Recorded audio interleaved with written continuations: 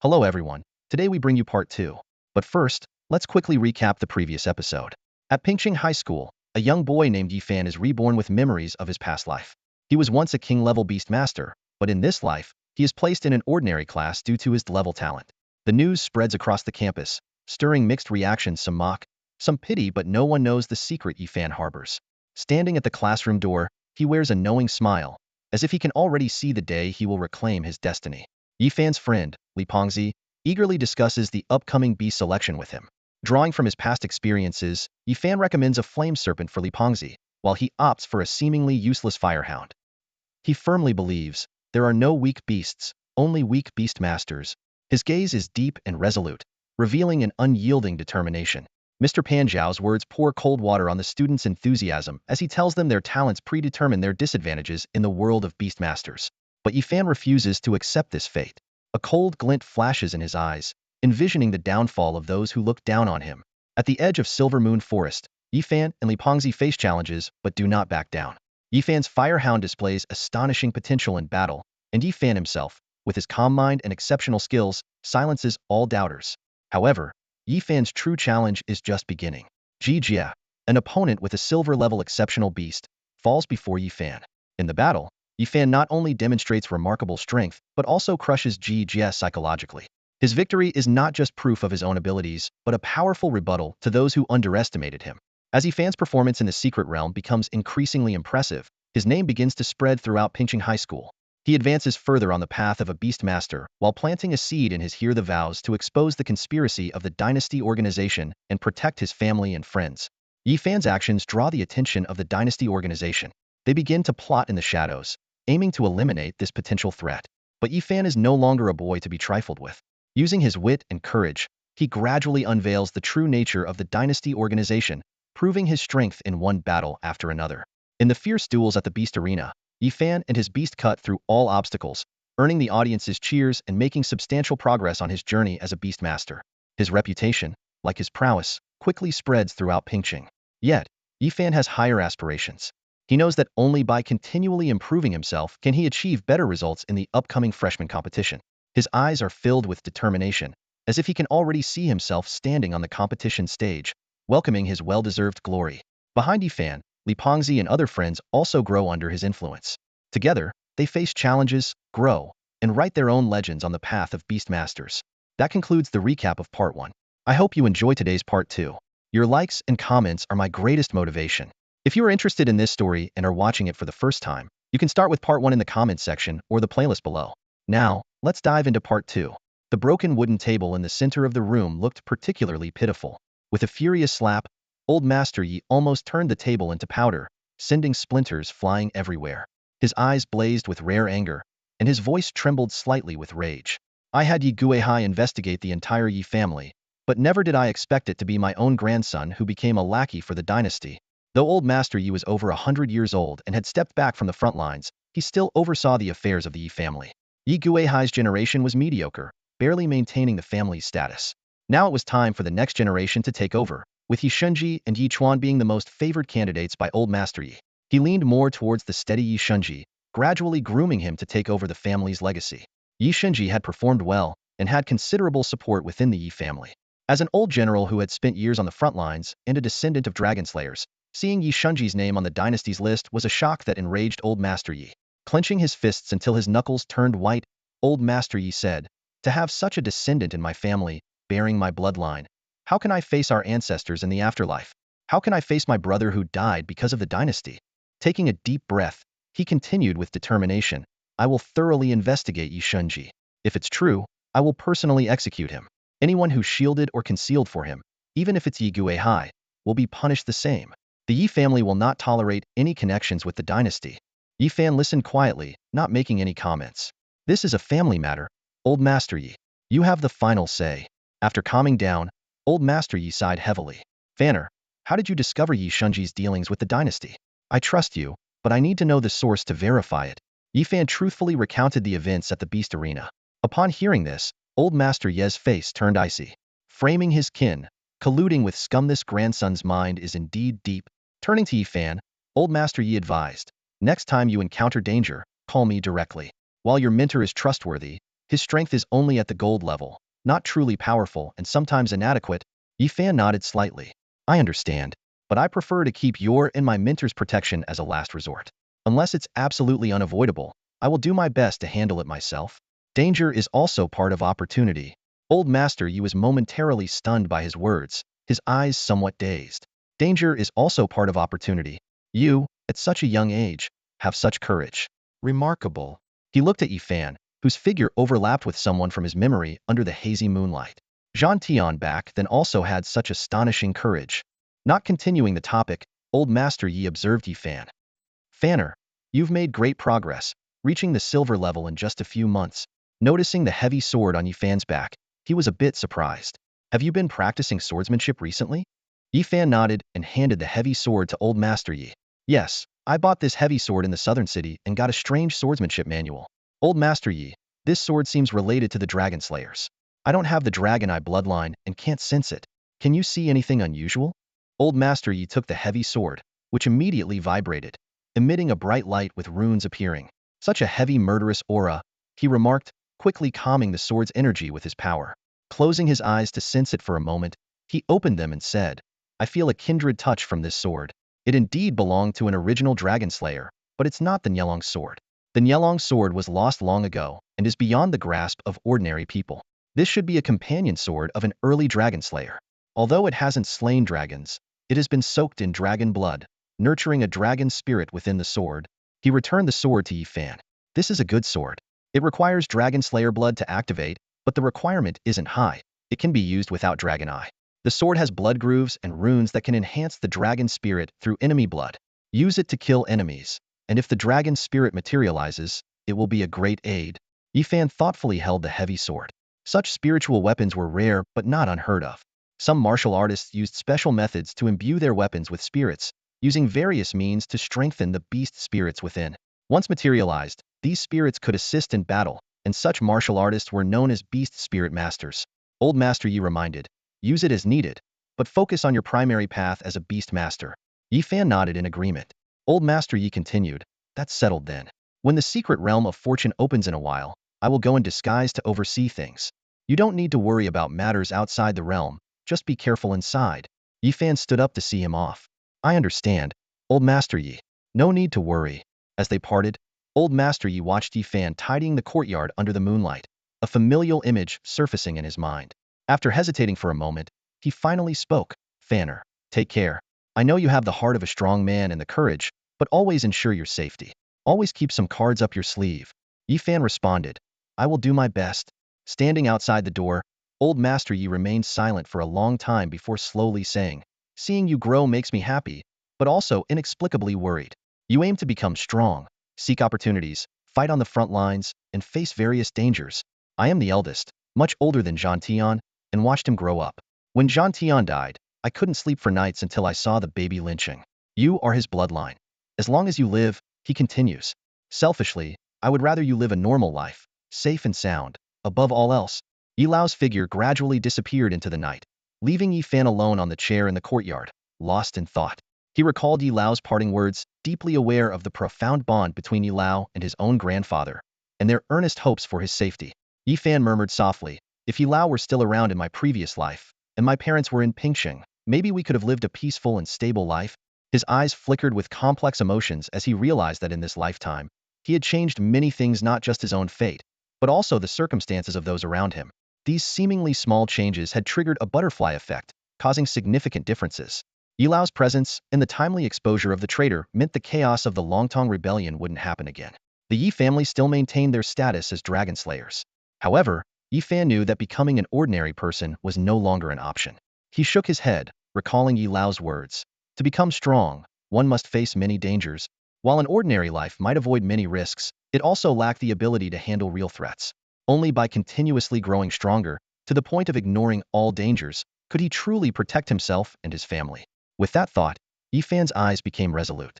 He stood up, stretched, and muttered to himself, the freshman competition is just a few days away. That petty Jia, who lost to me last time, must still be losing sleep over it. Suddenly, Yi Fan found it amusing. In this life, he had been reborn with the memories of a century-old monster, and seeing the young Jia now, he found him petty and vile. Yet, in his previous life, when they were the same age, Yifan had thought Jijia was talented, steady, and worth befriending. Back then, as Yifan was just rising, he had felt somewhat honored to converse with Jijia, unconsciously magnifying his virtues and overlooking his faults. Perspective is everything, Yifan sighed. In this life, I've seen his true nature. The grudges of the past life will be settled in this one. Finally, Yifan didn't get up but instead returned to the house. The courtyard was quiet, bathed in soft moonlight that cast gentle shadows on the chairs and decorations. This place used to be where Xiaobai played, and in summer, Yi Linqing and the others often relaxed here. Now, with Yifan's rise, they had all left, and it was unlikely they would return to this small courtyard often. A few days later, the academy was bustling with excitement for the upcoming freshman competition. Students were returning, and Yifan arrived the afternoon after visiting his hometown. As Yifan was in his dorm, Li Pengzi burst in, carrying a large bag of buns, and asked enthusiastically, "Yifan, want some buns?" Chen Peng, who was also there, held 2 buns in his hands but hesitated and put them away when he saw the large amount Li Pengzi brought. Yifan looked at Li Pengzi, who was still chewing, shook his head helplessly, and casually grabbed 2 buns. Li Pengzi leaned closer to Yifan and said excitedly, "Yifan, I met a really pretty girl in the cafeteria today. She's so beautiful, I can't even describe it. I heard she transferred from the capital, just like Ji Jia, but I don't know why she only arrived now." Yifan frowned and asked, "Is her name Luoing?" Li Pengzi was surprised and said, "Hey, how did you know her name is Luoing?" Yifan answered casually, "I heard about her." He squinted his eyes, recalling some fragmented memories of Luoing from his previous life. She did appear briefly for half a semester around this time before transferring again. Being a member of one of the 8 great clans, her status was high. Yifan thought to himself that her coming to Pingqing for high school at this time was probably no coincidence. Considering Jijia's earlier arrival and the news about the creation fruit, Yifan guessed that some major clans might have learned about the creation fruit in advance and sent their younger members here under various pretexts.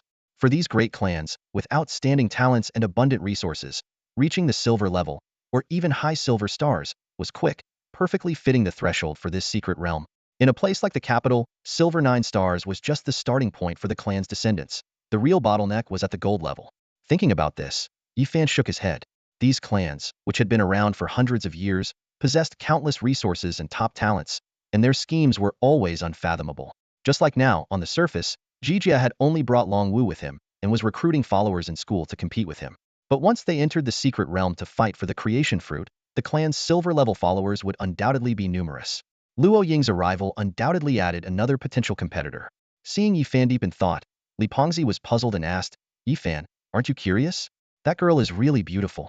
I've lived in Pingqing for so many years and never seen anyone so pretty. Aren't you at least a bit interested?" Yifan replied calmly, "There are many beautiful people." Having lived for a century, he had seen countless stunningly beautiful people and was no longer easily swayed by appearances. Seeing Li Pengzi's expression, Yifan smiled and asked, "What, are you interested in her?" Li Pengzi scratched his head and honestly said, "Not really, just wanted to look at someone pretty. It's human nature to admire beauty." Yifan nodded. "You are quite straightforward."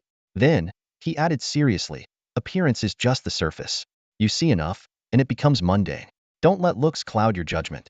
An enemy is an enemy, and a rival is a rival. I don't want you to make mistakes because of beauty blinding your wisdom." Finally, Yifan reminded, "She's quite strong and not someone to be underestimated. If you face her in the freshman competition, be extra careful." The freshman competition arrived as scheduled, and the playground was bustling with people. Hundreds of new first-year students gathered, their expressions a mix of nervousness and excitement. Surprisingly, many second and third-year students also joined in the fun, acting as spectators. Yifan and his group found a place to sit and looked around. After half a year of study, many freshmen had shed their initial inexperience. The world of beast tamers was no greenhouse. Many of them had once fled in panic during their first encounters with wild beasts. This experience might linger in their minds for a long time, even if they become strong in the future. Li Pengzi, bored while waiting for the competition to start, couldn't help but mutter, "Yifan, the rules of this freshman competition are so strange. Why use a unknown elimination system? If you encounter a strong opponent early, your ranking will be much lower than your actual ability." Yifan replied calmly, "Luck is a part of one's strength. Almost all schools use this elimination system for student evaluations." Li Pengzi scratched his head. "Do all of them do that? Is there anyone who always meets weaker opponents and gets a good ranking?" Yifan nodded, a mysterious smile appearing on his face. "Of course. If it happens once or twice, it still indicates something." "Indicates what?" "Luck," Yifan explained. "Some people are born with good fortune, They encounter opportunities easily and can escape danger effortlessly, as if they have endless good luck. Such people are often called children of fortune. Li Pengzi was stunned. Children of fortune? Is it really that mystical?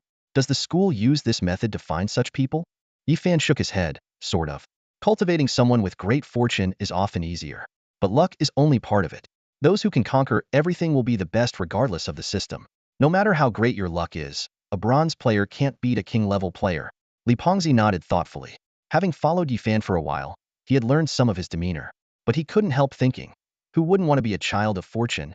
Seeing Li Pengzi lost in thought, Yifan shook his head, a hint of a smile in his eyes. He had heard of this school system for selecting fortunate individuals for years, but never fully agreed with it. Some people indeed have luck, but those who become strong also have another kind of fortune. Rather than chasing continuous good luck, it's better to seize every opportunity. If you can find treasures by chance, I'll find them myself. If you escape from beasts by luck, I'll defeat them directly. We are all beast tamers. You have your luck, and I have my skills. Who will reach the pinnacle 100 years later is still uncertain. In the afternoon, the competition finally began. There were 3 rounds on the first day, with half of the participants eliminated each round. Among the nearly 500 participants, a dozen had taken leave, so the top few dozen could be quickly determined. Influenced by Yifan's talk about children of fortune, Li Pengzi became particularly sensitive to the students' matches. Whenever he heard someone had a bye, he suspected they might be a child of fortune.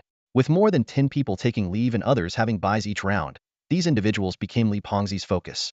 Yifan couldn't help but laugh at Li Pengzi's actions. Pengzi, there aren't that many children of fortune. Truly fortunate people are rare. We have only a few hundred students here. At Jingdu High School, with thousands of students per year, it might take decades to identify a single child of fortune. Li Pengzi disagreed. You never know. With such mystical fortune, maybe our school has one. He pointed to someone with a bye. Look at that person, glowing with health and a slick appearance, like Maitreya Buddha. He must have good fortune. Yifan shook his head helplessly, saying nothing more. Just as Li Pengzi was enthusiastically guessing, Pan Zhao suddenly called his name. He quickly got up and walked to the competition stage. Li Pengzi's opponent was a student from the elite class, quite strong, with 2 high-star bronze beasts. In the same grade, this was a formidable opponent, but against Li Pengzi, who had a silver-level ice python and 3 high-star bronze beasts, the opponent was ultimately eliminated. In the stands, Yifan watched Li Pengzi secure victory and nodded. Among high-star bronze students, Li Pengzi wasn't exceptionally strong, but with a silver-level beast, his strength was considerable. Among the freshmen, Li Pengzi's strength was at least in the top 5. Ma Xiaoxue, who had learned some combat techniques from Yifan, was similar, though Wang Lingxi, who wasn't as skilled in combat, was slightly weaker. However, with 2 high-star bronze beasts, her strength was still among the top freshmen. Yifan thought to himself, they have shown some growth. He wasn't worried about their rapid improvement. Rather, as his companions, their current strength was just passable. Yifan's goal wasn't to match the ordinary students of this small city, but to measure up to true geniuses of his age. At this moment, talents like Ji Jie and Luoying, supported by vast resources, were almost at high-star silver levels. Yifan's progress was slightly slower due to a lack of spirit pearls, but his actual combat power wasn't inferior. As for Ma Xiaoxue and the others, they might be stuck at the bronze level for months or even half a year. This was too long, which is why Yifan decided to take them into the secret realm. Yifan had a future plan for his companions, ensuring they became capable individuals who could stand on their own, rather than relying on him to overcome challenges. With a king-level mentor's guidance, top-tier breathing techniques, and the best combination of spirit herbs and medicines, even a rotten piece of wood could be sculpted into a decent statue. As Yifan's thoughts drifted, the competition host's voice suddenly rang out. Match 214. The contestants are Yifan from the ordinary class and Luoying from the elite class. Yifan was stunned and instinctively looked to the other side. A girl in white stood up, her hair tied back, with delicate makeup and an appearance as striking as Li Pengzi had described. Just returning, Li Pengzi was also stunned. He glanced at Yifan and suddenly realized something. Patting his head, oh no, Yifan, you've become the anti-child of fortune? Yifan shook his head slightly, responding nonchalantly, luck or fortune, it's all the same to me. He walked gracefully towards the arena, unaffected by the surrounding commotion.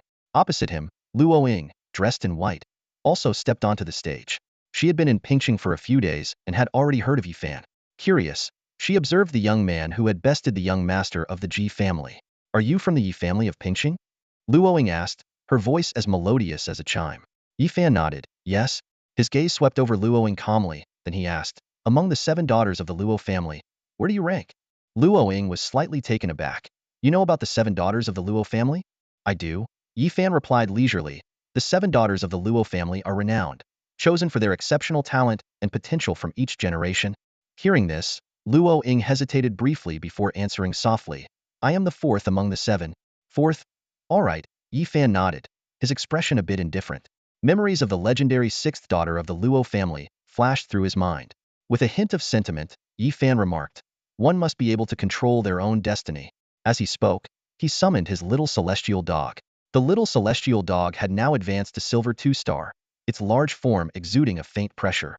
Luo Ying was slightly surprised upon seeing the celestial dog, a white-maned beast. She then summoned a silver 3-star white demon ape, its eerie white skin striking under the sunlight. Yi Fan narrowed his eyes, thinking, the white demon ape, the Luo family does have some skills to find such a beast. Luo Ying raised her hand, light gathering at her fingertips, beast mastery ascend. In an instant, the white demon ape's aura surged, breaking through to silver 7-star. Wow, that's cheating, Li Fati, standing by the arena, couldn't help but complain. Yi Fan's expression turned serious, ascending, impressive talent. He then raised his hand as well, beast mastery elevate. The battle was about to begin. Yi Fan launched the first attack, celestial dog, energy cannon. Boom. The red energy cannon from the celestial dog's mouth shot towards the white demon ape, but it was easily deflected. Yi Fan tried a water-based energy cannon, but it was equally ineffective. White demon ape, still as troublesome as ever. Yi Fan shook his head, gripping the heavy sword on his back as he walked forward. This scene surprised both Luo Ying and Pan Zhao, who had just returned. Pan Zhao frowned and muttered, this guy? Why is he using a sword now? Yi Fan charged at the white demon ape, delivering a powerful strike.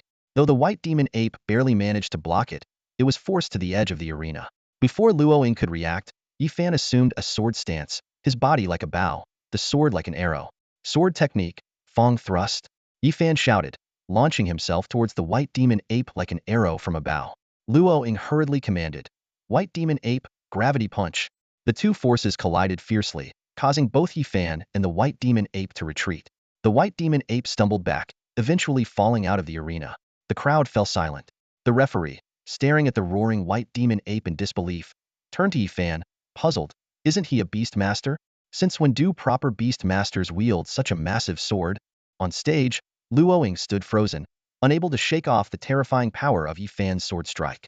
Her throat dry, she finally managed to squeeze out a question.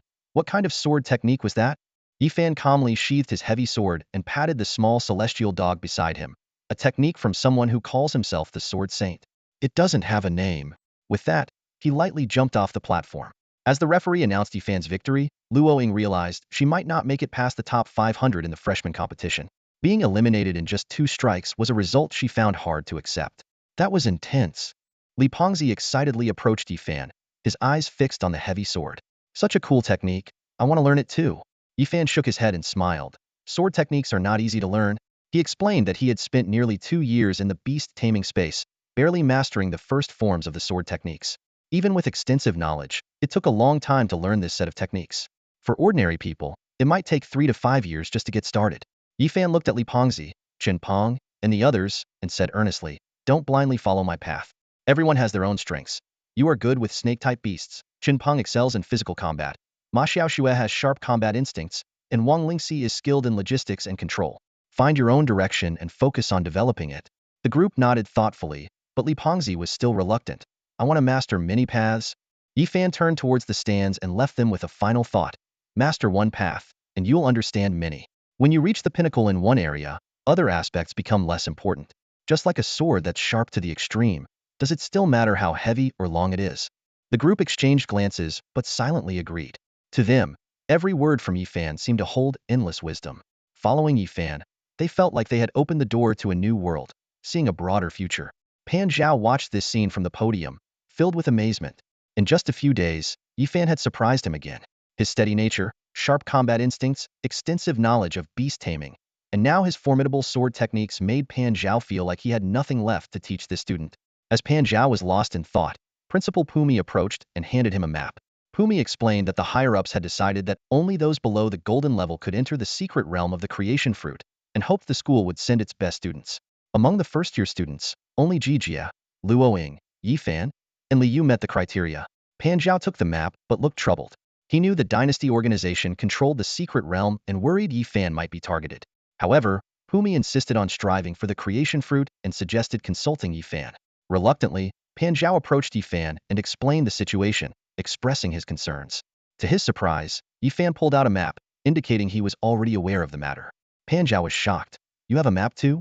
Yifan calmly explained that many circulated maps originated from him, likely a trap set by the dynasty organization. Pan Zhao sighed in relief, ready to decline on Yifan's behalf, but Yifan interrupted. No need to refuse. I'll go. You know they're targeting you, and you still want to go? Pan Zhao said urgently. There are many high-star silver ranks in the secret realm. It's too dangerous. Yifan responded steadily. Dangerous, yes, but the creation fruit is worth the risk. To achieve great things, one must face danger. Seeing Pan Zhao's anxious face, Yifan added with a hint of meaning.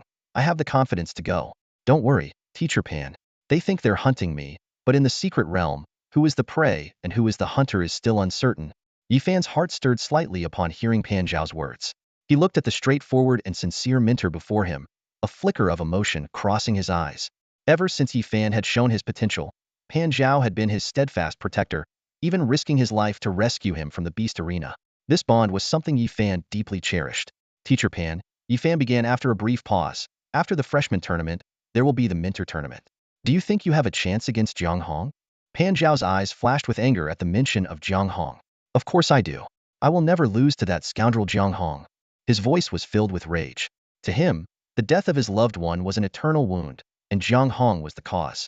Yifan observed Pan Zhao's agitated state and fell into a brief silence. He believed in Pan Zhao's strength, but worried about his mentor's straightforward nature, which could be exploited by Jiang Hong's cunning. After some thought, Yifan said, I have a plan that can ensure you completely overpower Jiang Hong in the match. Pan Zhao was taken aback and looked at Yifan in surprise. What plan do you have? Yifan nodded. Jiang Hong is likely a beast tamer skilled in controlling wolves. Last time he tried to assassinate me, he used 4 silver moon wolves. He will probably use them in the tournament as well. Lowering his voice, Yifan continued. The silver moon wolves have a subtle weakness. What weakness? Pan Zhao asked eagerly. They have exceptionally good hearing and are sensitive to even the faintest sounds, Yifan explained. But this also makes them vulnerable to sharp and piercing noises. Their eardrums are very delicate and can be easily damaged by high-intensity sound waves. Pan Zhao shook his head in disbelief. How is that possible? I've never heard of such a weakness in silver moon wolves. Yifan smiled and countered. Haven't you noticed that their ears are different from other wolves? They often fold their ears over their ear canals, which is a self-protection mechanism developed through evolution. Pan Zhao frowned, recalling past observations, and gradually realized Yifan was right. It does seem like that, he murmured. Then he asked, what can produce such a sharp sound? A conch shell, Yifan replied. It's a common beast found near the sea and is easy to buy on the market. It's often used as a signal horn or alarm. Pan Zhao suddenly understood but hesitated. Isn't using a conch shell a bit unfair? Yifan smiled. Beast battles are about using your strengths and understanding your opponent's weaknesses. What's wrong with that? Pan Zhao smiled and pulled Yifan closer. You're quite something. But didn't you say almost no one studies silver moon wolves? How do you know all this? Yifan smiled meaningfully. Almost no one, but not everyone. Teacher Pan, I was once the top theoretical student in Pingqing Middle School. The first day of the freshman tournament went smoothly. Yifan and his team easily passed 3 rounds, advancing to the top 64. In the last 2 rounds, Yifan primarily used his Little Tengu, a beast capable of switching attributes and launching energy blasts. Without a natural enemy, it acted like a mobile turret, often defeating opponents in just 1 or 2 attacks. On the way back, Fatty Lee excitedly approached Yifan. Yifan, did you hear? The first prize in this year's freshman tournament is rumored to be an extraordinary level beast. Yifan shook his head. That's unlikely. Pingqing High School's annual budget is limited. They need to support students from all grades and maintain several secret realms. It's improbable they'd offer an extraordinary level beast as a reward. Fatty Lee was puzzled. But aren't the principal and the others above gold level? Can't they get an extraordinary level beast? Yifan patiently explained. They can, but suitable ones for students are rare. Besides, they spend most of their time at school. Where would they find one? Most extraordinary level beasts have strong racial instincts and protect their young until they mature, which means the young ones are usually at least silver level. While strong individuals can defeat them, students can't tame them. It's nearly impossible to tame a wild, powerful beast without defeating it yourself. Fatty Lee suddenly understood. Oh, I see. So this freshman tournament isn't that exciting if there's no extraordinary beast as a prize. Yifan reassured him. If you want an extraordinary level beast, just get stronger and tame one yourself. He paused and added, The secret realm of fortune should have extraordinary level beasts. Such places, rich in spiritual energy, usually have high-quality beasts. Fatty Lee became excited. So I have a chance to tame an extraordinary level beast too? Yifan nodded with a smile. Of course, but it depends on whether you can seize the opportunity. He then turned to Ma Xiaoxue and Wang Lingxi. The opportunity is the same for everyone. If you find a suitable one, you can tame it too. But you need to unlock new beast spaces first. As they spoke, several burly figures suddenly blocked their path, forming a human wall. The tall man in the center exuded a powerful aura. They stopped, and Yifan frowned at the strangers. Before he could speak, the tall man preemptively asked, "Who among you is Yifan? The one who injured my lady today?" Hearing someone call his name, Yifan raised an eyebrow slightly and glanced at the group, quickly understanding their intention. He spoke calmly, "I am Yifan. What do you need?" No sooner had he finished speaking than a burly man shouted angrily, "So it's you. Who do you think you are, injuring my lady in the match? Take this punch." With that, he raised his arm, muscles bulging like a dragon, and threw a punch at Yifan's face, so swift it even caused a sonic boom. Yifan squinted but didn't move. Just then, his follower Chun Pong stepped forward, shouting sternly, "Chun Pong is here. If you want to harm the captain, you'll have to get through me first." He delivered a short-range punch imbued with a bit of thunder power, meeting the burly man's punch heaten. With a muffled thud, Chun Pong was pushed back several meters, while the burly man also staggered back a few steps. The man looked at his scorched fist in surprise and asked, "In a place like Pingcheng, someone can block my punch? Where did you learn such techniques, using elemental power at the silver level?" Chun Pong snorted coldly and was about to step forward again when Yifan placed a hand on his shoulder, shaking his head slightly. Chun Pong, seeing this, retreated to Yifan's side. Yifan looked at the burly man opposite him, his tone calm but with a hint of sarcasm. "So, the 7 daughters of the Luo family have started behaving like noble brats now? Losing a match and then seeking private duels? It seems a bit beneath you." The burly man's voice dropped. "Don't talk nonsense," he explained. "I acted on my own. It has nothing to do with my lady." Yifan smiled slightly. "Oh? You acted on your own? You don't seem like someone new to being a guard. Didn't you think about the consequences of acting without your lady's orders? Besides, if I could defeat your lady, my strength is naturally not inferior to hers. With your silver 3-star level, where do you get the confidence to challenge me?" Luo Nyoer was momentarily speechless. Just as the situation was at a standstill, a voice rang out, "Nyoer, what are you doing here?" Luo Ying appeared in everyone's view, frowning as she asked, "What's going on here?" Luo Nyoer hurriedly explained, "Miss, I heard you were injured by Yifan in the match, so I came to avenge you." "Foolishness!" Luo Ying scolded angrily. "Who asked you to avenge me?" Luo Nyoer quickly admitted his mistake. "It was my impulsiveness." Luo Ying turned to Yifan, her tone softening, "Mr. Yi, my guard was a bit rash. I was tired after the match and went to rest alone, not noticing that my guard had offended you. I apologize for that." Yifan waved his hand. "I don't deserve the title, Mr." Luo Ying, looking slightly embarrassed, continued, "Since my guard offended you, it's also my fault for not managing them properly. How about I invite you to Etian Tower for a meal and drinks on me?" Yifan declined politely. "There's no need for Etian Tower. If Miss Luo is sincere, just be more mindful. A guard overstepping their bounds can be a big or small matter, as you should know." Luo Ying repeatedly agreed. Just as Yifan was about to leave, she called out to him, "Mr. Yi, one more thing. The secret realm of the creation fruit will open soon, as you might know. I'd like to invite you to join me. The secret realm is full of dangers, and I came to Pingcheng in a hurry without many guards. I see you only have a few companions. Why don't we team up to increase our chances of obtaining the creation fruit?" Yifan was silent for a moment before asking, "The creation fruit is unique? If we get it, how will we split it?" Luo Ying hesitated before responding, "My family needs me to get the creation fruit. If we obtain it, I am willing to compensate you accordingly." Yifan refused outright. "If that's the case, Miss Luo should hire some mercenaries instead. I am also aiming for the creation fruit, so we can't agree. Thank you for your kind offer, but everyone aims for that one fruit. If we can't share it, cooperation will only lead to conflict in the end. Better not to cooperate at all." With that, Yifan left with his group. Luo Ying stood there, watching them leave, muttering to herself, "Though he is somewhat arrogant, he has a broad mind. If we could cooperate, it would be beneficial." Luo Nyoer lamented, "Miss, it's all my fault today. If I hadn't acted impulsively, Yifan wouldn't have gotten a bad impression and refused you." Luo Ying sighed. "After all, it's the creation fruit. No one would give it up. This matter isn't entirely your fault but mine." Seeing Nyoer's confusion, she snorted lightly, "Nyoer, You've always been guarding outside my room. If you suddenly disappear, do you think I wouldn't notice? On the way back, Chinpeng asked Yifan, puzzled, Captain, why didn't you let me teach that Nyo-era lesson? I despise people who seek personal vendettas. Yifan explained, he's just a pawn. It's not worth it. When he attacked, Luoying was already there, just not showing herself. Chinpeng was astonished. What? But Luoying said she was resting. Yifan shook his head. Words from others are always a mix of truth and lies. That's why I told her this matter could be big or small. Chinpeng still didn't understand. Then what's the point of her actions? If she wants to cooperate, she should invite you sincerely. Letting her subordinate offend you and then apologizing doesn't make sense. Yifan explained. She's creating a coincidence to paint herself in a good light. If I hadn't told you this, wouldn't you think she's quite decent, apologizing immediately for her subordinate's mistake and inviting us sincerely? Fatty Lee nodded repeatedly. That's exactly what I thought. I was just thinking Luoying seemed nice and polite. Yifan, why didn't you give her a chance? Yifan waved his hand, his tone carrying some annoyance. I never like giving face to people who play petty tricks.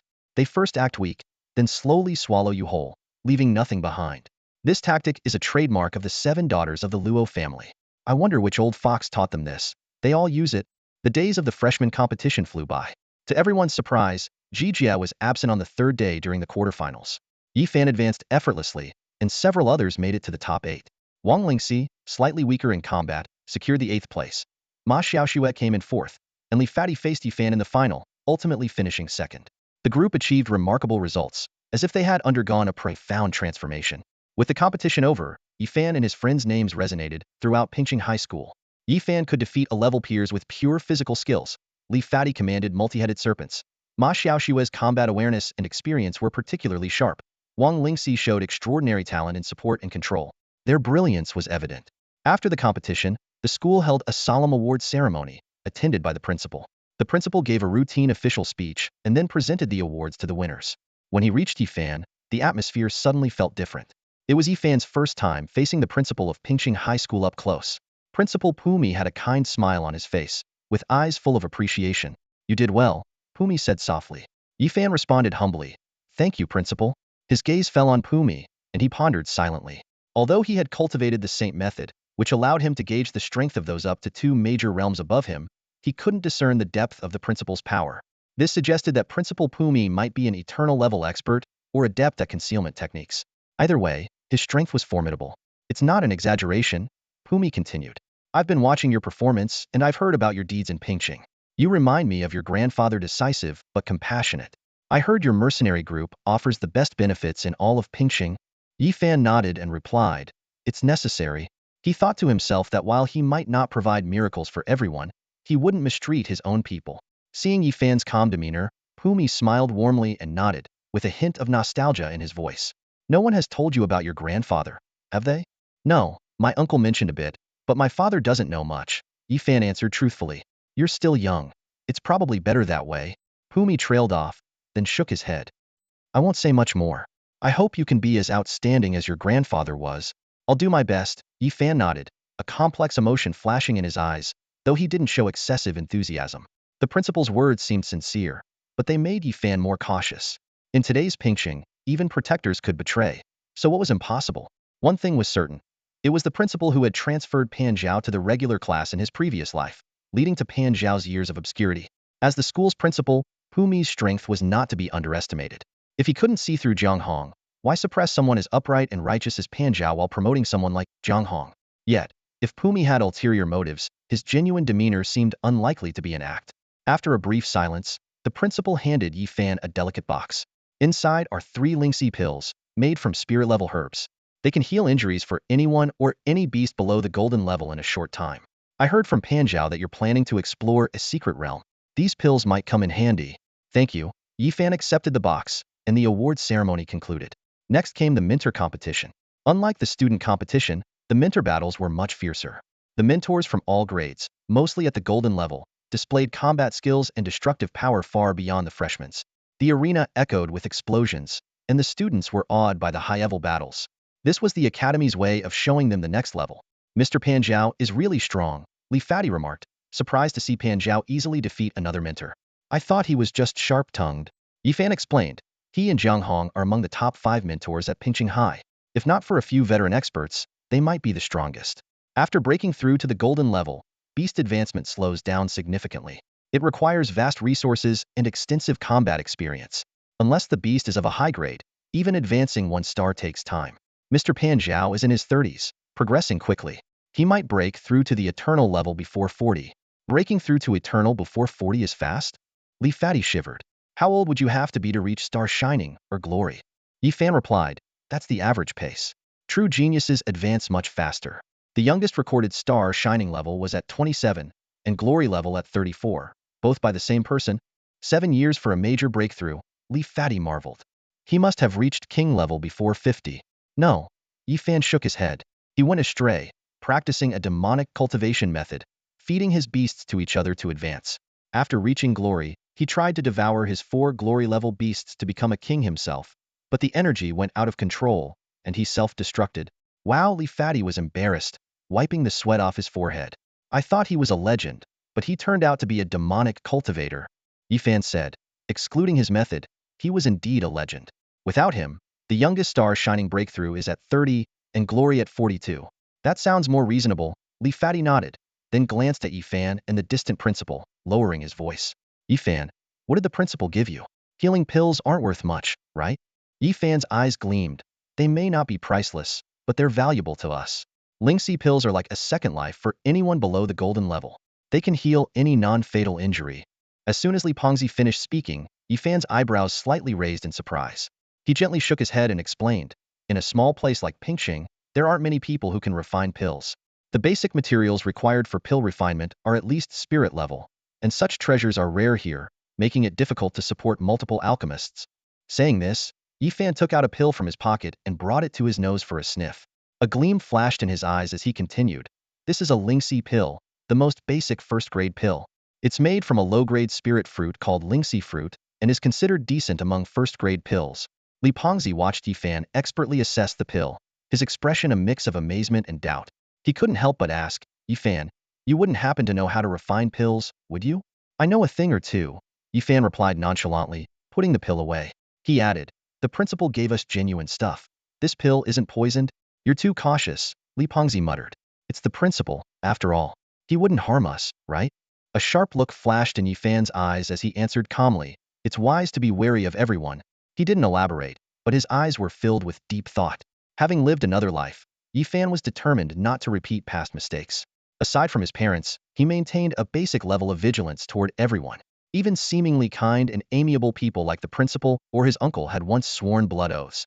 While Yi Fan trusted Li Pengzi and others, he always had a backup plan. These companions, trained personally by him, excelled in breathing techniques, beast control, physical skills, and combat methods. Yi Fan knew their strengths, weaknesses, and even their vulnerabilities inside out. Following Yi Fan was a path to greatness, but betrayal meant facing a living hell. Yi Fan secretly hoped that day would never come. At that moment, a piercing conch sound suddenly echoed throughout the arena. The sound was exceptionally sharp, far louder than an ordinary conch, causing many to cover their ears. Loud conch, Yi Fan murmured, his eyes quickly scanning the field. He saw Pan Zhao and Jiang Hong facing off, while Jiang Hong's silver moon wolves appeared agitated under the shrill sound waves. Seconds later, accompanied by the lead wolf's wail, the other wolves also cried out in pain. On closer inspection, the ears of the silver moon wolves were bleeding, and they were instantly weakened, severely injured. Pan Zhao, you despicable rat. Jiang Hong fumed. Using the loud conch against me, what kind of skill is that? Pan Zhao sneered, it's meant to target you. What's wrong with that? You fed your beast's excitement fruits to temporarily boost their level. Why can't I use the loud conch against your silver moon wolves? The crowd erupted in realization, understanding that Pan Zhao's use of the loud conch was a deliberate move against Jiang Hong. Yi Fan nodded silently, understanding the situation. Pan Zhao specialized in controlling a single beast, and his roaring lion was a star higher than Jiang Hong's lead silver moon wolf, capable of suppressing the wolf pack. But if the lead wolf were at the same level as the roaring lion, it could withstand the pressure, and Pan Zhao might lose under the wolf's assault. Beast control is indeed fascinating, always full of surprises, Yi Fan thought to himself. The outcome of this match is decided. Just as Yi Fan was about to leave, a group of middle-aged men in black suits walked onto the field from the other side. Their steps were synchronized, and their presence was imposing, exuding an unshakable aura despite their low profile. This group immediately focused on Yi Fan and walked straight toward him. Who's trying to trouble the captain now? Chun Peng asked warily, stepping forward. Yi Fan held him back and said in a low voice, "They're veterans." He sensed a unique, iron-blooded aura from them, a trait only seasoned soldiers possessed. Everyone on the field, including the principal, was cautious of these unexpected guests. For a moment, Pan Zhao and Jiang Hong's confrontation was forgotten. When the group reached Yi Fan, their leader saluted him and then greeted the principal from a distance. "Principal, General Yi Mao sent us to bring back young Master Yi Fan for family matters. We mean no disruption to your school's order, and we ask for your understanding." The principal responded, "Since it's General Ye's request, proceed as you wish." With those words, all eyes turned to Yi Fan. Many who were unaware of Yi Fan's family background now looked surprised. While some didn't know much about the Yi family, they understood the significance of the title general. Having a living general in the family was no small matter. Facing the attention, Yi Fan felt a bit helpless. He thought to himself, "Uncle is being too flashy this time." The leader of the group respectfully said to Yi Fan, "Young Master Yi Fan, please come with us." "All right," Yi Fan agreed, already guessing his uncle's intentions. He walked ahead nonchalantly, while the group quickly formed a tight formation around him, guarding him from all sides. Watching them leave, Li Pengzi and the others stood in awe. Yi Fan always said he wasn't valued by his family, but this is even grander than Ji Jie's family's display, Li Pengzi remarked. During their time with Yi Fan, they had seldom interacted with his family, only catching a glimpse once at the beast arena. Now, it felt even more different.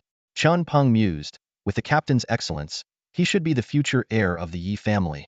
Li Pengzi countered, "Isn't the heir supposed to be chosen between Yi Shinji and Yi Chuan, the ones we saw last time?" That Yi Chuan even tried to recruit Yi Fan.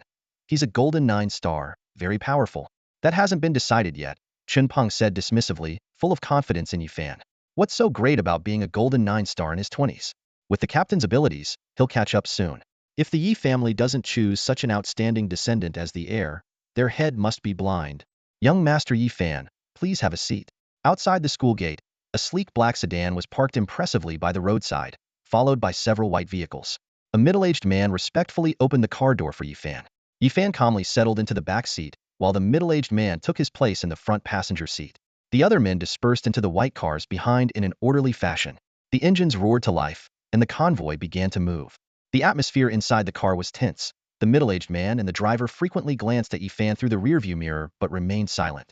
Sensing their gazes, Yi Fan felt a twinge of irritation. Just then, the middle-aged man spoke up, "Young Master Yi Fan, you do bear quite a resemblance to the general." The driver quickly chimed in, "Indeed, seeing young Master Yi Fan is like seeing General Zhang Tian in his youth, so dignified and impressive." "General?" Yi Fan was slightly puzzled. "You mean my grandfather?" "Yes, General Yi Mao's younger brother, your grandfather." The middle-aged man confirmed. "We were all soldiers under the general's command before being reassigned to General Yi Mao's unit." Yi Fan nodded thoughtfully and asked, "You all knew my grandfather then? How much do you know about him?" The middle-aged man hesitated briefly before smiling. "Young Master Yi Fan, your grandfather is a legend among us old frontline soldiers." "A legend?" Yi Fan raised an eyebrow. "Can you tell me more about him?" "Of course," the middle-aged man said, his expression animated. "The general was truly extraordinary. Like you, he started with a D-level talent. But because he possessed the Dragon Eye bloodline and had a fortuitous encounter, he became the only beast master in modern times who could freely activate dragon transformation." "Dragon transformation?" Yi Fan was taken aback. He thought to himself that dragon transformation was a unique ability of the Dragon Slayer family, requiring at least half of one's blood to be of draconic descent and a certain level of strength to achieve. The toxicity of dragon blood was usually too much for ordinary people to bear. Even the true Dragon 9 transformations that Yi Fan gave to his elder uncle could only allow Dragon Eye holders to barely reach the threshold of dragon transformation. Being able to freely activate dragon transformation would make him invincible at the same level, Yi Fan mused. "More than just invincible," the middle-aged man replied excitedly. "The general could kill king-level beasts when he reached glory 3 stars. If he had ascended to the king level, he would have been unstoppable." "My grandfather didn't reach the king level?" Yi Fan was surprised. With his talent, he shouldn't have been stuck at that level.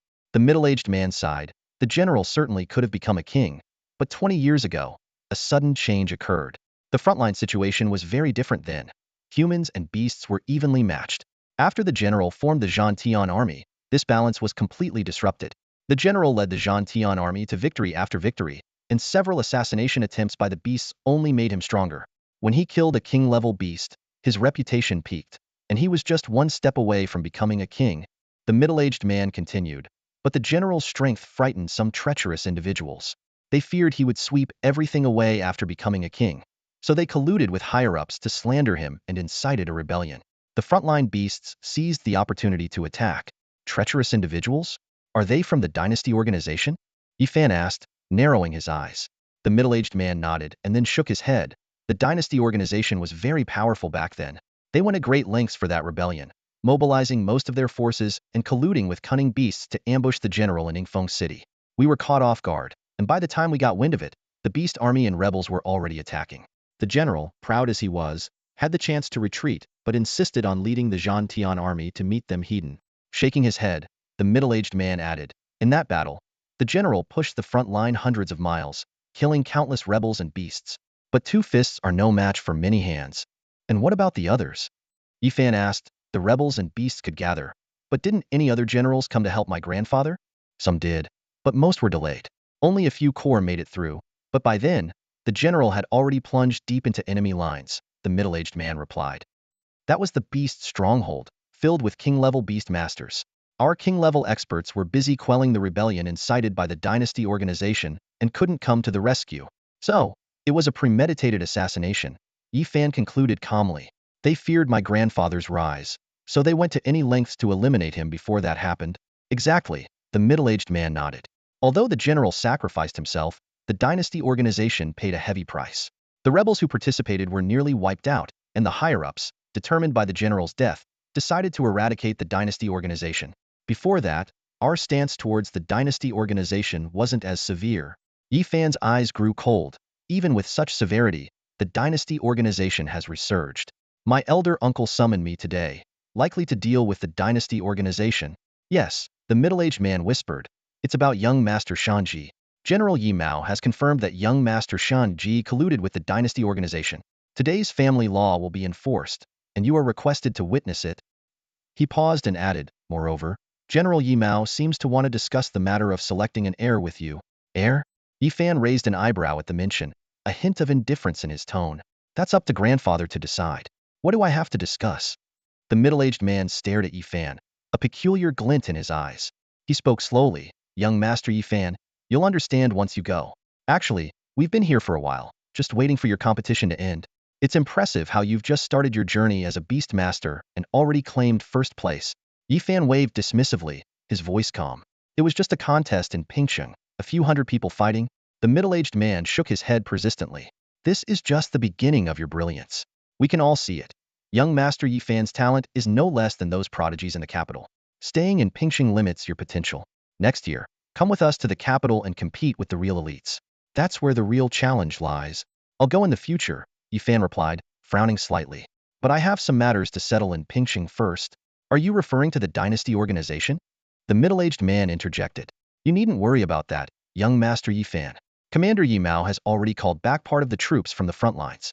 When the time is right, we will eradicate the dynasty organization in Pingcheng, leaving no future troubles. Yifan shook his head, hesitating. It's not just the dynasty organization. Seeing Yifan's reluctance to elaborate, the middle-aged man, though wanting to persuade him, could only sigh in the end. The car continued moving, and after some time, it finally turned into Chunfeng village.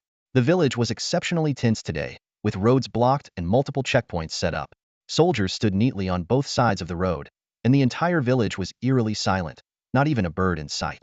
The group escorted Yifan to the hall where Yi Mao had held his birthday banquet last time. As the door opened, Yifan saw 6 important figures of the Yi family already present. Yi Mao sat high on the platform, with Yi Shunji kneeling on the ground, restrained by 2 men. Standing nearby were Yi Guihai, Yi Chuan, and 2 elderly men who bore some resemblance to Yi Mao. Commander, young Master Yifan has arrived, the middle-aged man reported before stepping out. All eyes turned to Yifan. He nodded slightly, neither humble nor arrogant. Grandfather. Yi Mao stood up and introduced. These are your 4th granduncle Yi Wu and 7th granduncle Yi Xiao. Yifan bowed slightly to the 2 elders. 4th granduncle, 7th granduncle. Yi Wu scrutinized Yifan, his tone carrying a hint of inquiry. So, Tian's grandson has grown this much. I wonder, does he have a bit of his grandfather's flair? Yifan modestly replied, Grandfather is my elder. I wouldn't dare to compare. Yi Wu raised his eyebrows, about to speak, but Yi Xiao patted him. All right, this is Tian's grandson. Why are you testing him? He then gave Yifan a kind smile. You do resemble Tian quite a bit. Yi Mao interrupted the pleasantries. We didn't call Fanner here today for a reunion. At these words, everyone's expression turned serious, and their gaze shifted to the kneeling Yi Shunji. Yi Mao's voice was icy. After thorough investigation by the Yi family guards, it was discovered that Yi Shunji, while managing the Yi family's Pingqing beast fighting arena, not only embezzled and accepted bribes, but also had close ties with the dynasty organization, providing them with venues for their activities. Worse, he conspired with them to harm Yi Fan during his training at the arena. As he spoke, Yi Mao handed a thick file to Yi Wu. These are all the documents and evidence. Please take a look. Yi Wu glanced through a few pages and threw the file to Yi Xiao in anger. Even the usually mild-tempered Yi Xiao passed the file to Yi Guihai with a dark expression after reading a few pages. Yi Guihai took the file, read a few pages, and then furiously kicked Yi Shunji to the ground. Yi Shunji, how could I have such a disgraceful son? The file finally reached Yi Fan. He read through it carefully, but didn't need to go far to understand. The evidence of Yi Shunji's collusion with the dynasty organization was irrefutable. Yi Mao sighed. I never expected a traitor from the dynasty organization to appear within our Yi family. All those who shielded and concealed for Yi Shunji have been executed. As for Yi Shunji, being a direct bloodline of our family, I hope everyone can express their views on his punishment. Yi Wu immediately stated, traitors of the dynasty, nothing more to say. Execute him on the spot and remove him from the family registry. Yi Xiao nodded in agreement. The three elders then turned their gaze to Yi Guihai. The atmosphere grew tense. Realizing the severity, Yi Guihai glanced at his once proud son and sighed. Yi Shunji deserves death. As his father, I failed to discipline him properly and share the blame. Effective immediately, I will resign from my position as head of the family. Surprisingly, Yi Mao agreed immediately. Very well. Guihai, during your tenure as head, you made no major mistakes but also no significant achievements. Your resignation will be seen as a normal succession. We will not announce your faults publicly. I will take charge as the head for now and appoint the next heir within 5 years. Yi Fan suddenly understood why he was summoned. Clearly, before his arrival, the elders had already pressured Yi Guihai to step down. This made sense. With grandfather's strength restored, he remained a top-tier force. Coupled with the incident involving Yi Shunji, he likely had some major reform plans for the family. Some matters could no longer be handled through Yi Guihai. Using Yi Shunji's case as leverage provided a graceful exit for both sides. As Yi Fan pondered, Yi Mao's voice interrupted his thoughts. Fanner. Yi Fan looked up to see Yi Mao smiling warmly at him. You are an exceptional child. In Pingqing, I saw your determination against the dynasty organization and your outstanding talent. Do you have any thoughts on becoming the next head of the family? As soon as Yi Mao spoke, Yi Chuan's face turned unnatural. As one of the original candidates for the heir, he assumed that after Yi Shunji was disqualified, the position would naturally fall to him. However, Yi Mao bypassed him entirely and instead sought Yi Fan's opinion, with a tone that clearly showed favoritism. This left Yi Chuan, who had been secretly pleased, feeling extremely uncomfortable. Yi Fan was momentarily stunned by Yi Jin's sudden question, but he quickly regained his composure and shook his head without hesitation. I don't have much interest in being the family heir. Why not? Yi Mao pressed, his brows furrowing. Yi Fan paused for a moment, carefully considering his response. The family has too many rules and restrictions. It's not something I particularly enjoy. Do you think the family would limit you? Yi Mao asked thoughtfully. A powerful entity can provide you with immense support. After all, this is the Dragon Slayer family. The heir must think about the family's rise and fall. Yi Fan added, I am still just a novice. My main focus is on my own growth. That makes sense. Yi Mao nodded, pondering for a moment before continuing. The family doesn't need you to take over right away. You can wait until you are more mature. Yi Fan respectfully clasped his hands together. There are many talented people in the Yi family. I believe others might be more suitable as the heir. Thank you for your kindness, Elder Yi. As his words fell, the expressions of those present varied. Yi Mao said no more, casually waving his hand. All right, if you are unwilling, I won't force you. Let's deal with the family traitor first. Turning to face Yi Shunji, Yi Mao's aura suddenly intensified. With a cold snort, an invisible force pressed Yi Shunji to the ground. Yi Shunji, do you admit your guilt? Yi Mao asked coldly. I do. Yi Shunji replied softly, no longer attempting to argue. Yi Mao's voice was filled with disappointment and anger. As a member of the Yi family, you had great honor. Why choose to become a traitor's lackey? You know well that anyone can betray us, but not a member of the Yi family. How will you face our ancestors? How will you face your grandfather? For such a crime, I know I deserve death, Yi Shunji said, lifting his head with a hint of defiance in his eyes. But grandfather, our patriarch is no longer with us. If I don't find a way out for the family, how will we survive in the future? The dynasty organization is eyeing us, and you are our last shield. But your health is failing. In a few years, if you pass away, the Yi family will be in grave danger. Yi Wu, standing nearby, couldn't hold back his anger. So you're saying colluding with the dynasty organization is for the family's good? Yi Shunji smiled bitterly. I know none of you want to hear this, but it's the truth. When our patriarch was alive, no one dared to challenge the Yi family. 15 years ago, he tried to destroy the dynasty organization single-handedly, but they survived and have grown stronger. Meanwhile, the Yi family has declined. Without change, we can't fight them, Hedon. Yi Mao's rage exploded, his powerful aura sending Yi Shunji flying. Nonsense. Even if the Yi family were to be destroyed, we would never collaborate with the scum of the dynasty organization. Yi Shunji crashed into the wall, blood seeping from the corner of his mouth. Yet he still wore a bitter smile. Grandfather, must all the family members die for the patriarch's hatred? Yi Mao retorted sternly. What do you mean, die for his hatred? The patriarch fought for humanity, for the Yi family. He was a peerless genius, destined for greatness, but he died because of the dynasty organization's schemes. Such hatred cannot be forgotten. What right do you have to forgive, or to speak on behalf of the patriarch? Yi Shunji murmured. I never said to forgive, but the Yi family no longer has the strength to fight the dynasty organization. Yi Mao suddenly raised his staff, striking it heavily on the ground. His eyes gleamed with golden light, and a dragon's might surged around him. Even without strength, you must fight on. Who says the Yi family has no power left? The hall grew tense, and Yi Guihai looked at the elderly man in shock. Father, you? Yi Mao nodded calmly. Fanner cured my dragon blood reversal poison. Not only that, my strength has surpassed my previous peak. He tapped the staff lightly again. As long as I'm here, how can the Yi family lack the power to fight? The expressions of those present changed. Yi Shunji, seeing the elder's renewed vigor, was momentarily stunned before letting out a resigned sigh. With you still strong, the Yi family can indeed continue. I've made a grave mistake. There's nothing left to argue. With that, Yi Shunji gathered energy in his hand, preparing to end his life. Before acting, he looked at Yi Fan and smiled bitterly. Brother Fan, do you believe I did all this for the Yi family? Yi Fan was silent for a moment before nodding. He thought to himself, at the brink of death, belief is irrelevant. Whether he intended to betray or protect the family, it doesn't change the facts. Only Yi Fan had seen the chaos of the Dragon Eye Rebellion years later and knew Yi Shunji's choice was wrong. The two sides were irreconcilable. Even if Yi Shunji abandoned his hatred and allied with the dynasty organization, he would still be used as a pawn, leading to the family's downfall and end without honor. With this in mind, Yi Fan spoke, Brother Shinji, conspiring with a tiger will only lead to being devoured by it. Hearing this, Yi Shunji was momentarily stunned, then shook his head with a bitter smile. If the Yi family were as strong as before, we wouldn't need to look up to these scum. Before his words faded, Yi Shunji struck his own chest with a powerful palm. The sound was like a heavy bell tolling, and Yi Shunji fell straight to the ground. The silence in the hall was deafening as Yi Fan gazed at the fallen Yi Shunji, lost in thought. This was precisely why he refused to become the heir. Family, after all, was bound by blood, unlike his own faction. One could lead like-minded comrades into battle because they shared a common goal. But family was different. It included elders, siblings, parents. To have them venture into danger with him would inevitably lead to hesitation due to their familial ties. Yi Fan took a deep breath, turned to Yi Mao, and respectfully cupped his hands.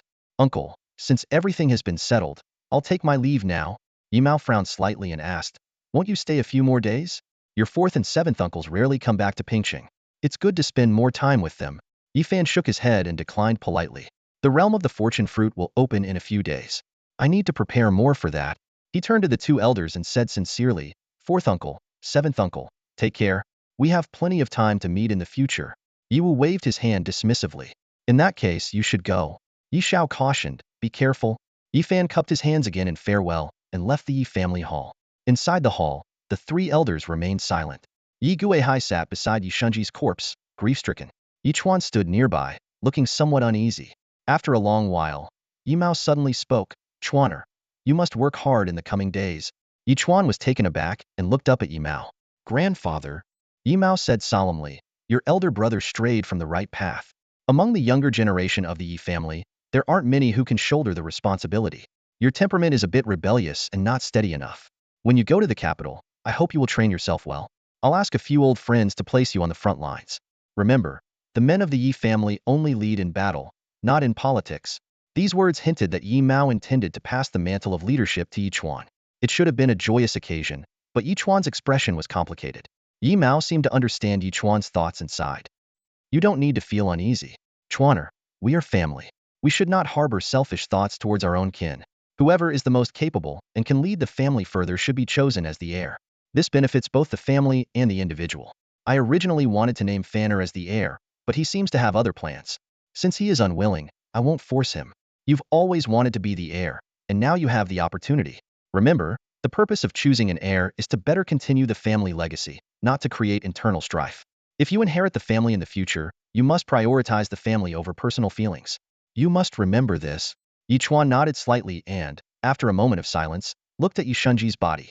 He then asked, "Grandfather, although my elder brother made a grave mistake, he has atoned by taking his own life. Can we retain his status as a member of the Yi family?" Yi Mao's eyes flickered. He looked at Yichuan, then at Yi Guihai, and finally nodded silently. Shunji wasn't actually bad. I always believed he would be a qualified heir. It's just that he took the wrong path in the end. Yi Mao sighed softly. A few days later, the day of the Fortune Fruit Realm opening arrived. Yi Fan got up early, met with his well-prepared companions, and set off for the realm. The realm was located outside the city, requiring traversal through treacherous terrain. Large shadows occasionally flitted across the sky. Those were the traces of flying beasts. For Li Pengzi and others, this was a rare trip out of the city, as they usually only ventured into the Silver Moon Forest. Yi Fan, it feels like a lot of people are watching us, Li Pengzi said warily, glancing around. Those people have been following us since we left the city. He pointed to a few travelers not far away, and then to several groups behind them. Yi Fan nodded approvingly. Pengzi, your vigilance has improved a lot. Yes, these people are indeed tracking us with clear intent. Wang Lingxi looked nervous. Are they all from the dynasty organization? Should I release the poppy bird and the golden-furred rat? Yi Fan shook his head.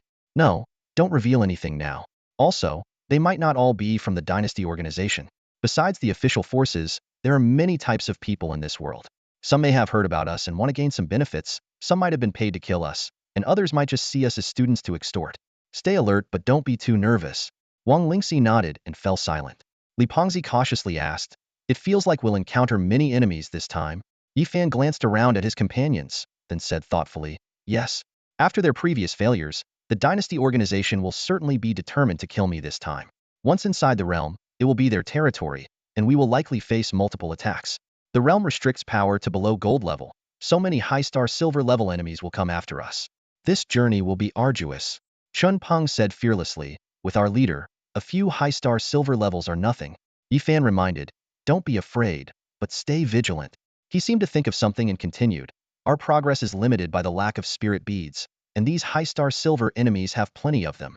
If they come to kill us and lose, it will be a huge gain for us. If we survive this trip, our strength will significantly improve. I even hope we can take the initiative. If they want to hunt us, we can hunt them too."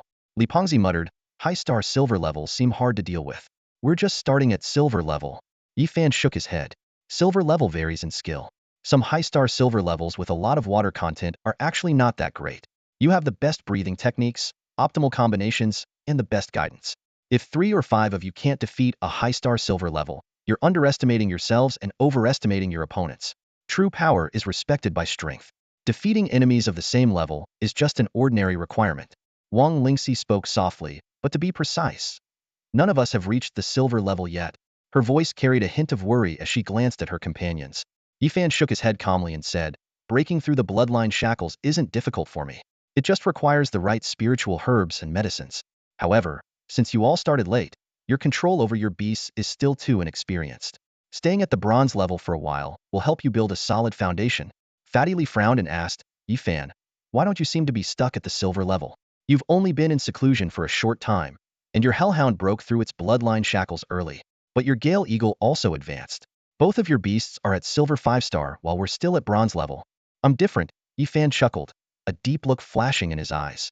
His beast space had a time flow ratio of 30-1, allowing him to accumulate the equivalent of 2 years in the outside world. Advancing from bronze 9-star to silver 5-star at that pace wasn't particularly fast, but it wasn't slow either. Yi Fan understood well that reaching the silver level required a large amount of energy from spirit beads or high-grade spiritual herbs. Unlike the disciples of large families, he didn't have an unlimited supply of spirit beads, nor did he have access to suitable spirit herbs and fruits. Over these 2 years, apart from breaking through the silver level, most of the progress was due to the natural growth of his beasts. Without external means, the growth rate of beasts was indeed slow. This was especially true when considering their significantly longer lifespans compared to humans. Without spirit beads and spiritual herbs, they needed much more time to grow. Humans were the same. they needed resources. Even though Yi Fan had a beast space, he still required resources. A plethora of low-grade spiritual herbs could only get him to silver quickly. Beyond that, it would be a long process of accumulation. Yi Fan needed higher quality spirit beads and rare treasures. Besides enhancing his beasts, he also needed to explore other fields, swordsmanship, body techniques, and many other paths he had yet to tread. This was why Yi Fan didn't always stay in his beast space. If secluding himself could make him a king, he could easily spend decades or even centuries in his beast space. More importantly, having a second chance at life, Yi Fan had many things to accomplish and many plans to set in motion. These couldn't be achieved within the confines of his beast space. This time around, my sights are set far beyond what anyone can see, Yi Fan murmured to himself, his gaze fixed on the distant forest. There, a gray portal hovered 2 meters above the ground, reminding him of the time he ventured into the Dragon of Time's domain in his previous life. Yi Fan knew that achieving the king level was not invincibility. Becoming a king was perhaps just the beginning. Although he hadn't reached the ultimate level in his previous life, he had glimpsed that legendary realm. This time, he would be fully prepared. Wang Lingxi's voice interrupted his thoughts, filled with worry. Yi Fan, there are so many people at the silver level. She looked at the crowd entering the secret realm with anxiety. Can we really compete against them? We'll find out by trying. Yi Fan shook his head, seemingly indifferent to the silver-level beast masters coming and going. Having once commanded kunpengs and dragons, these small birds were nothing in his eyes. To him, they were just obstacles to be crushed. Meanwhile, high above the secret realm in the clouds, 2 figures could be faintly seen. A man and a woman, both standing tall with black cloth covering their faces, were the guardians who had been hidden in Pingxing for many years. Yin, that boy really came, the woman said. Yin snorted. That boy is truly arrogant. Bringing a few bronze and low-star silver companions, he dares to challenge this secret realm. Ning appeared hesitant. I feel something is off. This boy is arrogant but not reckless. In the past, he always made thorough preparations, and we suffered because of it. Yin dismissed her concerns. This is our domain, our stronghold, and no one can help him here. What could he possibly prepare? We've sent in dozens of high-star silver beast masters. If we can't kill him this time, it would be a joke. Ning still felt uneasy.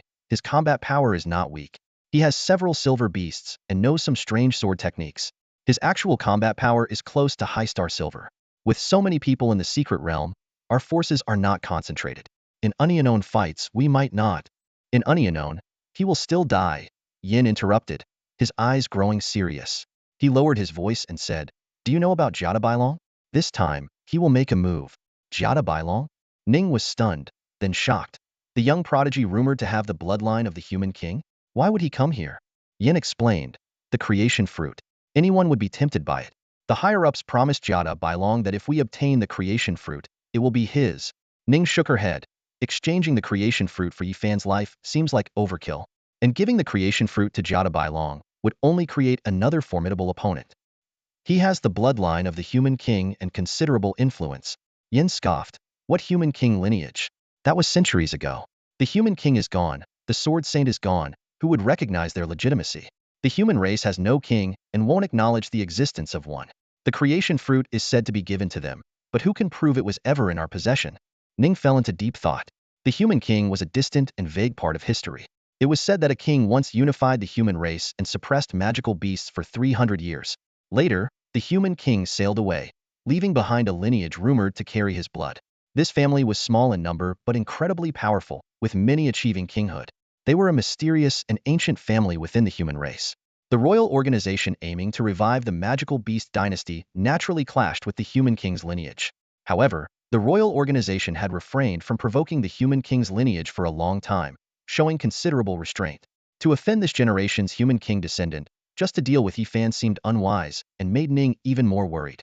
Seeing Ning's concern, Yin said, Ning, you're being overly cautious. Compared to an uncertain human king lineage, Yi Fan is a more immediate threat. The Yi family has been undergoing changes recently. Yi Guihai stepped down as the head, and Yi Mo took over, likely preparing for something big. Decades can't erase the followers of the Battle Heaven army. As long as Yi Mo is around, if Yi Fan grows and calls for followers, many loyalists will respond. The royal plan is at a critical stage and cannot be disrupted. This descendant of the Battle Heaven king must die. Outside the secret realm, the crowd surged as cultivators streamed into this mysterious land. Whether they were silver, bronze, black iron, or martial masters, they were all eager to seek their fortunes here. Above the secret realm, Thick clouds loomed, and the faint silhouettes of powerful figures could be seen watching from on high, waiting for the right moment. Stepping into the secret realm felt like entering another world. Before them lay an endless expanse, with dark red soil under a dim sky, and twisted, barren trees sporadically scattered about. The entire scene resembled a desolate land devoid of color. Is there really a creation fruit here? Li Pengzi shrank his neck and looked around, his voice tinged with doubt. Yi Fan nodded, his eyes scanning the dilapidated surroundings. The creation fruit doesn't have a specific rank, but it's at least of the mysterious level. Such fruits require a tremendous amount of energy to mature, be it spatial elements or the life force of the land. The desolation here likely results from the creation fruit absorbing a vast amount of life force. Li Pengzi pondered for a moment. Then are there other spiritual herbs or fruits here? There should be some special ones that don't rely heavily on the land's life force, Yi Fan replied. Fruits that grow with spatial elements are often unaffected by barren soil. This actually simplifies our search, making it easier to find the spiritual beads and herbs suitable for our beasts. Li Pengzi's eyes lit up. So can we start treasure hunting now? We can, but let's wait a moment. As Yi Fan spoke, he suddenly moved, his heavy sword instantly striking at a nearby passerby. The person barely had time to raise his hand to summon a beast before Yi Fan's heavy sword cleaved down, slicing him in half from the arm. The sudden change caused those around to retreat instantly, and a 6-star silver iron-toothed frenzy bull was summoned. Yi Fan stood still, looking at the blood on his sword, his cold gaze locking onto another terrified passerby. A cold smile crept onto his lips. What? Even scum like you are afraid of death? How did you recognize us? The person asked in shock. Heh. Yi Fan snorted, resting his heavy sword on his shoulder. 3 beasts Scalehawk, Hellhound, and Little Ting appeared beside him. You hid well, but the stench of killing intent on you is too strong. Before the words were fully out, Yi Fan had already charged at the person, with the 3 beasts following closely. At the same time, he shouted orders. Pengzi, release the snakes for an ambush. Wang Lingxi, give us a 100-meter radius vision. Ma Xiaoxue, Chun Peng, follow me for a frontal assault. In an instant, the team took their positions. Li Pengzi's 4-headed snake silently slithered into the dilapidated underbrush, while Wang Lingxi's brocade mouse and poppy bird kept a vigilant watch. Chun Peng and Ma Xiaoxue flanked Yi Fan on either side. After several exchanges, the Hellhound had already torn out the iron-toothed frenzy bull's throat. The remaining person stood in shock, his eyes glazed as the beasts charged at him. Yi Fan's heavy sword tore through his vision, and as the headless body fell, a light remark echoed in his ears. Did you really think this was your hunting ground?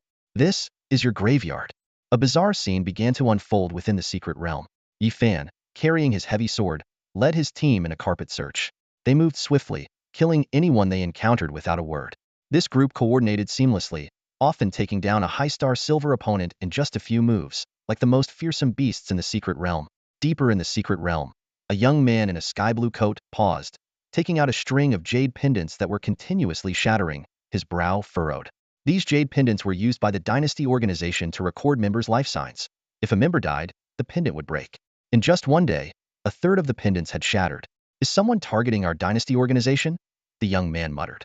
But our people have hidden their identities. How are they all being recognized? Something's not right. My people are elite among the silver rank. How could they be killed one after another? He turned to look at Gade Bailong not far away. Gade Bailong, bare-chested and as strong as a bronze bull, was fighting a 9-star silver beast with his bare hands. Each punch carried a sonic boom, forcing the beast to retreat until it was finally knocked to the ground. The Renwang lineage is truly terrifying, the young man mused, walking over to Gade Bailong and speaking in a low voice. Brother Bailong, my people have encountered some trouble and many have died. Can I ask you to accompany me to the outskirts of the secret realm? Gade Bailong replied coldly.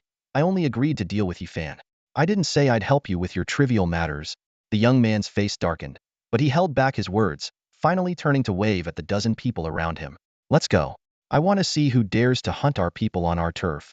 The group followed the young man as they left. Gade Bailong watched their backs and snorted. Even silver rank elites can be killed. They're just trash. Wasting my time for trash. Do they even deserve it? Night fell quietly, and Yi Fan raised his hand as a signal for everyone to stop. Today's operation had gone exceptionally smoothly, thanks to Wang Lingxi's command skills, which allowed them to detect their opponents in advance. Yi Fan, with his keen senses, would strike the moment he felt any killing intent from the enemy, always gaining the upper hand. By the end of the day, they had taken down nearly 20 high-star silver opponents, all of whom were at least 6-star silver. The results were astonishing. This group of beast tamers, who should have been easy prey, had indeed turned the tables as Yifan had promised.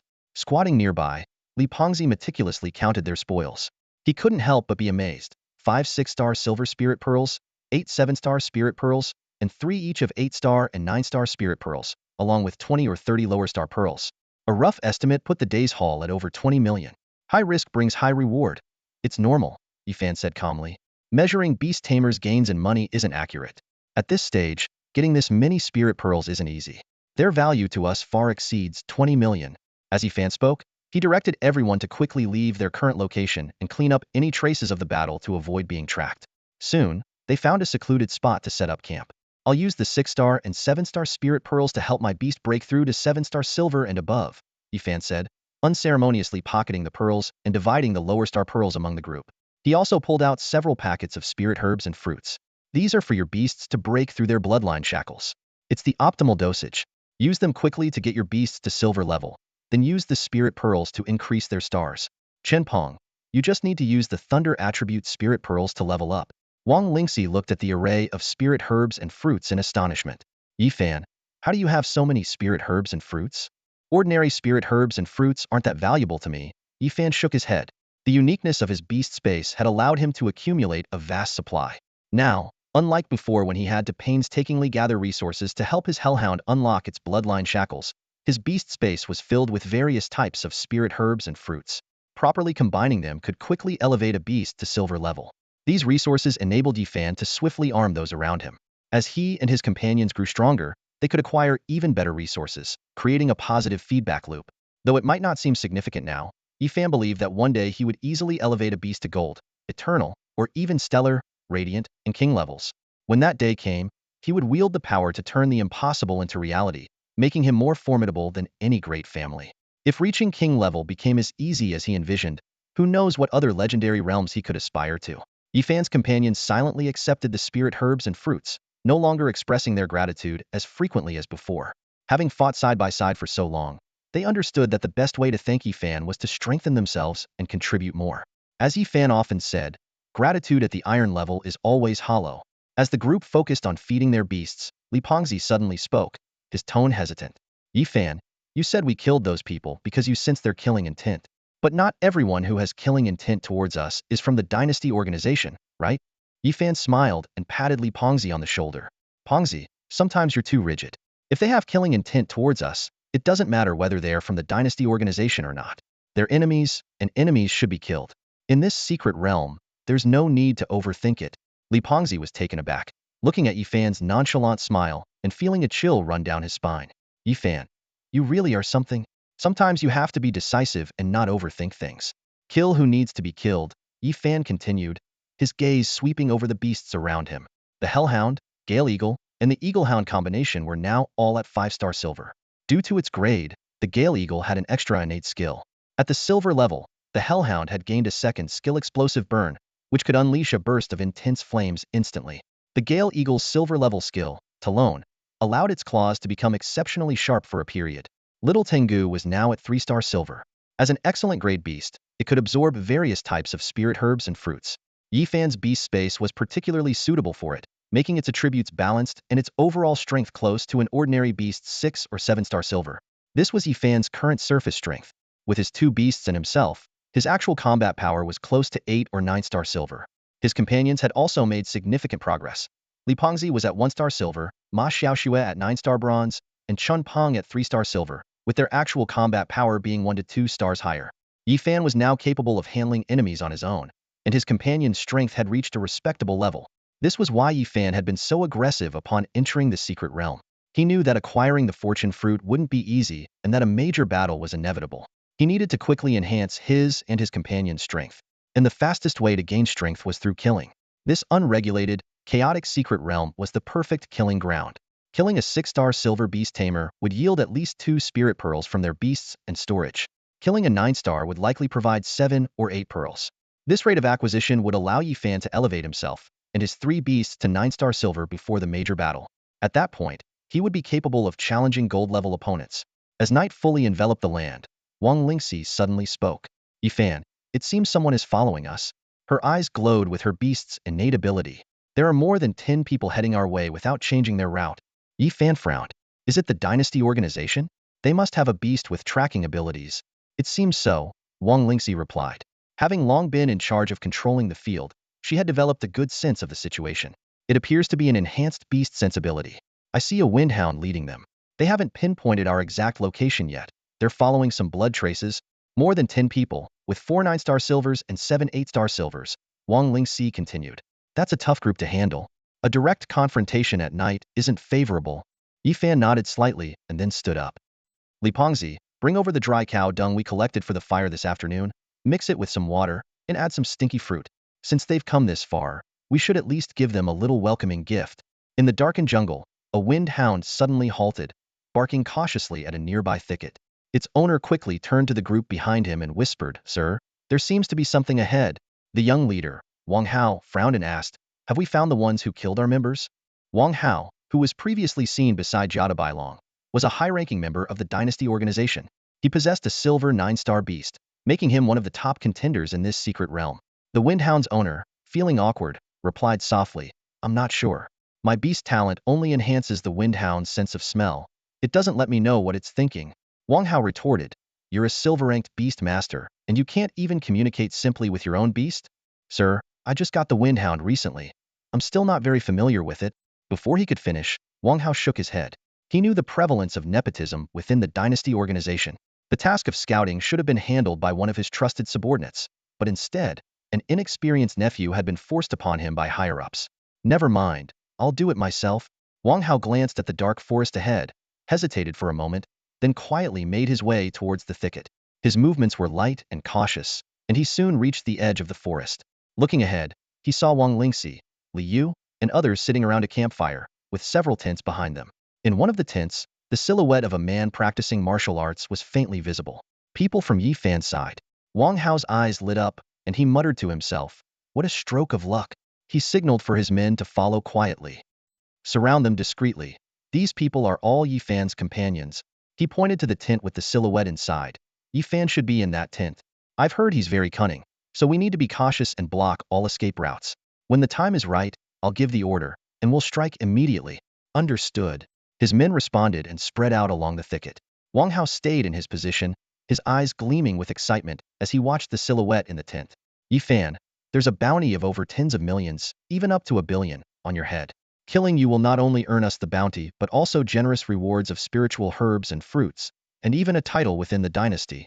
Wang Hao sneered, "Had I known you'd walk right into our trap, I wouldn't have bothered tolerating Jiada Bailong for the past few days." He clenched his fist, and a ghost wolf appeared by his side, its eyes glowing green in the night. Time ticked by, and the silhouette in the tent seemed to be settling down to sleep. Wang Hao, excited, slowly raised his hand, ready to give the attack order. Just then, a clear sound of a jade pendant breaking interrupted him. Wang Hao's face changed, and he took out the pendant, recognizing it as the one belonging to the inexperienced nephew. "My man is dead. How could it be him?" Wang Hao immediately became alert. With his experience, he knew that the opponent taking out the scout first indicated proficiency in ambush tactics. "It can't be Yifan, can it?" Wang Hao quickly looked at the tent, only to find the silhouette had vanished. Panic surged through him, and before he could react, 2 more jade pendants shattered. Suddenly, the campfire went out, and a wolf's howl pierced the night. Shadows surged like a tide, covering the entire forest. Heavenly Dog devours the moon. Little Tiango's innate skill. This is Yifan's beast. Wang Hao realized, we've fallen into a trap. He decisively raised his hand, ringing a bell urgently, "Everyone, gather around me immediately." As soon as he spoke, footsteps rustled in the grass, followed by splashing sounds and a commotion. "What is this stuff? It stinks. Damn it, someone is throwing feces at us." The stench spread, and then a scream was abruptly cut off. Another jade pendant shattered. In just a few seconds, 4 or 5 more pendants broke. Wang Hao clutched his chest, trying to stay calm. But the darkness and the foul smell only made him more panicked. When the 9th pendant shattered, Wang Hao finally broke down. "Retreat! Retreat now!" He and his ghost wolf fled in the direction they had come. He finally understood that the tent did not contain Yifan, and their encirclement had fallen into the enemy's trap. If they had attacked together, even if caught in a trap, Yifan's group wouldn't have had much of an advantage. But by choosing to spread out, they gave the enemy the chance to pick them off one by one. Frustrated, Wang Hao's face inadvertently showed a hint of fear. From Li Yu and the others by the campfire to the silhouette in the tent, it was all a ruse. He had underestimated Yifan, who had been aware of them all along and had meticulously prepared. The moment the fire was extinguished, the counterattack had begun. He finally understood why the higher-ups had spared no expense to hire Jada by Long to deal with Yifan. This kid wasn't just formidable in combat. His control and strategic abilities were terrifying. It was likely that everything from the start had been a trap, intentionally luring them in. Another jade pendant shattered, and Wang Hao was utterly panicked, his pace quickening as he tried to escape the range of Heavenly Dog Devours the Moon. Initially, the forest was filled with chaotic sounds, but gradually, they grew quieter. Wang Hao sensed the abnormality and grew even more fearful. Clearly, he had lost his bearings. Please, please, he muttered continuously, running faster and stumbling, nearly falling. Boom. A heavy sword suddenly fell from above, landing right in front of Wang Hao. He stopped abruptly, panting heavily. The oppressive environment was too much for him. The darkness, the constant shattering of jade pendants, it felt like death was closing in. The falling sword was like the Grim Reaper's scythe, almost breaking his mental defenses. Thud. The sword was lifted, revealing a black-clad youth with a cold smirk. Beside him, a hellhound and a little Tiango, their mouths still bloody, stared icily at Wang Hao. What's the matter? Scared? The youth asked coldly. Yifan stood in front of Wang Hao, looking down at the opponent who had just tried to kill him. Wang Hao's pupils contracted violently, and his throat seemed blocked, leaving him momentarily speechless. He couldn't accept the reality before him. Over a dozen high-ranking silver-level subordinates had been as helpless as lambs to the slaughter against Yifan. With a slight chuckle, Yifan broke the silence. There's no need to be so shocked. To me, you are just like toddlers learning to walk. Wang Hao struggled to speak, his voice tinged with undeniable shock. You're only 15, why? His words trailed off as he suddenly realized something, and his heart started racing. A 15-year-old boy this formidable, if given time to grow, the consequences would be unimaginable. Yifan seemed to read Wang Hao's thoughts and shook his head. What? Starting to get scared again? From the moment we first crossed paths, you had one chance to kill me, and that was when I first returned home. Unfortunately, you only sent a bronze-level person. Wang Hao admitted bitterly, we underestimated you. After a moment of silence, Wang Hao regained his composure. He lifted his head, closed his eyes, and prepared for death. Victory belongs to the conqueror. When I joined the organization, I was prepared to die for it. Time ticked by, but the expected fatal blow never came. Wang Hao opened his eyes to find Yifan still standing there, looking down at him. You're not going to kill me? Wang Hao asked, puzzled. Yifan crouched down to meet Wang Hao's gaze. Rather than kill you, I have some questions. Wang Hao was about to declare his loyalty to the organization when Yifan raised a hand to stop him. Relax, I don't expect to get any major secrets from someone at your level. This caught Wang Hao off guard, and he nodded. Ask away. Yifan's voice grew serious. I really want to know, why did you join the Dynasty organization? Honestly, I never imagined so many people, even key figures from various institutions, would join. After millennia of being enslaved by beasts, we finally gained freedom. Why would you want to return to that time? Is it just for power and money? Or do you simply want to be anti-human? At the word, merely, Wang Hao suddenly laughed, the fear in his eyes vanishing. You're a member of the Yi family, a descendant of dragon slayers, the grandson of a king who nearly subdued an era. Of course, power and money are merely trivial to you. Wang Hao's tone became impassioned. But for us ordinary people, do you know how important those things are? After 1,000 years, everything on the human side is already divided up. Powerful families monopolize everything. How much effort does it take for us ordinary people to even reach their starting point? Surpassing them is just a joke. He pointed into the distance as if painting a picture. Look at Jijia, look at Luoying. They were born with the best resources. Just saying, excellent level beast control and silver level at 15, those are things most people can never achieve in a lifetime. How can we compete with them? They're always strong. Even if they decline, another family takes their place. It never reaches us, the people in the dust. Yifan nodded thoughtfully. So, you want to redivide the human forces, reshuffle the deck. Restoring the beast dynasty is just a cover? Wang Hao responded firmly. Of course not. I can tell you clearly, the higher-ups genuinely want to restore the beast dynasty and see humanity defeated. I joined the dynasty organization at 11, and I guarantee what I'm saying is true. The entire leadership believes this. Yifan frowned. If you succeed, do you think you'll be better off under the beast dynasty? Wang Hao smiled bitterly. I don't know if we'll be better off. But for ordinary people like us, we can't worry about that. We're different from the high-ups with grand ambitions. We just want a chance. Without the organization, I would have starved to death on the streets at 11. There wouldn't be a me now. He stood up, looking Yifan in the eye. The gangs and underground members in this city before the dynasty organization, They barely survived by bullying the weaker for a piece of territory, fighting to the death over scraps. But now, with organized planning, they don't need to fight each other. They have access to breathing techniques and martial arts they never dreamed of. They have stable territories, food, and money. They even have a chance to aspire to greatness. Wang Hao's voice calmed.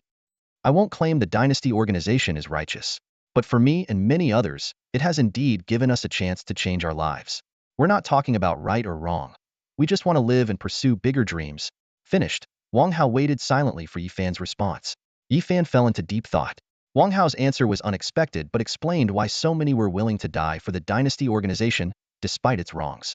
Society's hierarchy had long been solidified, creating a vast chasm between ordinary people and the elite.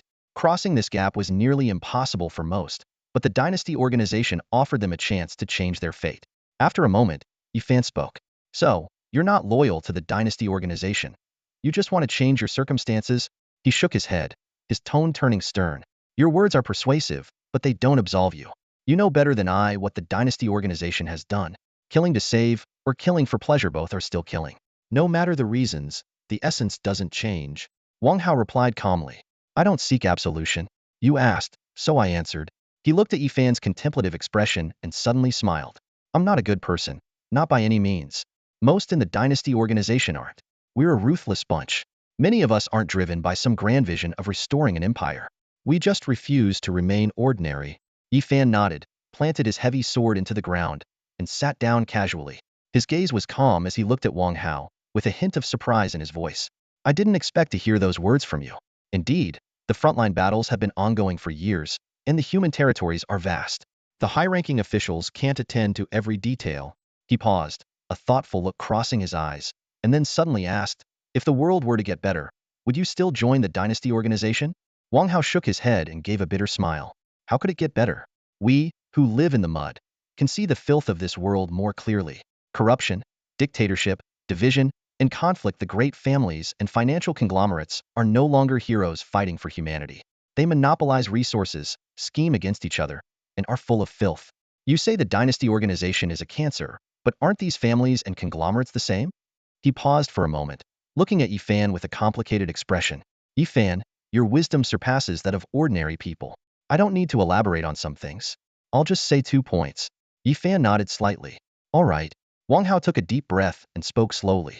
First, the Battle King was the only person in the past 100 years to be awarded the title of king with the honor grade. His combat prowess was unmatched. He could slay kings 20 years ago. In the Battle of Inkfeng City, although the dynasty organization mobilized its forces, there were only 3 kings. At that time, he was already honor grade 9 stars and could transform into a true dragon. How could 3 ordinary kings be his match? How could he have died in battle? Yifan's eyes narrowed slightly, his voice steady with a hint of sharpness. Are you saying my grandfather's death was suspicious? Absolutely, Wang Hao confirmed. I have reviewed the Battle King's records and the footage from that year. He could suppress an entire generation. That battle was not just between the dynasty organization and the monsters. There must have been top human experts involved. Yifan frowned. As far as I know, the only ones capable of deploying top experts, apart from the high-ranking officials in Kyoto, are the Ling family and the Mu family, both of whom have kings. The Ling family is a guardian family, with the head of the family serving as the principal of Kyoto University. The Mu family guards the front line as demon suppressors. These 2 families have always been the shield and elite cultivators of humanity, highly respected. Wang Hao insisted, there must be someone. Yifan didn't speculate further and simply nodded. All right, we will investigate in the future. What's the second point? Wang Hao continued. The second point is related to the first. The dynasty organization has been able to hide and grow stronger over the past 15 years because someone has been providing them with support. And it's not just one party. At least 3 top families are secretly helping them. In fact, you could say the high-ranking officials of the dynasty organization are these people. More than 3? Yifan frowned again. Which ones specifically? Wang Hao shook his head. At my level, I only know there are some, but I don't know who they are. Yifan was silent for a moment, then slowly nodded. It seems I have underestimated the complexity of the dynasty organization. Wang Hao sighed. Yifan, you've only seen Pingqing. You haven't seen more. The current state of humanity is chaotic. The root cause of this chaos is the disloyalty of the high-level officials and great families. The dynasty organization is just a product of this disloyalty. In this endless darkness, we ordinary people can only struggle, unaware of being deceived. If we want to seek a different life, we can only join them. That's why I say the world can't get better no matter how many geniuses our race produces. The root is rotten and can't be straightened. Yifan seemed to grasp something. Your words have made me think of a few things. A flash of understanding crossed his eyes, as if he had seen a truth never before glimpsed in his past life.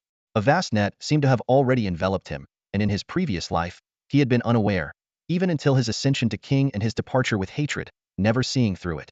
I will tear this net apart, Yifan said solemnly, his voice filled with firm determination. Wang Hao hesitated, but then simply shook his head. If you can do that, it would be best. If the net is broken, perhaps people like us can catch a breath. The dynasty organization and those behind the scenes fear the Battle King, and they fear the emergence of another like him even more. If someone truly capable of suppressing an era appears to cleanse everything, the human race might truly improve. Yifan nodded, stood up, and prepared to leave, sheathing his heavy sword. Wang Hao suddenly spoke up. One more thing. This time, the dynasty organization has hired Jiada Bailong to deal with you, offering him a creation fruit as payment. He is the heir of the human king's lineage. Hearing the name Jiada Bailong, a flash of coldness appeared in Yifan's eyes, and his aura shifted slightly. But he quickly calmed down and silently shouldered his heavy sword. You have to kill me, Wang Hao said resolutely. Yifan waved his hand. You've given me a lot of useful information, enough to spare your life. Turning over a new leaf is not impossible. Wang Hao shook his head, his gaze sincere. I already told you that the dynasty organization gave me a chance, and that's why I am who I am today. I also said I wouldn't betray the organization. Since I've already betrayed it, I might as well pay with my life. It was a venomous snake that saved me, but the snake's venom is part of me now. I can't escape it. I've long since signed a vow. Now, if I can have this conversation with a genius like you before I die, it's worth it. With that, Wang Hao exposed his neck again. If you hadn't asked why, I wouldn't have had much to say. Now that I've said everything I wanted to, it feels liberating. So, please, just grant me death. Yifan sat quietly on a large rock, his heavy sword resting beside him. Hellhound and little Tengu lay at his feet, and a dark red stain on the sword stood out starkly. The night was deep, and Li Pengzi, Chen Peng, and the others followed the trail to find him. When they pushed aside the underbrush, this scene came into view. Wang Lingxi noticed Yifan's slightly pensive expression and softly asked, What's wrong? What about the head of that dynasty organization? Did he run away? Dead, Yifan replied curtly, waving his hand dismissively. He turned to look at the group, his gaze suddenly deepening, and motioned for them to come closer. Remember what I say. Strive with all your might to become strong. Only by becoming powerful can you control your own fate. If there's something you want, fight for it with everything you've got. Regret and powerlessness afterward are the most useless things. Chen Peng was the first to respond. Got it? The others were initially stunned, but soon echoed his sentiment. Yifan stood up, dusted off his hands, and picked up his heavy sword. I hope you all remember my words. Now, give me some spirit beads. I'll try to quickly advance my beasts in the next few days. In 2 days, we'll face a formidable opponent. Be prepared. Chen Peng asked in surprise. How strong are we talking? Yifan's eyes reflected some memories as he answered. Someone my age, with the potential to shake the world, unbeatable at our level. He continued. Jiada Bailong left a deep impression on me. In my past life, he was known as the king without a throne, the undisputed king of the new generation, with a mysterious background and unimaginable strength. Yifan mused aloud. The lineage of the human king. This is only the second time I've heard of it. Jiada Bailong's background is truly surprising. His gaze swept over the group, a faint smile tugging at the corner of his mouth. People like him love nothing more than battling true prodigies. Time flew by in the secret realm, and days passed in the blink of an eye. One morning, Yifan emerged from his tent, stretched, and casually summoned 3 beasts. The powerful aura they emitted drew gasps from the group. Li Pengzi was the first to exclaim, Silver 9 stars? Yifan, did you give your beasts steroids? We just got ours to break through to silver, and you're already at silver 9 stars. Yifan shook his head and explained, breaking through the silver rank is easy if you have enough spirit beads. Advancing to gold is tougher, taking over a year or 2. Silver 9 stars is the limit for ordinary people. Reaching gold in a small place makes you a strong individual, fit to be a teacher, a guest of a small family, or a bodyguard, living comfortably. Wang Lingxi remarked, it sounds unreal. There are so many silver 9 stars in this secret realm. Yifan responded with a hint of meaning, after all, we're dealing with the world of beast tamers. All right, now that our beasts' levels are up, it's time to get to work. Li Pengzi leaned in and asked, Work? What work? Competing for the fortune fruit, Yifan replied. Yesterday, I felt the vitality of this space decline again, reaching a critical point. The fortune fruit should ripen in the next 2 days. We're heading to the core area. Everyone tensed up. Yifan said seriously, my deduction is based on evidence. I can't say the exact time, but it should be within these 2 days. Prepare yourselves, we'll be entering soon. There'll be many tough battles in the core. Chunpeng confidently said, no problem. I'll make sure to get the fortune fruit for the team leader. Yifan glanced at Chunpeng, a smile in his eyes. I prefer to fight for it myself. Follow me to learn how to profit in chaotic situations and protect yourselves in mixed company. The group quietly moved to the core area. There was only one entrance to the valley, and hundreds, if not thousands, of people were gathered at the gate, each forming their own faction. There were lone wolves, small groups, and large alliances. Some pitched tents, while others sat on the ground. A rough estimate showed dozens of factions. Li Pengzi was amazed. Yifan, you're spot on. How did you know there'd be so many people wearing masks in the core area? Yifan replied, it's not just the core. Any open secret realm will have many masked people. Li Pengzi continued, there are even people from our school, like Deng Chang's cousin's cousin. Yifan looked over and indeed saw a group wearing the Pingxing High School uniforms, about 100 people. He shook his head. They're not a united group. When it comes to competition, they'll fall apart. Yifan's eyes scanned the crowd and saw the insignias of several prominent families, including Ji Jie and Luoying, each with dozens of followers. He also noticed a group wearing the dynasty organization's uniforms, occupying the best positions, well-equipped and formidable. Among the crowd, Yifan's gaze locked onto Jiada Bailong. Though still young, Yifan recognized him instantly. A surge of battle intent rose in Yifan's eyes. He thought to himself, so he's really here. This competition for the fortune fruit just got interesting. No king, it's been a while. The crowd was buzzing with excitement, like a tidal wave of anticipation. The creation fruit was about to bloom, and everyone held their breath in suspense. However, standing at the front, Jiada Bailong suddenly turned around, his sharp gaze piercing through the sea of people, landing directly on Yifan, who was wearing a black bat mask. Jiada Bailong frowned slightly, scrutinizing this unfamiliar figure. Yifan met Jiada Bailong's gaze without fear, facing him with calm composure. Their eyes locked in a silent confrontation. After a moment, Jiada Bailong spoke softly, there aren't many in this generation who can meet my gaze. With that, he withdrew his gaze, his expression returning to calm. Huang Wei, a small leader of the dynasty organization, hurried over, fawningly asking, Brother Bailong, what's wrong? Jiada Bailong shook his head, casting a cold glance at Huang Wei with displeasure in his tone. Nothing. Where is this Yifan you mentioned? He's been in the secret realm for many days. Why haven't you found any trace of him? Huang Wei felt embarrassed and stammered. Well, the intelligence was mainly handled by Wang Hao, but he went missing a few days ago. We've been busy holding this entrance, making it hard to adjust our plans. Hearing this, Jiada Bailong's face darkened further. Then there's nothing more to say. The creation fruit is about to mature, and since you can't find Yifan, our deal is off. I don't associate with trash.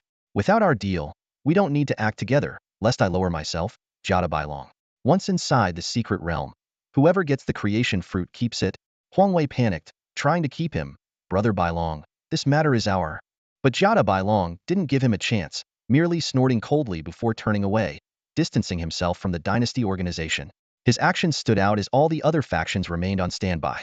Watching Jiada Bailong's departing figure, a dark expression flashed in Huang Wei's eyes. One of his subordinates couldn't help but complain. Who does Jiada Bailong think he is, acting so arrogant? If you ask me, with our numbers, we should just take him out. Before he could finish, a sharp smack echoed as Huang Wei slapped him hard across the face. Coldly, he said, and who do you think you are, acting so arrogant? Jiada Bailong is said to be invincible among his peers, having defeated countless prodigies. He has the right to be arrogant. Can you guarantee you'd defeat him even with dozens of you? Even if you could, his family is full of powerful figures. Are you saying all his family's experts are dead? Your words are making enemies for our organization. If you want to die, don't drag us down with you. The subordinate, thoroughly chastised, retreated in fear. Despite venting his anger, Huang Wei's face remained grim, clearly still holding onto his frustration. At the back of the crowd, Li Pengzi quietly said to Yifan, Yifan, that Jiada Bailong is really arrogant. Looks like he's having a conflict with the dynasty organization. Yifan, hearing this, smiled slightly and shook his head. That's just how he is. His temper is notorious, always quick to insult those he looks down on. I remember in a past life, he had a conflict with an old hidden family. Their patriarch, who was over 170 years old, tried to resolve the issue respectfully. Not only did Jiada Bailong refuse to resolve it, but he also insulted the old man so harshly that he coughed up blood and died soon after. As Yifan spoke, He retrieved a heavy sword wrapped in white cloth from his side. Don't worry about him. Get ready. Once the creation fruit blooms, it will be a chaotic battle. Wang Lingxi asked in confusion. A chaotic battle? Isn't the fight supposed to start inside the realm? Yi Fan explained. Those who can get inside are in the second round. Not everyone is here for the creation fruit. Some are here for wealth, revenge, or personal grudges. Pay attention to the actions and expressions of the factions around us. Many have already picked their targets and are ready to strike once the fruit blooms. Hearing this, the group began to observe the surrounding factions more closely. Sure enough, several groups were eyeing others intently, poised to act. Wang Lingxi whispered, "Are any of them targeting us?" Yi Fan nodded, discreetly pointing out two groups. Yes, and more than one. Their strength isn't high, led by Silver 9 Stars, with no more than 20 members each. They won't be hard to deal with. Wang Lingxi frowned slightly but nodded. Qinpeng suddenly asked, "Leader, what about Jijie and Luoying? Is anyone targeting them?" Yi Fan shook his head. Probably not. They have strong forces and plenty of people. No one would dare attack them. Their real fight will be inside. Qinpeng looked puzzled. If everyone's here for the creation fruit, shouldn't they be targeting Jijie and Luoying? Instead, the weaker ones are fighting each other. Yi Fan patted Qinpeng's shoulder with a smile. That's human nature. Everyone wants to survive and compete. Unable to challenge the strong, they turn on the weaker. It's inevitable. In a way, everyone is like Wang Hao. You and I are no different. The strong fight, and so do the weak. Qinpeng was taken aback, opening his mouth but ultimately just nodding. Yi Fan said no more, focusing on unwrapping the heavy sword. His movements were slow, almost deliberate. Some things you don't understand now, but you will in the future. As the white cloth was peeled away, the sword's shape gradually emerged. Suddenly, Yi Fan stood up, tossing the cloth into the air. All right, it's time. Let's start fighting. Just then, the sky over the distant valley changed dramatically, filling with a radiant glow. A peculiar fragrance spread instantly. Boom! The creation fruit had bloomed. At the moment the anomaly appeared, a fierce battle erupted outside the valley. Various forces, under the pretext of obtaining the creation fruit, attacked without restraint. Opponents, old enemies, and ambitious individuals all joined the fray. However, the major families and powerful factions remained restrained, seemingly having prearranged their entry order. The royal organizations and a few prominent families went first, followed by second-tier families, and finally, the local families and regional forces. The area outside the valley seemed divided into two worlds. The front line was orderly, while the rear was in chaos. Seeing that everyone had entered, Yi Fan no longer hesitated. He wielded his heavy sword and charged into the crowd. With the help of his 3 silver 9-star beast companions and his formidable strength, he tore through the outer ranks like a tiger among sheep, unstoppable. Every swing of his heavy sword claimed a life. Although Li Pengzi and others were not as fierce as Yi Fan, they still demonstrated their superiority among their peers. As they killed more enemies, a foreman squad led by a scarred, one-eyed man noticed Yi Fan. They debated whether to attack Yi Fan, but ultimately decided to retreat on the strategist's advice. The strategist argued that Yi Fan's strength would only lead to unnecessary casualties, and that they might not gain any benefits from the many competing forces afterward. Meanwhile, Li Pengzi sensed that something was amiss and suggested to Yi Fan that they should retreat. Yi Fan, however, told them to leave first. He intended to kill a few more enemies before withdrawing. Though puzzled, Li Pengzi led the others out of the battle zone. Yi Fan faced an increasing number of enemies alone, but he remained calm. He noticed that his heavy sword, soaked in blood, started to glow faintly and occasionally emitted a dragon's roar. Yi Fan realized that the dragon's spirit within the sword was about to awaken. To confront Jiada Bailong in the inner circle, he needed more power. This slaughter was meant to awaken the dragon spirit, and the secret realm provided the perfect opportunity.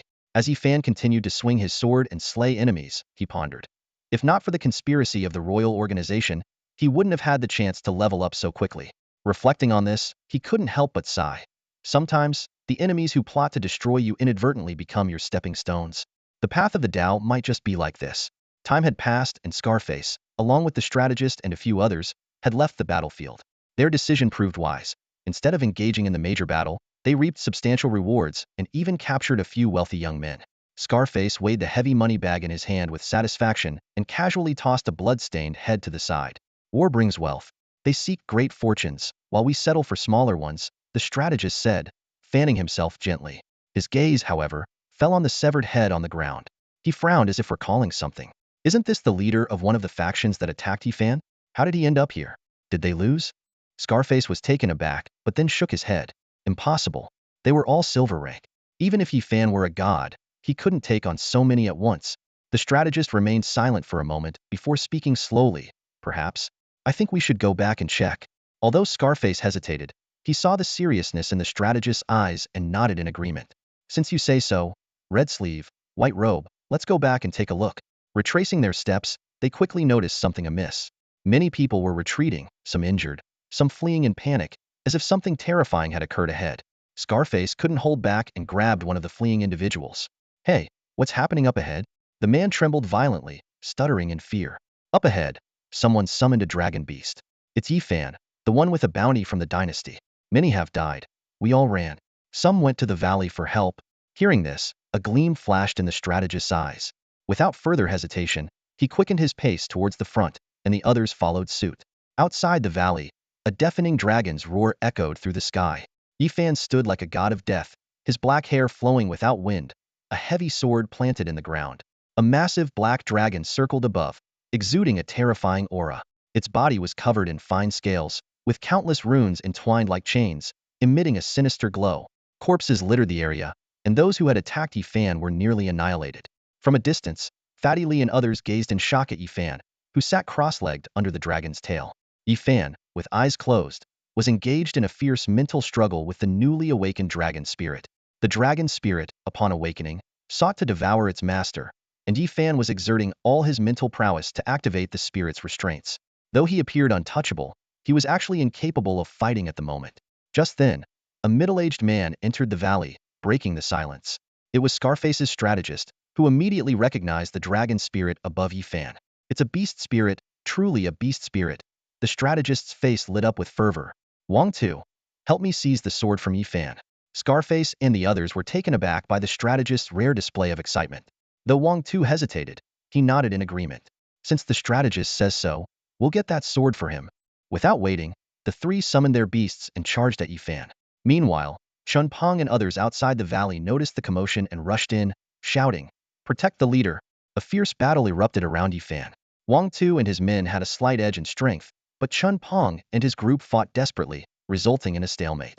The strategist seized the opportunity to weave through the battlefield, reaching Yifan. He discarded his fan and grasped the heavy sword with both hands, straining to lift it. However, despite his efforts, the sword did not budge. "No, it can't be," the strategist muttered, his face pale. "It's just that I lack the physical technique, the breathing method, the strength. If I try harder, I can lift the sword." At that moment, Yifan opened his eyes and effortlessly lifted the heavy sword. He looked at the strategist, who had fallen to the ground, and smiled slightly. "You know the real reason you can't lift the sword is that the dragon spirit has already submitted to me. Why deceive yourself?" A glint of amusement flickered in Yifan's eyes as he continued. "The most talented disciple of Tianji Pavilion, known for predicting the heavens and the universe, has fallen to the point where he can't even foresee a silver-rank kid like me? Swan Tianzi, your downfall wasn't due to your divination skills, was it?" Yifan's single word, "you," shattered the silence. The strategist lifted his head, staring in shock at the youthful face before him. "How do you know who I am?" the strategist asked, his voice carrying an unmistakable note of surprise. Yifan gave a mysterious smile, a flicker of something in his eyes. "That's for me to know," he continued. "In this world, besides beast masters, there are many other paths. Among the mystical arts, there is one that no one dares to ignore: divination.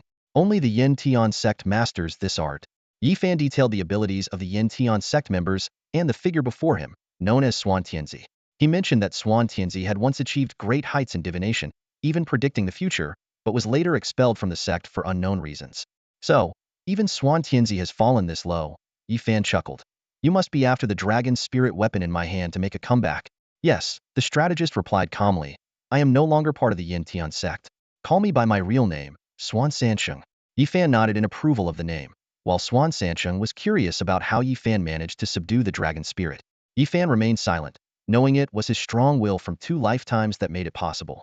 Yifan called off Li Pongzi and the others who were still fighting. Swan Sansheng stated that if Yifan wanted to attack him, no one else could save him. The two began a profound conversation. Yifan hinted that he could easily obtain another heavy sword, while Swan Sansheng admitted he couldn't see through Yifan, sensing only his ambition. "I want to overthrow this era," Yifan declared, shocking Swan Sansheng. Despite this, Swan Sansheng declined Yifan's invitation to follow him, stating that he had already failed once and dared not take the risk again. Yifan did not insist, allowing Swan Sansheng and his group to leave. The others who had hoped to take advantage of the situation also fled.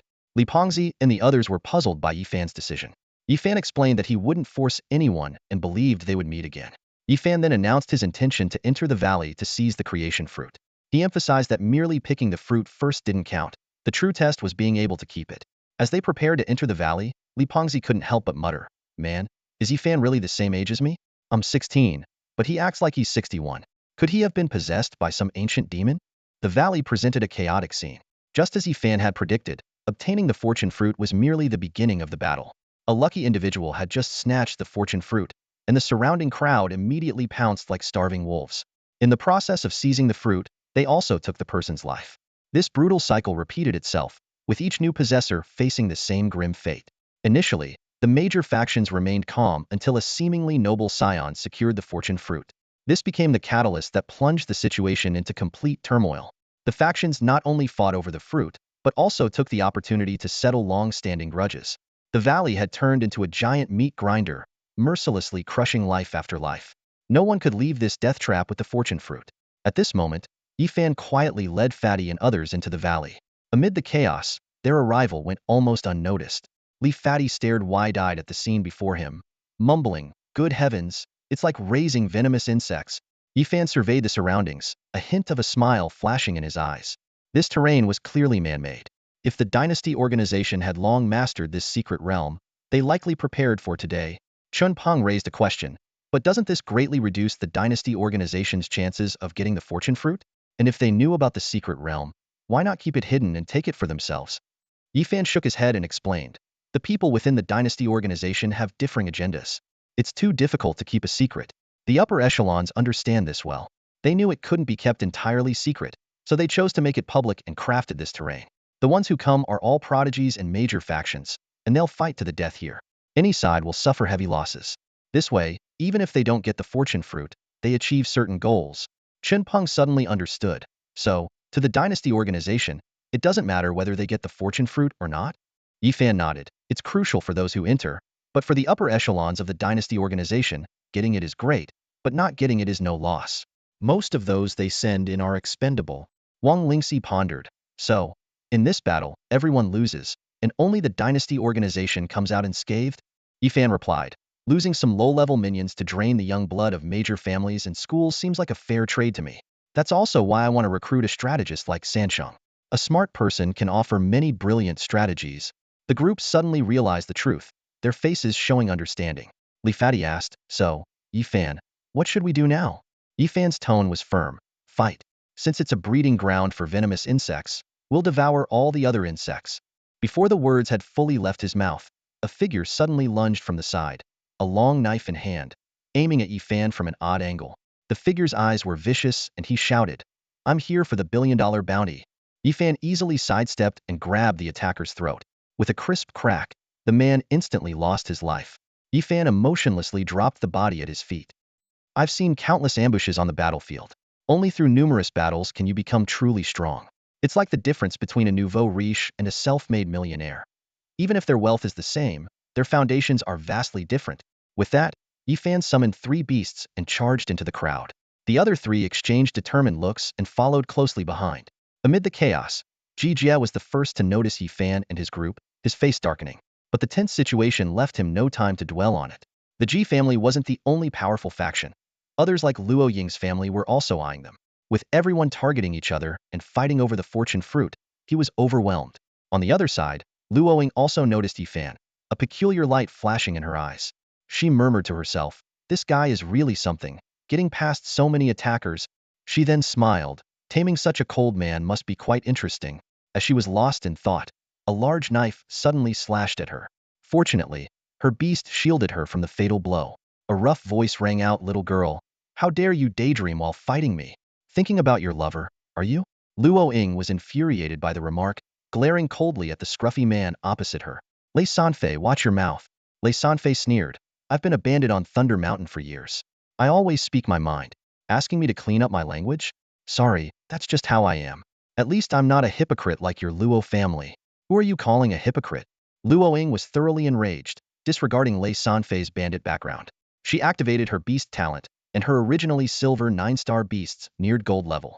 Within a few rounds, She landed a strike on Lei Sanfei's chest, making him spit out blood. Lei Sanfei cursed, "You vicious girl." Seeing Luo Ying's icy gaze, he spat, "Just wait, I'll deal with you next time." With that, he fled with his men. Luo Ying sneered. In a battlefield where the highest level was Silver 9-star, her upgrade talent was particularly powerful. Although her beasts could only reach Gold 1-star, the gap between Gold and Silver was enough to make her the strongest on the field.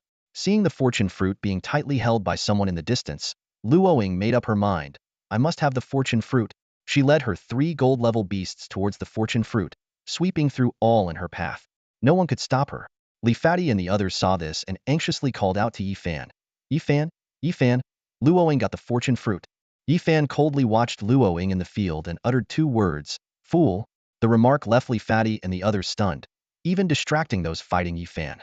Yi Fan swiftly dispatched his distracted opponents and, once Li Fati and the others were close, explained, Luo Ying has the ability to upgrade, giving her 3 gold-level beasts, which is a bug in this secret realm. She had a great chance to get the fortune fruit, but now she's courting death. Everyone's attacking each other because they're evenly matched. Her having 3 gold-level beasts means everyone will target her first. Can 3 gold-level beasts beat hundreds of silver 9-stars? Who does she think she is? If that's not foolish, what is? That was a sharp insult. Li Pengzi and his friends were momentarily stunned, but quickly regained their composure. Wang Lingxi spoke up. How could the 7th daughter of the Luo family be so lacking in strategy? If she had waited until the end when there were fewer people, with 3 gold-level beasts and so many henchmen, no one might have been able to stop her.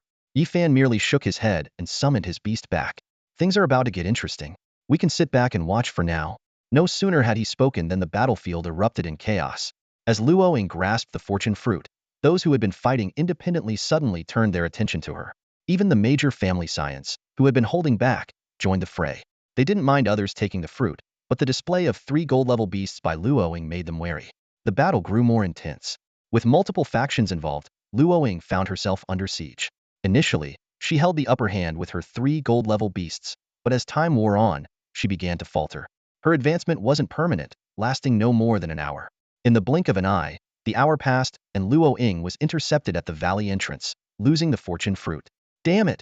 She cursed, collapsing to the ground, gritting her teeth as she watched the fruit slip away. She attempted to rise but found herself surrounded by only a few remaining guards and had no choice but to give up.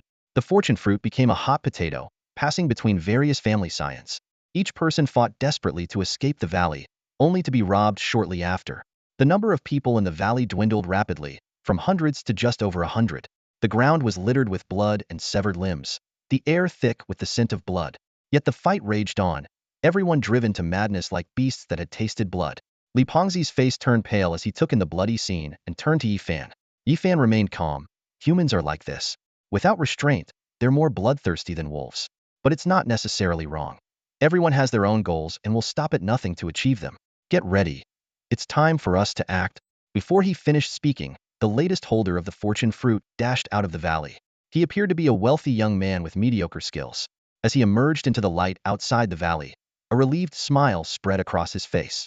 With a swift shoo sound, a sharp blade pierced his chest. In disbelief, he turned to see who had stabbed him, managing to utter his final words. Jia, didn't we agree? My father gave you those things to help me. Did you really think your family was qualified to negotiate with me? Jia snorted, withdrawing the blade and shoving the young man aside, seizing the fortune fruit. Instantly, 24 people formed a protective ring around Jia, preventing others from intervening. Jia dashed several hundred meters with the fortune fruit. Yi Fan shook his head. That guy, always so patient. While everyone else was fighting desperately, he hid and waited for the right moment to strike. Typical of him, always so treacherous. Li Pengzi and his friends grew anxious. Yi Fan, Jia is getting away. Yi Fan remained unfazed. He won't get far. There are still people who haven't made their move. Jia clutched the fortune fruit, nearing the forest ahead. He glanced back at the pursuers, his eyes finally resting on the calm Yi Fan, and sneered, Yi Fan, once I have the fortune fruit and become a AA rank, killing you will be as easy as killing a dog. Just as Jia prepared to make another dash, a figure stood silently in his path, shirtless, as if waiting for him. Who are you? Jia hesitated, sensing the overwhelming aura from the stranger.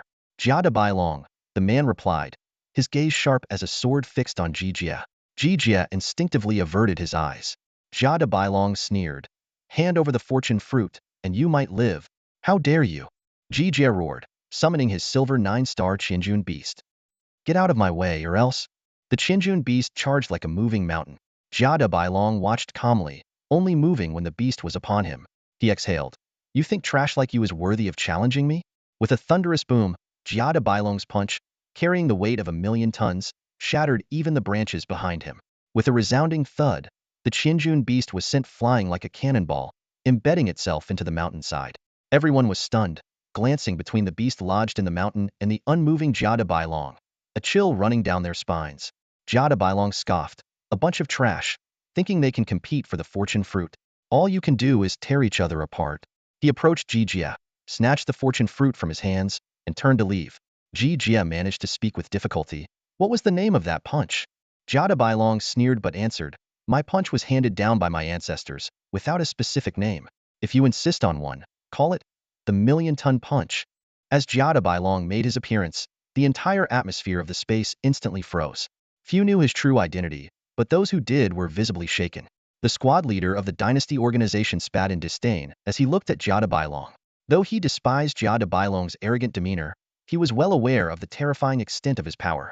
The force of that punch just now was shocking, an attack from a 9-star silver rank that sent an elite beast with golden strength flying. The squad leader estimated that Jia de Bailong's power was likely approaching that of an extraordinary beast of the same level, possibly even reaching the level of a relic beast. Freak!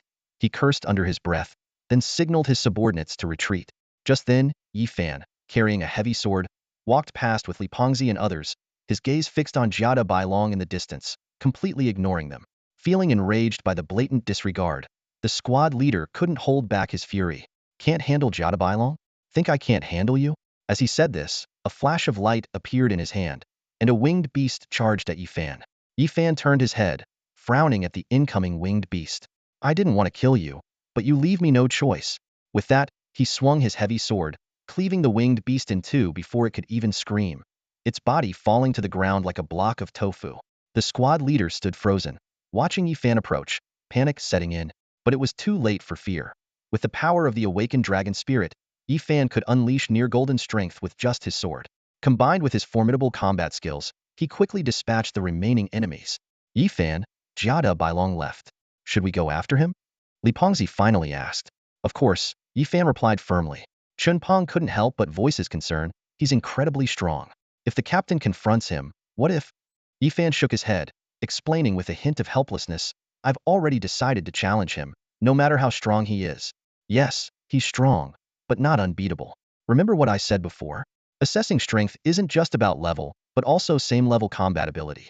True strong contenders excel at the same level, which is why the entrance exams use same-level mirror assessments.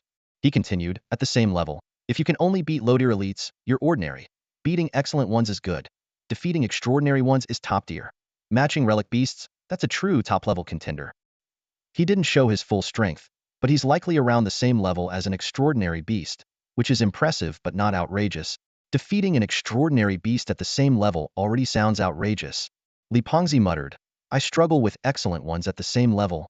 Yi Fan reassured him, you just need time to grow, that's normal. Besides, Jia de Bailong isn't an ordinary person. He looked in the direction Jia de Bailong had gone, deep in thought. We can slow down a bit. Those people can't stop him. He'll likely wait for me to find him. Meanwhile, in the jungle, Luo Ying, who had caught up, was knocked back by Jia de Bailong. She looked at her defeated beasts, helpless. Without using an upgrade, her 3 9-star silver beasts might have been able to contend with Jia de Bailong. But now, he had easily defeated her, the gap in their strength evident. This crushing defeat was hard for Luo Ying, who always saw herself as a peerless talent. Losing to Yi Fan before, she could excuse it as carelessness, but this loss to Jia de Bailong was a thorough trouncing. Who are you? Really? Which family are you from? She finally asked as Jia de Bailong was about to leave. I told you, I am Jia de Bailong, he replied impatiently.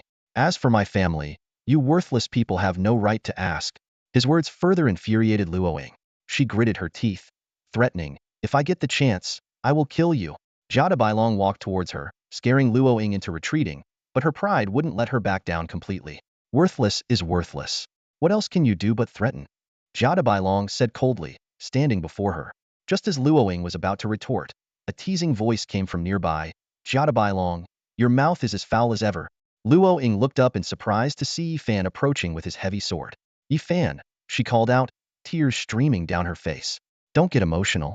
I'm not here to save you, Yi Fan said calmly, turning his gaze to Jia Bailong. I just knew someone would be waiting for me here. Luo Ying froze, realizing neither man had paid her any mind. I might as well be dead, she thought, burying her face in her clothes, too ashamed to speak. I assume since you dared to enter the valley, you won't pass up a chance to contest for the fortune fruit? Jia Bailong asked, scrutinizing Yi Fan. You're Yi Fan? That's me, Yi Fan confirmed. So it's you. No wonder you dared to look me in the eye outside the valley. Jia Bailong nodded, refraining from using derogatory terms for a fellow strong opponent. Now that the trash is dealt with, shall we decide the fortune fruit's ownership? Yi Fan proposed. Agreed. Jia Bailong responded. Yi Fan didn't underestimate his opponent, lowering his stance and gripping his heavy sword. Seeing this, Jia Bailong squinted but didn't hesitate, throwing a punch with the force of 1,000,000 tons. Draw sword, Yi Fan commanded, unsheathing his sword, his aura surging, causing a whirlwind around them. Boom! The clash of sword and fist sent both men staggering back several steps. As Jia Bailong steadied himself, his face changed. You're a disciple of the Sword Saint lineage? Yi Fan stood not far from Jia Bailong, gripping his long sword with a flicker of uncertainty in his eyes. He pondered silently, knowing he wasn't a true heir of the Sword Saint lineage, but had merely learned their techniques. Reflecting on his initial speculations about the concept of the human king, his encounter with Jia Bailong, who recognized the swordsmanship at a glance, confirmed the extraordinary nature of its original master. Jia Bailong spoke. To have mastered the Sword Saint's techniques, your comprehension is indeed exceptional. Such rare praise from him was particularly precious. The Sword Saint was a close ally of my ancestor, the most respected elder and protector. We share a significant connection. Yi Fan, still puzzled, asked directly, is your ancestor really the human king? Jia Bailong replied proudly, of course. My ancestor was the leader of the human race in this world, subduing beasts for 300 years. If not for his inherent kindness and reluctance to see widespread devastation, he could have eradicated those extraterrestrial beasts long ago. Yi Fan nodded slightly, his admiration for the human king growing. This unparalleled figure's legacy persisted even after his physical form was gone. With a burning gaze, Yi Fan continued, the strength of the human king's lineage must stem from your ancestors' glory. Your martial arts seem adapted from beasts, requiring a physique far beyond that of ordinary humans. Your body is clearly extraordinary, not of mixed blood, yet your vigor surpasses even those with inherited bloodlines. That must be why you can perform such techniques. A flash of surprise crossed Jia Bailong's eyes, but he admitted frankly, as a descendant of the human king, I possess a naturally powerful physique. My inheritance is extraordinary, whether in body techniques or breathing methods, far surpassing that of ordinary people. I measure myself against beast-level opponents of the same rank. Defeating me won't be easy. A confident smile appeared on Yi Fan's face as he summoned 3 guardian beasts to his side. That might not be the case. While I may not match your strength, I have many top-tier paths to pursue. In this lifetime, even if the human king were here, I'd challenge him as an equal. Jia Bailong's eyes lit up with battle intent. Now that's interesting. In that case, let's have a proper fight. Without another word, Jia Bailong launched a punch with the force of 1,000,000 tons. Yi Fan, undaunted, swept his heavy sword horizontally, executing a piercing thrust while directing his 3 beasts to attack from different angles. The battle erupted instantly, showcasing the full prowess of these top-tier talents. Jia Bailong's formidable physique gave him a slight edge in power, but Yi Fan's refined combat skills and sharp awareness allowed him to inflict equal damage. In the forest, free from pursuers, the two fought fiercely. Body techniques, martial arts, swordsmanship, beast control, formations, and attacks, every possible tactic was employed. This silver-tier duel displayed a terrifying depth that even many gold-tier combatants couldn't match. The continuous roars of battle toppled nearby trees, the fight like a whirlwind of destruction. Luo Ying, who had been cowering on the ground, had to retreat further away. At the edge of the battlefield, Li Peng and the others watched in shock. My gosh, is this really a fight between 2 silver-tier combatants? Li Peng exclaimed. Chun Peng couldn't help but marvel, too strong. This is beyond human capability. His gaze lingered more on Jia Bailong, knowing the terror of such a physique as a martial artist himself. A monstrous physique, Chun Peng muttered, worried for Yi Fan. I wonder if the captain can win. Ma Xiaoxue, uncharacteristically firm, declared, he will win. Yi Fan has an unbreakable spirit. In battles of this caliber, the stronger will prevail. I always believe he will win. Meanwhile, atop a distant hill, Swan Sanqing and his group closely observed the battle. Strategist, Yi Fan's strength is even more terrifying than we imagined, Hongxiu exclaimed. Jia Bailong's physique is frightening, like a human-shaped beast. Swan Sansheng shook his head. It's not just Jada Bailong's physique that's terrifying, but what he represents. A family that can nurture such a monster must be unimaginably powerful. Could they be stronger than the 8 great families of the capital? Hong Xiu asked, puzzled. Swan Sansheng scoffed. The 8 great families of the capital? What is known to the common people is merely worldly power. Wang Tu, observing the battle, said, it seems Yi Fan is about to lose. He can't hold off Jada Bailong. Swan Sansheng, however, asserted, Jada Bailong is the one who will lose.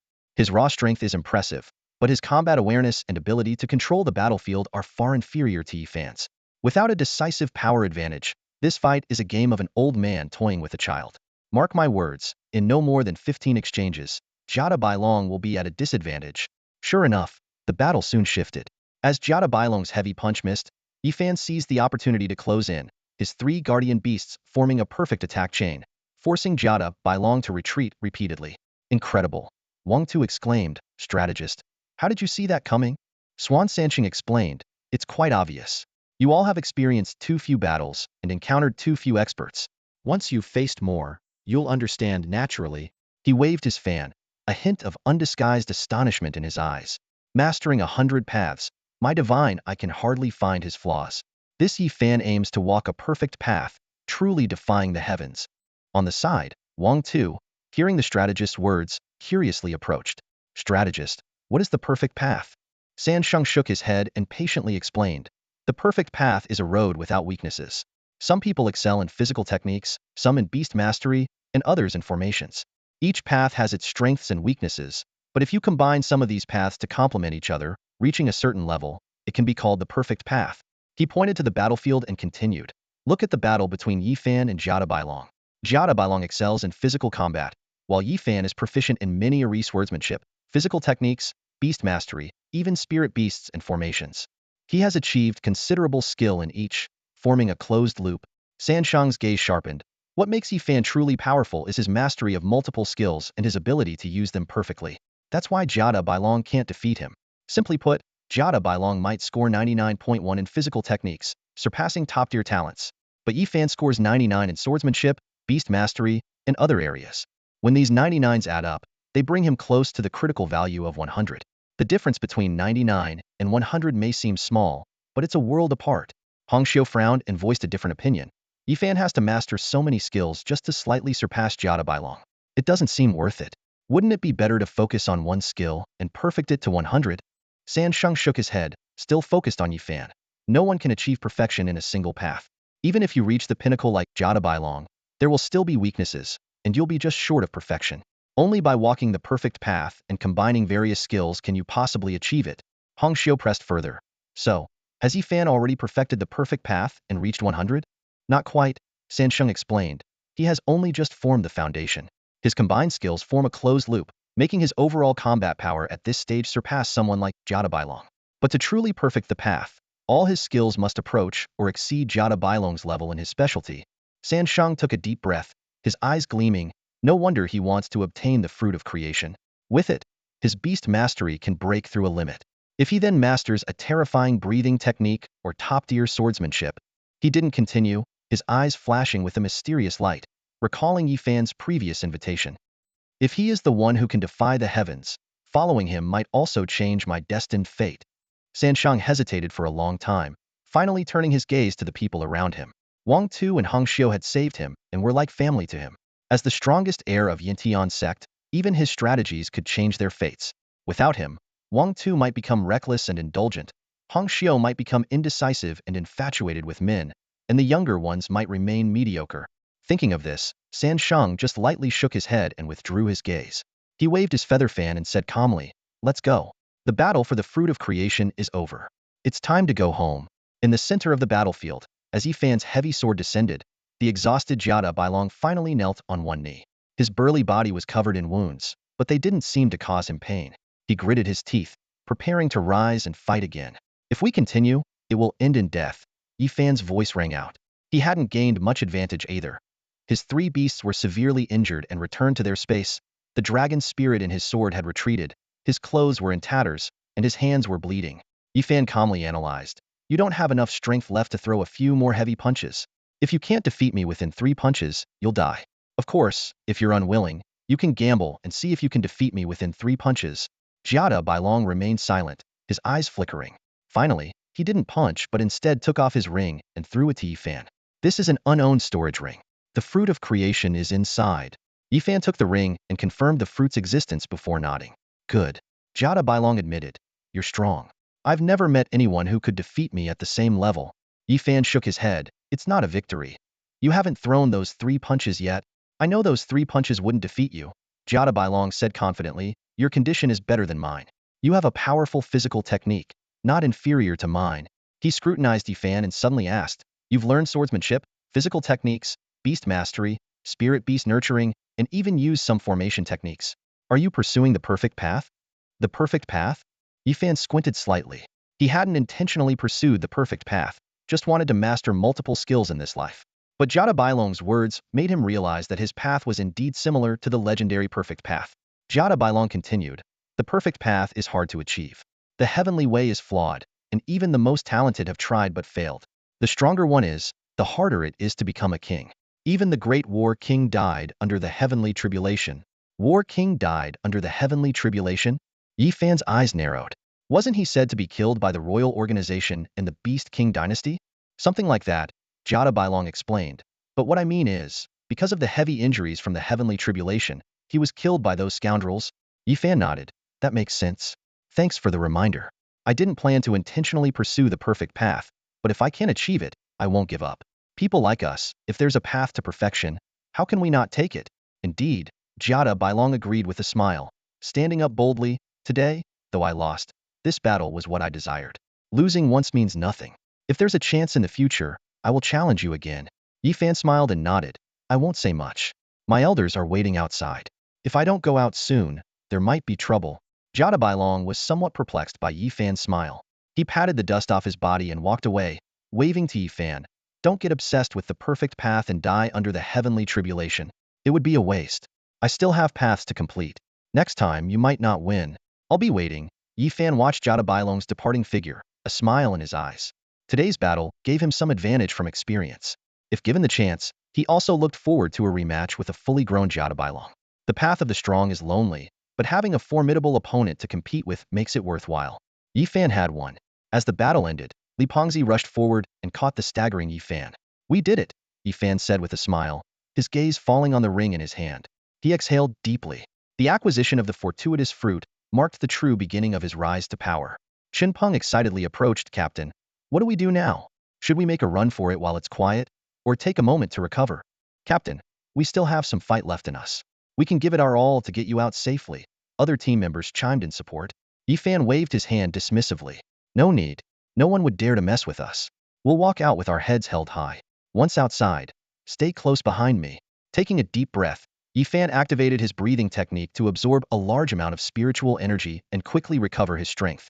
Moments later, he stood upright, surveying the desolate scene around him, a surge of pride welling up inside him. Let's go. From now on, we will shine brightly. No one can stop our rise. Yifan stepped forward, dragging his heavy sword. His companions, invigorated, followed closely behind. From a distance, those in the secret realm saw the group as an unstoppable force and retreated in fear. On the wide path, no one dared to obstruct them. Such was the aura of a true warrior, whose mere presence could make others step aside.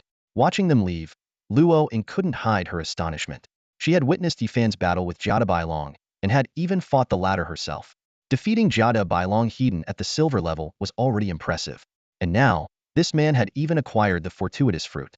This man has suppressed all the geniuses of his generation, Luo Ying murmured, her voice trembling. His only weak point is his lack of beast mastery talent. But this victory will compensate for that, possibly turning it into his greatest strength. If he continues to grow, he could dominate his generation and become the strongest king.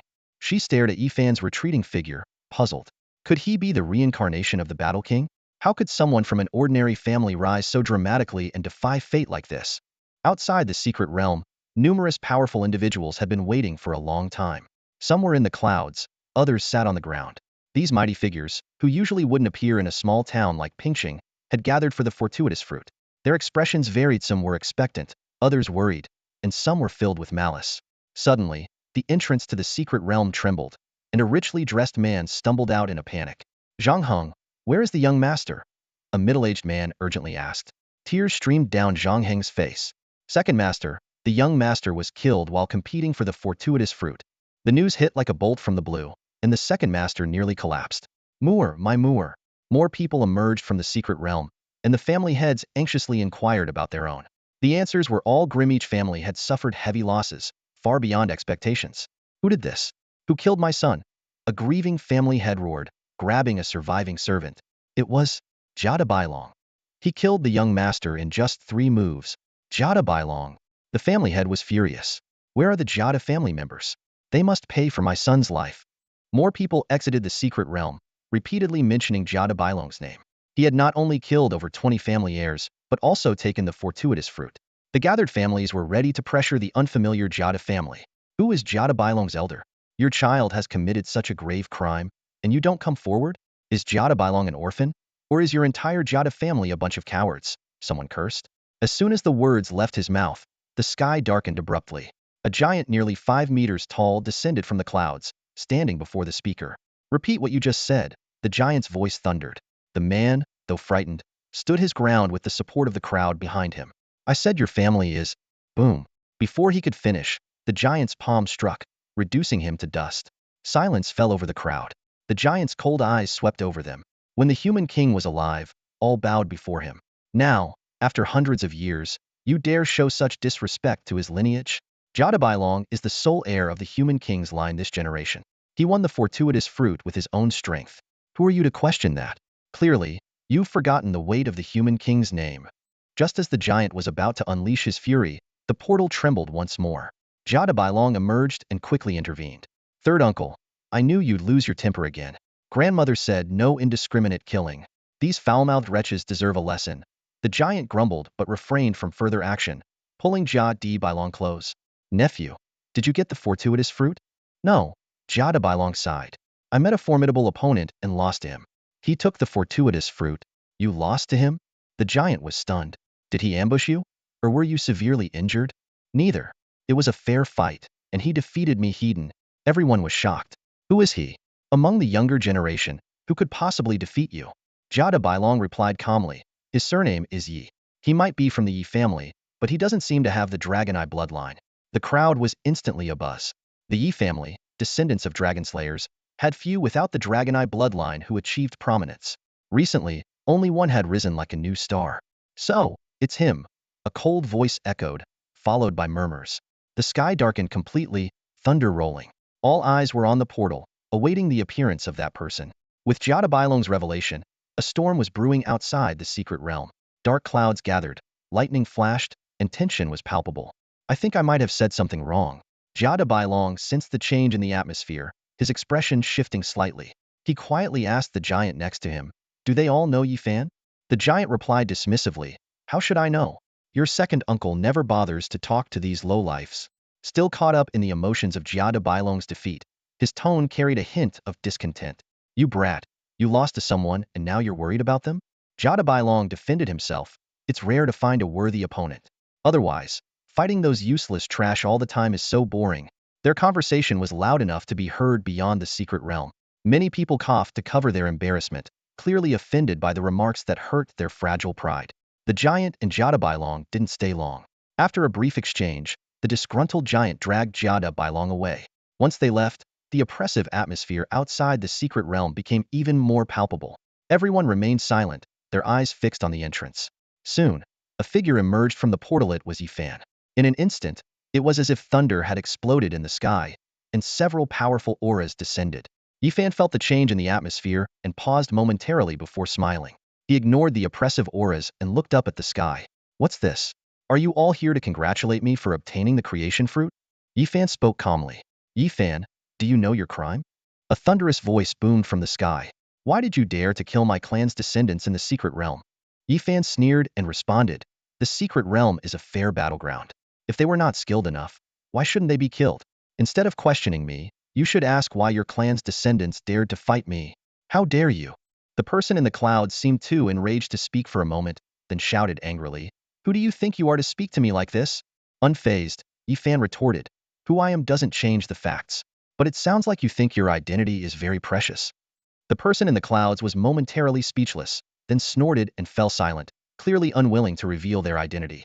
Yifan signaled to Li Pengzi and the others behind him, indicating they should follow. He knew these people had lured him to the secret realm with bait, and now that he had taken the bait, they wouldn't let him go easily. If there's nothing else, I'll be taking my leave, Yifan said, walking away without a care for the oppressive aura above him. The crowd remained silent, watching Yifan leave. Eventually, someone couldn't hold back and spoke up. Yifan, you injured so many people in the secret realm. Aren't you going to give an explanation? This seemed to open the floodgates as more voices chimed in. Yeah, aren't you going to explain? My descendants died in vain? Those were the elite we painstakingly trained, and they just died like that? Yifan stopped and smiled. Everyone, the secret realm trial is a fierce competition. If they're not skilled enough, they deserve to die. I've said it once, and I won't repeat myself again. How dare you? Someone shouted angrily. The secret realm is about survival of the fittest, but you and your kind are all humans. Such slaughter among kin. What are your intentions? Our race needs geniuses who care for the people and the world. With such a cruel heart, no matter how talented you are, you'll never be accepted by our people. Yifan shook his head dismissively. I don't care about being accepted. And caring for the people? I can't do that. Some people may look human, but they don't deserve to be called human. Still arguing, another voice shouted. Everyone, Yifan is cruel-hearted. If we let him grow, he will become a great disaster for our people. We must kill him now before he grows stronger. Murderous intent filled the air. Facing the needle-like pressure, Yifan sneered fearlessly.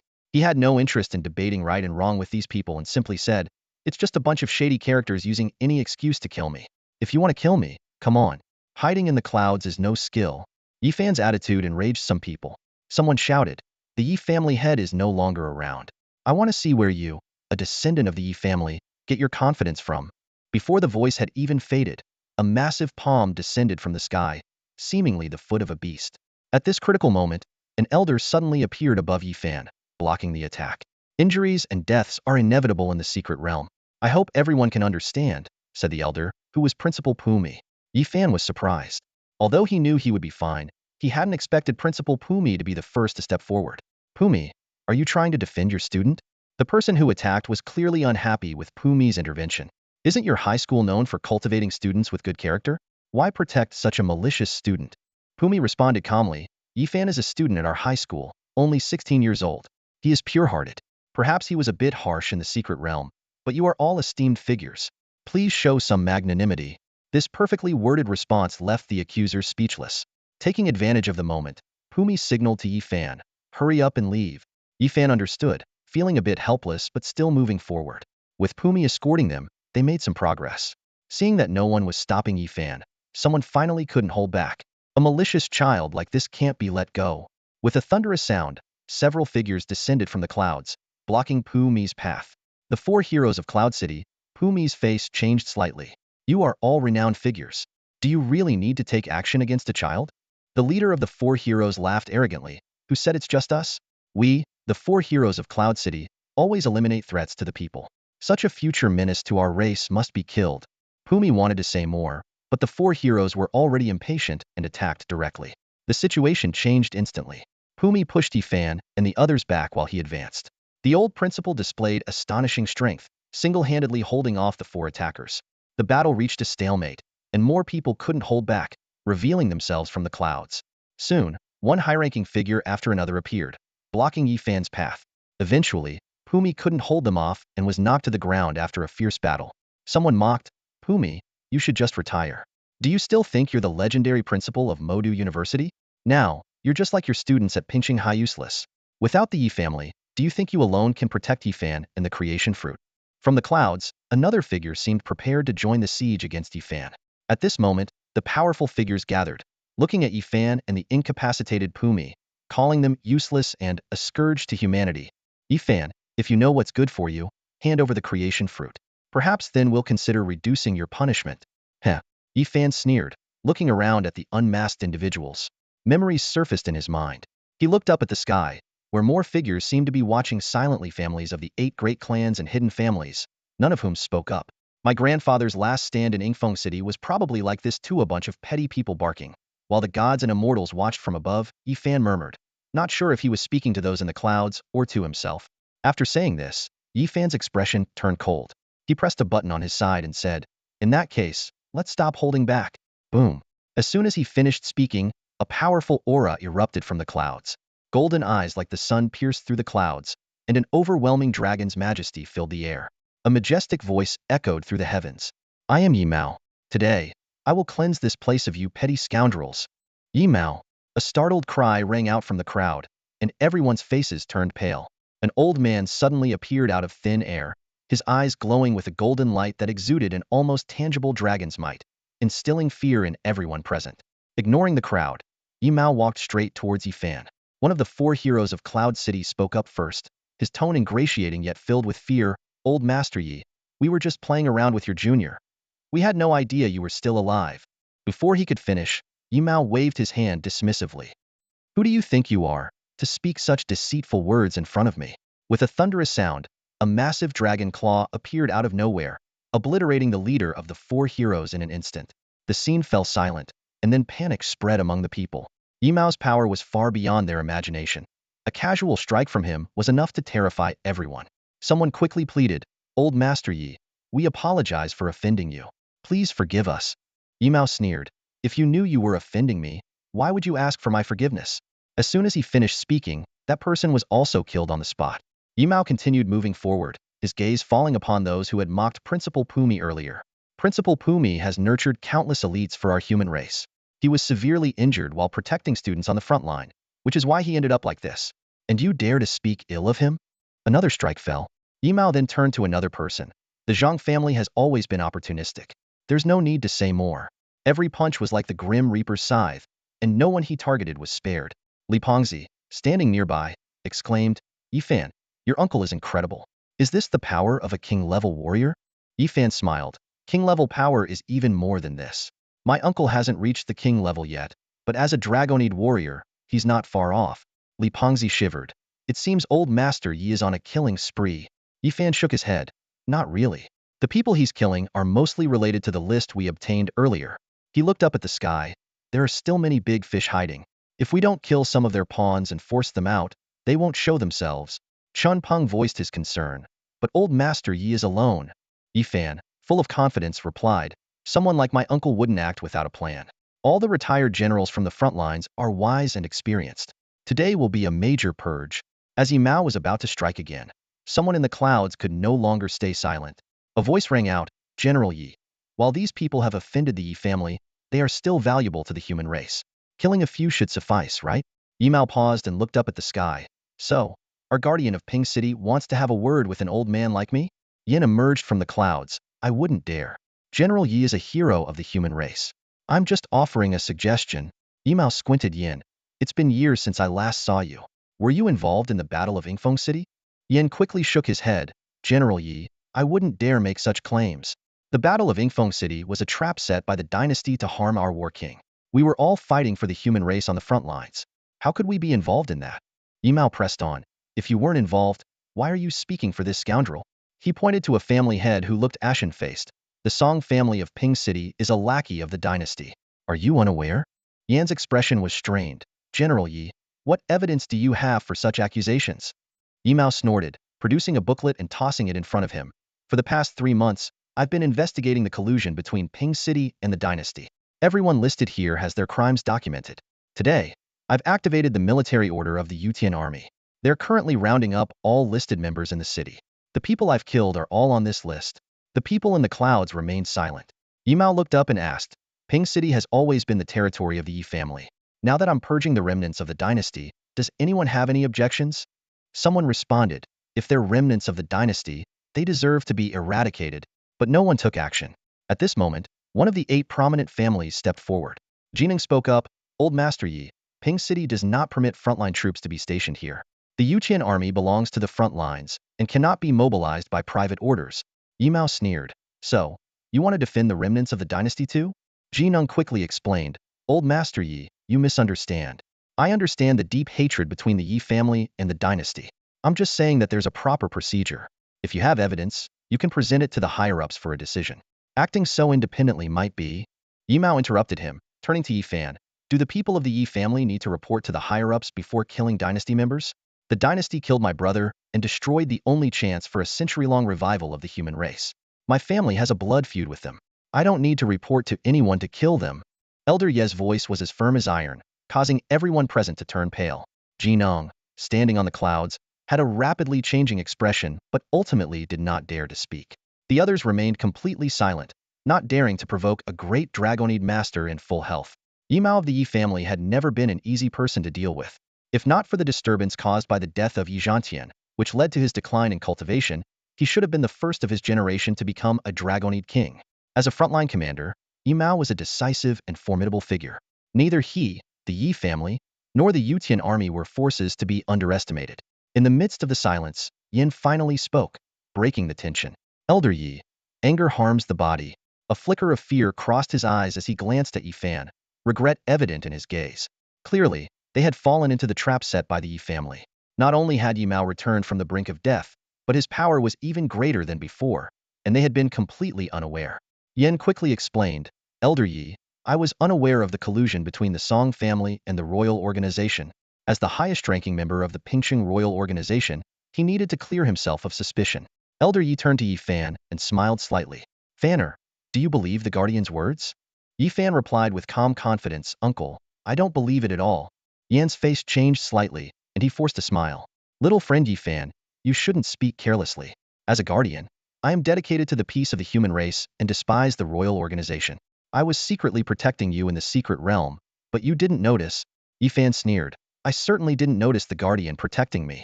Lord Yin, why don't you take a look at the names on the list? Following Yi Fan's direction, Yin looked at the list on the ground. On the first page, the name Yin was prominently displayed, followed by a dense array of evidence and testimonies. In an instant, a powerful aura erupted from Yin. I am a guardian, directly appointed by the higher-ups. A mere list has no authority to judge me. Before he finished speaking, he had already fled into the distance. Elder Yi snorted. With just the initial power of glory, you think you can escape from me? I, Yi Mao, am not that old yet. He disappeared in a flash and reappeared above Yin, his dragon claw descending like a cage. At this critical moment, Ji Nong and another member of the 8 great families intervened, each blocking Yi Mao's dragon claw and taking Yin away. Ji Nong urgently said, Elder Yi, guardians are appointed by the higher-ups. Even with solid evidence, they should be judged by the arbitration court. Elder Yi raised an eyebrow. Can't kill him? If I insist on killing him, what will you do? Ji Nong gritted his teeth. Elder Yi, rules are rules. If you truly defy them, don't blame the Ji family for being discourteous. As he spoke, more than a dozen figures descended from the clouds, each exuding a powerful yet deathly aura. They had horns and were covered in yellow scales, clearly members of the Kuei-Nyo clan. Yi Mao frowned. You've turned the Kuei-Nyo clan into puppets? Ji Nong explained. The Kuei-Nyo clan pledged their loyalty to the Ji family. Becoming puppets was their voluntary choice. These are the 13 strongest members of the Kuei-Nyo clan in the past century, all at the glory level. Yi Mao nodded and turned to the person from the Sun family. Sun Wu, what has your family brought? Sun Wu replied succinctly, the Sun family, Iron Guard Battalion. As he spoke, 100 auras rose from the valley, intertwining in the sky and stirring up wind and rain. Elder Yi nodded slightly. The Iron Guard Battalion, the Sun family's death squad, said to share life and death, their auras interconnected, their strength unified. Interesting. So you plan to stop me with these? Jinong tried to persuade him. Elder Yi, we do not wish to be your enemy, but your actions today have already caused much bloodshed. Now you want to kill a guardian, which is excessive. The Yi family only has you left as its strong pillar. Please, reconsider and avoid making a grave mistake. Yi Mao responded calmly. The Yi family indeed only has me as a strong pillar right now. If I forcefully kill, I may not be able to withstand your Iron Guard Battalion and these puppet bloodlines. Ji Nong and Sun Wu's eyes showed a hint of relief, but Yi Mao continued. But the Yi family is not just about my strength. He pointed to Yi Fan behind him. You are all knowledgeable. You should know what my grandson represents. Ji Nong was shocked. Elder Yi, what do you mean? Elder Yi, you mustn't. Before he could finish, Yi Mao raised his hand, and golden light shot into the sky. The sound of a dragon's roar accompanied his voice, echoing through the heavens. Today, I seek to eliminate traitors. Anyone obstructing me is an enemy. I, Yi Mao, do not wish for a large-scale conflict, but if necessary, I will invoke the name of Yi Fan and the bloodline of Zhantian King to eliminate traitors. Though Zhantian is dead, the army's spirit remains.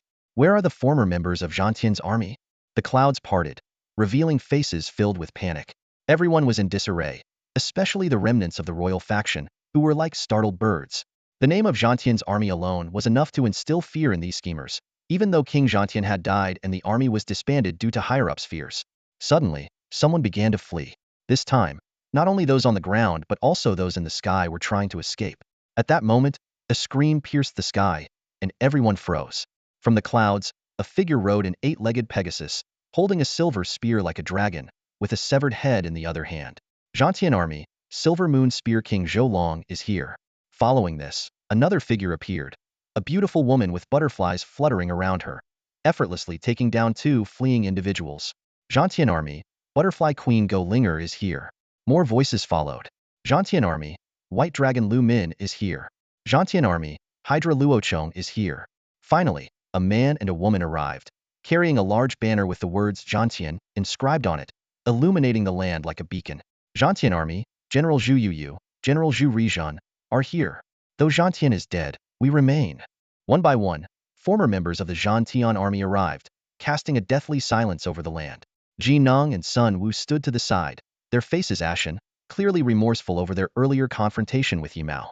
Zhou Long, the Silver Moon Spear King, was the first to speak. His presence was imposing, evidently the strongest among them. Ignoring Ji Nong and Sun Wu, he walked straight to Yimao, cupped his hands and said, "Elder Yi, we have come at your summons. May I ask, who is the bloodline of our commander?" Yimao stepped aside to reveal Yifan behind him and replied, "He is the only grandson of your commander. He recently defeated the heir of the Jiada family in a secret realm and claimed the creation fruit. It was also he who discovered and informed me about the treachery in Pingqing." Zhou Long's eyes lit up as he scrutinized Yifan. Seeing his composed and fearless demeanor, Zhou couldn't help but exclaim, "Such bearing! Just like the commander in his youth." Yifan responded politely, "Elder Zhou, you flatter me." As he was about to bow, Zhou Long suddenly knelt, his knees hitting the ground heavily. "When the commander died, we all felt as if our hearts had died too. Regretting our powerlessness," Zhou Long choked up. "All these years, wandering far and wide, we've never forgotten the commander's kindness. We should have died with him, but rumors of his descendants kept us going. Now, seeing the commander's legacy in you, we pledge our loyalty. The Zhantian army will only follow the commander's descendants." No sooner had Zhou Long finished speaking than he bowed deeply to Yifan. As if moved by his gesture, the other former members of the Zhantian army also knelt and bowed, shouting in unison, "The Zhantian army will only follow the commander's descendants." Their powerful voices echoed through the valley, making the ground tremble. The onlookers were left speechless, their hearts pounding like crashing waves. The human race's stronghold did not permit private armies, and such a scene, if spread, would be tantamount to rebellion. Especially for the Zhantian army, which had already been disbanded out of fear.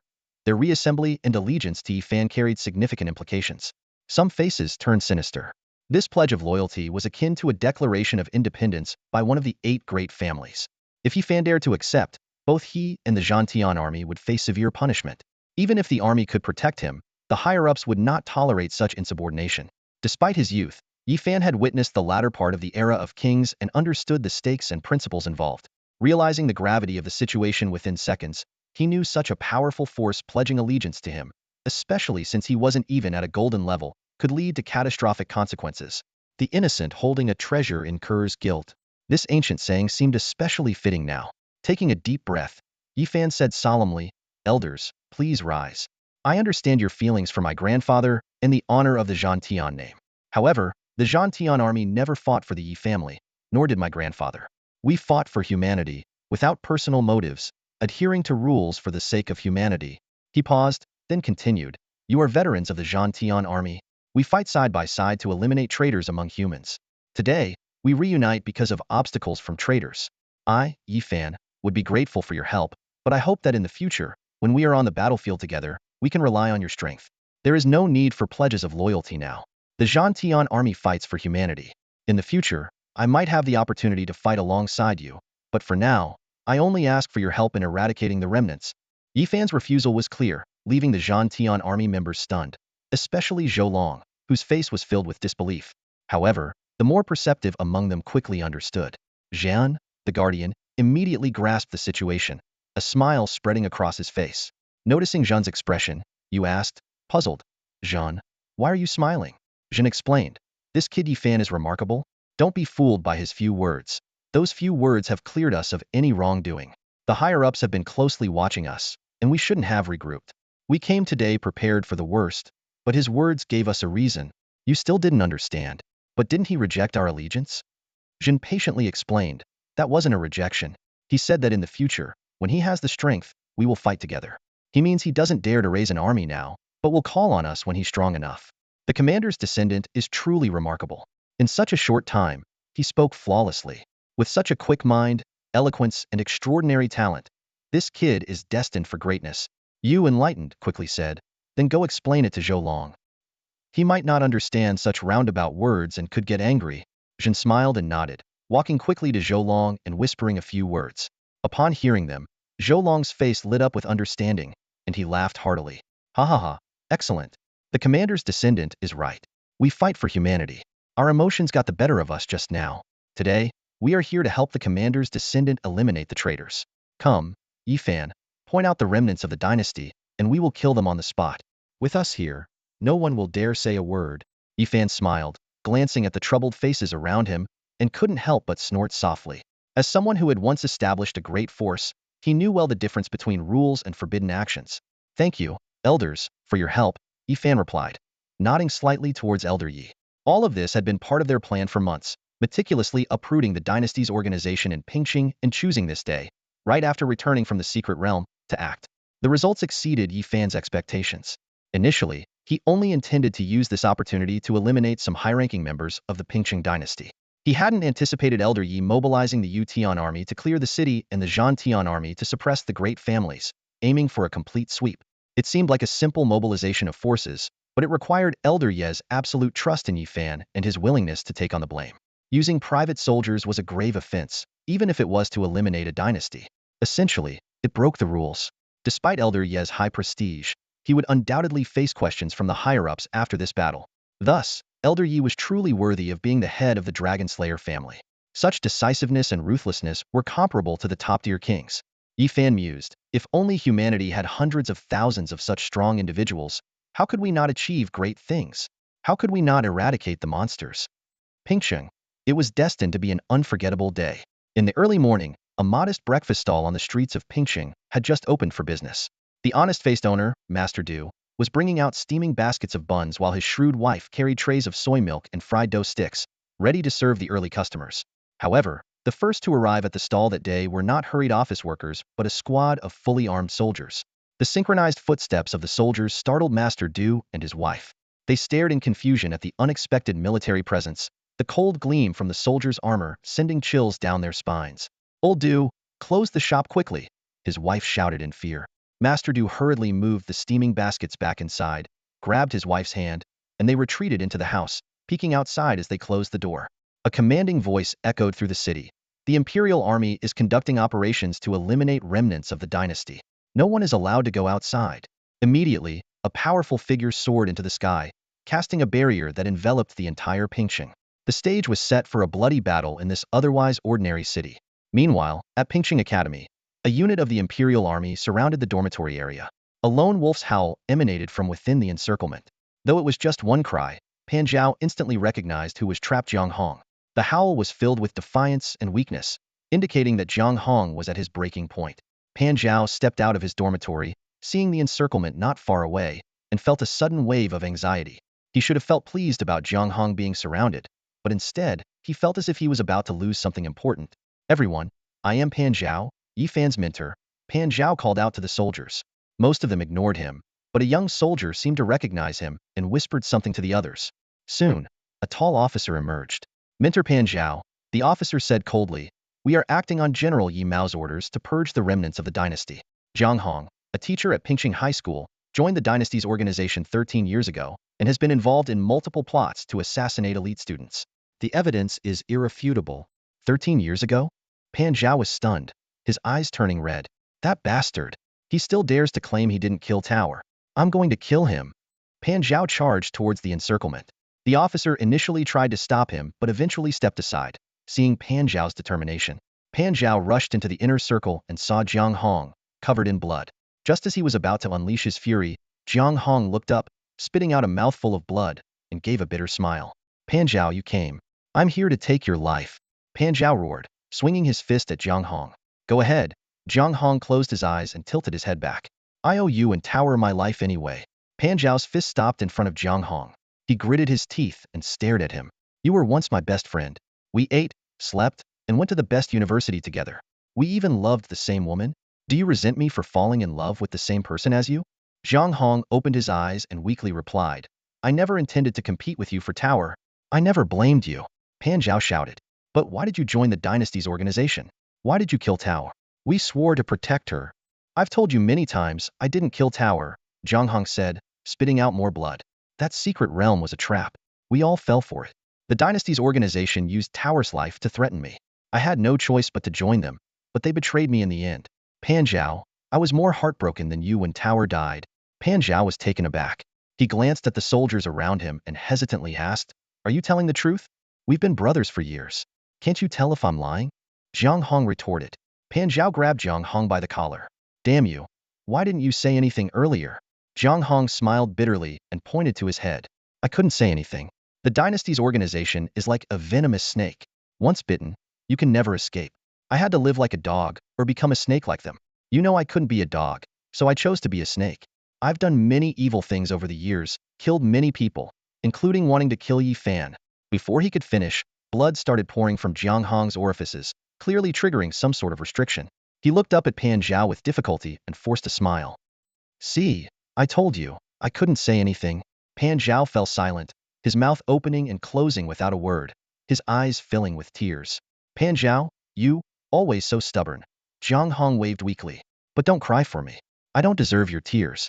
If you must cry, cry at Tower's grave as if crying for me. I won't cry for you. Jiang Hong, you deserve this. Pan Zhao's voice choked. Why didn't you call me back then? I had the Mentor's token. If I were there, nothing would have happened. Even if it did, we would have faced it together. Do you have anything else to say? Hurry up. Jiang Hong weakly continued. I have so much to say. Listen carefully. I've anticipated this day for a long time, just not this soon. Yi Fan came at the right time. Without him and Yi Mao, no one would dare to investigate the dynasty's organization. Many people are covering for them, and the organization has unimaginable evil behind it. I've seen a lot over the years. The human race is rotten to the core. Yi Fan might be a strong remedy, but after the remedy, there might be an even darker future. Those so-called righteous people are all despicable. We were unlucky to be born in this world. Don't follow Yi Fan into any battles. Go home, take care of our foster father, and stay away from all this. If there's a next life, forget it. I don't want to come back to this rotten world again. Before he could finish, Jiang Hong closed his eyes. Pan Zhao felt a heavy weight in his heart, looking at Jiang Hong's blood-stained face. Even the surrounding soldiers were moved. He should have died as a villain, having committed countless crimes. Without those final words, people might have cheered for his death. But those words reminded everyone that this cold, bloody man was once a talented young boy. Back then, full of ambition, he too dreamed of wandering the world with a sword and horse. Outside the hidden realm, a brutal purge had finally come to an end. The last enemy fell, and the ground was stained with blood. Yi Fan meticulously checked the list in his hand, confirming there was only one target left. He walked slowly towards Yin, who had been subdued nearby, a cold smile playing on his lips. Lord Yin, you're the last one, Yi Fan said calmly, his voice laced with the confidence of victory. Yin spat disdainfully, his eyes flashing with defiance and rage. Kid, you've got some skill, but don't think killing these people means you've won. No matter how many you have in the open or in the shadows, what can you do? Yi Fan's expression remained unchanged, his voice icy. I will root out every last one of you and destroy you completely. Yin burst into a maniacal laugh, his voice tinged with madness. Just you? Do you think you're the War King? Don't forget, even the War King died at our hands in the end. As for your Yi family, it's laughable. You don't even know who to hate, yet you talk about destroying us. These words made Jinong and the others nearby turn pale. They hesitated to speak and ultimately chose to remain silent. Yi Fan keenly noticed their unusual reaction, his brow furrowing as he coldly questioned, What do you mean by that?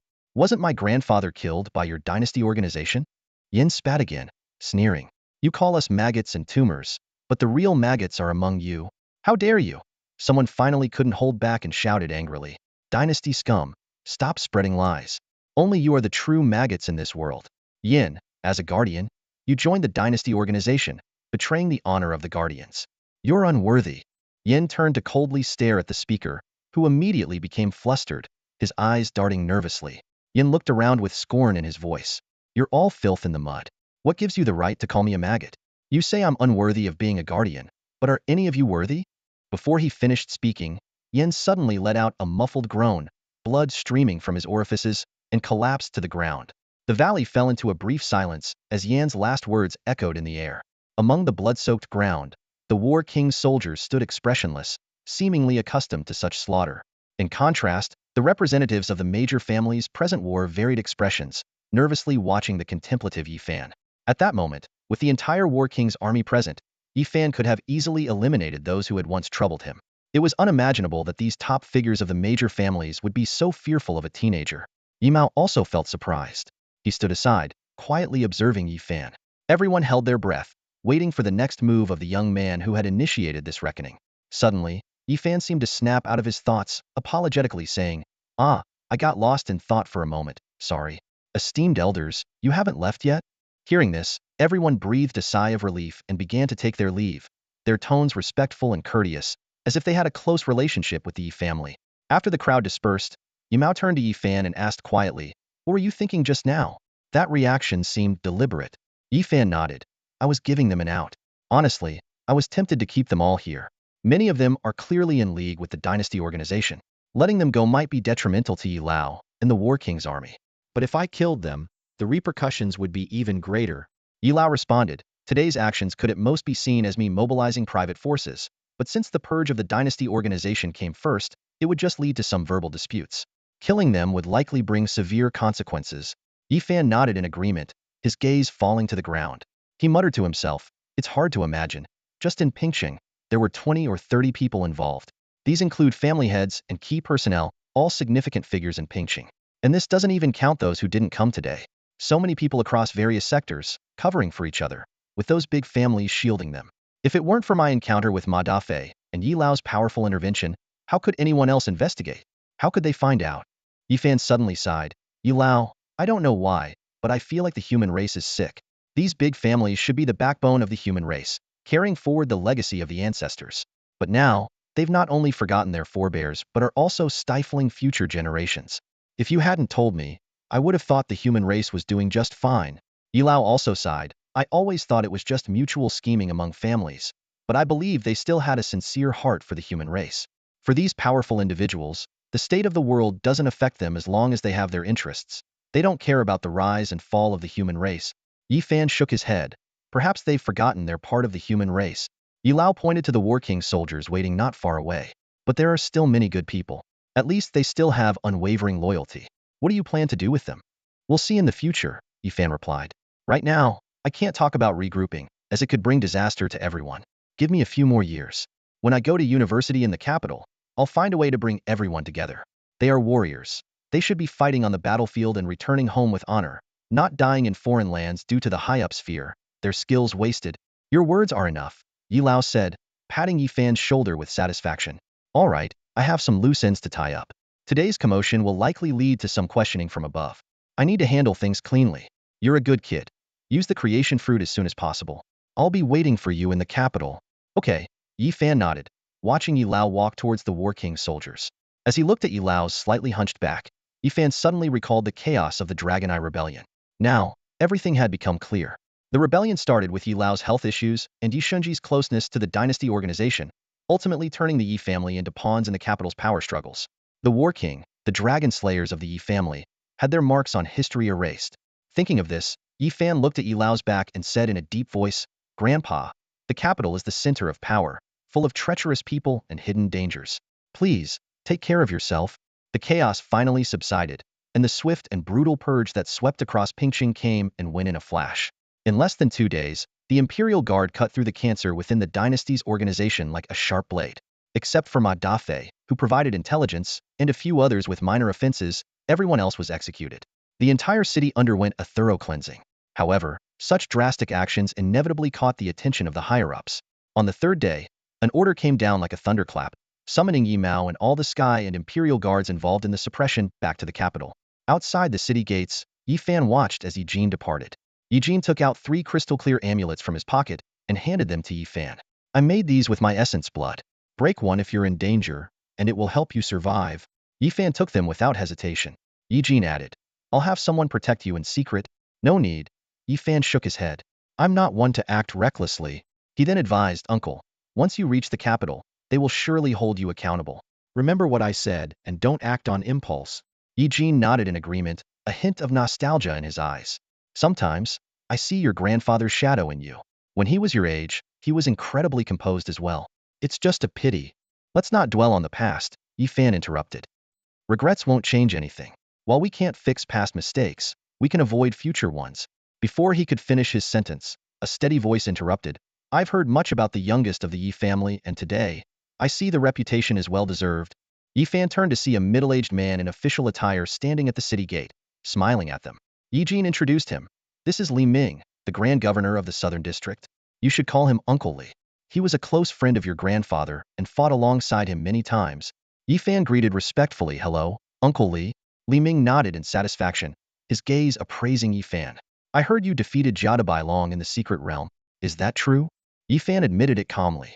Li Ming patted Yifan on the shoulder, full of admiration.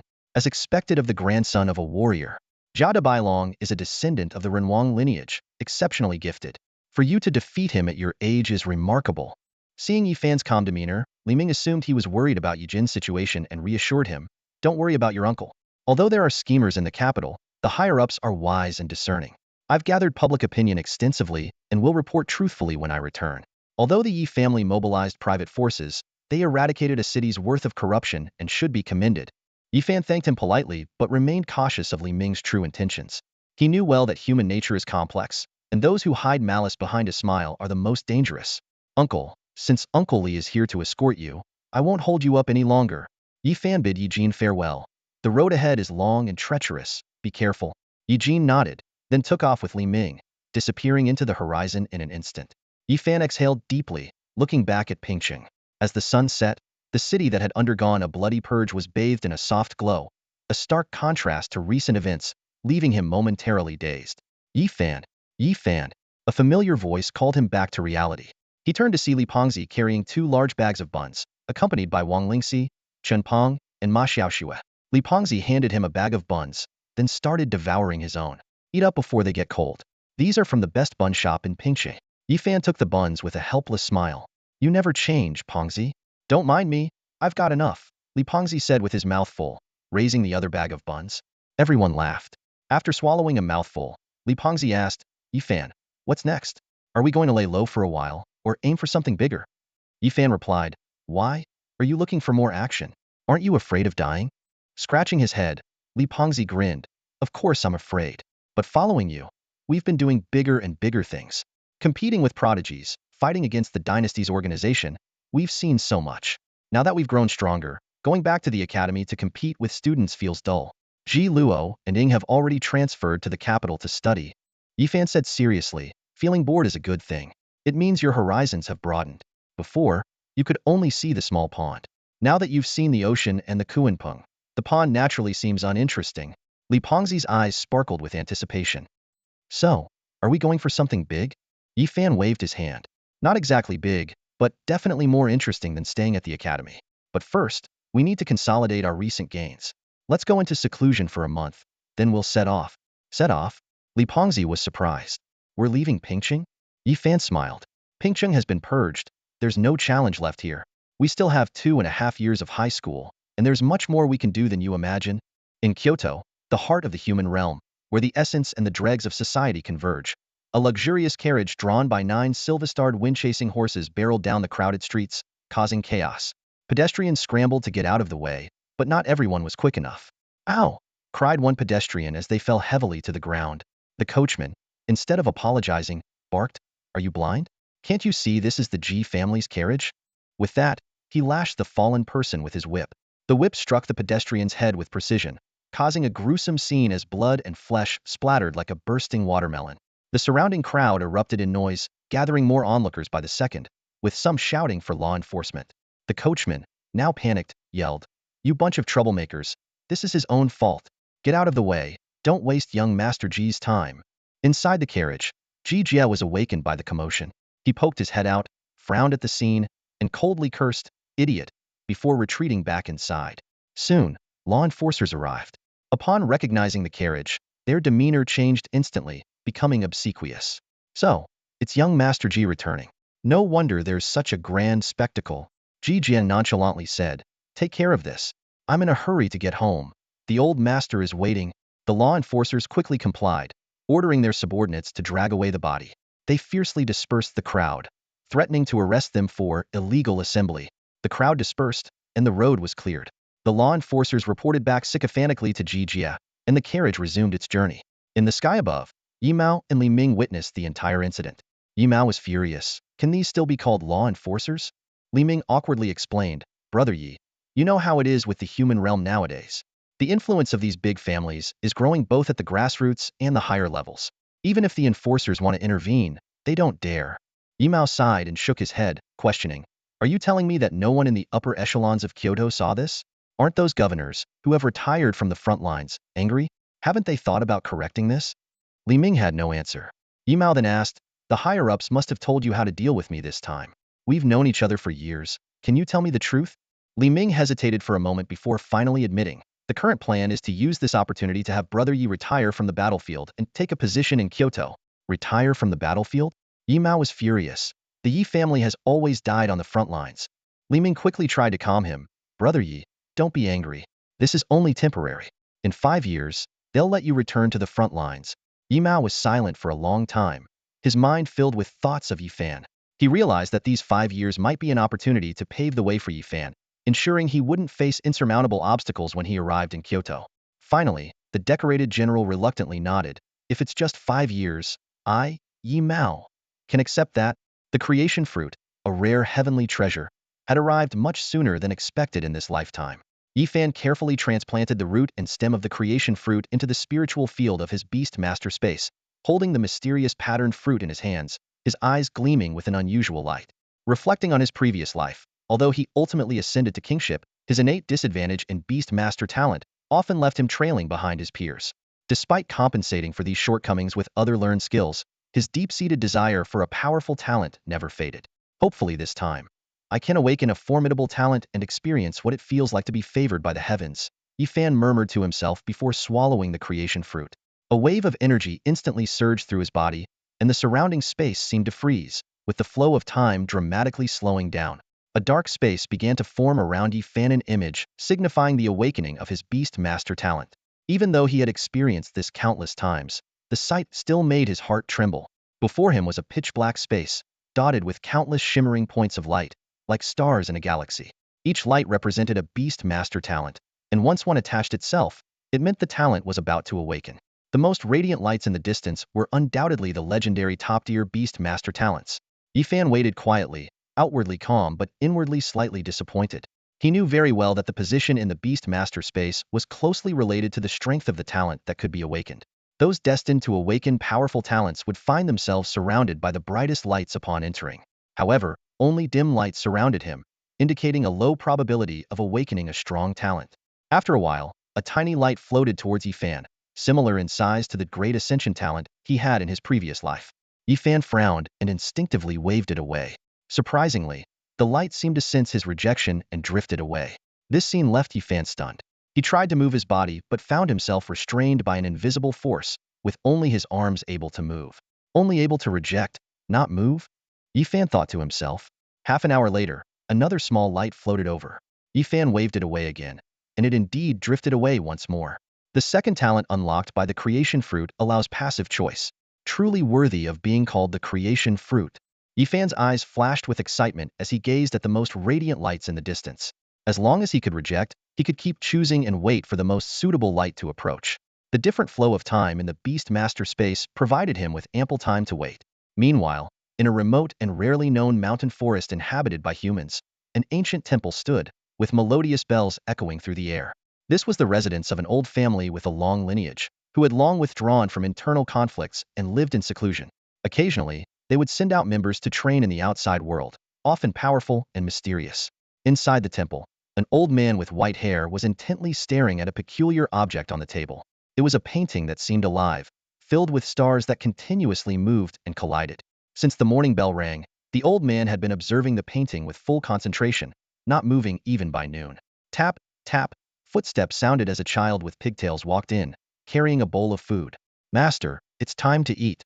The child approached the old man, curiously looking at the strange painting and couldn't help but ask, "Master, Why do you watch these moving stars every day? Is there something interesting about them? The old man squinted and smiled mysteriously. Yes, my grandson. This painting contains the entire world. The world? The child leaned in closer, puzzled. Master, you're fooling me again. These are just stars, not the world. The old man stroked his beard and patiently explained. The stars represent the world. Each star signifies many things. What do they represent? The child asked, half believing. The old man pointed to the brightest star in the center of the painting. See this star in the middle? The brightest one? This is Jada Bailong, the current heir of the human king's lineage, the person with the most flourishing fortune right now, and very likely to become the strongest king of this generation. The child eagerly leaned in to observe the bright, large star. It's so bright. Indeed, the old man continued, pointing to other stars, and look here. This one is Luo Jia's Luo Baiha, Luo Ing, Ji's Ji Jia, Sun Xianji. These all represent people with great fortune and destiny, who might become powerful kings in the future.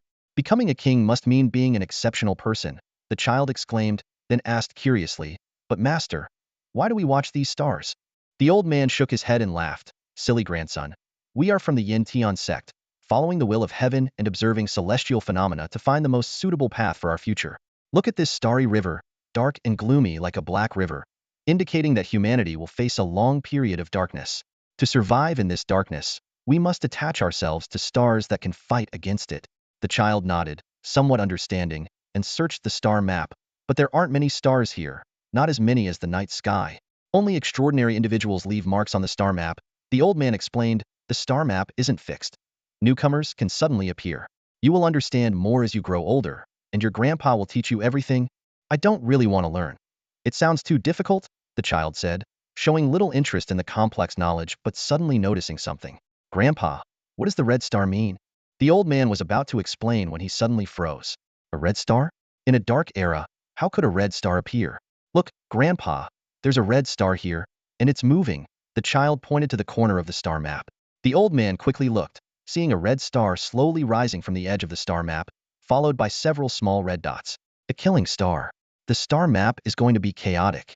The old man's face changed dramatically as he hurriedly began to calculate the latest celestial phenomena. As he chanted obscure incantations, the star map underwent sudden changes, with many stars' positions and brightness shifting violently. The previously largest and brightest star was pushed aside, replaced by the once insignificant red star. The entire star map turned from pitch black to dark red. This scene made the old man's face pale, and he murmured, "A killing star in the midst of darkness. Blood mist descends, and stars compete. This is even more dangerous than the celestial phenomena 15 years ago. A century of calculations, all overturned in an instant. How could this be?" 2 years had passed. Yifan found himself in that unique space, skillfully waving away yet another faint point of light. Over these 2 years, he had rejected over 1,000 similar points, with the occasional larger ones only reaching grade, which he also declined. The only solace was that the talents he rejected would not reappear, causing the frequency of new points to gradually decrease. Yifan felt a mix of frustration and weariness. He calculated that these 2 years could have been enough to learn a new sword technique, making this seem somewhat wasteful.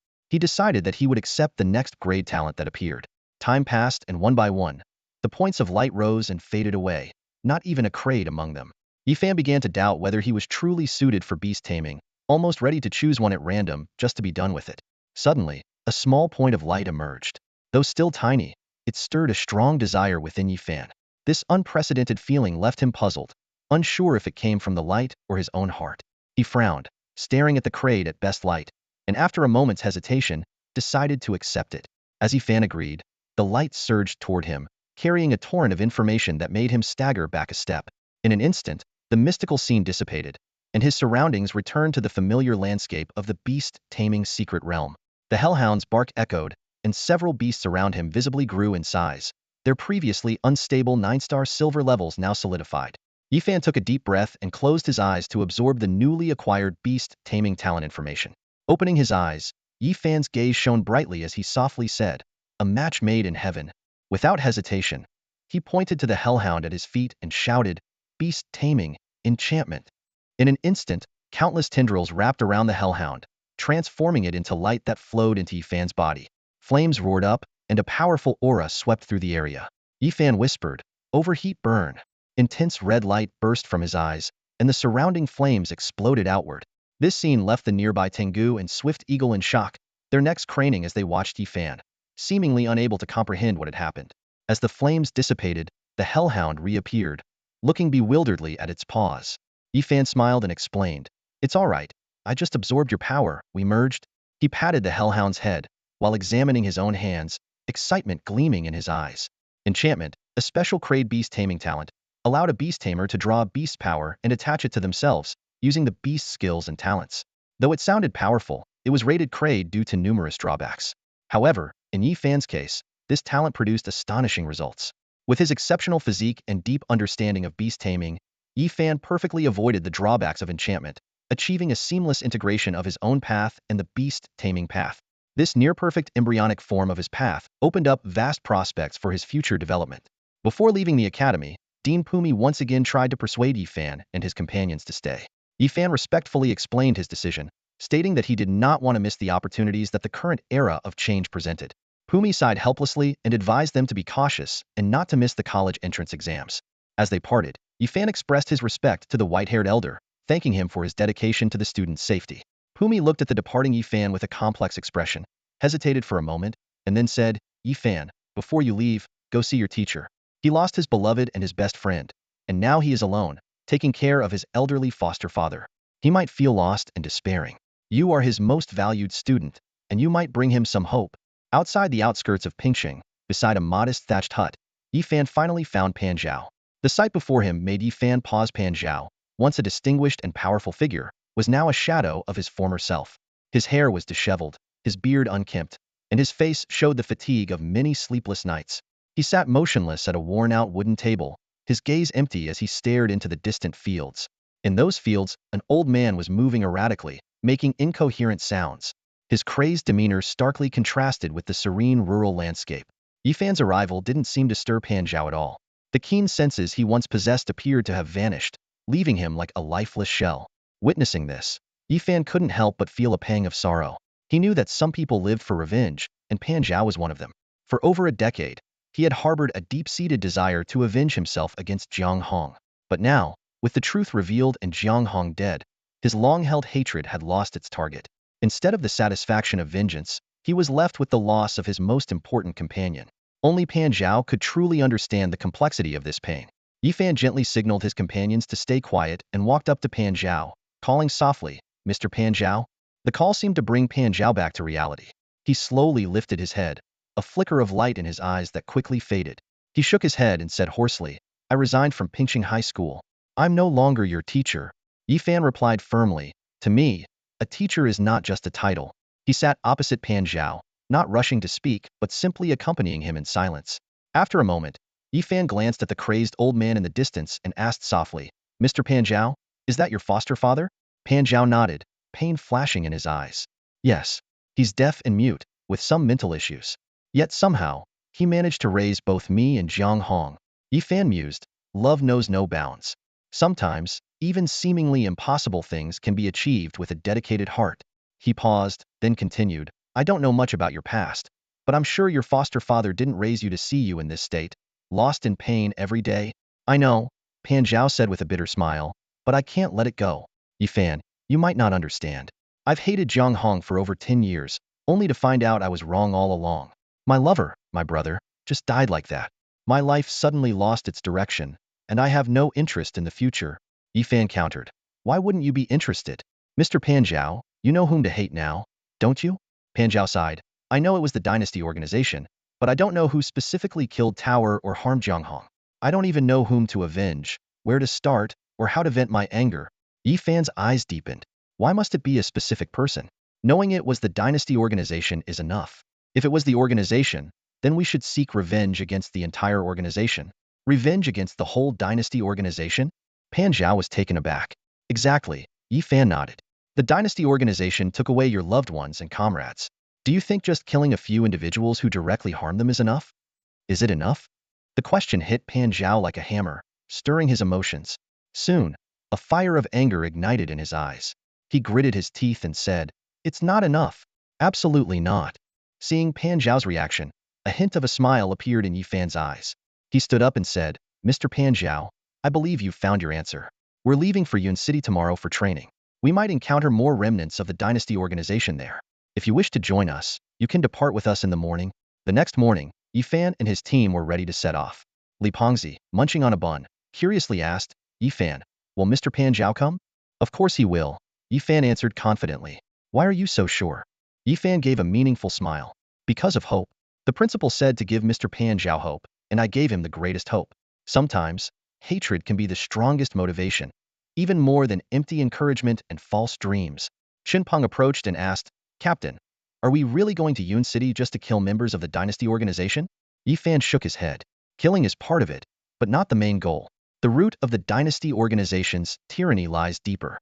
To eradicate it completely, we need a true revolution. This isn't something one person can achieve. I need help. There's someone in Yun City I need on my side. One person? Shinpeng asked in surprise. Are we going to Yun City just to recruit someone? This person is hard to win over, but the potential he holds is immense.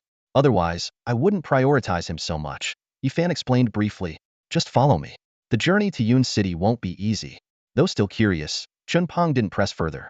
They had fought alongside Yifan long enough to trust his judgment and vision. Many things Yifan chose not to elaborate on, but it didn't affect their loyalty. Yifan, Mr. Pan Zhao is here. Li Pengzi suddenly exclaimed. Yifan turned to see Pan Zhao approaching. He had shed his previous despondency, and his eyes were sharp as blades, reminiscent of his former strong self. Mr. Pan Zhao, Yifan greeted calmly, have you made your decision? Pan Zhao nodded and walked up to Yifan, suddenly kneeling and pledging, Pan Zhao of Pingcheng, willing to fight to the death to eradicate the remnants of the dynasty organization. Yifan shook his head. Mr. Pan Zhao, I don't need your allegiance.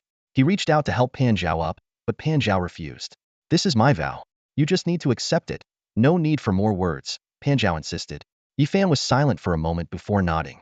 All right, I accept. Only then did Pan Zhao stand up, positioning himself beside Yifan. He said firmly, I know you have big plans for Yun City, and it's also a training mission. I will fully support you, and will not act rashly unless necessary.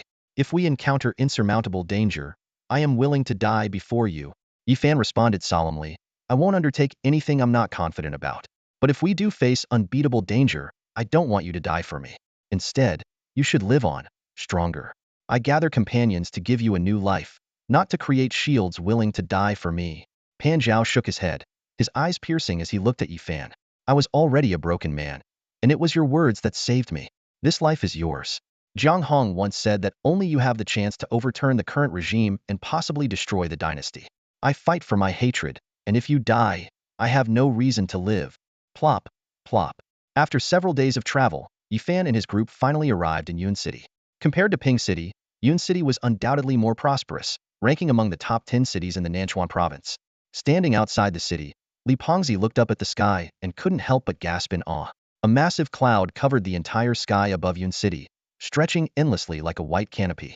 This unique phenomenon was the origin of the city's name. Before this cloud appeared, the city was known as Kalai City. Yifan calmly explained, this is a product of technology, something man-made. What? Li Pengzi's eyes widened in disbelief. This cloud isn't real? No, Yifan confirmed. It's been here for 10 years. A decade ago, Yun City was even more backward than Ping City. Thanks to this cloud, the city has enjoyed 10 years of favorable weather and abundant harvests, leading to its current prosperity. Most people think it's a marvel of nature. This is more impressive than nature, Li Pengzi exclaimed. Creating a cloud that can alter the weather at will, it's like something out of a myth. A faint smile flickered in Yifan's eyes. Now you understand why I said coming to Yun City would be interesting.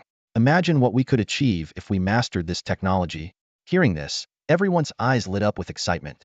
Li Pengzi, rubbing his hands eagerly, asked, so what's the plan? Do we rob the city lord? Or sneak into the treasury? Do we need masks? Yifan stretched his words. For now, let's find a place to stay and have a good meal. Li Pengzi looked disappointed. That's it. Of course, Yifan explained. To accomplish great things, we need to settle in and observe first. Yun City is not like Ping City. We have no family, elders, or allies here. We're just a few outsiders. Yun City saw countless visitors daily, so Yifan and his group's arrival didn't attract much attention. This burgeoning city, energized by the miraculous cloud, felt like a vibrant young man brimming with life. However, beneath its bustling surface, many secrets lay hidden. In an underground room somewhere in the city, a dim oil lamp flickered weakly. The air was thick with the acrid smell of gasoline, making it hard to stay long. Yet, in this harsh environment, A gaunt man was intently working on the apparatus before him. His face was so thin it seemed misshapen, but his focus remained undeterred. His eyes were locked on the instrument, hands constantly adjusting it while quickly jotting down data on a nearby piece of paper, as if nothing else existed. Suddenly, footsteps echoed in the basement. A middle-aged man in a white robe, with a dignified face, walked in. He wrinkled his nose, clearly uncomfortable with the smell. But when he saw the gaunt man, his eyes flickered with a complex emotion. The middle-aged man approached and softly said, "Chen Changsheng, there's news from above. They want the core of the longevity cloud within this month." Chen Changsheng paused but quickly resumed his work. He answered nonchalantly, "Give them the core. We can always make another. Haven't we done it before? Without me, no one can activate the core." The middle-aged man sighed. "I know, but this time, they want you." Chen Changsheng stopped and turned around, his eyes showing disbelief rather than fear. "Wei Dong, you betrayed me?" "It wasn't me." Wei Dong shook his head. "It was your apprentice. He sided with Yun City's elites, trading the secrets of the longevity cloud for a comfortable life." Chen Changsheng was silent for a moment, then said with a touch of resignation, "Wanbai had a hard life from a young age. I can understand why he did it." Wei Dong was indignant. "Now that they know the secret, we can't delay any longer. They're pressuring me to hand you over. I'm not worried for myself, but I fear for my family. I have a 4-year-old daughter." Chen Changsheng remained silent for a long time, then sighed. "Yun City has changed. We used to work together just to fill our stomachs." "Yes." Wei Dong's eyes were full of complexity. "Everyone has changed, except you. You still care about those who go hungry, still so magnanimous." Chen Changsheng stood up and hugged Wei Dong. "It's all right. If it comes to it, hand me over. I won't help them. Do you know what they'll do to you?" Wei Dong's voice trembled. "They'll use unimaginable torture to force you." "It's all right," Chen Changsheng repeated calmly. "I can endure it." "That's nonsense." Wei Dong pushed Chen Changsheng away. "You can't endure it. You'll die." He turned to leave, his conflicted expression hardening into resolve. "I can't hand you over. The more you say it's all right, the less I can do it. I'll send another plea for help to the higher-ups and try everything. You're a god, Yun City's savior. No matter what, I'll protect you." The next morning, Yifan stepped out of the guest room and walked into the main hall. His companions were already there, enjoying breakfast, and the sight brought a smile to his face.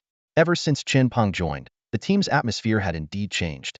As the leader, Yifan had always focused on self-discipline and rarely interfered with his companions' behavior. But Chen Peng was different. He was on par with everyone else in terms of ability, yet he diligently woke up early every day to train, showing remarkable progress. This attitude unwittingly put pressure on the others and inspired them to improve. This was evident from the increasingly competitive hunting trips the mercenary group had been undertaking. "How's the breakfast in Yun City?" Yifan asked as he took his seat. Li Pengzi took a sip of his porridge and replied, "It's all right, but the buns aren't that great. The prices here are really low, though. We ordered so much, and it cost less than 50 buns for 50 cents each? In Ping City, that would be a distant memory from my childhood." Yun City's abundant resources naturally keep prices low, Yifan nodded. He didn't touch the food on the table but addressed his companions. "After breakfast, we need to go out and gather some information." "Gather information?" The group looked puzzled. "What kind of information?"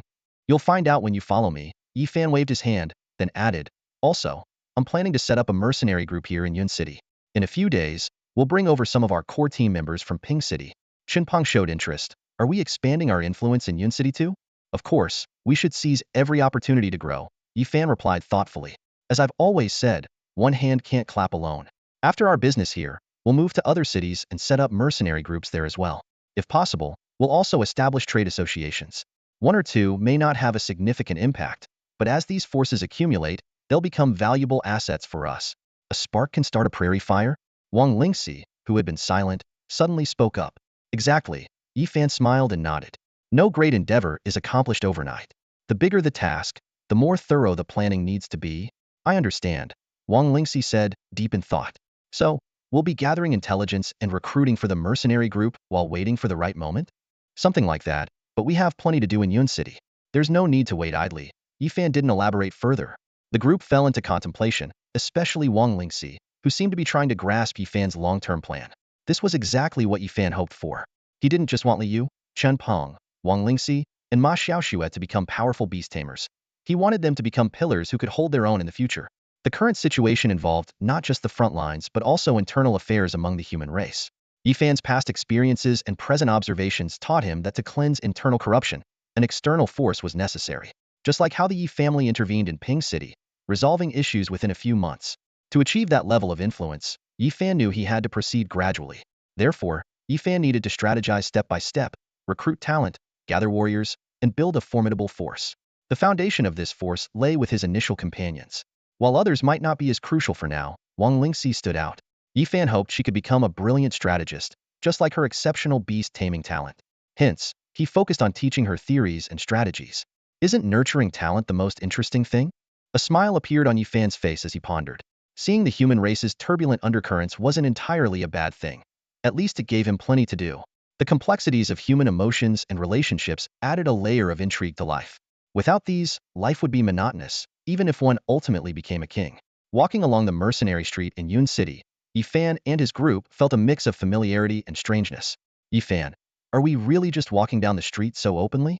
Li Pengzi asked nervously, noticing the occasional glances from passers-by. Shouldn't we disguise ourselves or something? No need to be so cautious. This is still human territory.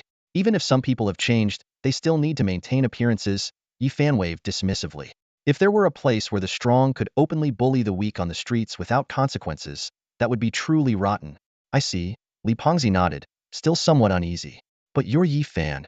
Precisely because I'm Yi Fan, and because the world still clings to some semblance of order, we have nothing to fear. Yi Fan looked at Li Pengzi with a meaningful gaze.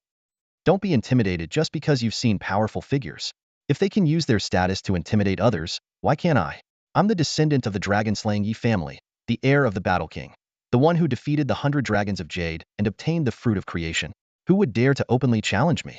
Even if they have the means, they can't be sure if I have powerful backers. Would they dare to act rashly? We have nothing to fear. It's them who should be wary of us. Li Pengzi was taken aback, but then realized, you're right. With a brother like you, what do I have to fear? He straightened his posture and walked with newfound confidence, almost strutting down the street.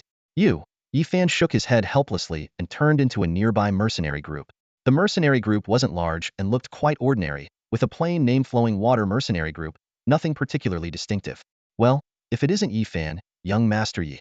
Our humble mercenary group is honored to have such a distinguished guest. A man with a mustache and wearing a traditional robe greeted them enthusiastically. Mercenary groups were hubs of information exchange, so it was no surprise that news of Yi Fan's arrival in Yun City had already spread. Yi Fan wasn't fazed by the reception. He nodded at the man and, after glancing around, said quietly, I need to post a task. Post a task? The mustached man became even more eager, quickly ordering tea and respectfully inviting Yi Fan to sit. Young Master Yi, what task do you need to post? Just let me know. All right, Yi Fan nodded, giving the man a once-over. Show me the tasks you've posted this month. I need to gather some things and want to check the market prices. The mustached man hesitated briefly but quickly agreed, leading Yi Fan to the front desk to browse the registered tasks. Yi Fan scanned through the tasks and quickly noticed the first entry. Buying rice, 7 yuan per pound. The task was posted by the Zhao family of Yun City. What's the usual price of rice in Yun City? Yi Fan asked. Well, regular rice is around 5 yuan and 30 cents per pound. The mustached man scratched his head. Higher quality rice can go for 6 or 7 yuan. Sometimes even more, 5 yuan 30 cents, and someone is offering 7 yuan. Yi Fan narrowed his eyes, calculating in his mind. Raising the price of rice indicated that someone was preparing for something. After a moment of thought, Yi Fan stood up. Post a task for me as well, offering 7 yuan and 10 cents per pound for rice. Sign it under Xian Yi Mercenary Group. 7 yuan per kilo? Hearing this, the man with the mustache paused, a shrewd look flashing in his eyes. As a seasoned mercenary, he immediately sensed something was off. Was Yi Xiao planning to compete with the Zhao family for business? He pondered this, but kept his expression neutral, raising an eyebrow slightly. Business is business. The highest bidder wins, right? Yi Fan cast a cold glance at the mustached man, his tone leaving no room for doubt. What, you don't want to take this job? We'll take it, of course, the mustached man quickly replied with a fawning smile. Just curious, how much are you planning to collect? Yi Fan didn't say much. He pulled out a card from his pocket and tossed it to the mustached man. This card has 30 million yuan. Take it first. If it's not enough, come to me.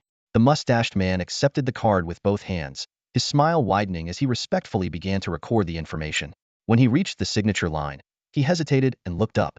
Should we deliver this to the Xianyi Mercenary Group in Pingqing? No need. Just here in Yunqing, Yi Fan's voice came from behind. In a few days, I'll establish a mercenary group with the same name. The mustached man was taken aback. When he looked up, Yi Fan was already walking away.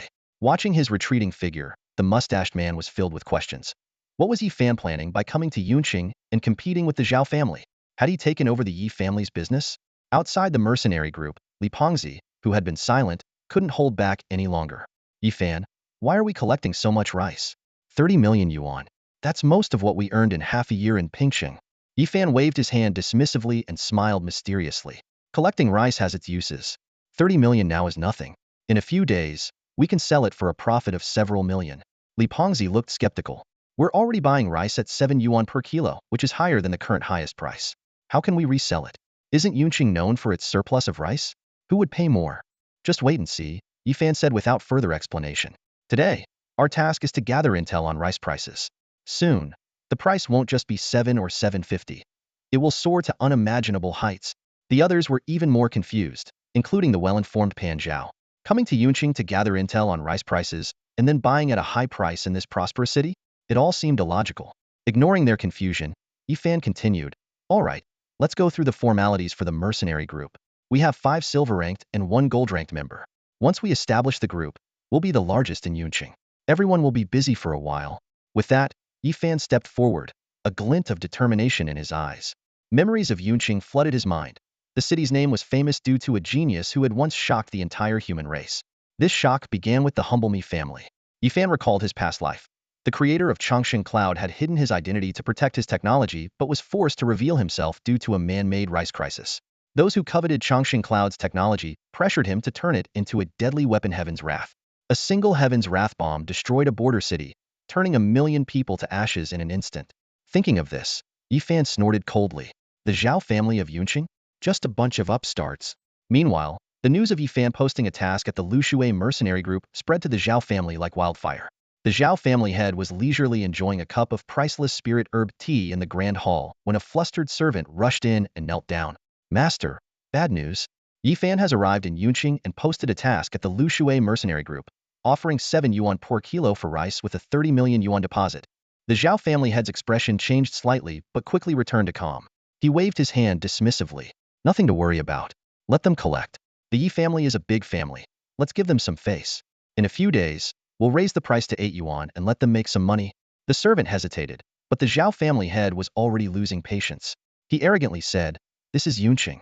Even a powerful dragon can't suppress a local snake, let alone my Zhao family, which is more than just a local snake. Let them be. They're just a few young outsiders. How much trouble can they cause? Starting a mercenary group isn't difficult. After all, with such a status, everything becomes much more convenient. Yi Fan and his companions entered the Mercenary Association and experienced an unprecedented level of treatment. The association not only waived all fees, but also reduced the commission charges to the minimum and generously provided them with a hall, guest rooms, and even a warehouse. As they were leaving, the president of the Mercenary Association personally escorted them to the door, wearing a flattering smile and showing extreme respect. Walking back, Li Pengzi couldn't help but remark, Yi Fan, you were right. Everyone seems to fear and respect us. This must be why so many people crave power. Yi Fan shook his head, his eyes deep in thought. Have you noticed that when we first started the mercenary group in Pingxing, we were dirt poor, and all the rules were against us? They demanded money, set up barriers, and made it nearly impossible for us to move forward. But now that we have strength and a reputation, the rules no longer bind us. Instead, they cater to us, eager for our success. Li Pengzi scratched his head, pondering. It does sound like power has its allure. Yi Fan continued, countless people become obsessed with it, including us. Aren't we now enjoying the benefits that power brings? We all strive to be the strongest, the greatest, like a lion leading its pride, commanding all and bowing to none. Chunpeng chimed in, Captain, does that mean we aim to become the most powerful among humans? A complex emotion flashed in Yi Fan's eyes. The most powerful? Perhaps he paused for a moment, then waved his hand and headed towards Mercenary Street. In the afternoon, with the sound of firecrackers echoing in the sky, the Shunyi mercenary group was officially established. Unlike their first quiet inauguration, this time the entrance was packed with people. Yi Fan's reputation was legendary, and to ordinary mercenaries, he was as unreachable as a deity. The entire mercenary group was crowded, shoulder to shoulder, buzzing with excitement. On Mercenary Street, the leaders of other mercenary groups emerged from their respective taverns, observing the bustling scene at Xian Ye's entrance. They glanced at the stack of resignation letters in their hands and sighed helplessly. Yunqing, though larger than Pingxing, had only 2 or 3 silver-level mercenary groups, the strongest of which barely reached gold level. Xinyi mercenary group, however, debuted with 5 silvers and 1 gold, making their lineup far superior to any other. Mercenaries, always driven by profit and low loyalty, began switching sides, causing a significant upheaval in Yunqing. At the entrance of the Flowing Water mercenary group, the mustached man who had previously received Yifan watched the scene with envy written all over his face. I don't know why this Yifan came to Yunqing, a scion of such a big family, competing with us commoners for a living? A burly man with a hairy chest at another mercenary hall's entrance retorted, Dai Laoba, you might be a commoner, but not everyone else is. I say, Yifan coming to Yunqing is a good thing. Recently, the Yi family cleaned up Pingqing, and the people there are living much better. It'd be great if he did the same here. Some folks here have been living too comfortably. It's time for them to lose some weight. Dai Laoba shot back, Zhangde, Yunqing doesn't belong to the Yi family. Don't forget, there's still the Zhao family. Zhangde sneered, yes, the Zhao family.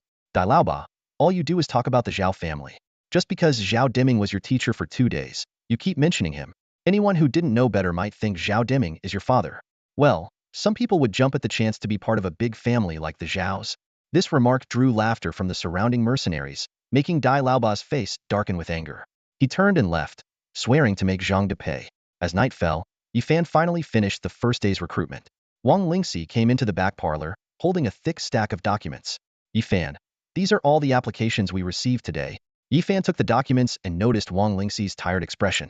Thank you for your hard work. If you're tired, go rest early. There's nothing more for today. But Wang Lingxi shook her head. No need.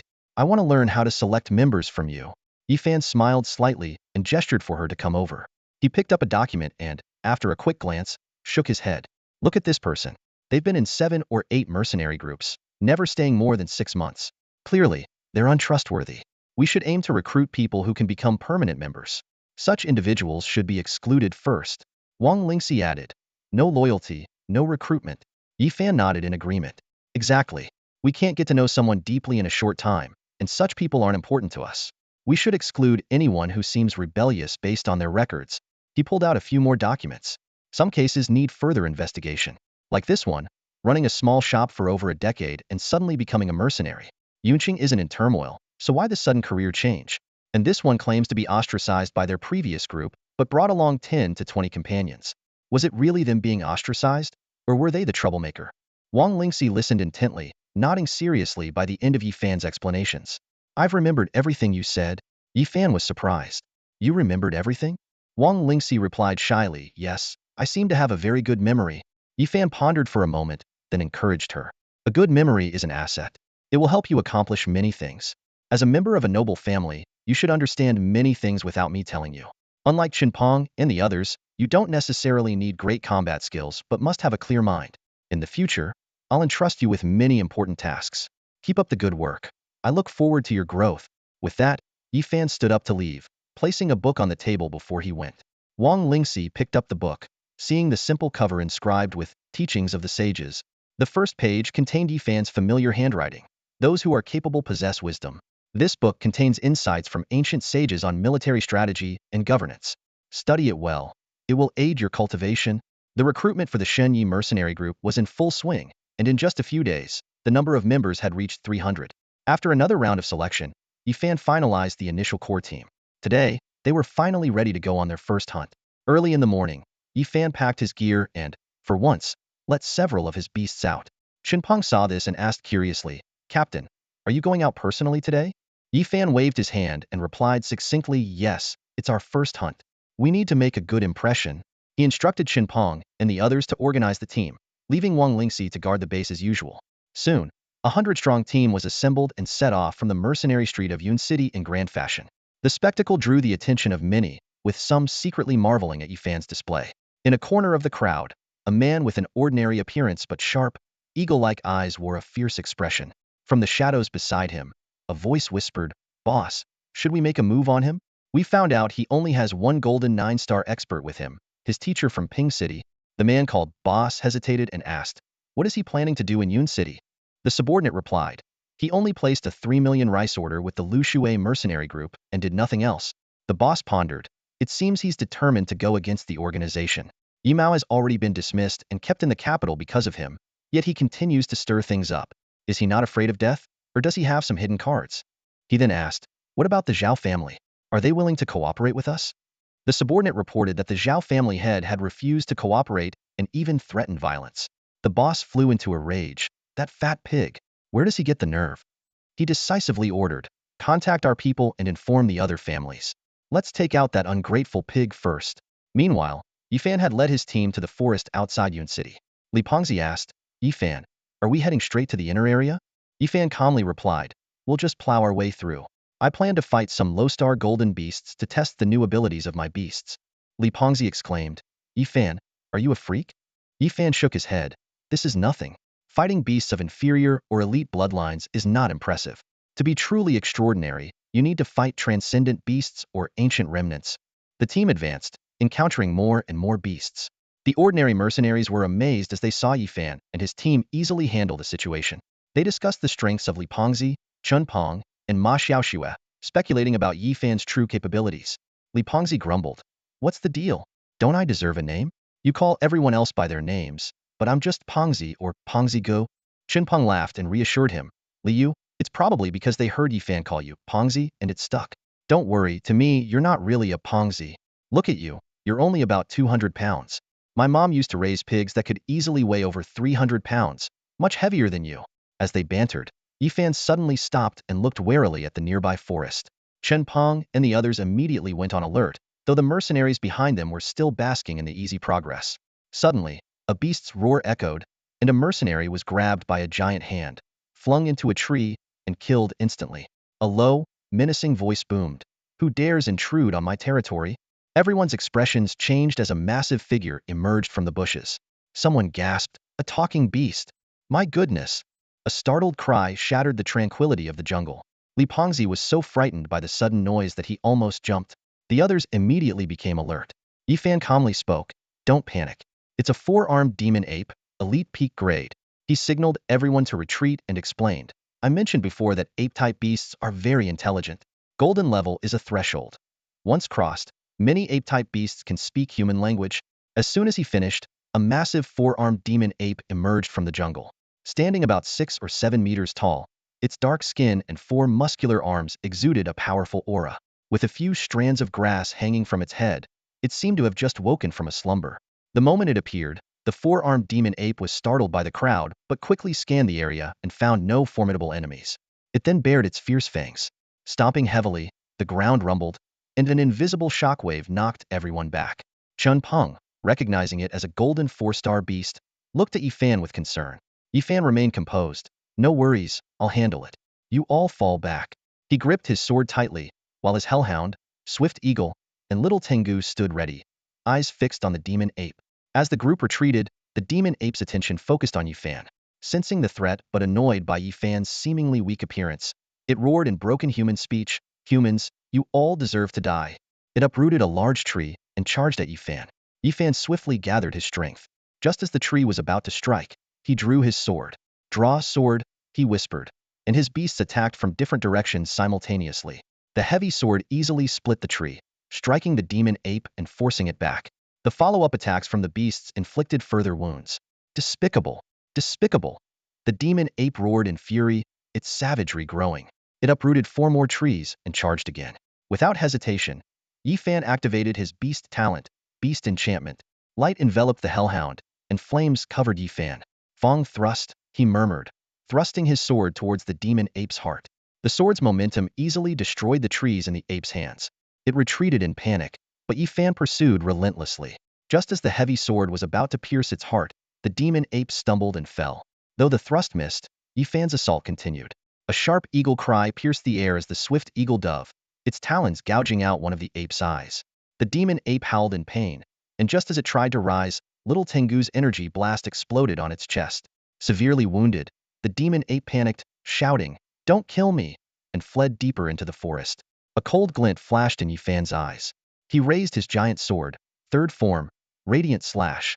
A 10-meter-long sword energy roared out, instantly catching up with the fleeing ape.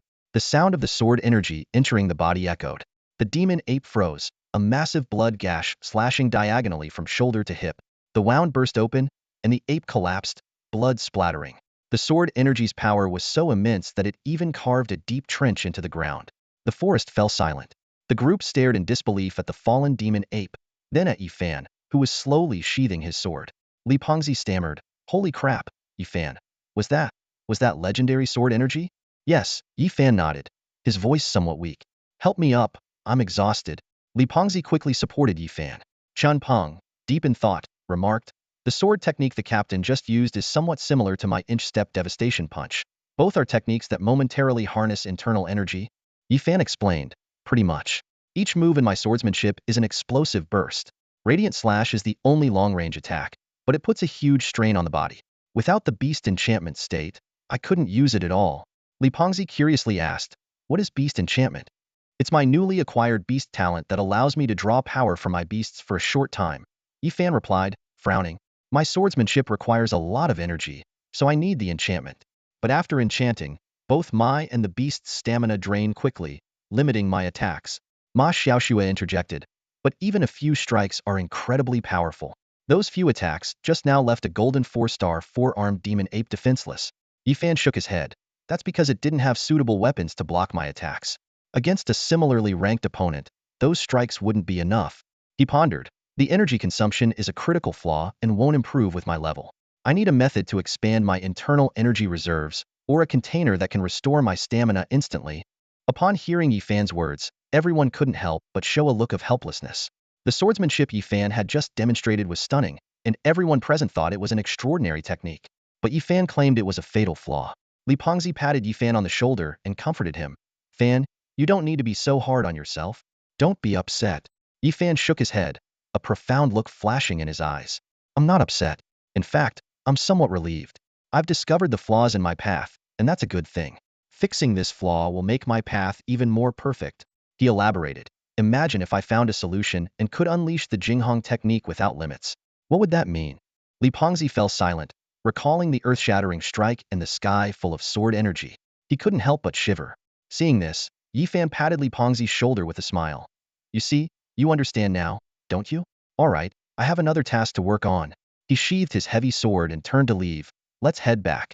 With this 4-armed demon ape, we've had a great start." Li Pengzi and the others followed, calling out to their companions to clean up the aftermath while marveling at the power of that strike. The gruesome state of the 4-armed demon ape's corpse made even Li Pengzi frown. That strike was brutal. "I thought Yi Fan had bought a fake swordsmanship manual, something about a sword saint and a technique to split the heavens. I didn't expect it to be this powerful. Who exactly was the old man who developed this swordsmanship?" By dusk, Yi Fan and his team returned triumphantly.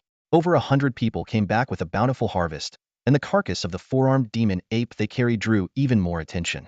The news of Yi Fan single-handedly killing the 4-armed demon ape had already spread throughout the mercenary group, especially his final strike, which had become legendary. Wang Lingxi greeted them at the mercenary group's entrance, looking astonished. "Yi Fan, I just heard a mercenary say you fought a 4-armed demon ape in the forest and used a single strike to unleash a massive sword energy that split the entire forest in half?" Yi Fan sighed and explained. "Don't believe their exaggerations. I'm at the silver level, not honor, let alone a king. If I could split a forest with one strike, I'd be out there on the front lines making a name for myself." Wang Lingxi let out a disappointed "oh," which annoyed Li Pengzi. "What's with that disappointed look? A single strike to defeat a gold-level beast is already impressive." Wang Lingxi retorted, "Well, it's just that after hearing about splitting a forest, there's bound to be some letdown." She glanced at Li Pengzi. "Why are you so worked up? It's not like you did it. So what if I didn't? My good brother is this skilled, and that brings honor to us all." Li Pengzi replied, puffing out his chest. Listening to their banter, a smile appeared on Yi Fan's face. He hoped they could get along well, as they were comrades who fought side by side. Before long, Dai Laoba hurried over, a warm smile on his face. "Young Master Yi, your prowess is truly unmatched. As a silver 9-star, you managed to slay this 4-armed demon ape. You are indeed a top-notch young genius of this era." Yi Fan asked expressionlessly, "Captain Dai, did you come specifically to congratulate me?" Dai Laoba chuckled. "Congratulating you is just a part of it. I came because you had entrusted me with something." Yi Fan raised an eyebrow.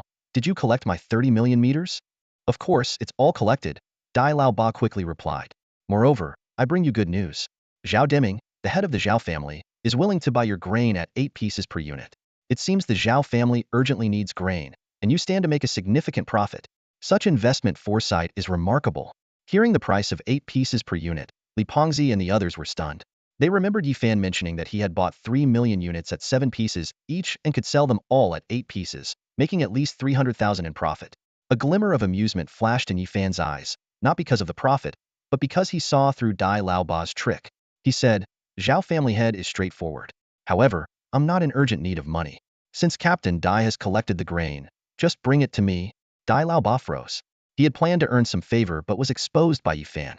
At that moment, how could he have the grain? It was all collected for the Zhao family, and his warehouse only had a small amount for his own use. Yifan stared at Dai Laoba with a faint smile, bringing immense pressure to the latter. After a while, Yifan spoke. What, Captain Dai? Did you lie about collecting the grain? Sweat beaded on Dai Laoba's forehead. Thinking quickly, he said, Young Master Yi, our mercenary group is small and can't store that much grain. To prevent theft and other issues, we built a warehouse outside the city for your grain. It's a bit far, but if you want it, I'll gather some men and deliver it tomorrow morning. How about that? Yifan remained silent for a few seconds before nodding. All right. Dai Laoba breathed a sigh of relief and quickly left. His hunched figure hurried away, resembling a turtle messenger delivering news to the Dragon King. Watching Dai Laoba leave, a sharp light flashed in Yifan's eyes as he muttered to himself, this Zhao Diming really thinks I'm a child. Doesn't he have any connections with the royal organization? After they suffered so much, does he want to try his luck too? Master, Yifan said he doesn't want money, he just wants rice. This statement made Zhao Diming furrow his brows. Late at night, Dai Laoba hurriedly arrived, disturbing Zhao Diming, who was about to retire for the night. Dai Laoba, with a face full of anxiety and a slightly trembling voice, said, Master, I already told Yifan that we would give him rice in the morning, but we don't have any. Yifan is not someone to be trifled with. If we can't deliver by morning, there might be trouble. Zhao Diming frowned and thought. Although he appeared to be mediocre, the fact that he had made the Zhao family the wealthiest in Yun City was no small feat. Why does Yifan only want rice and not money? He murmured to himself, a hint of wariness flashing in his eyes. In a lowered voice, Dai Laoba said, Master, I suspect he knows something. The Yi family has always been at odds with the dynasty organization. They recently wiped out the dynasty's presence in Ping City. He might have caught wind of the longevity cloud matter here in Yun City. Longevity cloud? Zhao Deming's eyes narrowed as he fell into deep thought. After a moment, he made a decisive decision. Prepare everything. I will personally visit this young man in the morning. Dai Laoba was surprised. Master, the dynasty organization is not happy with you right now. Although the Zhao family has protective formations, if you go out… Zhao Diming waved his hand to interrupt. I can't hide in this shell forever. Occasionally going out, they won't dare act rashly. His gaze deepened. I need to understand Yifan's intentions. If it's just to disrupt the dynasty's plans, we might be able to cooperate. But if it's for the longevity cloud… His tone turned icy. Then we are enemies. The next morning, Zhao Diming, accompanied by his entourage and carrying lavish gifts, waited early at the mercenary group's entrance. This scene caused quite a stir on Mercenary Street. Inside the Lone Wolf mercenary group, Zhang De explained to his companions, Old Zhao is being so courteous because he thinks Yifan is blocking his wealth and can't be offended, so he's here to make peace. He shook his head and sighed. We small folks should stay out of this. Keeping our heads down, hunting more, and making money to support our families is the right way to go. When the mercenary group opened its doors, Li Pengzi, yawning, was startled by the scene outside. The Zhao family's steward quickly stepped forward to explain their purpose. Although Li Pengzi was somewhat impatient, he still went to inform Yifan. Before long, Chun Peng came out to usher Zhao Diming inside. Seeing Yifan sitting high and unmoved, Zhao Diming felt a bit displeased, but he still wore a smile on his face. Young Master Yi truly lives up to his reputation, so distinguished and talented. Yifan merely said indifferently, Please have a seat. Suppressing his displeasure, Zhao Diming sat down and immediately cupped his hands in apology. Young Master Yi, to be honest, I am here to apologize. He explained the reasons behind the mistaken taking of Yifan's rice, speaking earnestly and sincerely. Then, he had several boxes of gold, silver, and jewels brought in as compensation. Yifan remained expressionless throughout, only slowly speaking after Zhao Diming finished. I will certainly accept these. However, a few boxes of jewels are hardly enough to compensate for your offense. Wouldn't you agree? As soon as the words left his mouth, the air seemed to freeze, and even Zhao Diming's expression faltered for a moment. But he quickly regained his composure and nodded, saying, Young Master Yi is right. This is indeed not enough. How about this? If there's anything you want and it's within my power, I'll make sure to get it for you. A hint of a smile flickered in Yifan's eyes. Oh, it seems the head of the Zhao family has some connections in Yun City. Zhao Diming humbly replied. Connections might be an overstatement, but the Zhao family does carry some weight in Yun City. All right, let me think about it, Yifan said, pretending to be deep in thought. Seeing Yifan's pretense, a trace of impatience finally appeared in Zhao Diming's eyes. Since entering, This young man had maintained an air of superiority, not showing the slightest respect. The lack of basic courtesy was one thing, but trying to take advantage of the situation was another. These thoughts fueled Zhao Deming's anger, but as a seasoned fox, he suppressed it and smiled again. Young Master Yi, you can tell me what you want when you think of it. There's no rush. Fine. Yi Fan agreed. Since you've said so, let's put the matter of the rice aside for now. At least you're in a hurry to get the rice to feed those starving workers, not to make a profit from it. That's commendable. Zhao Deming ignored the comment and simply smiled. Thank you for understanding, young Master Yi. He then asked, I'm curious, aren't you studying in Ping City? What brings you to Yun City all of a sudden? Yi Fan replied, I heard some rumors about major changes in Yun City, so I came to check it out and confirm a few things. Since you're so well connected here, do you know anything about these changes? Changes? Zhao Deming was momentarily taken aback, but quickly waved his hand dismissively. Yun City is peaceful and the people are living well. There's no major upheaval. The Zhao family always stays within its bounds and doesn't get involved in messy affairs. I'm not aware of any changes. Oh, that's good to hear. Yi Fan nodded, a slight smirk on his lips. After a few seconds of silence, Yi Fan looked directly at Zhao Deming and straightforwardly said, if there's nothing else, shouldn't you be leaving now? Such a blunt dismissal left Zhao Deming momentarily stunned, but he slowly stood up, his tone tinged with anger. In that case, I won't disturb you any longer, young Master Yi. Yi Fan remained seated, watching Zhao Deming leave, his eyes glinting with contemplation. His attitude wasn't out of disdain for the greasy old merchant, but was a deliberate attempt to provoke him. Anger clouds judgment, and only in a moment of lost composure could a crack be pried open. Unfortunately, this old fox was more patient than expected, maintaining his vigilance and giving Yi Fan no opportunity. Yi Fan muttered to himself, I really don't want to deal with such difficult people. They're too good at holding back. He turned to Wang Lingxi and asked, Lingxi, do you understand what Zhao Deming was trying to ask me earlier? Yes, Wang Lingxi nodded. He wanted to know why you were collecting rice, but the rest of his words were a mix of truth and falsehood that I couldn't discern. There's no need to discern the truth from the falsehood. Knowing his intention is enough, Yi Fan said as he stood up. All right, this was just a test for us. Starting tomorrow, keep an eye on their rice prices. For every increase, we'll add a dime. I want to see how long Zhao Deming can endure. Understood. Wang Lingxi replied and left. Suddenly, a loud noise erupted from outside Mercenary Street, followed by the roars of beasts and the chaotic sounds of battle. Li Pengzi rushed in to report, Yi Fan, there's a fight outside between Zhao Deming's people and another group. It's a fierce bunch. Seems like they're from the Dynasty organization. All masked and in black. Yi Fan frowned. Zhao Deming gets attacked right after leaving here?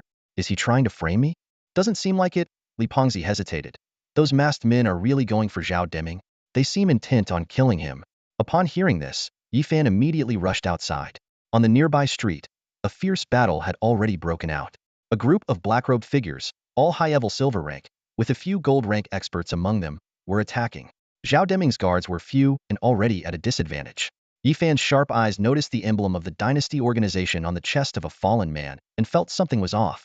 It's really the Dynasty organization trying to kill Zhao Deming. Isn't he colluding with them? Why would they attack him in broad daylight? These people seemed genuinely intent on ending his life. Chen Peng approached and asked, Captain, what should we do? If we just watch Zhao Deming die, people might suspect we had a hand in it. Yi Fan shook his head, thought for a moment, and then gripped the sword behind him. The Yi family has already moved to the capital. I can't mobilize that many people. Fine, Zhao Deming may not be a good person, but he's better than the Dynasty remnants. Get ready. We'll intervene after they've fought for a bit. These scoundrels have chosen their timing well, trying to kill Zhao Deming and drag me into it. It's their usual trick. Master, hurry. On the bustling street, Zhao Deming's bodyguards threw themselves in front of him, facing the sudden attack from men in black robes with a look of unyielding determination. Despite the chaos, Zhao Deming remained unusually calm. He surveyed the powerful black-robed figures with a cold gaze and shouted angrily, Are you from the Dynasty organization insane? This is human territory. Yun City is still Yun City. A place where you scum can't do as you please. Heh. The leader of the black-robed men let out a piercing laugh, his eyes gleaming with mockery. Zhao Deming, you of all people dare to say such things? It's nauseating. How many innocent lives have you ruined for your wealth? What gives you the right to call us scum? In Yun City, you're the biggest scum. These words clearly infuriated Zhao Deming. His face darkened as he retorted, Scum? Every penny I've earned has been through my own intelligence and effort. How can you call that scum? Another black-robed man interrupted impatiently. Enough, Zhao Deming. We're not here to argue about who's scum. We're here to take your life. He turned to his companions and urged, Hurry up. Yi Fan always sees us as enemies. He might interfere, and we can't afford delays in our plan. Got it. The other black-robed men responded without further words, launching themselves at Zhao Deming. These attackers were no ordinary fighters. They were all top-tier warriors, each controlling powerful beasts.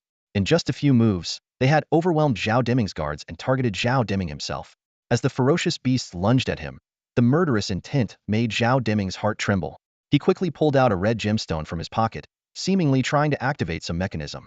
At this critical moment, Yi Fan and his group, who were not far away, were ready to intervene. However, a thunderous shout echoed before they could act. How dare you commit violence in Yun's city? Before the words faded, a scroll unfurled in midair, as unyielding as steel, blocking all the beast's attacks. The booming sounds were incessant, but the scroll remained unmoved. A figure appeared, standing in front of Zhao Deming. With a wave of his hand, he retracted the scroll, instantly enveloping the attackers. In the next moment, he pushed the scroll to the ground, leaving only a pool of glaring blood. Wei Dong. The remaining members of the dynasty organization recognized the newcomer and fled in panic. Wei Dong snorted coldly, retrieved his scroll, and scanned the surroundings with a piercing gaze. He commanded, "No unlawful acts are permitted in Yun City. City Guard, eliminate the traitors." Following his order, a well-equipped squad of soldiers emerged from the alleys of Mercenary Street, each wielding a peculiar gun. These guns were unlike any mechanical weapon, glowing with an unearthly light. Boom, boom, boom. The guns roared, firing not ordinary bullets but powerful energy blasts, each creating a crater in the ground. In no time, all members of the dynasty organization were annihilated. Mercenary Street fell into an eerie silence. From Wei Dong's intervention to the complete cleanup of the street, the entire process took only a few minutes. What shocked everyone even more were the mystical scroll and the immensely powerful guns, weapons that the human race had never seen before. Their activation and destructive capability far exceeded everyone's understanding. This scene left everyone present uneasy. Ordinary firearms were ineffective against high-level warriors and beasts, but these new weapons could easily kill top-tier warriors. This was no trivial matter. Wei Dong seemed indifferent to the crowd's reaction. He simply said, "The traitors have been dealt with. Please disperse." With that, he turned to leave. City Lord Wei. Zhao Deming, regaining his composure, grabbed Wei Dong and tentatively asked, "Have you already applied the longevity technology to weapons?" This question instantly darkened Wei Dong's expression. He pushed Zhao Deming away and warned, "Zhao Deming, be mindful of what you say and what you don't. Know your place." He then glanced in Yi Fan's direction, secured his scroll at his waist, and left with his men. Soon, another group arrived to clean up the bodies on the street. "Wow, Yi Fan, did you see that?" Once the crowd dispersed, Li Fati exclaimed in awe, "Wei Dong is unbelievably strong. He took out several top-tier warriors effortlessly. Could he be an eternal-level warrior?" Yi Fan shook his head. "No, I checked. His strength is only at the top-tier level." He thoughtfully looked at the now empty street. "But his scroll and those guns seem to be some kind of advanced technology." Zhao Deming mentioned something about longevity technology. Chunpeng added, "Isn't that the technology you said is used to make longevity clouds?" "That's not right." Yi Fan firmly denied. "Longevity technology has nothing to do with weapons, at least not yet." He pondered. "In my memory, there's no information related to such weapons. We've just witnessed their power, far beyond ordinary firearms, potentially even reaching the level of high-tier beast control. If such technology existed in the past, it would have been widely known. Given the annual conscription and many people going to war, these weapons couldn't have gone unnoticed." After a moment of contemplation, Yi Fan concluded, "These weapons shouldn't exist unless Wei Dong developed them himself. He might have some connection with the creators of longevity clouds, understanding some longevity technology and transforming it into weapons. It sounds so complicated." Li Fati scratched his head, feeling puzzled, but eventually asked the question that concerned him most. "Yi Fan, what should we do next?" "Break the situation," Yi Fan replied. "We have a lead now, and people related to the longevity clouds have shown up. It's time for us to step in and gather more information." He paused, his gaze falling on Zhao Deming, who was about to leave. "We'll start with Zhao Deming. Fatty, go deliver an invitation to Zhao Deming, telling him I want to have lunch with him tomorrow. If he asks why, say I have something he might be interested in." "Got it." Li Fati nodded and was about to leave. "Wait," Yi Fan called him back. "Not now. Go in the afternoon or evening. Leave some room for maneuver. Right now, everyone is watching this place. If you go now, everyone will know I have business with Zhao Deming." In the courtyard of the city lord's mansion, a simply dressed yet strikingly beautiful woman sat quietly on a stone bench, her gentle gaze fixed on a little girl hopping around nearby. The girl held a delicate wooden toy in her hand, joyfully playing in the yard. As dusk settled, the girl, perhaps tired from playing, stopped and turned to her mother, asking in a soft, childish voice, "Mommy, when will Daddy come back?" A trace of worry flashed across the woman's face, but she quickly responded in a calm tone, "Daddy went out to take care of some matters. He should be back soon." "Why does Daddy always have things to do every day?" the girl pouted, her tone carrying a hint of dissatisfaction. "He never plays with me properly." The woman drew her daughter into her arms and gently explained, "Because Daddy is the city lord. He has to take care of all the people in the city. He has to fight the bad guys and protect all the children like you." Hearing "fight the bad guys," the girl paused, puzzled, and asked, "But Daddy said the bad guys are very strong. Can he really beat those strong bad guys?" The woman smiled softly, a complex look in her eyes, but her voice remained tender and firm. "Of course he can. Your daddy is a hero. There used to be many strong bad guys in Yun City, but they were all defeated by your daddy." "Wow, Daddy is amazing," the girl exclaimed, waving her little hands excitedly. "My daddy is the greatest hero." "Yes, your daddy is the greatest hero," the woman echoed, gently rocking her daughter. As night deepened, the little girl slowly fell asleep in her mother's arms. Suddenly, the courtyard door creaked open, and a man in white robes walked in. He looked weary, but his eyes softened when he saw his wife holding their daughter. "Why are you so late?" the woman gently chided. "Our daughter has already fallen asleep. You promised to spend the evening with us." Wei Dong showed an apologetic expression and quickly moved to embrace his wife and daughter together. My fault, my fault. Xian, don't be mad. It's not good for your health." With her husband's comforting words, the woman's resentment faded. She lightly patted Wei Dong's head and said softly, "You've had a long day too."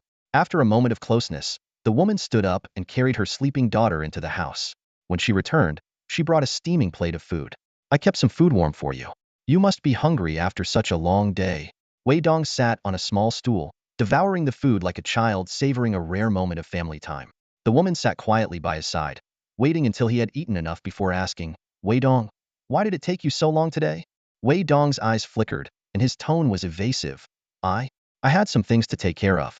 You know, with such a big city, there are always countless issues. This argument, that dispute, as the city lord, I have to handle everything." The woman, sensing something amiss, said directly, "That's not right. Wei Dong, you've changed your clothes, but there's still a smell of blood on you. Did you kill someone?" Wei Dong was momentarily speechless and lowered his head. "I heard about it. The city guard killed a group of dynasty members on Mercenary Street today." The woman continued to press. "Why did you lie to me, Wei Dong?" Wei Dong sighed and confessed, "I didn't mean to lie to you. It's just that some things are hard to talk about." The woman, catching the unusual tone in her husband's voice, looked worried. "Did you use the longevity technology?" After a brief silence, Wei Dong finally nodded. "I did. I modified the city guard's weapons and created an energy scroll capable of killing high-level beasts." The woman hesitated before asking, "But didn't you promise Chen Chongqing not to use the longevity technology for making weapons?" Wei Dong explained painfully, "I had no choice. Various factions are pressuring me, deliberately causing chaos in the city. The enforcers are beyond my control. I had to use the city guard for enforcement, but their combat power is mostly ordinary. Without new weapons, I can't quell the chaos." The woman, still concerned, said, "But once those weapons appear, they will attract even more attention. Chen Chongqing warned you not to use the longevity technology for weapons because of this. You might have subdued them now, but they'll become even more desperate later." Wei Dong responded passionately, "But if I don't subdue them, Yun City will fall into chaos. Do you know who they were planning to kill today? Zhao Deming. He's crucial to half of Yun City's economy. They want to use this pressure to force me to hand over Chen Chongqing. If I don't stop them, the city will quickly descend into turmoil. The higher-ups aren't giving me any answers or assistance, so I have no choice. I know it's a desperate measure, but I have to protect Chen Chongqing." The woman's eyes widened in shock at her husband's outburst. Wei Dong softened his tone, "Xian, I'm not trying to be harsh. I just have no other options." After a long silence, the woman sighed and embraced Wei Dong. "If that's the case, I won't stop you. Chen Chongqing is a benefactor to the entire city. You should protect him. I'm just worried you'll lose yourself in the power of these technological weapons. We've seen the power of the longevity technology before. Once you get lost in it, it's a disaster waiting to happen." Wei Dong replied firmly, "I won't. With you and our daughter here, I won't be tempted by these external powers. I'm just worried that those despicable people will try to harm you." The woman reassured him, "We'll be extra careful. Isn't this courtyard the best protection? We'll stay here safely. I'll take good care of our daughter." Wei Dong nodded, stood up from his wife's embrace, and picked up the bowl again. "I might need to go to the research building tonight. There seems to be an issue with today's longevity weapons that needs improvement to better suit the city guard. You rest early with our daughter. When I have time, I'll be home to spend it with you." With that, Wei Dong quickly left the courtyard. The woman stood there, watching her husband leave, her eyes filled with worry.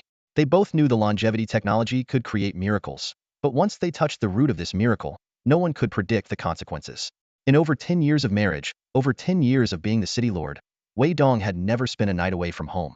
Today seemed to be the start of something ominous. Dressed in a white robe, Wei Dong left his home and headed towards the research building. The so-called research building resembled more of a fortress, brightly lit even at night. There was an unusual tension in the air as Wei Dong briskly entered the building, swiftly made his way to the second floor, and pushed open the door. Inside, an elderly researcher was operating some complex machinery. Wei Dong smiled and asked, "Uncle Da, how's the modification going?" Uncle Da shook his head and replied, "Not very optimistic. The material for the weapon is too poor, and our extraction concentration of the elemental ore is insufficient. Forcing an increase in power will cause an explosion." As he spoke, he picked up a nail and placed it into a bottle containing red liquid. Immediately, the liquid began to boil violently and then exploded. Although the specially made bottle did not shatter, the explosion's force caused the entire floor to tremble, and even some wall bricks in the lab fell off. Uncle sighed. "You see, this is the consequence of forcibly increasing power." Wei Dong, however, was not disappointed. Instead, he was excited and said, "Just extracting energy from 1 kilogram of elemental or can produce such a powerful explosion. If we make it into a bomb, it could definitely kill a gold-level warrior. If we concentrate it further, could it even—" "Wei Dong," Uncle Da interrupted him, his tone filled with anger. "We create weapons to protect the peace of Yun City, not for slaughter. This kind of explosion is a result of our failure to control it, and has a wide range of destructive power. Making it into a weapon goes against our original intention."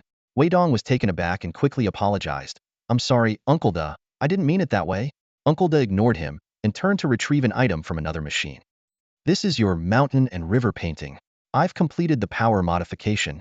Wei Dong excitedly took the painting and examined it closely. Uncle Da explained, "Now you should be able to face off against several gold-level warriors hidden. It has extremely strong defense, and can even reflect some of the absorbed damage. I've embedded a new form in the painting. You can try it by pressing the red button."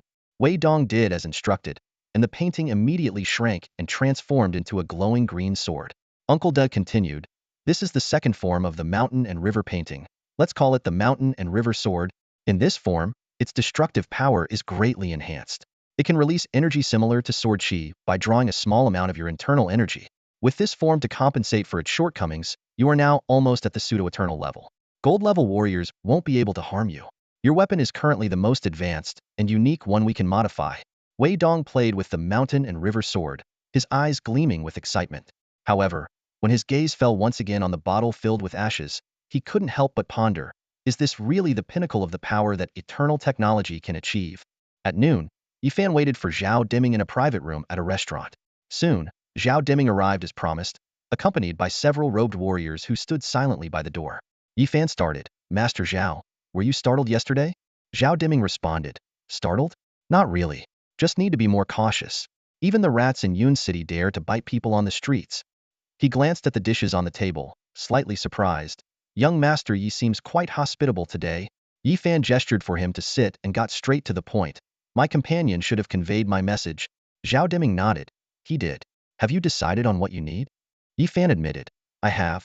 Master Zhao, what I want is simple, and you should be able to provide it. If you give it to me, the previous rice incident will be forgotten, and the 3 million rice debt won't be mentioned again." Zhao Deming's eyes lit up. "What do you require? Feel free to ask." Yifan looked directly at Zhao Deming and pointed upwards. "I need to know something about the eternal clouds." Zhao Deming's expression froze, and he forced a smile. "Young Master Yi, you're joking. Matters related to the eternal clouds are beyond the reach of people like us." Yifan explained, "Of course, I didn't say I need it from you, Master Zhao. I just need to know. I want to learn about the eternal clouds from you." Zhao Deming hesitated for a moment and then asked, "Why do you want to know about these things?" Yifan was straightforward.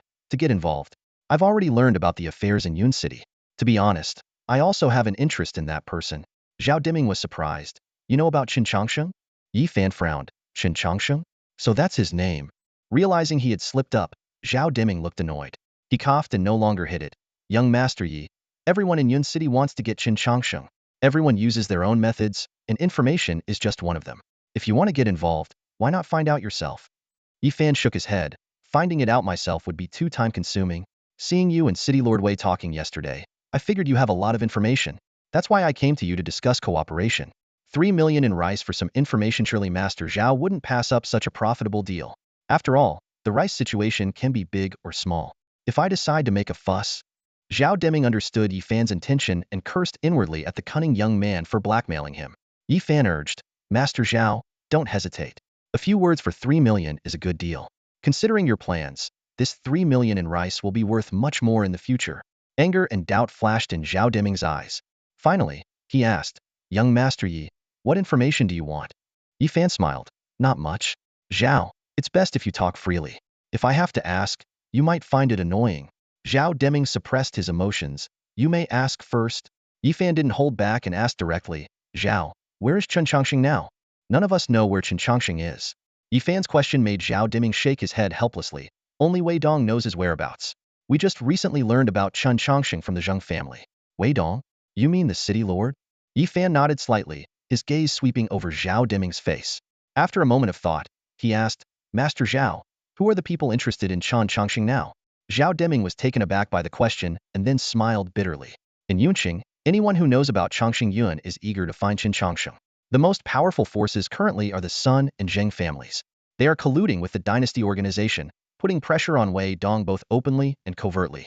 They have effectively taken over Yunqing's law enforcement agencies. Their current plan seems to be causing chaos and civilian casualties with the dynasty organization's people. As the city lord, Wei Dong will undoubtedly be held accountable for the dynasty's rampant actions. They've managed to take over the law enforcement agencies in Yunqing? Yi Fan frowned, unable to hide his surprise. Law enforcement agencies are typically directly under the higher authorities, and it's not easy to take them over. Even in the chaos of Pingqing, the law enforcement agencies were never completely overrun. Only certain areas experienced loss of control. Noticing Yi Fan's expression, Zhao Deming explained, Yunqing's situation is quite unique. Initially, the place was so poor that the law enforcement agencies were funded by the Sun and Zheng families. Over time, these families monopolized them, allowing them to act with impunity. Don't the higher authorities care about such things? Yi Fan pressed. Wei Dong is still the city lord. He could report this. Surely his words would carry some weight. Zhao Deming sighed and shook his head. It's unlikely his reports get through. The Sun family in Yunqing is under the Sun family in the capital, one of the 8 great families, which happens to control the regulatory bureau responsible for handling complaints. Yi Fan understood, his brow furrowing. This meant Wei Dong was entirely isolated and powerless. A city lord, and he hasn't prepared for this over the years? Yi Fan asked, puzzled. Zhao Deming explained helplessly, even if he prepared, it wouldn't matter. Wei Dong is not particularly talented, and his strength has improved slowly. He's only at a low golden level now, not enough to intimidate anyone. If not for his remarkable governance over the years, he might not have even kept his position as city lord. Everyone in Yunqing covets Chen Changxing, and Wei Dong insists on protecting him. So, many people are targeting him now. Zhao Deming suddenly remembered something and added, but I saw him using a weapon modified with Changxing technology yesterday. With that, he might hold out a bit longer. Yi Fan nodded slightly, having a rough understanding of Yunqing's situation. It was like a game of cat and mouse, with Wei Dong as the protective mother hen and the other forces as predatory hawks eyeing Chen Changxing. Wei Dong was isolated, relying solely on his accumulated achievements. However, in this era, achievements alone couldn't suppress others. Without strength, no one would care about your thoughts. This Wei Dong seems like a decent person, Yi Fan thought to himself. Then he turned to Zhao Deming and changed the subject. Master Zhao, you raised the grain prices to force Wei Dong to hand over Chen Changxing, didn't you? Zhao Deming quickly waved his hand, smiling cunningly. Not really. I just took the opportunity to make some money. Yi Fan saw through him but only said lightly, I don't believe it. Then he picked up the wine glass on the table. In any case, today's information is enough. Master Zhao, to a successful cooperation. To a successful cooperation, Zhao Deming replied, smiling as he drained his glass. Yi Fan put down his glass and stood up to leave. Master Zhao, we've finished our business, so I'll take my leave now. With that, he walked out, leaving Zhao Deming holding his glass, feeling both angry and bewildered. That kid, still so impolite, can't even say a few courteous words? Back at the mercenary group, Li Pengzi, who had been waiting at the door for a long time, finally breathed a sigh of relief. Yi Fan, you're finally back. What's up? Yi Fan asked, frowning at Li Pengzi's anxious expression. Li Pengzi quickly explained, you don't know? Today, a lot of masked people from the dynasty organization appeared in Yunqing, causing chaos everywhere. The main city area is in complete disarray. The dynasty organization hates you, and you were out alone for half a day. We were all worried sick. A lot of masked people? Yi Fan frowned. These people are becoming so brazen.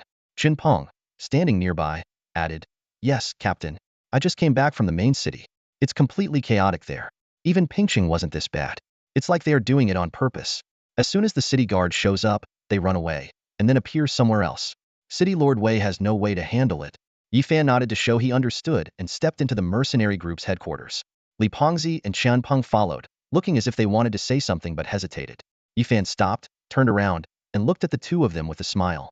What? You want to help the city lord? Yes. Li Pengzi hesitated. Yi Fan, you might not have seen it, but those people are truly despicable. They kill indiscriminately, not even sparing children and the elderly. Judging by the situation, the big families aren't stepping in, and the city lord is completely isolated. If we don't help, those civilians won't stand a chance. Qian Peng agreed. Yes, Captain. We have the strength to help. A hint of a smile flashed in Yi Fan's eyes. It's rare to see you all volunteering. Since you want to help, we will. Notify all the mercenaries. Anyone willing to participate can join. Our mercenary group will cover the costs. For each enemy killed, there's a reward. If someone dies, their family will receive triple the compensation. Got it.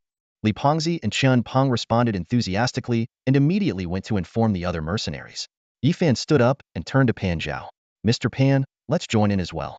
You've been wanting to take down these scum. Pan Zhao frowned. Yi Fan, you shouldn't go personally. You're too important. In such chaos, you should stay out of it. I'll go to ensure things are handled. Your safety is paramount. Let others fight. Yi Fan shook his head, his gaze firm. I have to go. I'm not just fighting out of hatred. There's another reason. Wei Dong is isolated and helpless. Right now, only I can help him, and it's the only way I can meet Qin Changsheng. Hearing this, Pan Zhao was momentarily taken aback, but quickly regained his composure and just nodded. He looked at Yi Fan with determination in his eyes. You come with me. I'll protect you as best as I can. Yi Fan didn't refuse this time. He nodded slightly, a hint of a smile flashing in his eyes. All right, he replied simply, understanding that even without Qin Changsheng's involvement, he would have chosen to act. Just as Pan Zhao said, they might have to deal with other matters first. But since it concerned Qin Changsheng, he had to step in personally. Yi Fan knew well that a genius like Qin Changsheng wouldn't be easily convinced with mere words. To earn his respect, one had to demonstrate strength. Compared to those who used threats and chaos to coerce, taking the risk to eliminate remnants of the dynasty seemed far more honorable. Soon, over 100 people gathered inside the Shanyi Tavern. These individuals had all witnessed Yi Fan's prowess and harbored a deep-seated hatred for the dynasty's organization. The chance to participate, combined with a substantial reward, had many eager to fight. Fatty Li leaned in close to Yi Fan and whispered, Yi Fan, we've got 112 people signed up. Yi Fan looked around, observing the lively crowd in the tavern with satisfaction. The number exceeded his expectations. He hadn't thought they could gather over 100 people. It seemed he had underestimated the passion of these ordinary folks. Gentlemen, follow me, Yi Fan said simply, and without further ado, he took the heavy sword off his back and headed out. A rowdy crowd poured out of Shanyi Tavern, making the already tense mercenary street even more boisterous. Many people, hearing the wild chatter of Shanyi mercenaries, looked on in amazement at the armed group, whispering among themselves. At the entrance of Lone Wolf Tavern, Zhang De, who was usually in charge of watching the street, noticed the commotion. He watched the Shanyi mercenaries gradually disappear into the distance, a look of surprise in his eyes. Xiao Sanzi, who had just been scolded, sidled up to Zhang De, explaining excitedly, yeah, the Shanyi guys are saying Yi Fan's offering big money 500,000 for each kill, and triple compensation if they die. He looked at the group with envy in his eyes. Zhang De glanced at Xiao Sanzi, spitting out a sunflower seed shell. What, you want to go too? He frowned. Have you even got a wife yet? If you die, who's going to claim the compensation? I still have my parents, Xiao Sanzi quickly replied. Even if I die, 1.5 million will be enough for them to live comfortably for the rest of their lives. That's nonsense. Zhang De slapped Xiao Sanzi on the head, scolding, you're an only child. If you die, how are your parents supposed to live? Get back to cleaning tables. You can't just think about these things all the time. Didn't I tell you before that this isn't something you can get involved in? Xiao Sanzi, rubbing his head, shrank back but remained stubborn. But, I really want to go. Killing those dynasty scum feels worth it. Not worth a damn. Get back inside, Zhang De roared, kicking Xiao Sanzi into the tavern. Your mom left you in my care to learn to hunt and make money for a wife, not to fight the dynasty scum. If anyone's going to fight, it's me, not a kid like you. Xiao Sanzi nearly fell, but perked up at the latter part. Boss, you're going to help Yi Fan? Who said I'm helping Yi Fan? I'm helping our city lord Wei, Zhang De replied, grabbing a large knife and stepping inside the tavern. City Lord Wei has done so much for us. We can't leave him to fend for himself. We can't. The tavern echoed with the voices of Zhang Da's loyal comrades, all fired up and ready to fight. Zhang Da grinned, patting his hairy chest. We might not have the riches like Yifan, but if you kill someone, I'll give you 2 pounds of pork head meat. If you die, your parents become our parents, and we'll take care of them. Who's with me? With that, a group of men stood up from their seats. Xiao Sanzi tried to join them but was knocked down again by Zhang Da. Kids like Xiao Sanzi, who are only children and don't have wives or kids, should stay out of this. We're the top dogs on Mercenary Street. Taking a kid along would be a joke, Zhang Da said, lifting his knife and leading the way out. Unlike Yifan's group, these men reeked of alcohol and bore scars, armed with guns and swords, looking fierce. Yet, they exuded a certain heroic spirit. Mercenary Street quieted down after the two groups left, as if no one had gone to support City Lord Wei. Meanwhile, in the main district, Wei Dong was leading a squad of city guards, driving away a group of dynasty remnants. A guard, panting heavily, said, "City Lord, we can't kill all these dynasty remnants. We're too few. The main district is huge, and they're causing trouble everywhere. We're just ordinary people carrying heavy guns. We can't hold up." "I know," Wei Dong replied, looking at his weary guards, his brow furrowed. He had underestimated the shamelessness of those families. Seeing the dynasty remnants wreaking havoc openly in Yun City, they chose to stand by. Not everyone was colluding with the dynasty, but they were equally detestable. Over the years, they had benefited from Yun City's rapid development. Deploying a force comparable to the city guards would be easy for them. Yet now, they stood by, letting the chaos unfold. All this was to pressure Chen Chongqing, to gain control over his technology, and to seize control of Chongqing Yun. Wei Dong clenched his fists, thinking, such families are better off gone. Yun City would be better without them. "City Lord, there's another disturbance on Mingdian Street," a subordinate reported urgently. "Let's go." Wei Dong gritted his teeth, leading his exhausted guards towards Mingdian Street. Despite their weariness, the soldiers mustered their strength and followed closely behind. Dragging this out will only lead to chaos. Wei Dong panted heavily as he glanced at the exhausted city guards behind him, gritting his teeth and pressing forward. They finally reached their destination, but the scene before him was unexpected. Over a dozen corpses of the dynasty's members lay scattered on the ground, with no sign of any survivors. Wei Dong stood stunned for a moment. The intelligence officers quickly dispersed to question the nearby civilians. Moments later, one of them ran back, excitedly reporting, "City Lord Wei, Yifan and the Shunyi mercenary group came to our aid. They deployed over 100 people, led by Yifan himself, and even had a 9-star gold expert who easily wiped out the dynasty remnants here." "Yifan?" Wei Dong frowned slightly. "Is it that Yifan from the Yi family in Pingqing?" "Yes, it's him," the intelligence officer confirmed. Many of the city guards sighed in relief upon hearing this. Wei Dong fell into deep thought.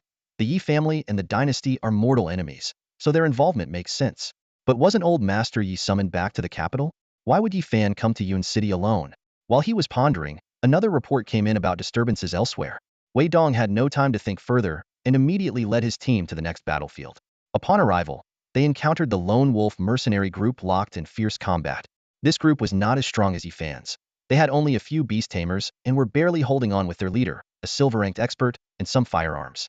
The battle was intense. Seeing this, Wei Dong quickly led his team into the fray, and they soon defeated the enemy. "Zhang Da, what are you doing here?" Wei Dong asked angrily after the fight. "This is madness. The dynasty members are powerful. How can you tangle with them?" Zhang Da grinned. "If Yifan, a Pingqing native, can come to help, how could we Yun City folks leave our city lord to fend for himself? If it weren't for you, City Lord Wei, giving us a chance, we'd have starved on the streets long ago." Wei Dong shook his head and sighed, then turned to his city guards. "Hand over half of our firearms to them." The city guards promptly followed the order, dividing half of their firearms with the lone wolf mercenary group. Wei Dong explained, "These firearms are powerful enough to kill silver-ranked beasts. Since you're joining the fight, take these." Zhang De gratefully accepted the weapons. Wei Dong then asked, "Where are Yifan and his people?" "We saw them heading north when we arrived," Zhang De replied. Wei Dong made a quick decision. "All right, you take the west, and I'll lead my men to the southeast." With the added firepower, Zhang Da's group could now handle the dynasty members independently. Combined with Wei Dong and Yi Fan's teams, the efficiency of the cleanup operation increased significantly. The dynasty quickly realized the dire situation. In the northern part of the city, a dynasty member hidden in a tree watched anxiously as Yi Fan's team effortlessly took down their forces. Yi Fan's squad was not only powerful but also able to predict their movements accurately, often setting ambushes and striking with precision. "This won't do. I need to inform the higher-ups immediately," the member muttered, pulling out a communicator. Just as he was about to make contact, a clear female voice from Yifan's team called out, "Yifan, there's someone in the tree." Before the words had fully left her mouth, Pan Zhao had already appeared at the base of the tree in a flash. The communicator fell to the ground with a crack and was crushed underfoot. Yifan walked up, a slight smile on his lips. He knew it was the brilliance of Wang Lingxi, who seemed harmless but could see through everything that had been overlooked by the enemy. "Yifan, there's a group of men in black robes 1 kilometer northeast." Wang Lingxi's voice sounded again. Yifan nodded in acknowledgement, silently praising this capable assistant who was adept in both support and internal affairs. Who would have thought that just a few months ago, she was an ordinary student being chased around the academy? Cultivating geniuses is one thing, but turning an average person into a talent is another form of accomplishment. As the cleanup operation progressed, by evening the chaos had been completely quelled. Yifan and Wei Dong's teams met in the city center. Wei Dong expressed his heartfelt gratitude. "Thanks to your help, brother Yifan." Yifan humbly replied, "It was nothing, hardly nothing. Without your help, today's situation would have been much worse." Wei Dong said sincerely, "I must properly thank you another day." Yifan politely declined Wei Dong's invitation and then asked, "City Lord Wei, why was there such chaos today? Yet I never saw any law enforcers." Wei Dong sighed deeply. "Alas, it's no secret, brother Yifan. The law enforcement in Yun City is no longer under my control. Several major families have seized the main power and no longer heed my commands." Yifan nodded, as if he had heard this before, and asked, "Today's incident was instigated by the dynasty, yet these families remain indifferent. Could it be they have ties with the dynasty?" Wei Dong was taken aback and wanted to deny it, but considering Yifan's background, he eventually smiled bitterly. "Brother Yifan, your insight is sharp. My management of Yun City has indeed become a laughingstock." "It's not a laughing matter. City Lord Wei is not at fault. It's these people who are truly despicable," Yifan responded, his eyes flashing with a hint of coldness. "City Lord Wei, do you have any plans for dealing with them?" Upon hearing those words, Wei Dong was momentarily taken aback, a cold glint flashing in his eyes, but he quickly regained his composure and merely shook his head. He was well aware that these prominent families held the lifelines of Yun City's various industries. Acting rashly would only incite chaos. However, the current situation in Yun City was already on the brink of eruption. Yifan's sharp gaze swept across Wei Dong's face as he said meaningfully, "These people's appetites are insatiable. Even if City Lord Wei satisfies their demands this time, they will find new leverage to threaten you next time." Wei Dong frowned and turned to Yifan. "It seems you know quite a bit." Yifan nodded candidly and said straightforwardly, "City Lord Wei, I am here to find Chen Changsheng." "You're looking for him too?" Wei Dong asked in return. "Are you also interested in his immortality technology?" Yifan's lips curled slightly. "I have no interest in any immortality technology. I just believe that a genius like Chen Changsheng should openly showcase his talents, rather than hiding away." These words seemed to strike a chord with Wei Dong. He nodded in agreement. "I think the same.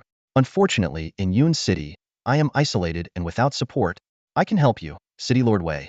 Yifan immediately offered. Wei Dong hesitated, scrutinizing the young man before him. "You're alone, and the Yi family has already returned to the capital." Yifan interrupted with a shake of his head. "Suppressing the dynasty organization doesn't require much force. The biggest issue now is that information can't get out. I can solve that. While I'm not clear on the higher-up stance, if Old Yi steps in, they won't ignore it. But there might be people causing delays." He continued to analyze. "The key is to quell the chaos during this period. The dynasty organization has infiltrated everywhere. If civilian casualties are too high, the conflict will escalate and implicate you, City Lord Wei." Hearing this, Wei Dong found himself agreeing with Yifan's analysis. After a brief consideration, he tentatively asked, "So, you want to cooperate with me?" "You could say that," Yifan nodded. "I want to meet Chen Changsheng." Wei Dong declined. "I can't let you see him now. All factions are watching me closely. I must avoid him being discovered." Yifan understood and then shifted the conversation. "City Lord Wei, the firearms you possess, are they made using the immortality technology?" This time, Wei Dong did not deny it and admitted, "Indeed. It's an application of the immortality technology. We refine minerals to replace conventional bullets, providing greater firepower for the firearms." Yifan nodded thoughtfully, then after a moment of silence, asked, "So, do you agree to cooperate with me, City Lord Wei?" Wei Dong sighed. "I'm willing to cooperate, but I'm not sure what exactly you mean by cooperation, Yifan. Do you want to fight the dynasty organization together, or do you just want to meet Chen Changsheng?" "Both," Yifan smiled. "Someone like you, City Lord Wei, should understand that sometimes it's unnecessary to separate things too clearly. As long as we achieve our ultimate goal." Wei Dong agreed readily. "All right. If you have any requests or plans, just let me know." Yifan got straight to the point. "I need 50 of those firearms to arm my people. I will help you defend the northern district for a while. During this period, I might take some actions and will inform you if I need your assistance. Wei Dong hesitated briefly but quickly agreed. I can accept that condition. Then it's a deal. Yi Fan extended his hand with a smile. Once the situation in Yun City stabilizes, I hope to meet Chun Changsheng. As Wei Dong shook hands with Yi Fan, he suddenly realized that the calm, confident, and articulate young man before him was only 15 years old. Throughout the conversation, Yi Fan had almost entirely taken the lead, exuding a maturity and steadiness far beyond his years. After Yi Fan left, Wei Dong watched the young man and his beastly companion disappear into the distance, a hint of surprise flashing in his eyes. Is he really just a teenager? Meanwhile, in the capital, Yi Mao stood up immediately upon hearing news from Yi Fan. The high-level meeting had long ended. Although he had been granted the title of marshal for his contributions to the dynasty, he was actually stripped of his military power and left idle in the capital. For a seasoned warrior like Yi Mao, this life of attending boring meetings and social banquets was torturous. What did Feiner's message say? Tell me quickly, Yi Mao asked urgently. A soldier handed over a communicator, which displayed a brief message. I plan to recruit a talent in Yun City. The current situation there is dire, with the dynasty organization colluding with local families. The Sun family is deliberately obstructing communication. Please help me get the message out, grandfather. Yi Mao frowned and murmured. Yun City? What is that boy doing there? Recruiting talent? Is he thinking of forming a private army? Despite his puzzlement, Yi Mao decided to act. He stood up, a smile suddenly appearing on his face. Those fools think they can control me by keeping me in the capital, but they don't know that the Yi family has such a capable descendant. The collusion between dynasty remnants and local magnates, with the Sun family obstructing communication, gives me plenty to talk about. Come on, today I'm going to have a good meeting with those people. Early in the morning, the central hall of Kyoto welcomed the daily court assembly. The palace was bustling with people, as hundreds of human nobles gathered, causing those who sought favor to be busy delivering gifts and invitations. The high-ranking officials, led by the 8 great families, formed groups and ascended the long steps slowly. Amidst the bustling crowd, an unfamiliar old man stood out. He walked with his head held high, contrasting sharply with the surrounding officials. Someone recognized him and whispered in astonishment, "Isn't that Yi Mao? What's he doing at the morning assembly?" Since being reassigned to Kyoto, he rarely shows up. The higher-ups don't bother with him much, letting him do as he pleases. Must be something important. Don't you know the Yi family? Every time they show up at court, trouble follows. Back when Zhan Tianwang attended court thrice, each time led to military action, either fighting this or that, scaring the higher-ups. But hasn't Yi Mao been stripped of his military power? What troops can he command? The murmurs did not affect the progress of the assembly. As the palace doors opened, a procession of people filed in. The palace's interior was simple, with a round table at the center, and at the head sat 3 elderly men with kind faces. They were the representatives of the highest council, known by the titles of scholar, warrior, and sage, supposedly former kings from an earlier generation, responsible for the daily court decisions. Seating arrangements were meticulously planned, with the most powerful sitting closest to the head. The first row was usually occupied by the Ji and Sun families. However, Yi Mao ignored these conventions and sat directly in Sun Wu's seat. Sun Wu's face darkened immediately and was about to speak when Yi Mao preempted him. What? Are we going to follow bureaucratic formalities even in the council hall now? Sun Wu was at a loss for words, and Scholar King, sitting at the head, had to mediate. Yi Mao is a marshal. By seniority and age, he can sit here. Sun Wu, let it go.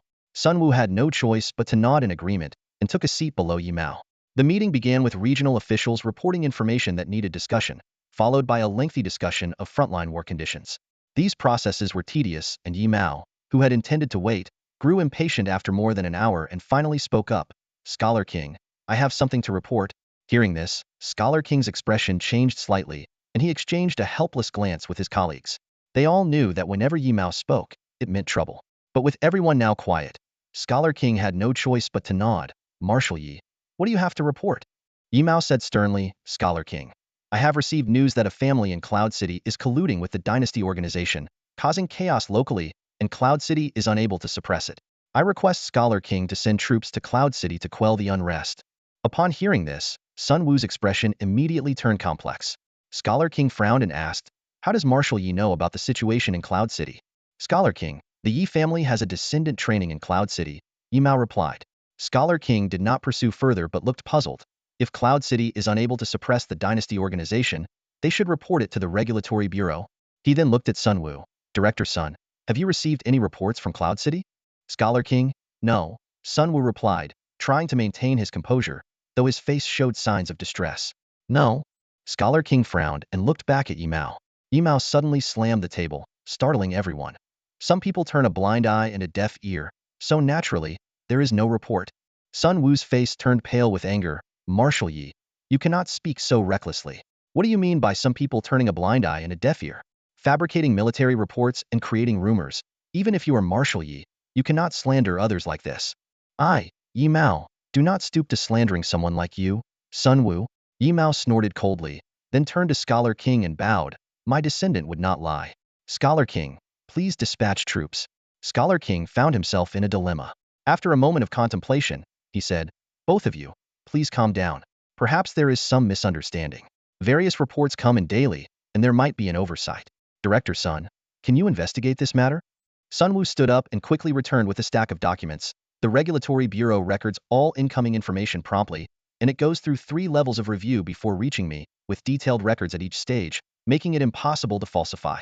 I have extracted reports from South River Province over the past 100 days for Scholar King to review. Scholar King carefully reviewed the documents but found nothing unusual and had to tell Yi Mao, Marshal Yi, there is indeed no report. Whether there is a report or not, it is up to some people to decide. Yi Mao responded coldly. Yi Mao. Sun Wu was furious, and both men stood up, creating a tense atmosphere in the palace. The 3 kings shook their heads helplessly. Scholar King intervened. Both of you, sit down. Marshal Yi, the dynasty organization is a common enemy, and Director Sun is unlikely to make such a foolish move. Perhaps your descendant is overly cautious. Each city has a substantial law enforcement presence and should be able to handle minor remnants of the dynasty. The situation might stabilize in a few days. The central forces are crucial, especially with the front lines being tight recently. We cannot deploy them casually. My descendant does not lie, Yi Mao insisted. This matter requires no debate. Scholar King, just send a capable person to investigate. Scholar King nodded. Investigating is possible. Since Cloud City is in South River Province, let Governor Li Ming handle it.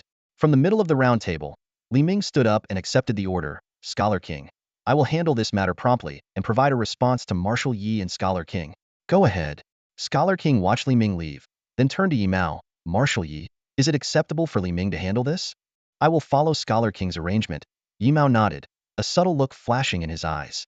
Li Ming was like a brother to him, so he should be able to handle the matter fairly. Yi Fan, my young friend, these are the guns I had crafted overnight. There aren't many, just 30. Early in the morning, Wei Dong arrived at Shunyi, carrying a conspicuous box. Yi Fan took the box and gave a nod to Li Pengzi. Li Pengzi understood and quickly put the box away. Thank you. Yi Fan briefly expressed his gratitude before getting straight to the point. Going forward, I'll be taking over the original enforcement team. City Lord Wei, I assume you can grant me all the necessary privileges. Privileges? Wei Dong hesitated slightly but soon nodded in agreement. I'll issue a document appointing you as the captain of the patrol team. You can handle certain matters on your own. All right, Yi Fan nodded. Thank you, City Lord Wei. It's me who should be thanking you, Yi Fan. Wei Dong clasped his hands in a gesture of respect. I'll go handle the city guard affairs now. If anyone causes trouble later, we'll deal with it together. Understood. After Wei Dong left, Yi Fan headed to the back and carefully examined the firearms. He picked one up, a glint of interest flashing in his eyes. These guns contain refined energy, probably extracted from minerals. The energy is precisely controlled and converted into manageable power. The key to the longevity technology seems to lie in this refining process. Wow, does that mean you've figured it out, Yi Fan? Li Pengzi asked in surprise. Yi Fan shook his head with a smile. I just understand the principle. The technology itself is the core. It's not something you can grasp with just a glance. But knowing the principle is enough. It justifies our efforts to find Chun Changsheng. So, are we just going to patrol the area now? Li Pengzi asked, puzzled. Sort of, but there are other tasks as well.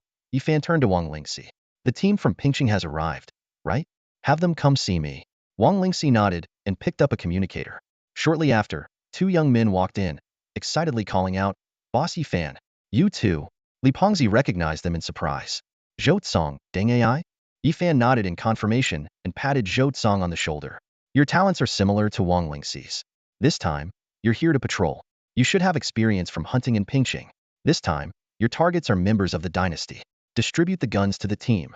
From now on, you two are squad leaders. Squad leaders? Zhou Tsong exclaimed in delight. Does that mean I've been promoted? Yes, Yi Fan encouraged with a smile. Go on, do a good job, and maybe you'll be promoted to a higher rank in the future. Zhou Tsang and Deng Ai left cheerfully, carrying the box of firearms. Wang Lingxi asked, puzzled, Yifan, why choose these two as squad leaders? They have practical talents, Yifan explained. It's just a squad leader position, nothing too critical. This gives them a chance to prove themselves. We're starting to build our blueprint now, and need to arm some people. This is an opportunity for them to gain experience. Blueprint? Li Pengzi asked, confused. What kind of blueprint? A blueprint of power, Yifan patiently explained. Whether it's forming a mercenary group or a business association, it's all part of the plan. We currently don't have many good channels, so the main focus is on selecting personnel from the mercenary group, forming independent squads, providing benefits, and training them to be our own forces. As our forces grow stronger, they can support the business associations and other ventures. What starts as one squad will eventually become 10, 100, and so on. These will be our strength. Chun Peng expressed concern. Captain, are we planning to raise private soldiers? There's a ban on private armies. 1 or 2 squads are fine, but if we have more and get discovered, it would be a serious crime. Yifan calmly replied. Who said these are private soldiers? They're members of my mercenary group. Chen Peng suddenly understood. Li Pengzi also realized. No wonder you wanted to form a mercenary group. Using the guise of a mercenary group to build your own forces, earning money while strengthening your power, and then using that power to earn even more money. If we manage to build this up, Yifan, are you planning a rebellion? Yifan shook his head with a smile. It's not about rebellion. The world doesn't belong to anyone in particular. Even if it were a rebellion, who would we be rebelling against? Pengzi, I've often told you to think bigger. With a broader perspective, you see more. We've all seen a lot now, and eventually, we need to go to university. But after graduation, do we stay on the front lines or return home? To reach that legendary step, we need both power and personal strength. Don't the major families cultivate their own forces everywhere? Take the Sun family in Yunqing, for example. Can you say they're not just a pawn of the Sun family? Li Pengzi shivered a bit. It sounds so complicated.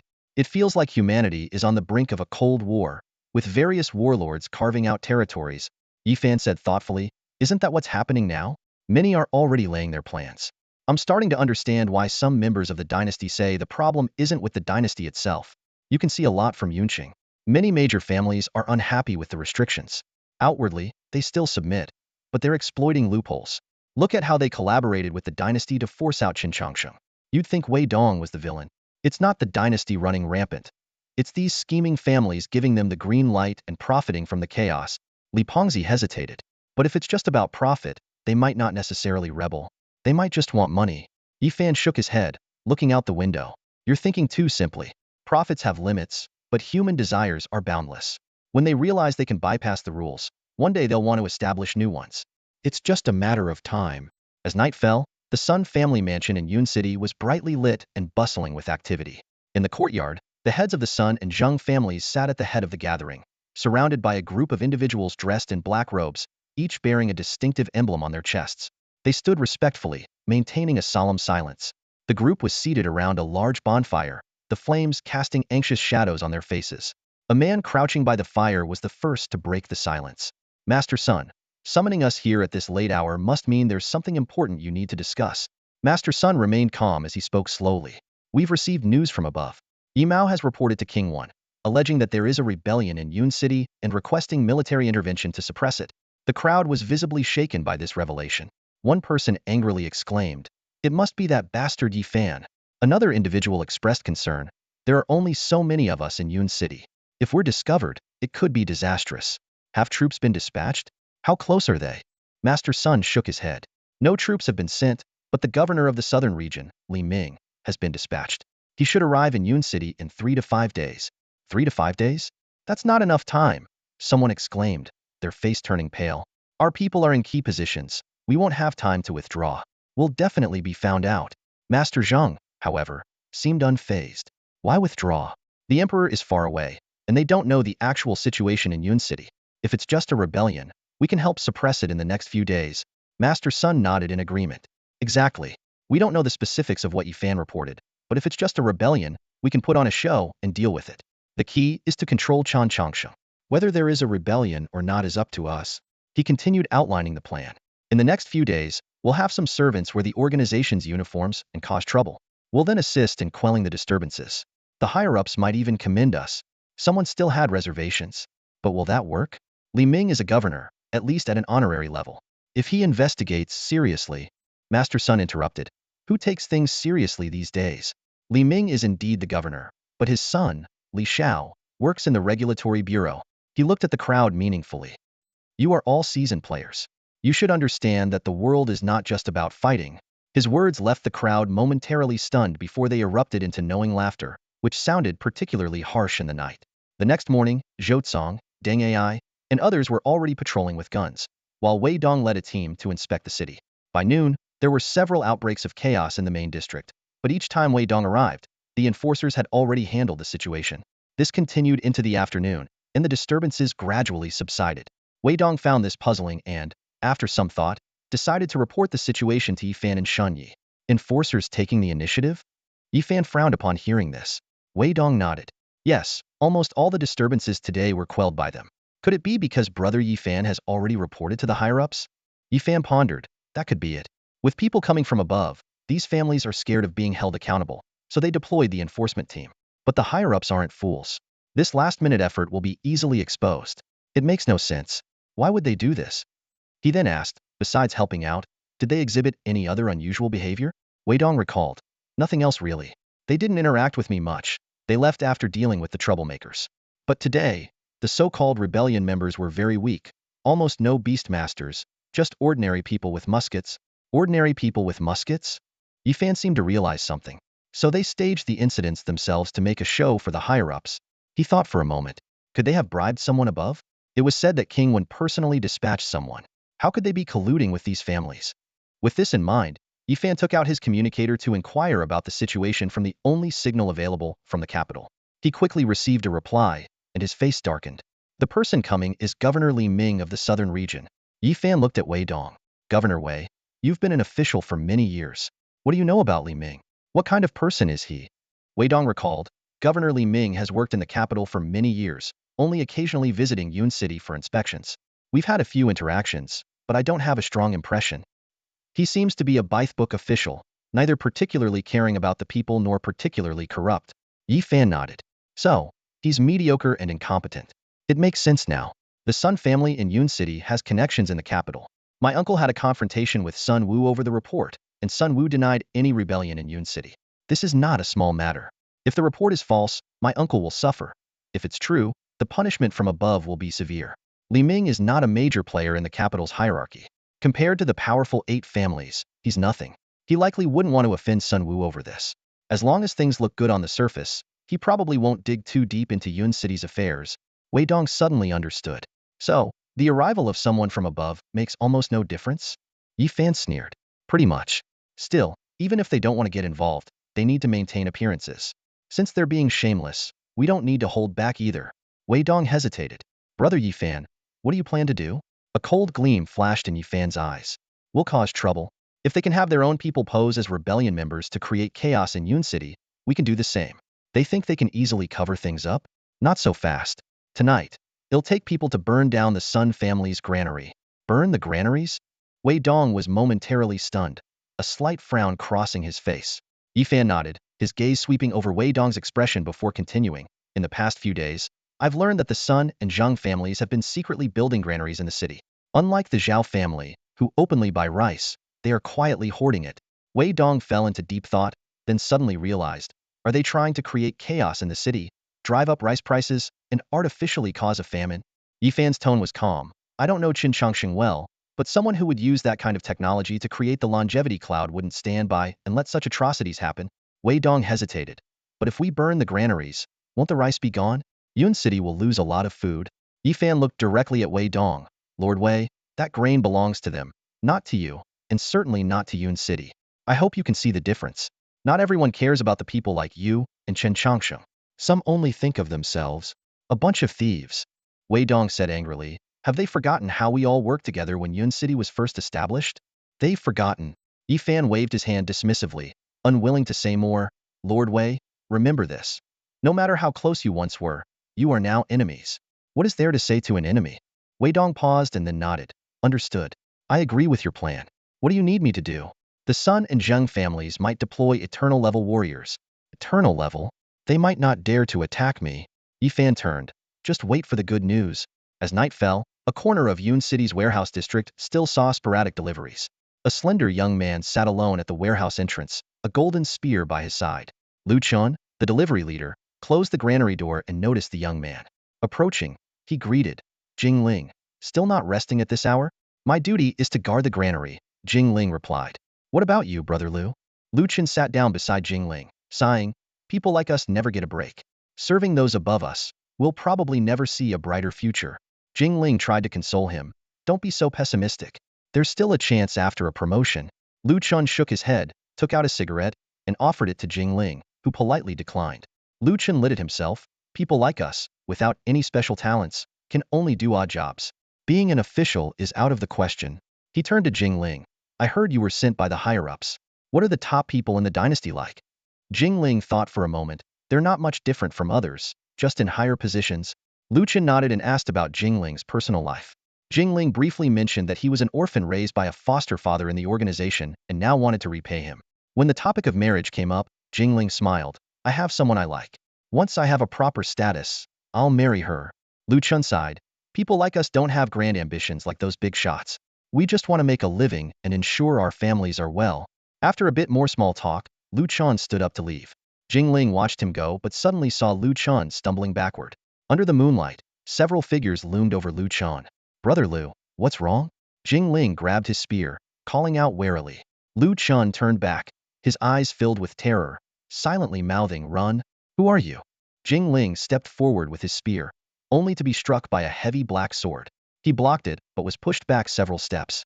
At the end of the street, a group of black-robed figures appeared, led by the owner of the black sword. Are you alone, guarding the Sun family's warehouse? Jing Ling gripped his spear tightly, his gaze fixed on the man opposite him wielding a heavy black sword. His hands trembled slightly. The power of that previous strike was terrifying. Who are you? Jing Ling demanded sternly. Beneath his mask, Yi Fan's lips curled into a smile. Me? I'm with the Dynasty Organization. Organization? Jing Ling was taken aback, then quickly realized. Whose men are you? Yun City is under the jurisdiction of the Guard King. Yi Fan was momentarily stunned. The Guard King? The one defending the beast frontier on the front lines. Jing Ling's face changed dramatically, realizing the man's identity was fake. He immediately launched an attack with his spear. His spear techniques were fierce and domineering, each strike powerful enough to shatter the bricks beneath them. Jing Ling displayed the strength of a golden 4-star warrior, his attacks relentless. Yi Fan drew his heavy sword to counter. Though slightly less powerful, he held his ground. After 20 exchanges, Yi Fan was pushed back several steps by a sweeping strike. Such a domineering spear technique is rare. Yi Fan squinted his eyes. Your identity seems unusual. Jing Ling snorted coldly, not answering, and attacked again. This time, Yi Fan didn't hold back. He summoned 3 beasts and activated the enchantment skill, Swift Wind Hawk. A whirlwind formed around Yi Fan, and Hellhound and Little Celestial Dog launched the first strike. Feeling his senses heighten, Yi Fan engaged Jing Ling once more. This time, not only could he block the fierce spear techniques, but he also began to gain the upper hand. You're Yi Fan? Jing Ling seemed to recognize his opponent, sweeping his spear to lift a section of the floor. Yi Fan easily slashed through it, but the two kept their distance. Who taught you swordsmanship? Jing Ling's grip on his spear tightened. It's even more domineering than my spear. Doesn't your Yi family specialize in hand-to-hand combat? Yi Fan explained. The Yi family practices hand-to-hand combat because Dragonid warriors can't control beasts. I'm not a Dragonid warrior, so practicing swordsmanship is fine. He stared directly at Jing Ling. Step aside. You can't stop me. Whether it's weapons or beasts, you can't match me. Several star levels can't bridge the gap between us. Step aside. Jing Ling's anger flared. It's my duty to stop you. If you want to pass, defeat me. Do you think I only have one trick? With that, Jing Ling plunged his spear into the ground. The golden spear vibrated and glowed brightly. A 2-winged golden tiger emerged from the spear, its roar echoing through half of Yun City. A beast spirit warrior, Yi Fan frowned. A golden 6-star beast spirit, the golden winged tiger, an extraordinary beast spirit. Behind him, Pan Zhao stepped forward. Yi Fan, we can't drag this out. The commotion is too big. Let me handle this quickly. No, you go burn the granary. Yi Fan shook his head, his gaze on the golden winged tiger in the sky. Leave him to me. Pan Zhao nodded and led the others around the battlefield, heading for the Sun family granary. You won't get away. Jing Ling roared, sweeping his spear. Yi Fan coldly replied. Jing Ling, your opponent is me. He planted his heavy sword into the ground, a black dragon coiling in the air, its roar shaking the heavens. Jing Ling was shocked. You're also a beast spirit warrior? How can one person master so many paths? What people deem impossible can often be broken. Yi Fan raised his heavy sword. I want to see how beast spirit warriors fight each other. In the sky, the black dragon roared and charged at the golden-winged tiger. Meanwhile, Pan Zhao and his men bypassed Jingling, torches in hand, heading for the Sun family granary. Night fell, and the stars were hidden. A large cloud, though not obscuring the moon, appeared magnificent under the moonlight. The Sun family head and the Zheng family head drank in the courtyard. The Zheng family head spoke first. Once Li Ming finishes his investigation, we can make our move. That Yi Fan is troublesome, but fortunately, Yi Mao has been recalled to the capital. Otherwise, with the Yi family's ways, we might be in trouble. The Sun family head was dismissive. Trouble? Hardly. Last time, during the purge of Ping City, Yi Mao broke the rules by mobilizing the Imperial Army and reuniting the battle army. All major offenses. The Yi family never learns. The stronger they get, the more the higher-ups fear them. Back when the Battle King held power, the entire human leadership was dissatisfied. With Yi Mao on the front lines, the higher-ups couldn't touch him. Now that they've found an excuse to recall him to the capital, he probably won't get another chance to leave. The Zheng family had agreed. Exactly. The Yi family is too rigid and slow to adapt. This time, Yi Mao's actions, though famous among humans, have cornered him. Without real power in the capital, he's like a toothless tiger, no threat at all. The Sun family had nodded, then looked up at the sky, musing. Speaking of which, Chun Chongqing is truly a genius. Creating something like the longevity cloud. I wonder how he does it. The Zheng family head shook his head. We don't need to know how he does it. The higher-ups want him, and that's enough. Once this is over, we should get promoted. Promotion is secondary. More practical benefits would be better, the Sun family head said. We've been in Yun City for 15 years. Honestly, this place is better than others, and we're used to it. Zheng family head, look at the night view of Yun City. It's beautiful. I wonder if the thousands of human cities have such scenery. Other cities don't have this cloud. The Zheng family head sighed. After staring at the cloud for a moment, the Zheng family head felt something was off. Sun family head. Look, why does the night seem less dark tonight? With a hint of red? Because of the lights. What a silly question, the Sun family head replied, but then looked up and realized something was wrong. It seems like something is burning.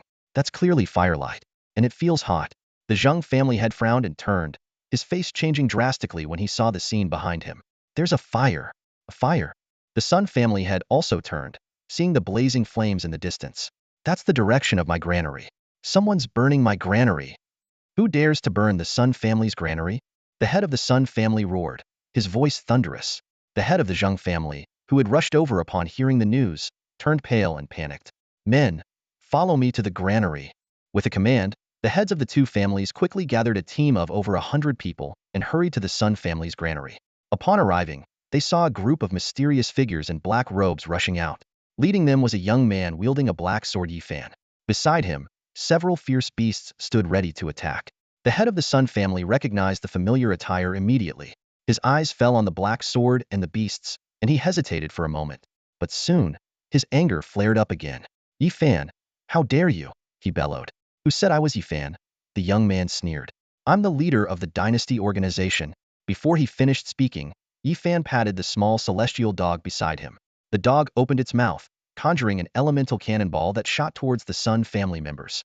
Taking advantage of the chaos, Yi Fan and his group turned to flee. Stop them, the head of the Sun family shouted, as the surrounding strongmen prepared to attack. But Yi Fan had anticipated this. With a wave of his hand, dozens of subordinates armed with energy guns opened fire. The barrage forced the Sun family's men to retreat. Sun Ping, attack. The head of the Sun family ordered, summoning his trump card. A lean man stepped forward, exuding a powerful aura. With a single palm strike, he unleashed a massive palm print that not only absorbed the bullets but also headed straight for Yi Fan and his group. In the nick of time, Pan Zhao intervened. With a roar, he summoned a lion beast. The lion's sharp claws collided with the palm print, shattering it instantly. Using the brief clash as cover, Yi Fan and his people slipped into the moonlit darkness. Sun Ping was about to pursue but was stopped by the head of the Sun family. Put out the fire, quickly. There are millions of pounds of grain here. The head of the Sun family was frantic, his voice cracking. Sun Ping then noticed the raging fire behind him. The granary and houses were ablaze, the flames lighting up the sky. Frowning, he summoned a whale beast. As soon as it appeared, the ground surged with seawater. Roar! The whale beast opened its mouth, releasing a torrent of water that doused the flames. Under the powerful water attack, the fire was finally brought under control. By then, the enforcers had arrived. With everyone's combined efforts, the fire was extinguished, leaving behind only a charred ruin. Yi Fan is a complete madman. The head of the Zheng family muttered in disbelief, arriving late to the scene and taking in the devastation. The head of the Sun family's face was ashen with rage. Though the loss of millions of pounds of rice was worth only a few million, Yi Fan's arson had completely destroyed the Sun family's granary. It was a public humiliation. Taking deep breaths to calm himself, the head of the Sun family said coldly, "Li Ming will be here in a few days. Yi Fan did this to embarrass us. This granary can store tens of millions of pounds of grain. To restore it won't be a matter of just a few days." The head of the Zheng family fumed. "Sun family head, this is outrageous. How can a few outsiders dare to do this in Yun City? They have Wei Dong's guns. He must have permitted this. We should demand an explanation from Wei Dong." The head of the Sun family shook his head, analyzing calmly. "It's not about Wei Dong. He dared to act, and they wore our organization's robes. Even if we confront Wei Dong, he could blame the organization. It plays into his hands. They're deliberately causing trouble before Li Ming arrives, and they've succeeded." The head of the Zheng family hesitated. "This doesn't seem like something Wei Dong would do." "Wei Dong wouldn't, but Yi Fan would. He's audacious and unscrupulous," the head of the Sun family said darkly. "We never expected him to be this bold and shameless." "So what do we do next?" the head of the Zheng family asked. "What else can we do?" the head of the Sun family replied harshly. "Guard the granary and make sure nothing happens in the next few days. When Li Ming arrives, we'll say we accidentally burned it ourselves." Meanwhile, in the mercenary camp, "Man, that fire was something else," Fatty Lee said, pulling off his hood, a proud smile on his face. The head of the Sun family was furious. "They'd never expect you, Yi Fan, to burn their granary." Yi Fan smiled calmly. "It's just a tactic. If they can use it, so can we. They gave me the idea. Tomorrow, we'll burn another place, and they won't be able to hide it." "Are we really going back tomorrow?" Wang Lingxi frowned, worried. "We just burned their granary today. They'll be on high alert. It won't be as easy. We barely got away this time, and that Sun Ping seems to be at the eternal level." "I never said we'd burn another granary," Yi Fan replied nonchalantly. "Their family isn't just about granaries. We'll burn a restaurant or a shop, anything. We don't need to be honorable with scoundrels. They have to save face, not us." The group was taken aback, not expecting such a casual response. "You're ruthless," Fatty Lee said, impressed. "The Sun family is really unlucky to have you as an enemy." "I never show mercy to my enemies," Yi Fan said. Just then, a faint sound came from the corner of the tavern. They turned to see Jing Ling, tied up and struggling, eyes wide and mouth gagged, making muffled sounds. "I almost forgot about you," Yi Fan said, walking over and pulling the gag from her mouth. "Kill me," Jing Ling shouted. "Kill you?" Yi Fan raised an eyebrow. "Why, because you feel humiliated being captured? Or because you can't accept losing in beast control? You didn't win because of your skills, but because your beast is stronger," Jing Ling retorted. "If it weren't for the dragon spirit in your sword, you wouldn't have beaten me." "A strong dragon spirit is also a skill," Yi Fan scoffed. "You, with your gold 5-star strength, couldn't beat me at silver 9-star. Your gold 6-star golden winged tiger couldn't beat my gold 3-star black dragon. Whether in physical combat, beast control, or spirit control, you lost. Jada Bailong lost to me at the same level. What right do you have to be dissatisfied?" The words fell among the mercenary group, and Jing Ling stood there, momentarily speechless. Yi Fan's words hit him like a sledgehammer, shattering his confidence. This was an unprecedented situation for him. In his 20s and already a golden 5-star, Jing Ling had always considered himself a top talent among his peers. He possessed domineering spear skills and a compatible beast spirit weapon, making him a formidable force among those at his level. Battling ordinary superhumans was usually a breeze for him. However, at this moment, having been defeated by Yi Fan, who was at a higher echelon, and then having the gap between them pointed out so bluntly, Jing Ling felt a deep sense of defeat. He had to admit, if even the mighty Jia Bailong had lost to Yi Fan, what reason did he have to be unconvinced? After a long silence, Jing Ling finally spoke, his voice tinged with despair. "Kill me?" He paused and then emphasized, "I won't tell you anything." Yi Fan merely chuckled. "It doesn't matter if you don't tell me. You've already said the most important thing." He stared at Jing Ling and said in a deep voice, "You mentioned this area is under the jurisdiction of the Zhenwang. This means the Zhenwang, who wields significant military power, is one of the top leaders in your dynasty organization." Yi Fan continued to analyze. Zhenwang is one of the 5 kings on the front line and is very close to the Li Wang. If he rebels, Li Wang will certainly follow. Combined with the Sun family controlling the regulatory bureau and the Ji family controlling the inspection bureau, your higher-ups already have the power to influence the decisions of the human leadership, forming a closed loop. Listening to Yi Fan's reasoning, Jing Ling's face grew increasingly grim. but he still gritted his teeth and remained silent. Yifan squinted slightly. Enough. Stop pretending. Do you think you can hide the information?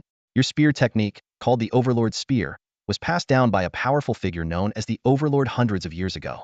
The Overlord was skilled in weaponry, and the Overlord Spear is one of the 15 weapon techniques he left behind. There have been 7 generations since the Overlord, and in this generation, it should be passed down by Wu Jingtian. Stop talking.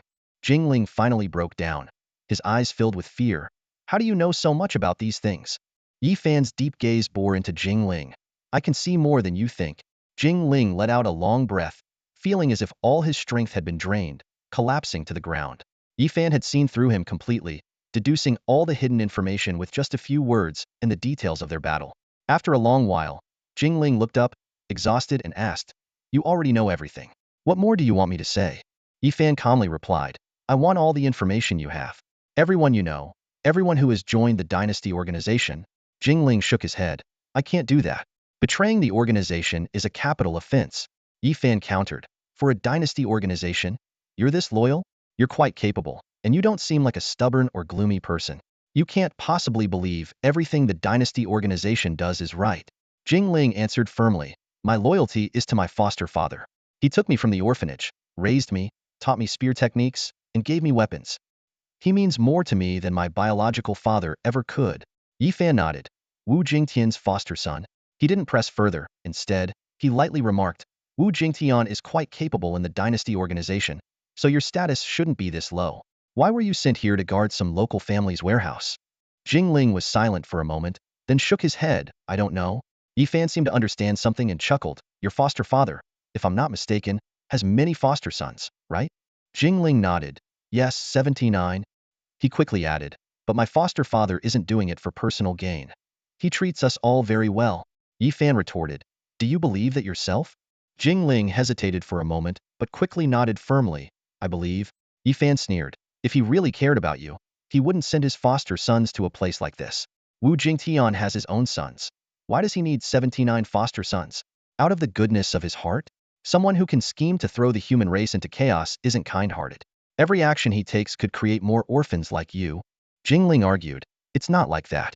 My foster father and the others are truly loyal to the human race.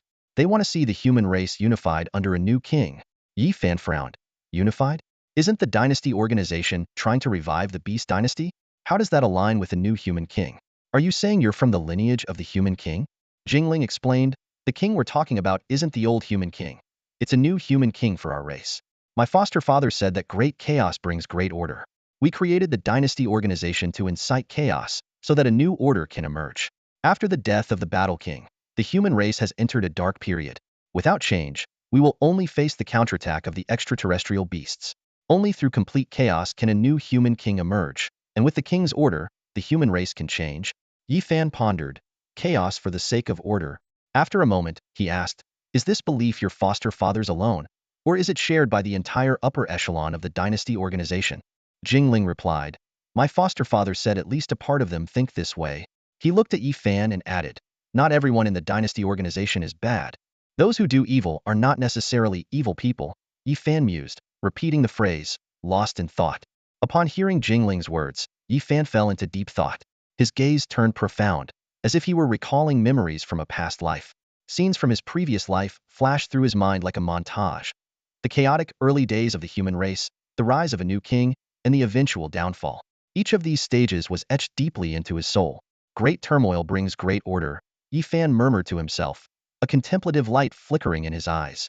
If Wu Jingtian and his people had foreseen this, then the vast net I sensed might not be just a figment of my imagination. He stood up and stretched, his eyes falling on Jingling. "You've given me some useful information," Yifan said, a hint of approval in his tone. "However, I won't let a potential threat go just because of a few words. You have 2 choices now. Follow me or die." Jingling hesitated, an unprecedented look of uncertainty crossing his face. He had been by Wu Jingtian's side for over 20 years, yet he had never fully grasped the essence of the royal organization. At this moment, Yifan's gaze seemed to pierce through everything, filling him with a sense of awe. "Yifan," Jingling finally spoke, "what exactly do you intend to do?" Yifan raised an eyebrow and, after a brief pause, replied, "I enjoy the feeling of being in control. I don't believe that great chaos is necessary for great order. If something is wrong, we'll fix it now. Why wait for chaos? So, you want to govern the human race? To become the human king? Jingling pressed. Yi Fan shook his head. I've never thought about that. I just want to minimize regrets in life. If I see something wrong, I'll correct it. If I can't tolerate someone, I'll eliminate them. If I find something worthwhile, I'll keep it. I want to reach the legendary peak of cultivation. Everything I do is from my heart. Nothing more. Jingling fell silent, prompting Yi Fan to ask him, what do you want to do?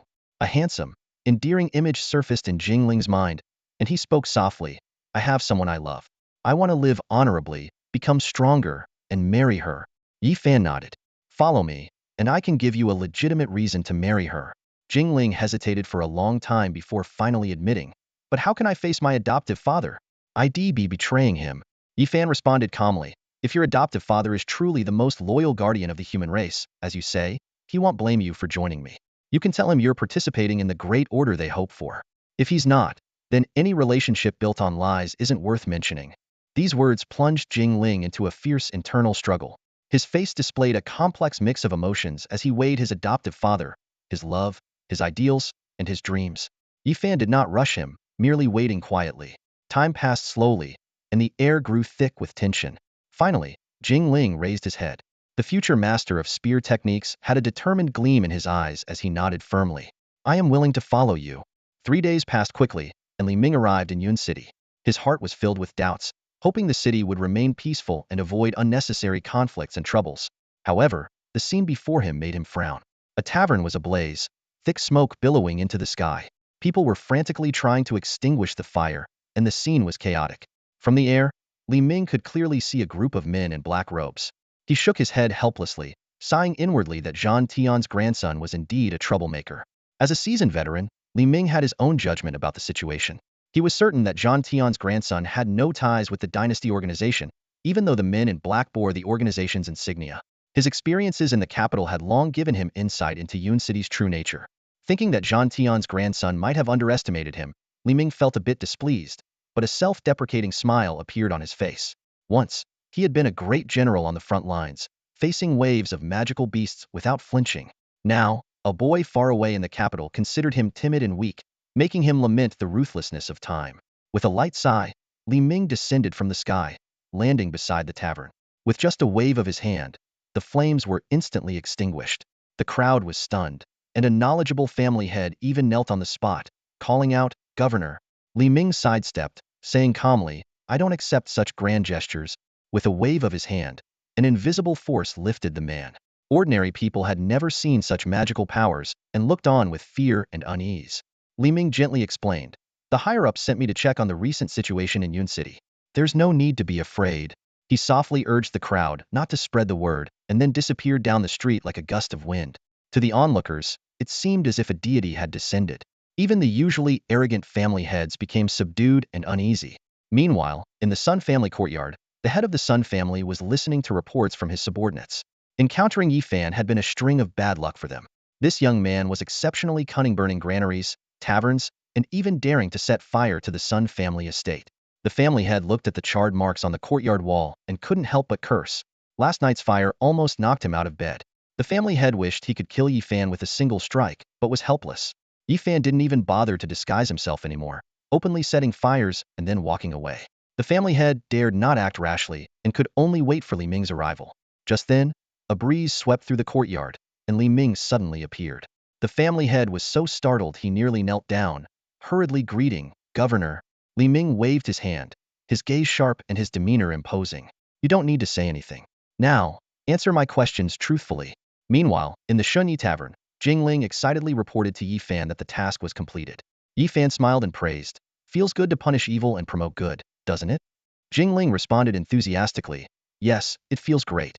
I never thought someone like me could have a day like this. Yi Fan spoke earnestly. A man born into this world should live with dignity. If you can't even enjoy this sense of righteousness, what's the point? As a person, you should stand tall and proud. You don't have to be a saint, but at least, you should stand in the sunlight without fear.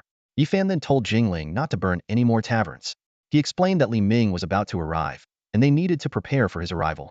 Yi Fan mentioned that they might need external assistance to deal with Yun City's eternal-level experts. As he was speaking, a whirlwind suddenly arose in the tavern, and Li Ming appeared out of thin air. He seemed to have heard Yi Fan's words and said helplessly, Li Ming, am not a weakling. As soon as this man appeared, everyone's expressions changed dramatically. Sun Chong and Pan Zhao immediately stood by Yi Fan's side, ready for a confrontation. Only Yi Fan remained calm. He looked at the elderly man who had just appeared and greeted him with a cupped fist. Uncle Li, long time no see. Technically, you should call me Grandpa Li. Li Ming responded helplessly, but I'm only 20 years older than you, little Yi, and just a few years older than your grandfather. It doesn't seem appropriate to consider myself from your grandfather's generation. I wanted to say something back then, but I held my tongue. Yi Fan, his expression unchanged, replied, then let's just stick with Grandpa Li. Li Ming waved his hand, not angry but rather assessing Yi Fan. You kid, have some serious guts. You were just bad-mouthing me, and now you act like nothing happened. He glanced around the mercenary tavern and continued, it seems your mercenary group is doing quite well. What? Planning to develop a private army? Yi Fan answered calmly, I wouldn't call it a private army, just some self-defense measures. With the turbulent times for our people, having some protection should be acceptable at higher levels. These are mercenaries from the group. We're comrades in arms. We're all just trying to make a living. I treat them well, and they are willing to follow me. It's not about forming a private army. Li Ming was taken aback by Yi Fan's words. He stared at Yi Fan for a long time. The question about a private army was tricky for anyone to answer, but Yi Fan managed to deflect it effortlessly, as if he had rehearsed it many times. Could such mature and worldly words really come from a 15-year-old boy? Li Ming shook his head and sighed. You? Never mind. I'm not here to talk about private armies. King Wen sent me to investigate the chaos in Yun City, and now I've seen it myself. Yi Fan nodded. Since Grandpa Li has seen it, there's no need to find me. Since the capital sent you, they naturally trust you. How to handle it is up to you. Hearing this smooth response, Li Ming glanced helplessly at the people around them before waving his hand. All right, I'm not an idiot. I know what you're thinking. Have your people leave so we can talk properly. Yi Fan nodded in agreement and signaled to Li Pengzi. Understanding the gesture, Li Pengzi quickly led all the mercenaries out, even arranging a fixed team to go hunting for extra income. Soon, only Pan Zhao and Sun Chong remained, still standing guard around Yi Fan. Seeing their wary expressions, Li Ming found it amusing but said nothing. After a moment of silence, he spoke to Yi Fan in a serious tone. I've understood the situation in Yun City pretty well. I know the causes and effects. I'm here to ask you how you want me to handle it. Yi Fan frowned and asked in return, how do I want you to handle it? Ideally, I would hope you handle it impartially. Li Ming replied with a bitter smile, I can't. I'm not like your uncle, with no private army and no great power. These people have backing. You can move against them, but expecting to eliminate them according to royal law is basically impossible. Yi Fan shook his head. If we don't eliminate them, there's no point. He paused for a moment and then continued. You are a glory-level expert, capable of founding your own sect. If you were dealing with the top levels in the capital, I could understand. But why be so restrained in a small place like Yun City? Li Ming sighed. It's not that simple. The stronger you are, the more constraints you face. When your brother acted in Ping City, it immediately drew suspicion. It seemed glorious, but he paid a heavy price for breaking the rules. I'm not weak or corrupt, but in the current situation, sometimes it's not about willingness but about lack of means. Hearing this, Yi Fan fell silent. A few days ago, he might have dismissed Li Ming's words as the excuses of a hypocrite, but after what Jingling had said, he now found himself deep in thought. According to their perspective, this was just the calm before the real chaos. There was still some time before everything fell apart. The human race was maintaining a superficial peace, and all the rules and constraints were still in place. These constraints were deteriorating, failing to bind those with ill intentions but still holding back the truly conscientious and ambitious. The chaos in the Ping City dynasty was unmanageable, and the royal organizations acted with impunity. Yet when Yimao acted to purge the corruption, he paid a heavy price. Similarly, if Li Ming acted in Yun City, he couldn't escape these constraints. He could clean up the mess, but he couldn't face the repercussions from the higher-ups. This was truly a strange situation. Yi Fan had met the three kings of the human race, and they were not incompetent.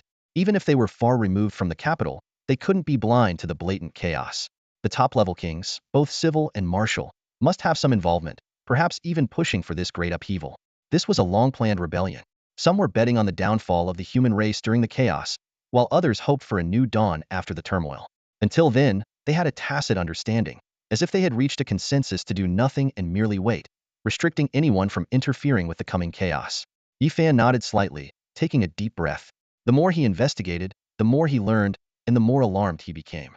In his previous life, he knew nothing of the Yi family, the Battle King, or the royal organizations and fell into the historical currents completely unaware. This scheme had been in the making for over a century, perhaps since the fall of the Battle King. Whether it was the people in the royal organizations or the formidable Wu Jingtian mentioned by Jingling, they were all prepared for this. This wasn't frightening. The key was who dared to drive such a process. Both the human race and the royal organizations might have a truly terrifying force behind them. They all treated the human race as a chessboard, with everyone else, knowingly or unknowingly, serving as pieces. Even his past self might have been just a pawn that fell in one of their games. This was the truly alarming part. Maybe I'll see the answers when the curtain rises, Yi Fan murmured to himself, as if speaking an incomprehensible line. He didn't delve further but looked at Li Ming with a determined gaze and said firmly, Grandpa Li, you might be constrained and powerless, but do all you can. I'll handle the rest. You're going to handle this? Li Ming was slightly taken aback by the bold statement, his brows furrowing unconsciously. Yi Fan, maintaining his composure, responded calmly, both the Sun and Zheng families have eternal level powerhouses. Just bring them to me, Grandpa Li. He waved his hand lightly, a cold glint flashing in his eyes. I have ways to make them submit to me. A hint of realization flickered in Li Ming's eyes. He cautiously asked, you want to force the Sun and Zheng families to bow to you? No. Yi Fan shook his head firmly. I can't tolerate them. Once their two eternal level powerhouses submit to me, I'll drive them out of Cloud City. Li Ming's frown deepened at Yi Fan's words. Your plan seems a bit far-fetched, he muttered after a moment's thought. I looked into Wei Dong's stance. He trusts you a lot. If you're doing this, there must be more to it. Yi Fan admitted candidly, claiming Cloud City isn't too much to ask. His tone took on a hint of ambition. I don't want to just sit around waiting for the future. I'm not a clockmaker, just watching time pass. While I'm still weak and unnoticed, I might as well be bold. His gaze became profound, as if painting a grand vision. I want to take Cloud City and make it my base. I'll grow stronger quickly, and in the future, expand from Cloud City to form my own power. Li Ming fell silent. If it were anyone else, he would have condemned them as overly ambitious. But facing Yi Fan, he was reminded of the unparalleled prodigy who once dared to pull on King Wen's beard to demand a military order. A 15-year-old, aiming to control a city, just a mere silver-level kid? After a long pause, Li Ming finally spoke, his voice hoarse, filled with a mix of emotions. What can I do to help you? Yi Fan quickly took out a pen and paper, jotting down a few lines. There's a lot I need your help with, Grandpa Li. He handed the note to Li Ming and explained in detail. First, I need you to eliminate part of the dynasty's forces. Since you already know, use whatever means necessary to force them to surrender some people. Those two eternal level powerhouses need to be subdued and brought to me. Second, when you return to the capital, don't mention the dynasty's presence in Cloud City. Instead, accuse the Sun and Zheng families of harboring malicious intentions. No matter how unwilling they are, they will have to act on this accusation. I'll work with Governor Wei to use this charge to expel them from Cloud City. Third, I need your cover. As the governor of the South, you're in charge of the entire South. For the next year, don't let anyone interfere with Cloud City's affairs. I'll be making significant moves here, and it must go unnoticed. Yi Fan's tone was solemn. Just these three things. Grandpa Li, please remember. Li Ming hesitated for a long time before finally accepting the note. He said with a complex expression, Yi Fan, what you're doing. One misstep and it's all over. Yi Fan, however, seemed invigorated. I'm not worried about failure. In fact, it excites me. He looked Li Ming in the eye and asked softly, Grandpa Li, you're involved in this too. Whether you act or watch from the sidelines, don't you want to see what lies behind this grand stage? Li Ming opened his mouth, wanting to speak, but ultimately just shook his head. I only wish for the prosperity of the human race and a peaceful life for the people. Yi Fan, however, was undeterred. But with the current situation, we must tear it apart to find a new path. If we do nothing, the human race will bleed even more. Li Ming voiced his concern. But this way, you'll become an enemy to both sides. While you're weak, they might ignore you. But as you grow stronger, more eyes will be on you. What you're doing is preventing everything they want from happening. After saying this, Li Ming seemed to regret agreeing to Yi Fan's request. He folded the note repeatedly. With your talent, even if you follow the traditional path, you could become a powerful figure in the future. Why not wait until then to act? Yi Fan, however, was confident.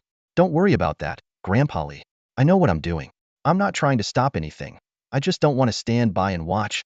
His eyes were deep, his tone resolute. Some things are completely different if done now rather than waiting until I'm a king. Li Ming was at a loss for words, eventually waving his hand in resignation. I didn't participate in that battle back then, thinking Zhang Tian wouldn't lose. When I learned of his death, my heart was shattered.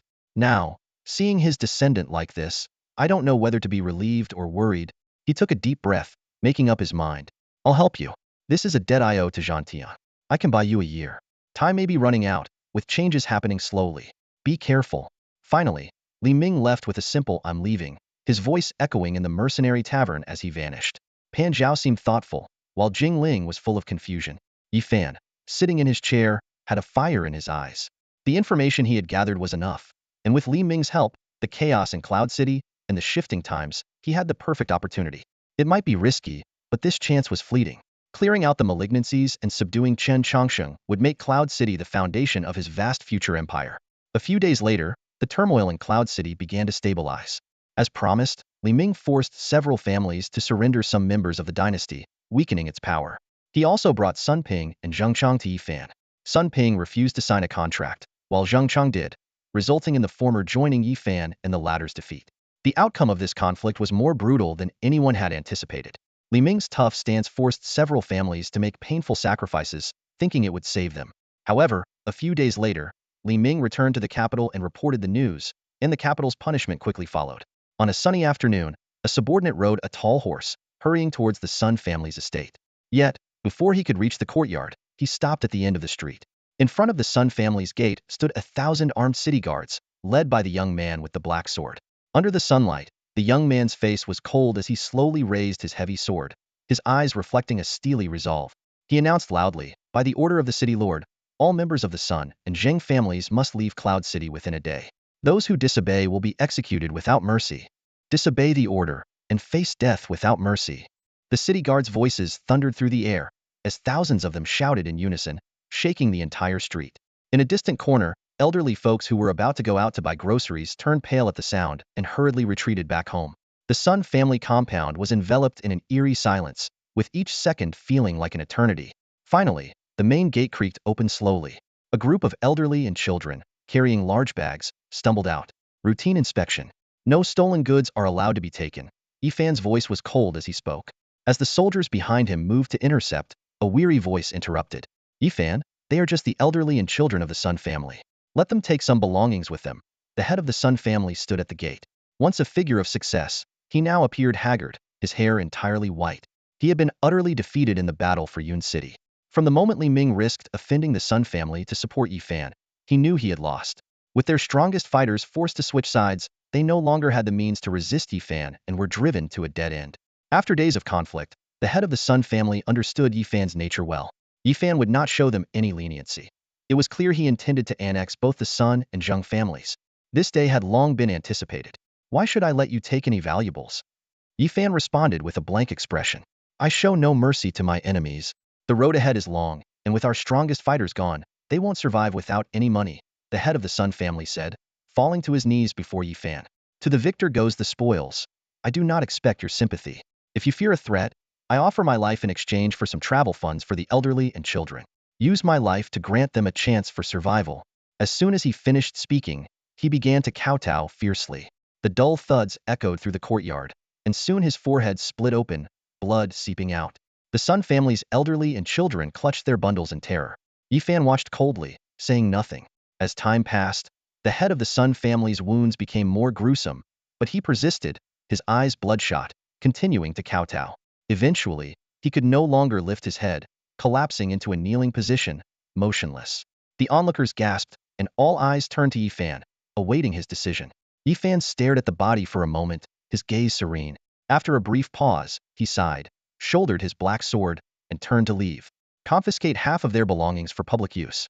The city guards will escort them to the neighboring city," he said without looking back. Some of the city guards exchanged complicated glances. They had followed Yi Fan and witnessed his ruthless decisiveness.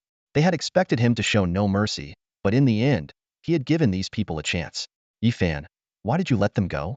Wei Dong, speaking for the city guards, asked as he watched the Sun and Zheng family members being led away. "You're usually so thorough, leaving no loose ends." "I don't see them as a threat." Yi Fan shook his head. Even at their peak, the Sun and Zheng families were no match for me. Now, with only the elderly and children left, the idea of them seeking revenge is laughable. I gave them a chance to live, a chance earned by the head of the Sun family with his life. A dragon does not concern itself with the lives of ants. Mercy is but a fleeting thought. Wei Dong patted Yi Fan's shoulder. "Governor Li Ming has already told me about your plans. If you had wiped out the Sun and Zheng families today, I might have had my doubts. But seeing you spare them, I feel reassured." You are a prodigy fighting for the human race, and you quelled the chaos in Yun City. I am willing to help you, to aid those suffering under the current regime. Having your support is invaluable, Yi Fan smiled, extending his hand to Wei Dong. The elites sit high above, manipulating the chaos and order as they please, unaware of the suffering of the common people. The human race belongs to everyone, not just the exceptional few. Those who truly understand the struggles of the lower classes would never instigate such upheaval lightly. In my eyes, people like you, Wei Dong, are the true fighters for humanity. I'm no fighter for humanity, Wei Dong waved his hand dismissively. I just love Yun City and its people. I want to protect what I cherish. We've come a long way from the desolation and ruin of the past.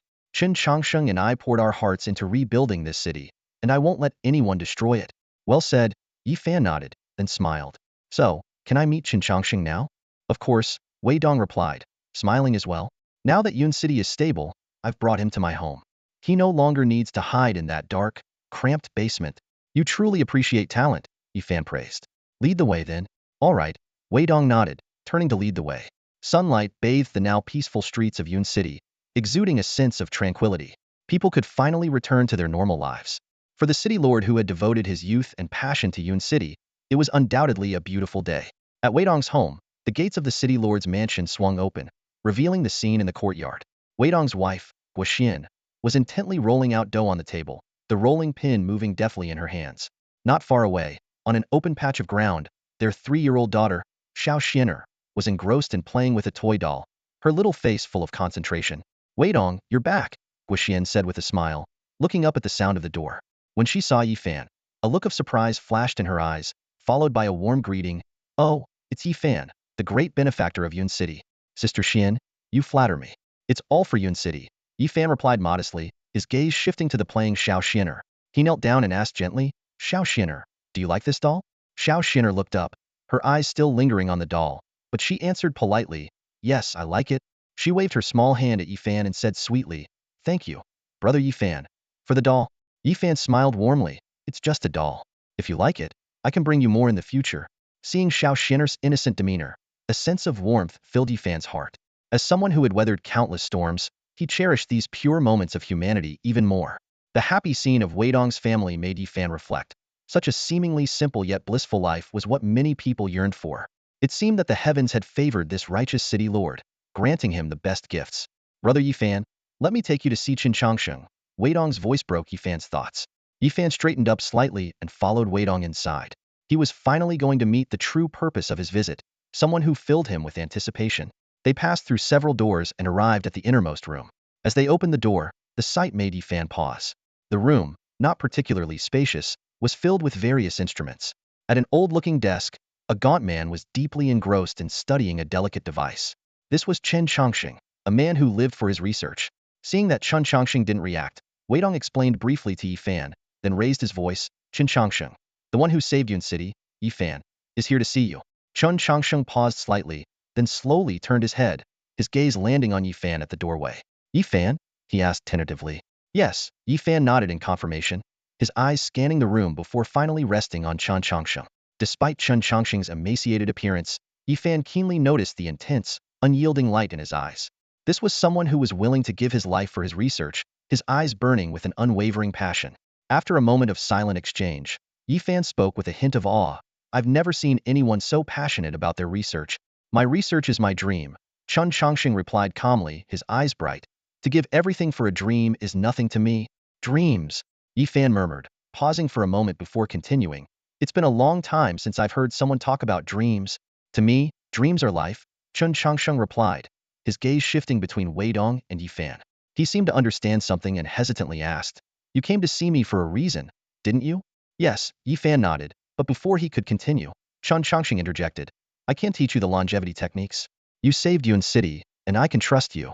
I don't need the longevity techniques. Yi Fan shook his head. The true essence of the longevity techniques is you. Without you, it can hardly be called the same. Qin Changsheng was taken aback by this and then shook his head. I don't want to work for others. I just want to focus on my research. You can still continue your research, Yi Fan replied calmly. I just hope you can have a larger platform with me. A larger platform with you? Qin Changsheng looked at Yi Fan in confusion. Yi Fan slowly explained. City Lord Wei has agreed to hand over control of Yun City to me. I've already prepared a cover. In the coming time, I will reorganize Yun City, improve people's lives, optimize the city's structure, and train the military.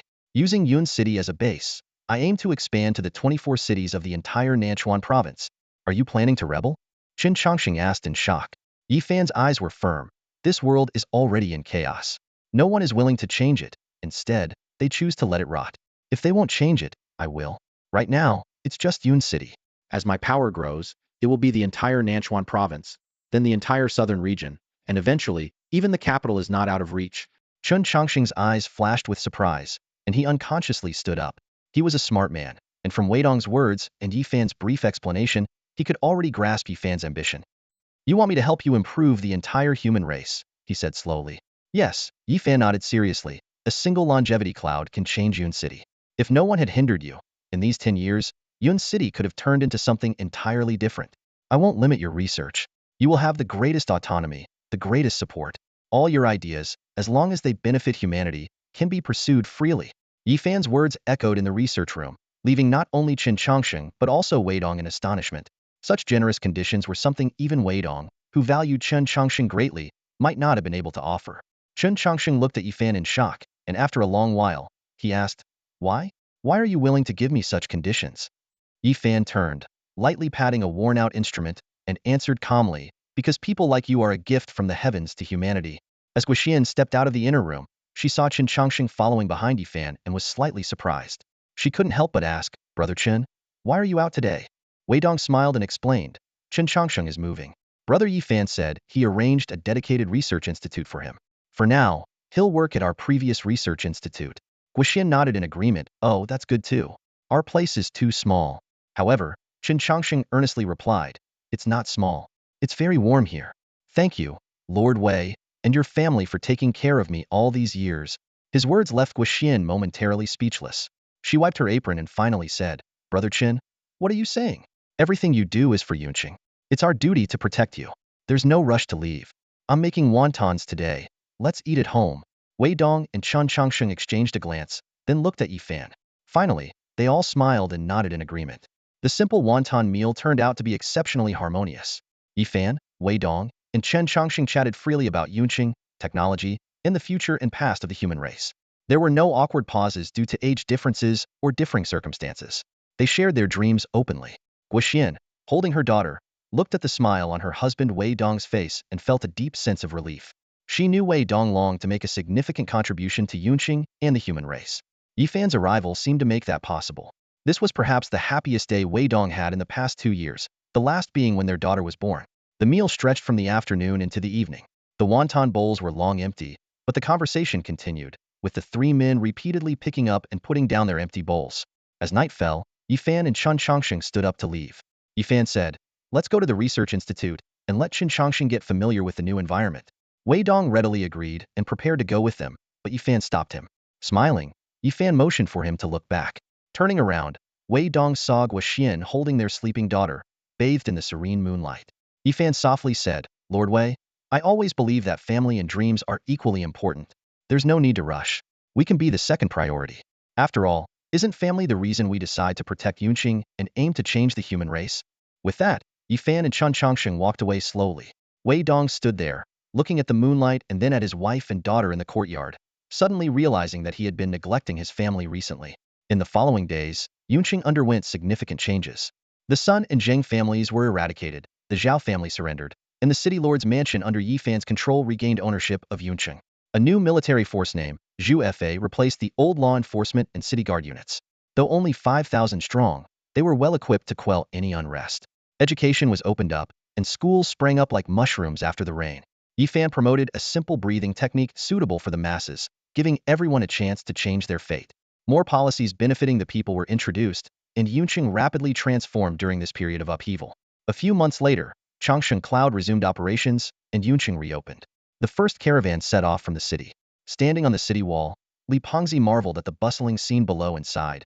Can a city really change this much in just a few months? Yi Fan explained, many things were always possible. It's just that no one was willing or dared to do them before. Now, I'm giving everyone the opportunity. Wang Lingxi remarked, it feels somewhat unreal. Just over half a year ago, we were still freshmen, and now we've taken control of a city and even talk about changing the human race. Yi Fan reminded them, don't relax or get complacent. The human race has hundreds of provinces, and Nanchuan is one of the less prominent ones. In Nanchuan province, Yunqing is only in the top 10. Controlling Yunqing sounds impressive, but in the grand scheme of the human race, it's insignificant. This is just our starting point. There's much more to be done, Li Pengzi asked. So what's our next plan? Are we going to continue the mercenary route in other cities? Yifan shook his head. No need to rush. I'll have people handle that. With Yunqing stable, it will be our base for a long time. You can bring your families here for safety. Next, we can focus on our cultivation. We recently discovered a Yangtze-level secret realm outside Yunqing, which will open next month. It's mostly beneficial for gold-level experts. We can explore it then. Hearing about the secret realm, Li Pengzi immediately became excited, and the others looked eager as well. Seeing their anticipation, Yifan shook his head helplessly but also smiled. It's been too long since I last fought. I do miss it a bit. This time, let's capture a new beast. In the morning, Yifan was organizing his gear in the mercenary group when Wei Dong excitedly strode in, shouting before even entering the door, Yifan, the Equipment Research Institute has found a way to modify your heavy sword. Yifan looked up, a hint of joy flashing in his eyes. They found it. Hurry, come with me and see. Wei Dong eagerly beckoned Yifan, leading him towards the other end of the city. On the way, Wei Dong briefly explained the division of technological research in Cloud City. Although Chen Changsheng was reluctant to use technology for weapon manufacturing, he supported Yifan's idea of arming civilians with advanced technology. Hence, he shared some of his longevity techniques for weapon research. Cloud City divided its advanced technological research into two parts. The Research Institute led by Chen Changsheng focused on improving livelihood and cutting-edge technology, while the Equipment Research Institute led by Uncle Da was dedicated to weapon enhancement and civilian armament. The two soon arrived at the now expansive Equipment Research Institute. Uncle Da came forward and instructed someone to bring Yifan's black sword. Yifan, take a look at your black sword. Yifan took the black sword and immediately felt a difference. My sword feels much heavier. Uncle Da smiled mysteriously. Yes. Go outside and try activating it. Yifan gripped the sword and moved to an open area, his aura rising. Jing Hong, he shouted softly, swinging the sword down. The runes on the black sword vibrated, and a massive sword energy instantly shattered a nearby training dummy. Yifan exclaimed, now, the energy consumption for using Jing Hong is at least halved. He turned to Uncle Da. How did you achieve this? Uncle Da detailed the modification process, which involved longevity techniques like extraction techniques and rune carving. After listening, Yifan furrowed his brows slightly. This seems like the work of an alchemist. Uncle Da was surprised. Yifan, you know about alchemy? Yifan nodded, carefully examining the black sword in his hand. This black sword has a mysterious origin. I didn't expect anyone to decipher and reforge it. You said Chen Changsheng helped you. Does he know alchemy? Uncle Da affirmed. Yes. Longevity technology includes extraction and alchemy techniques.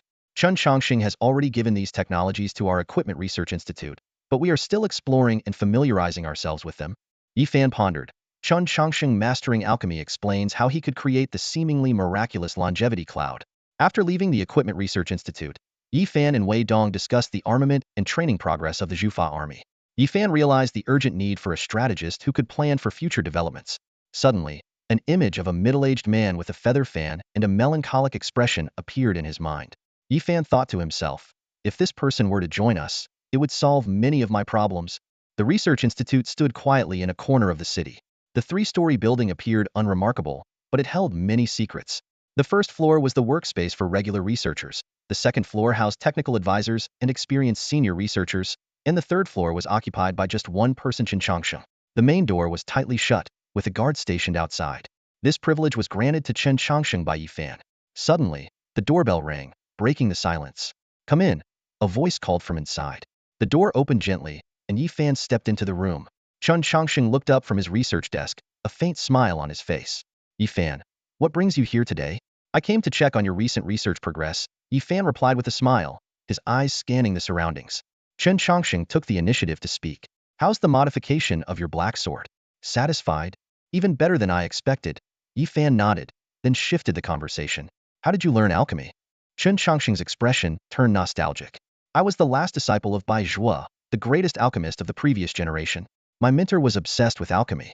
Unfortunately, he died in an explosion caused by a rune mishap during one of his studies. Yifan nodded slightly. I didn't know you had such a background. What about your family? Are your parents and wife still around? Chen Changsheng's gaze grew deep. I come from Yunqing. My parents were farmers. Yunqing suffered from droughts for years, and the harvests were often poor. They gave me most of their food and starved to death during one particularly bad drought. He shook his head. I've seen Yunqing turn into a hellish place during those droughts, which is why I developed the Changsheng cloud. Yifan didn't press further and instead got to the point. Chun, do you have any new research lately? I'll be heading to the secret realm near Jinqing next month and might be gone for a couple of months. If you have any results, let me know so I can make arrangements. Chun Changsheng hesitated slightly. I do have some results, but is it inconvenient to share? Not exactly. Chun Changsheng stood up and retrieved a peculiar device from an instrument nearby. It looked like a belt with a circular ring in the middle, a button on top, and strange runes engraved on its surface. Yifan looked at the device, puzzled. What's this?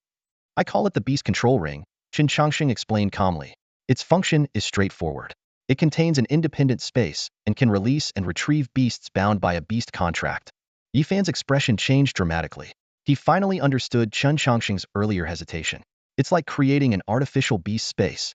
With this belt, anyone can control beasts. Chun Changsheng nodded. Yes, but the success depends on whether the beast is willing to submit. There are still many flaws, and I plan to add more independent spaces in the future. No matter the flaws. Yifan interrupted, his eyes gleaming with excitement. Chun, you've given me a huge surprise. Chun Changsheng was momentarily stunned, then smiled. Yifan lowered his voice. Chun, for now, don't tell anyone about the beast control ring. You understand the terrifying implications of this device. Until we can protect ourselves, we can't let anyone know about our research. Chun Changsheng hesitated. But if we don't implement it, it's a waste of our efforts. Let's continue the research. We can start by implementing it with the Zhufa army as a pilot project, Yifan suggested. I'll have them sign oaths of secrecy, but we'll need to make the ring less conspicuous so outsiders can't tell it's a device. I can work on that. Chun Changsheng agreed. The two discussed the beast control ring's usage and future plans in detail, talking for several hours before ending their conversation. As Yifan left the research institute, he couldn't hide his excitement. He had thought the Changsheng cloud and Tianqian were miracles, but the beast control ring made him realize what truly groundbreaking innovation looked like. This was something that could change an era. Although it wasn't ready yet, if it were ever widely adopted, it would herald an era where everyone could control beasts. Yifan and Li Pengzi walked side by side on the dusty road leading to Jin City. The scorching sun beat down on them, causing sweat to bead on their foreheads. Yifan, what kind of beast are you planning to tame this time? Li Pengzi asked curiously, wiping the sweat from his brow. Yifan frowned in thought for a moment before waving his hand dismissively. Something extraordinary, probably. Let's see if there's anything in the Yangtze-level secret realm. You're aiming pretty high, Li Pengzi exclaimed, inching closer to Yifan and lowering his voice. Yifan, I've opened a new beast space. Another one? Yifan was slightly surprised. Last time was your fourth, right? And now you're on your fifth? Li Pengzi leaned in even closer, a mysterious smile on his face. Actually, it's not the fifth. I opened the fifth a while ago. Now, I'm on my sixth. Yifan nodded, eyeing the heavy-set Li Pengzi, who likely weighed around 200 pounds, with a smile. You're making good progress. It seems like the gluttony technique suits you well. Most people get stuck at their third beast space, but you're already on your sixth, more than double. Li Pengzi scratched his head and laughed. It's just that I've had nothing to do lately. Staying in the city, eating a lot every day. I guess it all went into opening beast spaces. Yifan patted Li Pengzi on the shoulder. That's good. If you encounter an exceptional snake-type beast, you should try to tame it. I can tame an exceptional beast? Li Pengzi's eyes widened in surprise. Yifan shook his head, a deep smile in his eyes. Why not? Pengzi, haven't you realized your strength isn't weak anymore? Compared to those prodigies, the gap isn't that big. Not just you, but also Chen Peng, Ma Xiaoxue, and even Wang Lingxiuve all reached the critical point of Silver 9 stars. For the next 2 to 3 years, your star level will likely be stuck here. At the same level, you're not weak. In fact, you're quite strong.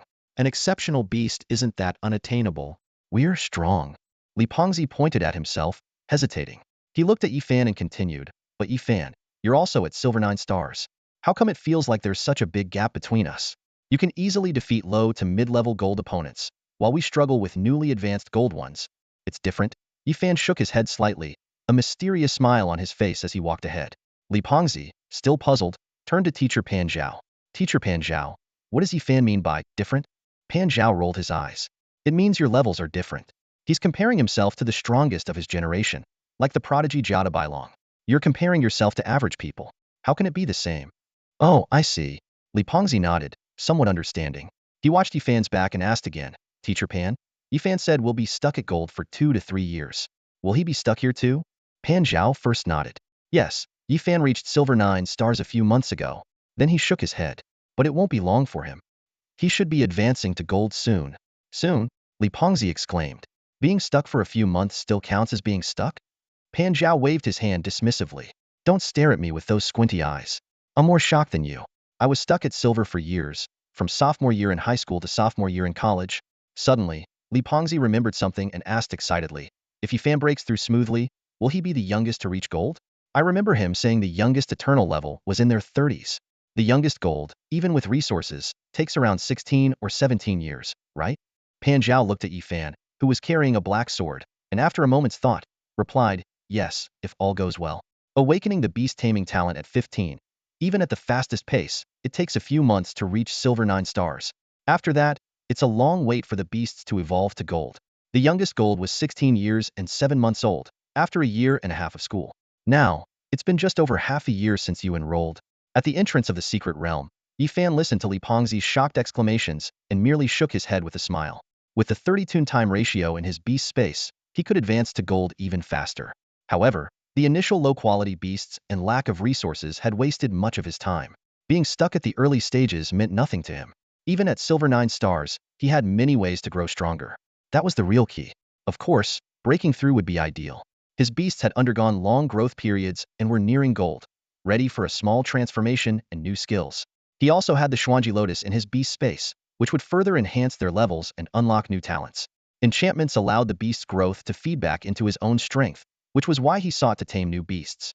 Let's go. The Yangtze level secret realm is much larger than the ones we've encountered before. We need to be more cautious. Yifan waved his hand, signaling the end of the conversation. Following Yifan, they quickly passed through the portal into the Yunqi secret realm. Not long after, another group arrived in haste. They were clearly being pursued, judging by their labored breathing. At the entrance, the leader anxiously asked, strategist, what do we do? Should we enter the secret realm or not? The strategist, ever cautious, paused to calculate despite the urgency. His eyes flickered with light as he frowned. Wait, why is there so much blood energy in this secret realm? Something dangerous is inside. We shouldn't go in. But we have no other way. Hongxiu urged. Those people are catching up, and they're much stronger than us. There's only one road to Yun City, and we can't outrun them. Sweating and pale, the strategist performed another calculation. It's a dead end ahead, he said just as the sound of hoofbeats echoed from afar. There they are. Catch them. Hearing this, the strategist made a quick decision, gritting his teeth. Go in. The Cloud's Car secret realm unfolded before everyone, revealing a vast and desolate landscape stretching out like a barren wasteland. Li Pengzi couldn't help but exclaim, no wonder it's called the Cloud's Car secret realm, there aren't even any clouds here. Yifan shook his head helplessly and explained, the term Cloud's Car refers to the level of the secret realm, not its name. Most newly discovered secret realms don't have names, they're categorized by levels. Cloud's Car is just one of those levels. Scratching his head, Li Pengzi curiously asked, so what are the other levels? Patiently, Yifan replied, the basic levels are Dim, Cloud's Car, and Thunderstrike. Above them are Ancient and Eternal. There are 5 levels in total. The larger the secret realm, the harder it is to explore. In the human territory, we've only identified 4 eternal secret realms and 10 ancient secret realms. There are over 100 Thunderstrike realms, and many more Cloud's Car and Dim realms. Li Pengzi nodded thoughtfully, a glint of excitement flashing in his eyes. Is the dragon python in an eternal secret realm? No, the dragon python is in an ancient secret realm, near the capital, Yifan replied, shaking his head. Seeing Li Pengzi's excited expression, his tone turned serious. Ancient-level secret realms are enormous, possibly larger than a human province. Ordinary people might spend years exploring them. There are also various ancient beast tribes inside, making them extremely dangerous. Even with our main forces on the front lines, we haven't fully mastered a single ancient secret realm yet. Yifan continued. As for the eternal secret realms, they're even more terrifying. It's said that they were created by ancient superpowers. Entering one means you are likely to be killed by the powerful beings inside. The 4 eternal secret realms are known as the 4 forbidden lands of humanity. No one has ever returned from exploring them. Li Pengzi shivered. Are there really such powerful beings in the world? Yifan shook his head. I'm not sure either. These things are too far beyond us right now. Knowing too much won't help. Let's focus on the opportunities in front of us. The Cloud's Car secret realm has plenty of useful treasures for us. Without further questions, Li Pengzi followed Yifan, curiously observing their surroundings. Moments later, several spirit beasts were silently released. Wang Lingxi also released her silver fur mouse and poppy bird. Her level had reached Silver 9-star, greatly expanding her scouting range. Ma Xiaoxue and Chun Pong guarded Yifan's sides, ready to act at any moment. Pan Zhao watched this team surrounding Yifan, admiration flickering in his eyes. Yifan's strategy had indeed succeeded. The individuals he initially gathered each had their unique strengths after training. They could lead teams independently and seamlessly blend their skills. Pan Zhao couldn't help but marvel. This team's coordination is becoming more and more perfect. Though most are only in their teens and, except for Chen Pong, are just at the silver level. In a few years, they might shake the entire human race. In a perilous area, the 5-person team was locked in battle with a golden 3-star diamond elephant. The massive creature's defense was formidable, but against the team's coordinated and relentless attacks, it couldn't retaliate and could only roar in frustration. Finally, Yifan delivered a precise, lethal strike, bringing the diamond elephant crashing down. Tough bastard, thick-skinned and all, Li Pengzi panted, slumping onto the diamond elephant, only to leap up immediately. Damn, it's so hard. The group noticed that Li Pengzi's pants had been pierced, leaving 2 large holes, making him look ridiculous. Oblivious, Li Pengzi asked, "What's so funny?" Chun Peng couldn't hold back his laughter and pointed out, "Li Yu, your pants?" Realizing the situation, Li Pengzi's face turned beet red. Yifan handed him a black cloak. "Here, use this to cover up." Li Pengzi quickly took the cloak, awkwardly wrapping it around his lower half before turning to face the group. With Ma Xiaoxue and Wang Lingxi present, he was mortified, muttering, "Damn, I want to die." Usually gentle, Chun Peng patted Li Pengzi's shoulder, comforting him. "It's okay, Li Yu, buddy. My mom always says that people with big butts are good for childbirth." "She meant women?" Li Pengzi retorted, exasperated. Everyone burst into laughter again, easing Li Pengzi's embarrassment. He tied the cloak around his neck, holding up his pants as he approached the diamond elephant, kicking it in frustration. "Damn elephant, growing all these spikes just to mess with me." "Take that," Yifan quickly warned. "If you kick it again, you might lose your shoes too." Li Pengzi sheepishly retracted his foot. Yifan continued, "This diamond elephant should have some valuable items. These spikes alone are worth thousands each. Let's collect them and see if the research institute needs them." Without lingering on the diamond elephant's corpse, Yifan's gaze fell on a nest where a blood-red plant with vibrant fruits was blooming. His eyes lit up, and he quickly moved to harvest it. Blood essence fruit, low-grade mystic level, greatly replenishes chi and blood for both humans and spirit beasts, enhancing physical strength significantly, Yifan explained, joy flashing in his eyes. As expected, these newly discovered secret realms are full of treasures. This blood essence fruit alone is worth millions. Li Pengzi felt a bit disappointed. Only one plant? Just a few fruits? That's not much. How is it not? Yifan smiled mysteriously. With his beast space, any spirit herb or medicine in his possession could be multiplied by 30. The more types of spirit herbs and medicines in his space, the richer the future harvest. With the establishment of the extermination army in Cloud City, although still in the optimization stage, Yifan would need vast resources to nurture this elite force. Blood essence fruit, which could be consumed by humans, was precisely the kind of resource Yifan urgently needed. As Chen Chongqing's beast rings became more widespread, even the lower-level spirit herbs and medicines in Yifan's beast space, which he no longer needed, would find significant use. The army had grown strong, enabling them to accomplish much more and gain even more. Standing at the entrance of the cloudy secret realm, Yifan gazed into the distance. Reflecting on the recent events, he mused, if the punitive army of Cloud City had been powerful enough, we could have entered directly and swept through the entire secret realm. The rewards would have been unimaginable. Yifan's thoughts turned to the prominent families, all of whom sought to maintain private militias. The Ji family and the Sun family dared to provoke outside the secret realm because they had strong backing.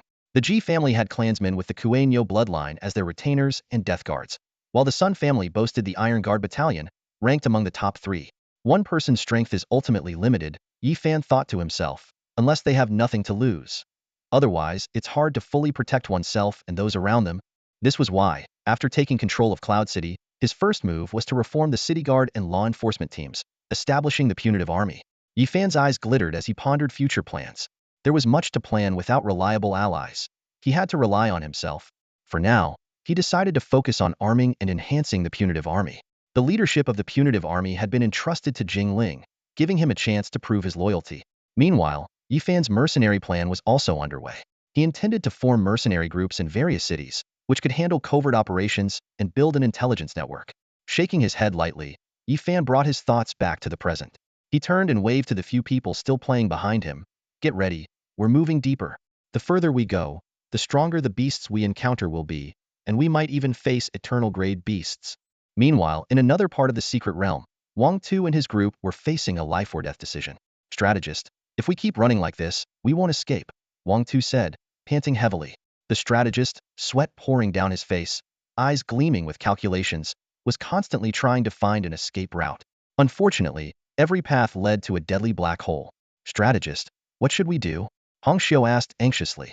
She suddenly turned to the younger member, scolding, "It's all your fault for provoking Wu Qi of Jin City." Drawing attention to the strategist, the young member, head down, apologized softly, "Sorry, I didn't know that woman was Wu Qi's wife." The strategist shook his head, tiredly sitting on the ground. "Their target was never you. It must be someone from my sect coming to kill me, and they took the opportunity. Young one, you were too naive and fell into their trap."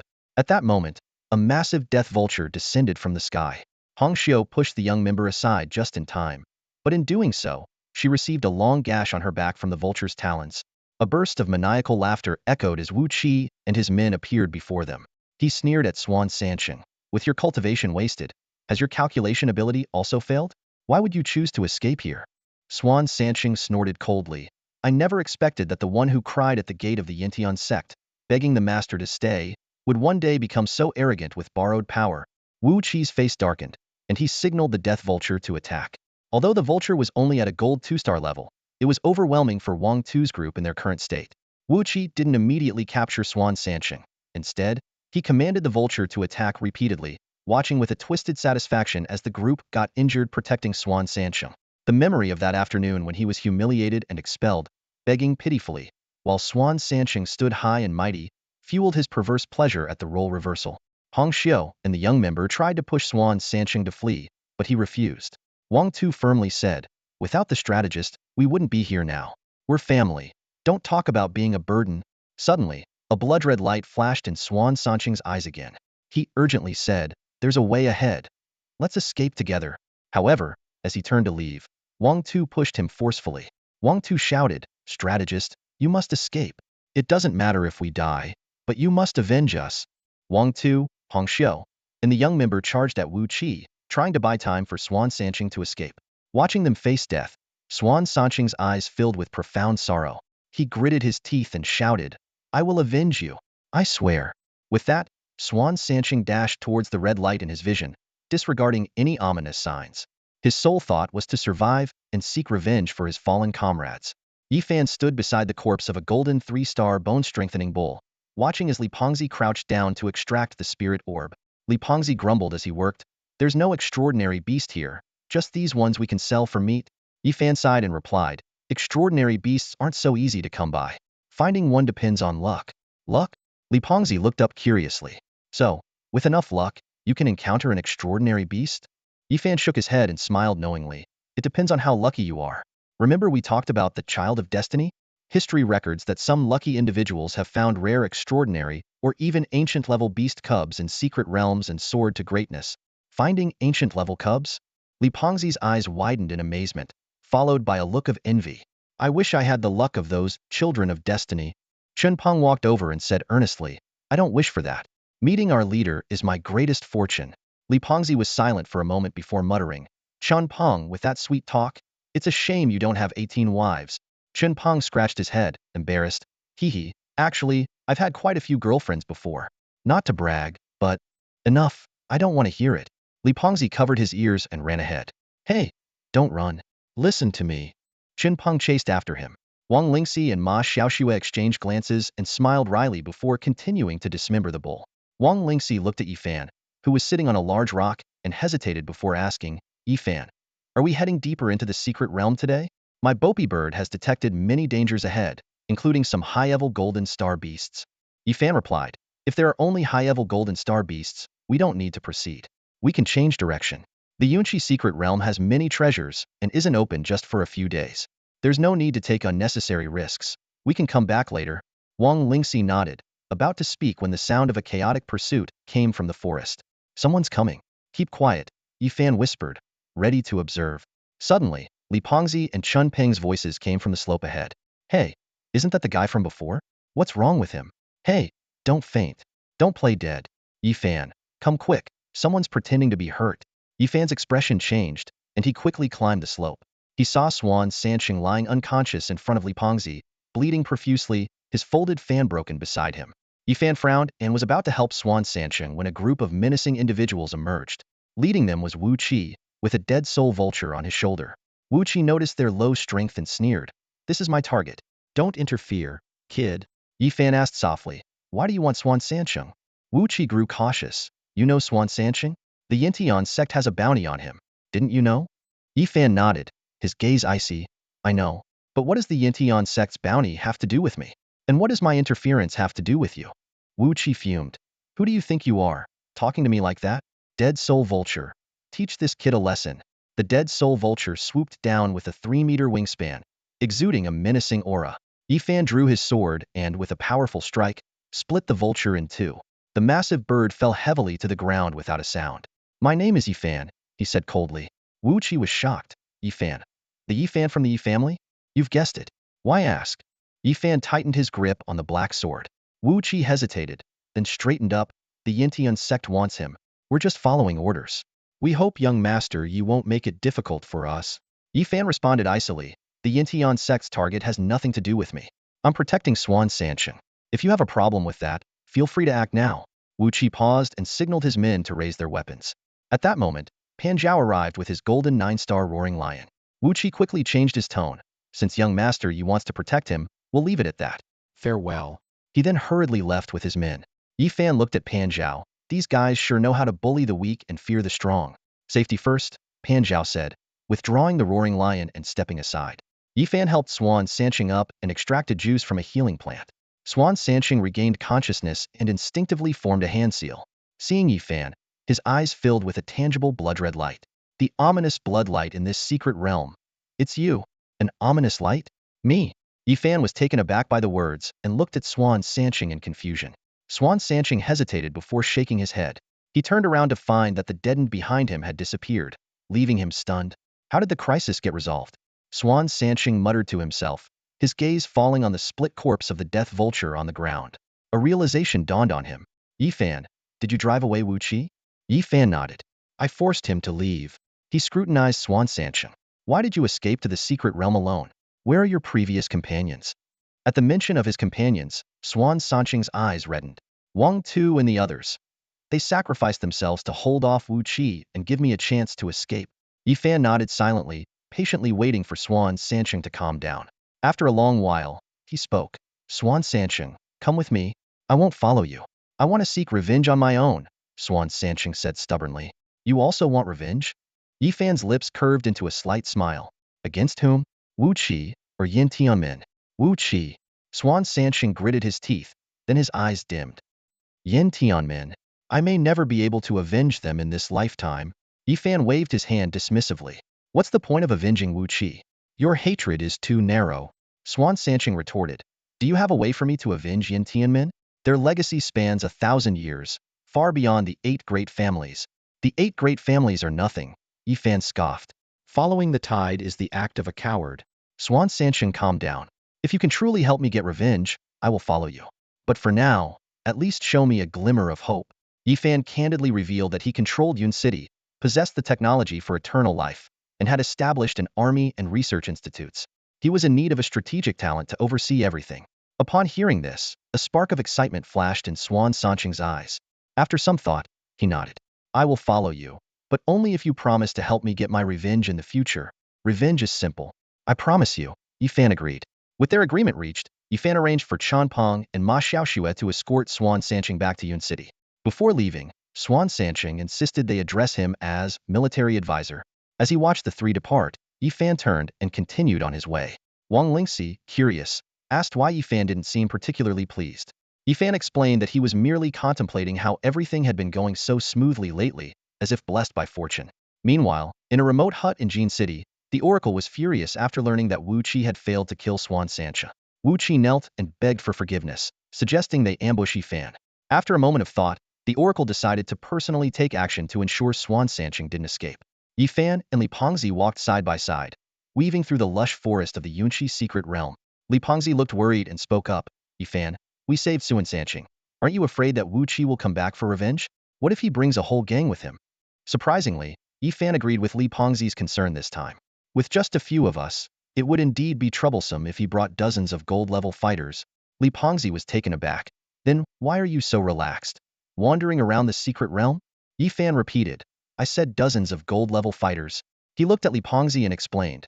Jinqing isn't much stronger than Pingqing. I believe they have a few gold-level fighters, but dozens? They can't afford that. But even a few hundred silver-level fighters would be a headache, Li Pengzi persisted. Yi Fan waved his hand dismissively. A few hundred? It takes about 4 days to get from Jinqing to here. We'll explore for another day or two, and if we don't find suitable spirit beasts, we'll head back. No need to worry about being chased. Li Pengzi finally understood and said with a hint of resignation, so there's nothing to worry about. Yi Fan, why didn't you say this earlier? I thought you knew, Yi Fan replied, already striding ahead. The Yunqi secret realm was vast, comparable to a city in size. After days of exploration, they had ventured deep into its heart. Most of the spirit beasts they encountered were gold 5 or 6-star level, but their bloodline quality was generally low. They had only seen 2 exceptional level beasts. The rest were mostly elite or peak elite, with no extraordinary level beasts in sight. Climbing over a dense patch of forest, they suddenly saw 2 wild spirit beasts locked in fierce combat.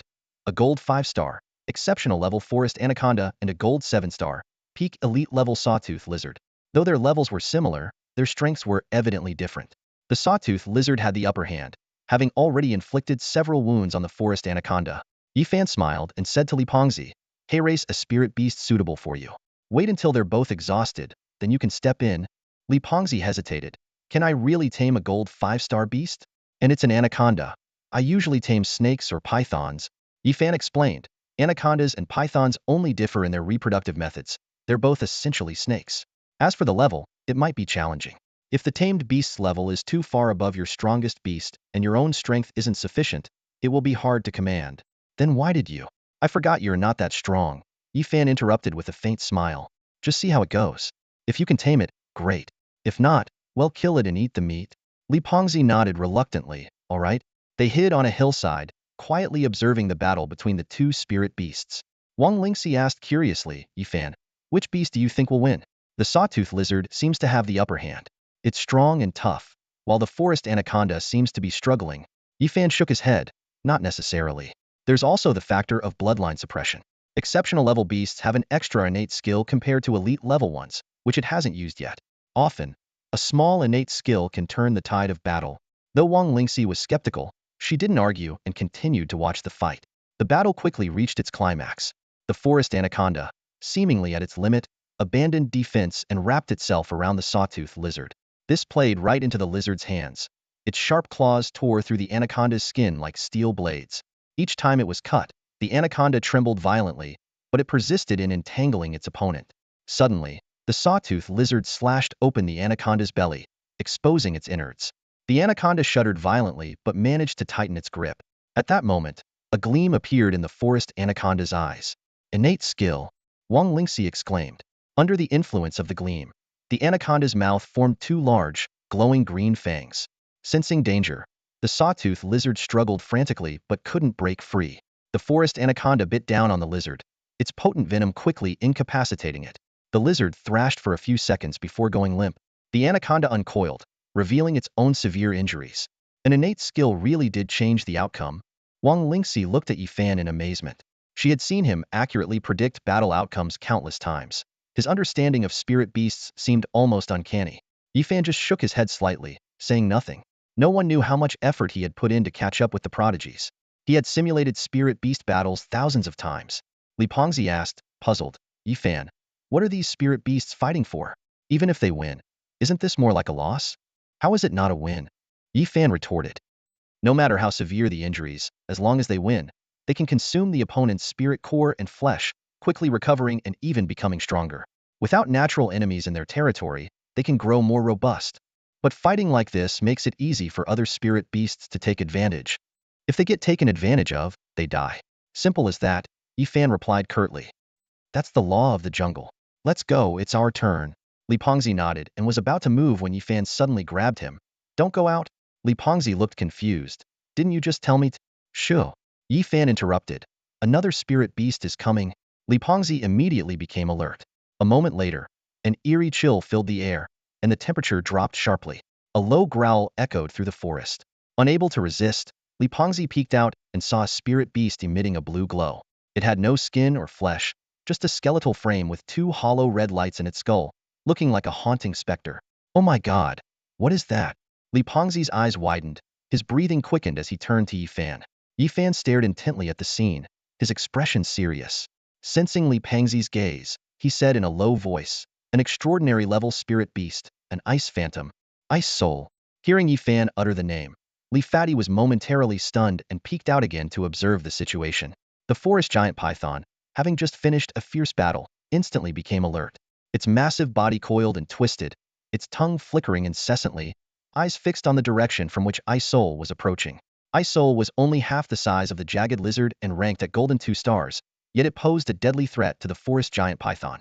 This newcomer clearly hadn't matured much and was quietly waiting, just like Yifan and his companions, for the outcome of the ongoing battle. At this moment, Ice Soul cautiously approached the forest giant python. Hiss, the snake's tongue emitted a dangerous sound. As Ice Soul drew nearer, the severely injured forest giant python didn't wait passively. Instead, it launched an attack, opening its massive jaws and lunging at Ice Soul with terrifying momentum. Roar! Ice Soul let out a strange hiss, a bone-chilling sound originating from its vibrating skeleton. Faced with the python's assault, Ice Soul first dodged and then stomped the ground fiercely. In an instant, its extraordinary bloodline power erupted, and ice elements rapidly spread from beneath its feet, creating what seemed like an instant glacier. Although the forest giant python's head was airborne, its body was still in contact with the ground. Within seconds, the spreading ice enveloped it. The python's momentum tore through the ice, but its attack faltered, and its enormous body lost balance and crashed to the ground.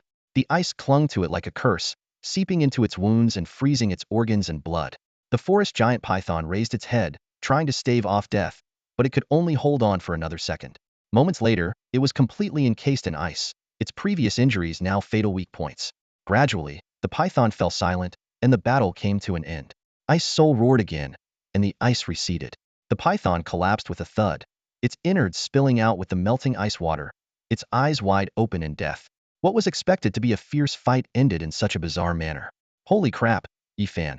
What the heck can we possibly fight? Let's get out of here. On the hillside, Li Fadi was terrified, witnessing the extraordinary beast's abilities for the first time. What are you scared of? It's not you who has to fight it, Yifan said, getting up. Hey, you're still going? Li Fadi looked at Yifan in surprise. That ice is deadly. It's deadly because the python was injured, and the blood helped the ice form. Under normal circumstances, it wouldn't be that lethal, Yifan explained. Extraordinary beasts aren't that scary. Otherwise, it wouldn't have waited for the python and the jagged lizard to wear each other down before showing up. With that, he hefted his black sword and leaped into the battlefield. Yifan, Li Fadi called out, but seeing Yifan already in the fray, he could only close his mouth in frustration, glancing at the eerie Ice Soul and shaking his head at the memory of the recent scene. Mr. Pan, can Yifan defeat that Ice Soul? Wang Lingxi asked worriedly in a low voice. That Ice Soul seems really strong. Ice Soul's strength lies in its elemental control. Yifan has enchantments, which also give him strong elemental control, Pan Zhao replied, though his expression betrayed his concern. After a moment of thought, he added, Ice Soul is a particularly unique type of extraordinary beast, almost an elemental prodigy. Yifan only has his Hellhound to counter with fire attributes, but their bloodline levels are vastly different, as is their elemental control. Winning will be very difficult. If he doesn't break free quickly when frozen, and if Ice Soul attacks at that moment, he could be shattered instantly, with no chance of survival. I'll be ready to intervene at any moment. In the field, Ice Soul, about to feast, looked up at Yifan, its eyes flashing with confusion. It could sense that the beasts around this human were only at silver 9 stars, their bloodlines far inferior to its own. It couldn't understand why this human dared to stand before it. However, confusion quickly turned to alarm. Yifan swung his black sword, unleashing terrifying power. Boom! The sword struck Ice Soul's skeleton, visibly deforming the bones. But immediately, frost rapidly covered the black sword. Beast, enchant! Yifan quickly withdrew his sword and activated the Hellhound's enchantment. Meanwhile, the Celestial Pup's elemental conversion fireball cannon blasted forth, and the Gale Eagle soared into the sky. Flames surged from Yifan, spreading to the black sword and dispelling the frost. Ice Soul formed an ice wall to block the Celestial Pup's attack and retreated. As they distanced themselves, Yifan gripped his heavy sword and unhesitatingly launched another thrust. Roar! Ice Soul, unwilling to show weakness, stomped the ground again, ice spreading swiftly under Yifan's feet. Frost Shock, such a garbage skill, but in your hands, it's quite powerful, Yifan recognized Ice Soul's move, knowing it was a minor ice attribute skill, only potent due to Ice Soul's exceptional elemental control.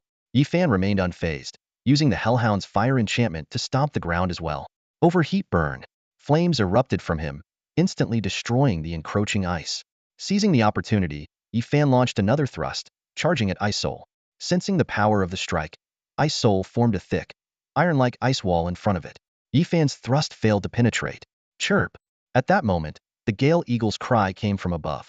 It unleashed its silver-level skill, Rending Claw, a move with formidable armor-piercing ability, directly striking Ice Soul's skeleton, sparks flying. Roar! The pain triggered Ice Soul's ferocity. It roared, blue light surging from its body, frost rapidly spreading along the Gale Eagle's claws, freezing it. Ice Soul was about to smash the frozen Gale Eagle when Yifan's black sword, enveloped in scorching flames, struck, sending it flying. Thud, thud, thud. Ice Soul rolled on the ground, ice forming wherever it passed. Yifan grabbed the frozen Gale Eagle, using flames to thaw it while continuously stomping the ground to cut off the spreading ice. What a troublesome beast, Yifan muttered, frowning at the distant Ice Soul as it stood up. The brief skirmish had already drained his energy, forcing him to constantly summon fire elements to avoid being frozen. Elemental prodigies like Ice Soul were the most vexing, able to manipulate vast amounts of elements for their attacks. While there were many elemental prodigies in the world, Ice Soul was undoubtedly among the best, its ice attribute particularly problematic. Fighting Ice Soul meant being frozen when moving, frozen when attacking, and frozen when defending. It was like battling the air in a deep freeze. After another bout of fierce struggle, Yifan once again gained the upper hand. With a swift strike, he forced the ice spirit back and took a few steps to create some distance. As he stared at the paused ice spirit not far away, a complicated emotion flickered in his eyes. This ice spirit, Yifan muttered to himself, analyzing the situation in his mind. The ice spirit showed no fear towards him, which actually increased the chances of taming it. Extraordinary beasts were often proud and difficult to subdue, especially elemental ones like this. It would only submit if it was defeated by someone of a lower level. If it were bested by someone of the same or higher level, taming it would become much harder. With this thought, a slight smile appeared on Yifan's lips, and a glint of determination flashed in his eyes. He hadn't held out much hope of encountering an extraordinary beast in the newly opened Yunqi's secret realm, but now not only had one appeared, it was an extremely rare ice spirit of a fitting level. Missing this opportunity was something Yifan couldn't accept. There's only one way, Yifan murmured. Beat it into submission. As he spoke, the Hellhound's fire element enchantment slowly faded from his body. He looked up at the sky and slowly raised his hand. Enchantment, Gale Eagle. A sharp eagle cry pierced the sky as the Gale Eagle descended, transforming into an energy form that merged with Yifan. In an instant, his senses heightened dramatically, and his vision expanded. Gripping his black sword, he shot towards the ice spirit like an arrow released from a bow. On the hillside, Wang Lingxi watched Yifan switch enchantments with a puzzled expression. Mr. Pan, why did Yifan choose the Gale Eagle's wind element? Wind and ice don't counter each other. Wouldn't this state restrict him even more? Pan Zhao, once the ace instructor of Pingxing, quickly provided an answer. Since you mentioned there's no direct counter, how could it restrict him more? You should think of it the other way around. Within a natural counter relationship, both Yifan and the ice spirit would only be able to utilize about 80 of their strength. The ice spirit's mastery of the ice element is deeper than the Hellhound's fire, so Yifan might only be able to exert 65 of his power. By switching to the Gale Eagle, he avoids the counter relationship, allowing both to exert 100 of their abilities. It might not seem like much, but the actual difference is significant. Pan Zhao kept his eyes on the battlefield as he continued. Look closely. Under the Gale Eagle's enchantment, Yifan is exceptionally swift in close combat, causing more damage. Although he's still somewhat restricted, he's using his heightened reflexes to shatter the ice that clings to him, a feat only possible with the Gale Eagle's agility. Wang Lingxi nodded thoughtfully. So, Yifan's choice of the Gale Eagle enchantment gives him an advantage? Yes, Pan Zhao agreed, surprise flickering in his eyes. He likely identified the ice spirit's weakness in close combat and switched to the Gale Eagle to exploit it. The path of perfection grants him unparalleled versatility, and the enchantment ability allows him to temporarily amplify a specific strength. The Hellhound provides area damage, the Gale Eagle enhances reflexes and senses, and the Little Tengu offers elemental conversion. If he tames the ice spirit, he'll gain formidable elemental control. Each additional beast adds to his arsenal, enabling more pathways for overclocking his abilities. Enchantment is practically a talent tailor-made for him. On the battlefield, Yifan's black sword struck again with a resounding crash, sending the ice spirit flying. A deep gash marred its skull as it struggled to stand after rolling a few times. This time, the fire in its eyes was tinged with fear. Despite causing Yifan considerable trouble, the key point was that it was being suppressed by an opponent of the silver 9-star level. Beasts began to gain intelligence at the gold level, and the ice spirit now realized that this human was terrifyingly powerful. This strength seemed to resonate with something deep in its bloodline. In other words, after a thorough beating, the ice spirit recognized that if this human were a beast, his bloodline would be far superior. Seeing the ice spirit not charging at him this time, a hint of a smile appeared in Yifan's eyes. He shook off the ice shards covering his limbs and, resting his giant sword on his shoulder, walked towards the ice spirit. The ice spirit appeared panicked as Yifan approached but didn't attempt another fierce resistance. It seemed to have accepted that it couldn't defeat Yifan and had no means of escape, so it stayed put. Standing before the ice spirit, Yifan looked down and asked, "Do you submit?" Though the ice spirit couldn't understand his words, it grasped Yifan's meaning. Mimicking other beasts it had seen, it lowered its head and bowed at Yifan's feet. A smile spread across Yifan's face as he extended his hand, revealing a beast contract in his palm. The ice spirit glanced at it, and, without much resistance, allowed the contract to envelop its head. As the light flashed and then faded, the ice spirit transformed into light and entered Yifan's beast space. When Yifan summoned the ice spirit again, its eyes were filled with astonishment. It nuzzled up to him without hesitation. Compared to the small territory it had fiercely defended, Yifan's beast space was like paradise, an offer few beasts could refuse. "You little thing," Yifan said, looking at the ice spirit nestled against his leg, a smile in his eyes. Beasts were simpler than humans. Their defiance was real, and so was their submission and affection. "Let's see what kind of power you have," Yifan said, placing his hand on the ice spirit. He then uttered 2 words, enchantment, ice spirit. As soon as he finished speaking, the ice spirit transformed into light and merged into Yifan. He shivered involuntarily before standing up, ice blue light flickering in his eyes. The surrounding temperature plummeted as Yifan raised his hand, conjuring tangible ice elements in his palm. Sensing something, he lifted his black sword and swung it forward. Stunning strike! With a thunderous roar, a massive sword energy burst forth, now enveloped in tangible frost. The sword energy swept towards a distant tree, shattering it instantly. In the next moment, the explosive sword energy bloomed like ice flowers, covering several trees and freezing them into crystalline sculptures. Seconds later, the ice sculptures collapsed, shattering into countless pieces of ice. "This ice element is so potent it can now imbue my stunning strike with attributes." Yifan nodded in satisfaction. This attack, seemingly less lethal, was actually incredibly powerful. It transformed the pure destructive force of the stunning strike into an internal ice sword energy. If an opponent took this hit unprepared, the fragmented sword energy would cause secondary damage. The original sword energy was like a razor-sharp blade, while the enchanted ice sword energy was like a soft yet deadly whip, ready to claim lives at any moment. "Perfect finish," Yifan said after a few more attempts, finally content. He turned towards the hillside where Li Pengzi and the others stood, waving them over. "What are you standing around for? Let's get moving." "Yifan, does this mean I'm now a gold-level beast master?" Li Pengzi was jumping up and down with excitement, his face beaming with uncontrollable joy. In just 2 days, Yifan had successfully tamed the ice soul, and Li Pengzi had also made significant gains. He had acquired a silver 8-star thunder serpent and a gold 1-star forest boa as his new companions. Although it wasn't quite what he initially hoped for, it was still a mission well accomplished. Yifan looked at Li Pengzi, a slight smile playing on his lips. "With a gold-level beast in your hands, you can indeed call yourself a gold-level beast master. However, the forest boa isn't very powerful, so let's just say you're a pseudo-gold for now." He paused and continued. "How does it feel to specialize? You were the first among the 4 of us to reach silver, and now you're the first to reach gold too." Li Pengzi nodded vigorously. "I can definitely feel the benefits." He recalled the forest boa he had seen earlier, whose innate abilities perfectly matched his own talents. Suddenly, a question popped into his mind. "But Yifan, aren't you a specialized beast master too? How did you manage to level up so quickly?" Yifan thought for a moment and replied, "Let's just say I'm not a typical beast master.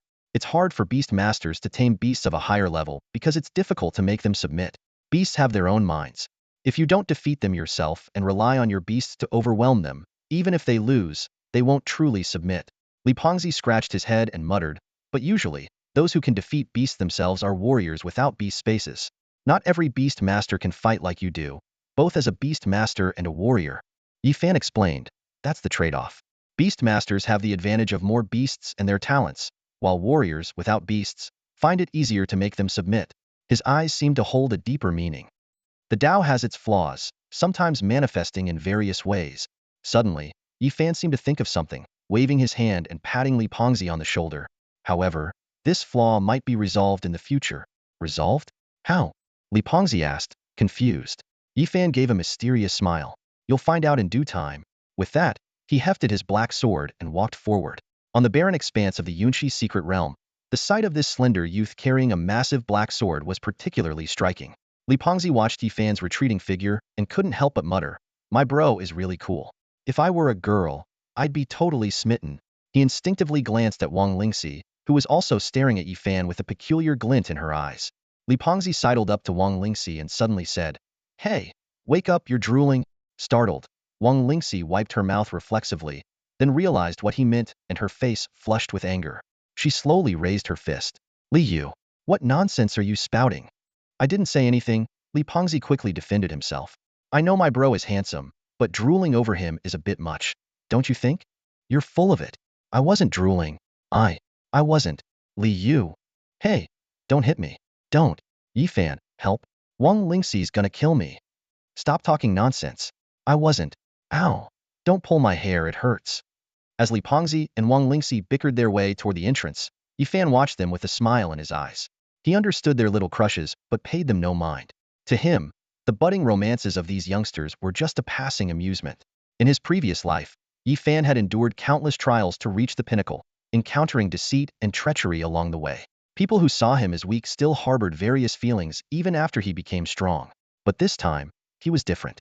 He had unparalleled insight into human nature and a broad perspective. He was the youngest gold-level master to defeat the guardian dragon and possibly the only one in his era to perfect the Tao's embryonic form. He didn't need to worry about whether Jingling's words were true or if the execution army harbored remnants of the old dynasty. Even if they did, so what? How long could they hide? And what could they do? Even Ji Jia, who had tried to kill him in his previous life, was the sole heir of the powerful Ji family, with top-tier talent, strength, and cunning. Someone like that had schemed for decades before finding a moment of weakness. If Ji Jia came, Yi Fan might be interested, but he couldn't be bothered with these small fries. His plans were perfect, not something a few unremarkable characters could disrupt. This wasn't arrogance, but rather a lack of interest. What could a few scheming sparrows do against a dragon? They were no more than nuisances, easily dealt with. Constantly guarding against such minor threats would be beneath him. This was just a small town on the edge of the southern Sichuan province. Those who followed him would eventually revere him as a god. Just then, the sound of hooves echoed from outside the secret realm. It was the arrival of the Oracle and his party. As the designated future leader of the Yintian sect, the Oracle, though young, commanded respect. No one wanted to offend these seers, who seemed like street fortune-tellers but could genuinely predict the future. It was a well-known fact that the Yintian sect could indeed divine the heavens. In a place like Jin City, even the law enforcement squads were eager to curry favor with the Oracle. Upon receiving the invitation, they rushed over. Yu Qi, who had previously made a grave mistake, was now particularly diligent, quickly dismounting to lead the way. The Oracle jumped off his horse and said, From the time you informed me until we found this place, it's been 5 or 6 days. They might have already left. Let me divine the situation. With that, he began to perform a series of intricate gestures, different from the methods of the previous seer. He drew symbols on the ground, set up yellow paper and a bronze mirror. The whole setup looked like something out of a street fortune-teller's act. Yu Qi watched and couldn't help but shake his head.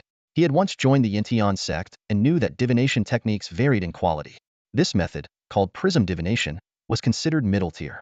The top-tier techniques involved more abstract calculations. The previous seer, with his natural gift of insightful eyes, could deduce many things with minimal effort. In terms of talent, the future leader of the Yintian sect was indeed far behind the former prodigy. Despite the disparity in talent, the Oracle's technique was still effective. Soon, the bronze mirror began to show images, with different colors appearing in various directions. In the center, a bright red light shone intensely. The Oracle frowned.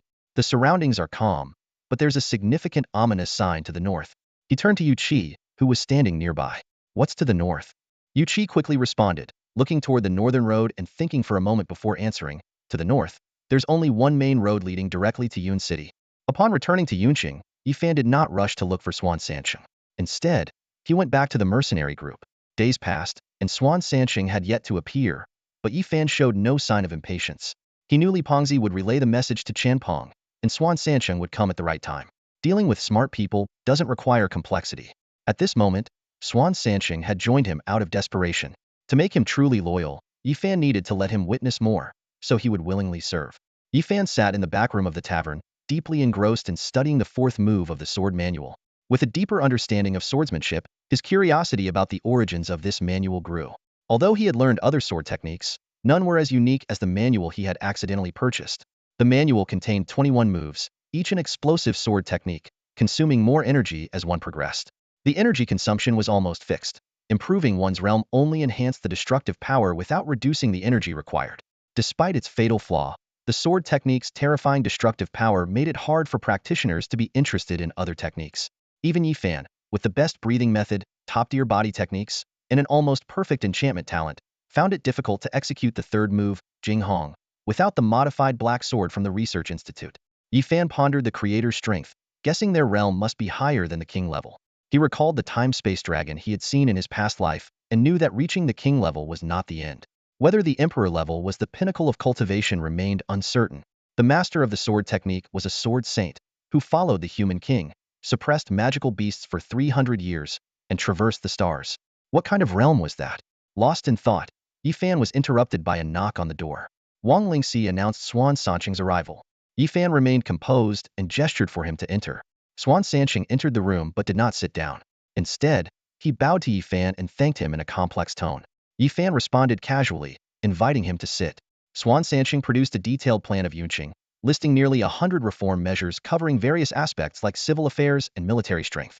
After carefully reviewing it, Yifan marveled at Swan Sanqing's talent, especially the plan to establish a military academy. It avoided higher-level scrutiny, paved a private path for Yunqing, and could attract talent from other cities, which greatly impressed Yifan. Yifan instructed to follow the plan and promised Swan Sanqing full authority. When Swan Sanqing asked if Yifan had any questions, Yifan simply smiled, expressing his trust and importance. Deeply moved, Swan Sanqing stood up and pledged his loyalty. Noticing the old fan in Swan Sanqing's hand, Yifan suggested gifting him a new one. With Li Pengzi's assistance, Yifan presented Swan Sanqing with a feather fan imbued with the spirit of an exceptional nether cat beast. Overwhelmed with surprise and gratitude, Swan Sanqing repeatedly declined. Yifan nonchalantly remarked that compared to Swan Sanqing's talent, the beast's spirit weapon was insignificant. But this weapon is incredibly precious to me, Swan Sanqing said softly, his fingers absent-mindedly stroking the small cat on his shoulder. His gaze fell on Yifan, a complex emotion flickering in his eyes. Ever since I lost the ability to control beasts, I've spent countless nights thinking about this day. Controlling spirits and controlling beasts are fundamentally different. Yifan frowned slightly, looking at Swan Sanqing. Was the Dantian, where your cultivation is gathered, destroyed? I remember that the divination techniques of the Yantian sect are based on one's cultivation, yet your divinations seem unaffected. Swan Sanqing pointed to his eyes and explained, I have a natural Lingji eye. I can perform divinations without relying on cultivation, seeing differences between fortune and misfortune, and occasionally spotting hidden impurities. In the mortal world, it's also called the yin-yang eye. So, it's a natural divine eye. No wonder, Yifan said, suddenly understanding. Knowledge about the divine eye flashed through his mind. Among the billions of beings in the human realm, various unique abilities indeed exist. The divine eye is one of them, each type unique and powerful. Yifan pondered, the people of the Yantian sect want to capture you because of your Lingji eye, right? The Lingji eye must be extremely attractive to them. Swan Sanqing nodded, partly because of the Lingji eye, but in the past, I've managed to evade them using it. The sect leader was once my master and perhaps out of sentiment, didn't pursue me further. He lowered his voice, adding, but this time, the Yantian sect leader observed the stars and found that my star sign was influenced by a killing star, potentially bringing catastrophic disaster to the sect. A killing star. Yifan's brow furrowed. Could it be that your master is referring to me? It seems so. Swan Sanqing looked directly into Yifan's eyes. Your star sign has changed. The last time I saw you, your fortune was impressive but not overwhelmingly ominous. Now, any divination about you is accompanied by a surge of red light. You must have experienced something extraordinary recently, completely altering your star sign. Yifan fell silent, reflecting on his recent experiences. Gradually, a hypothesis formed in his mind.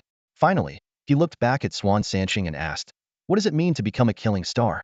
Swan Sanqing cautiously replied, there are many implications, but the most evident is chaotic star signs and a surge in killings. He paused before adding, the War King was also a killing star when he emerged, observed by the Yantian sect for 15 years. Yifan's brow remained furrowed, not pressing further. He understood the weight of being a killing star and its potential consequences. At this moment, He was more concerned with how to handle the current situation. Is there any way to conceal a star sign? Yifan asked directly. Swan Sanqing shook his head. Star signs can't be hidden, only interpreted differently. The Yintian sect follows destiny closely. With the emergence of a killing star, destiny is disrupted, so they likely won't reveal much. If you feel something is wrong, you can use certain methods. Methods? What kind of methods? Yifan pursued. A shadow crossed Swan Sanqing's eyes, hesitating. These methods require someone from the Yintian sect to perform.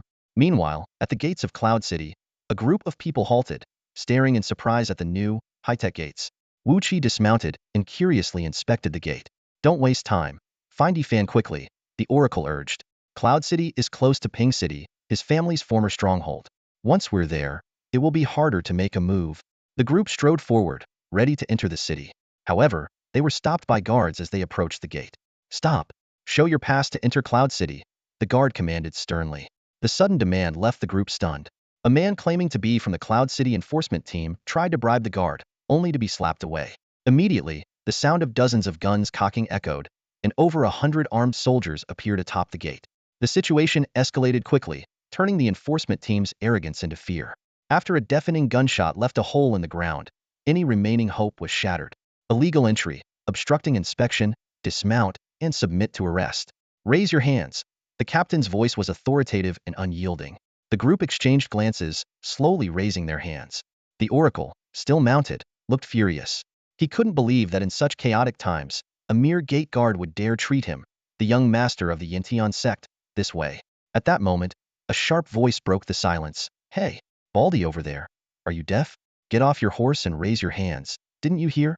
Yifan stood at the entrance of the mercenary group, having just seen off Swan Sanqing.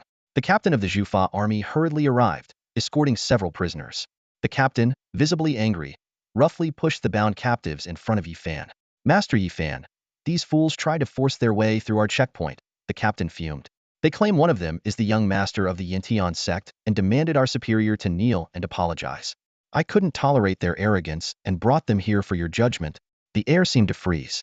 Yifan and Swan Sanqing exchanged a meaningful glance, both falling into silence. After a moment, Yifan softly asked, Strategist, could that bald young man be the young master of the Yintian sect you mentioned? Swan Sanqing looked helplessly at the captive known as Ming Xianji and sighed. As much as I hate to admit it, yes, it's him. Yifan led the group to a pavilion behind the mercenary headquarters. His gaze fixed firmly on the bald youth in the center, a hint of mockery in his tone. Brother Seer, what a coincidence. Swan Sanqing stood nearby, fanning himself with a feather fan, his expression complex. His former rival was now a prisoner, stirring a mix of emotions within him, even a sense of shame. Ming Xianji raised his head, staring directly at Swan Sanqing. Swan Tianzi, do you really think he can help you forever? The Yintian sect follows the will of heaven. You were expelled for defying it, and now you conspire with such people. What are you after? Swan Sanqing shook his head in resignation and looked at Yifan. Yifan understood, a knowing smile forming on his face. Brother Seer, haven't you figured out the situation yet? Yifan asked leisurely. Ming Xianji tried to remain calm. Figured out what? Yifan didn't explain, only tapping the table lightly. Brother Seer, don't play dumb. I'm not a patient man. If I lose my patience, your life might be at risk. You dare kill me? Ming Xianji was incredulous. The Yintian sect is powerful. Killing me means declaring war on them. A trace of mockery flashed in Yifan's eyes. Who said I would kill you? At most, I'll have one of my men shoot you. The Yintian sect, with all their divination, might not even trace it back to me. I can easily pin it on someone else. Isn't that right, Brother Seer?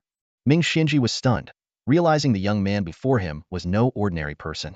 Suddenly, he recalled a divination before coming to Yun City and exclaimed, The killing star my master mentioned, it's you? That would be me, Yifan admitted straightforwardly. Since you know I'm the killing star, you should understand I'm not one for hesitation. Now that you're in my hands, I need your help. If you help, I'll let you go. If not, a cold glint appeared in Yifan's eyes.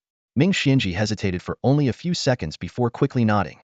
I'm willing to help Brother Yifan with this matter.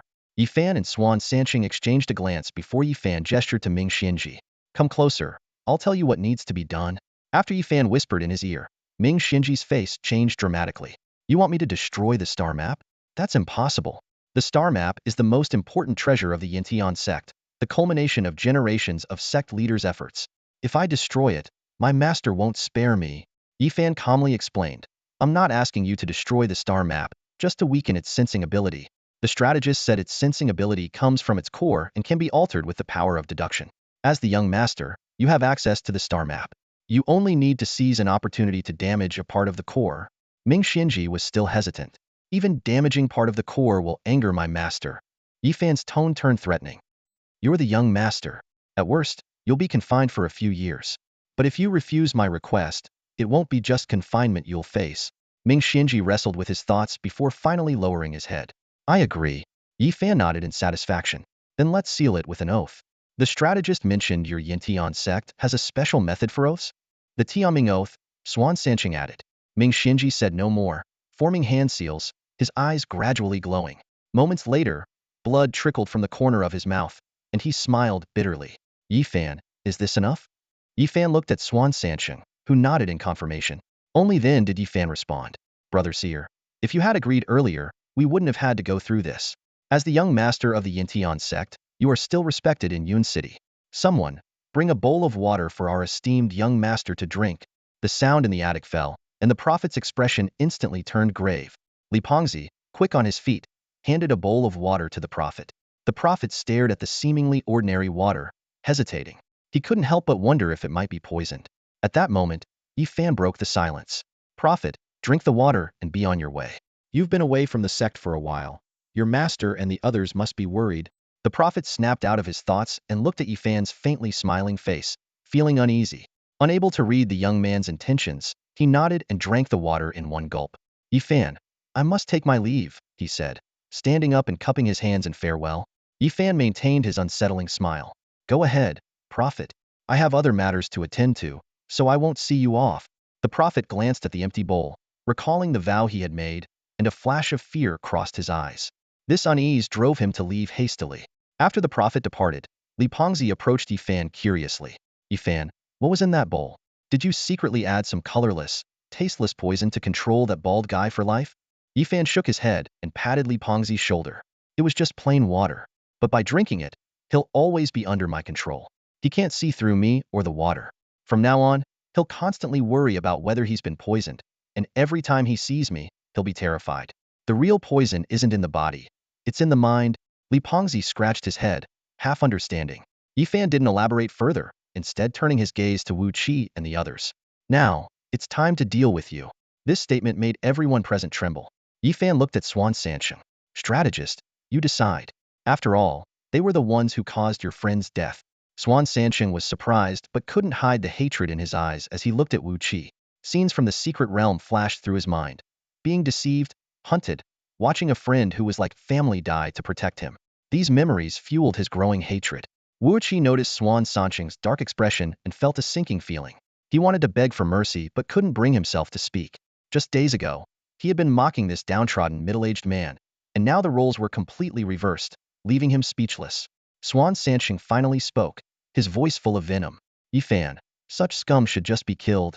He then sat back down, a look of exhaustion on his face. Yifan nodded.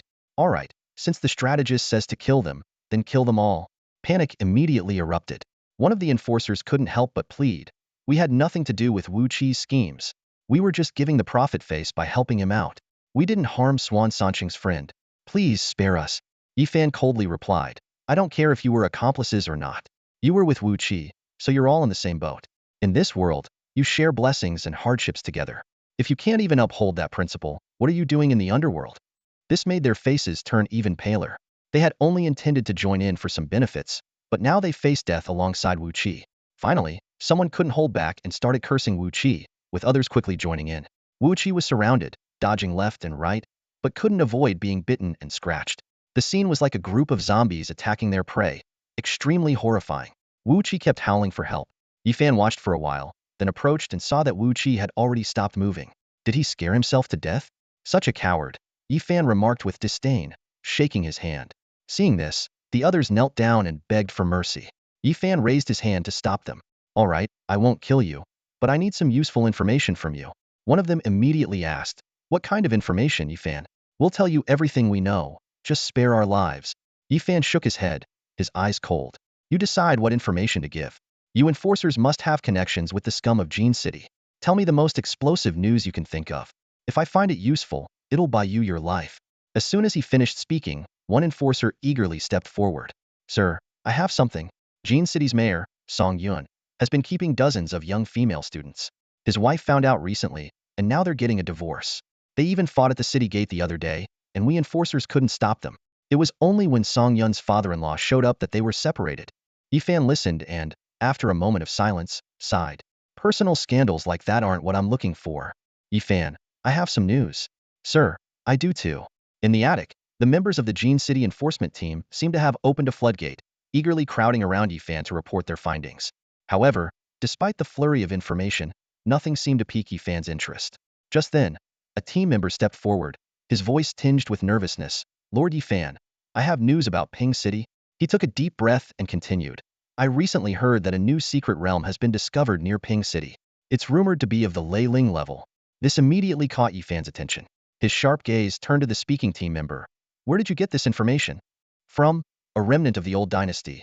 The team member replied, quickly adding, Sir, I have no ties with that remnant. Yifan raised a hand to stop him. You don't need to explain. I don't care about your background. Do you know the exact location of this secret realm? The team member shook his head. I don't know the exact location.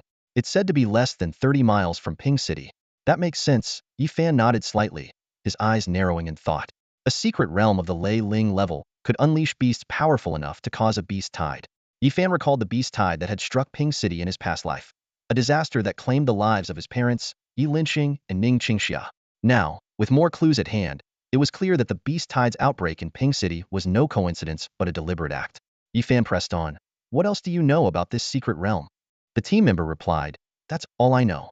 The organization seems to take this secret realm very seriously and will soon send a team to investigate.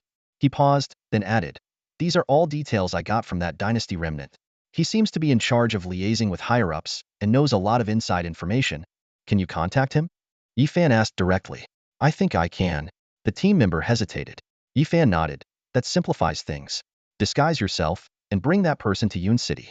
If you do, you and your team will live. The other enforcement team members visibly relaxed upon hearing this, but the speaking team member looked troubled.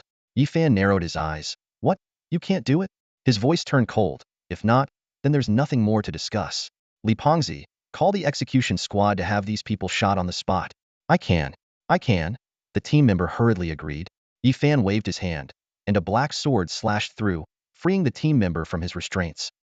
It takes less than half a month to travel to and from Jean City. I'll give you a month. Within that time, I want to see the person you're talking about. The team member stood there, stunned, seemingly unable to believe that Yifan had just let him go. Yifan spoke nonchalantly, Don't even think about betrayal.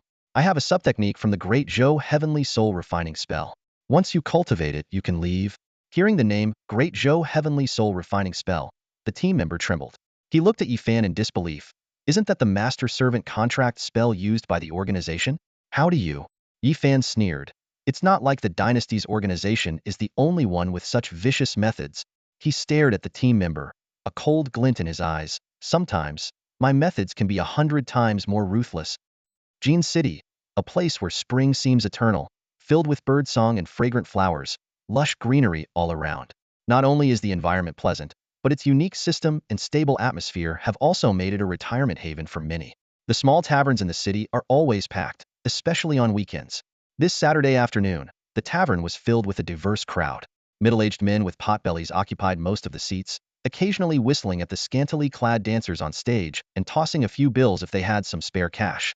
There were also many young men, likely first-timers, whose faces flushed as they watched the dancers. Among the crowd, a man with a scarred face sat in the corner, drawing attention. His face was marred with burned scars, and his head had an uneven contour, as if it had grown some extra flesh. Despite others avoiding him, it didn't stop him from intently watching the dancers. Simba, finally found you. A somewhat flustered man suddenly appeared beside him. The scarred man, called Simba, looked up, surprised. Dylan? Why did it take you so long to return? Weren't you helping the young master of the Yin Tian sect? Ran into trouble? Dai Lin shook his head, his expression uneasy. No. He hesitated for a moment, then leaned in close to Simba and asked, Simba, how much more do you need to buy Lin Na's freedom?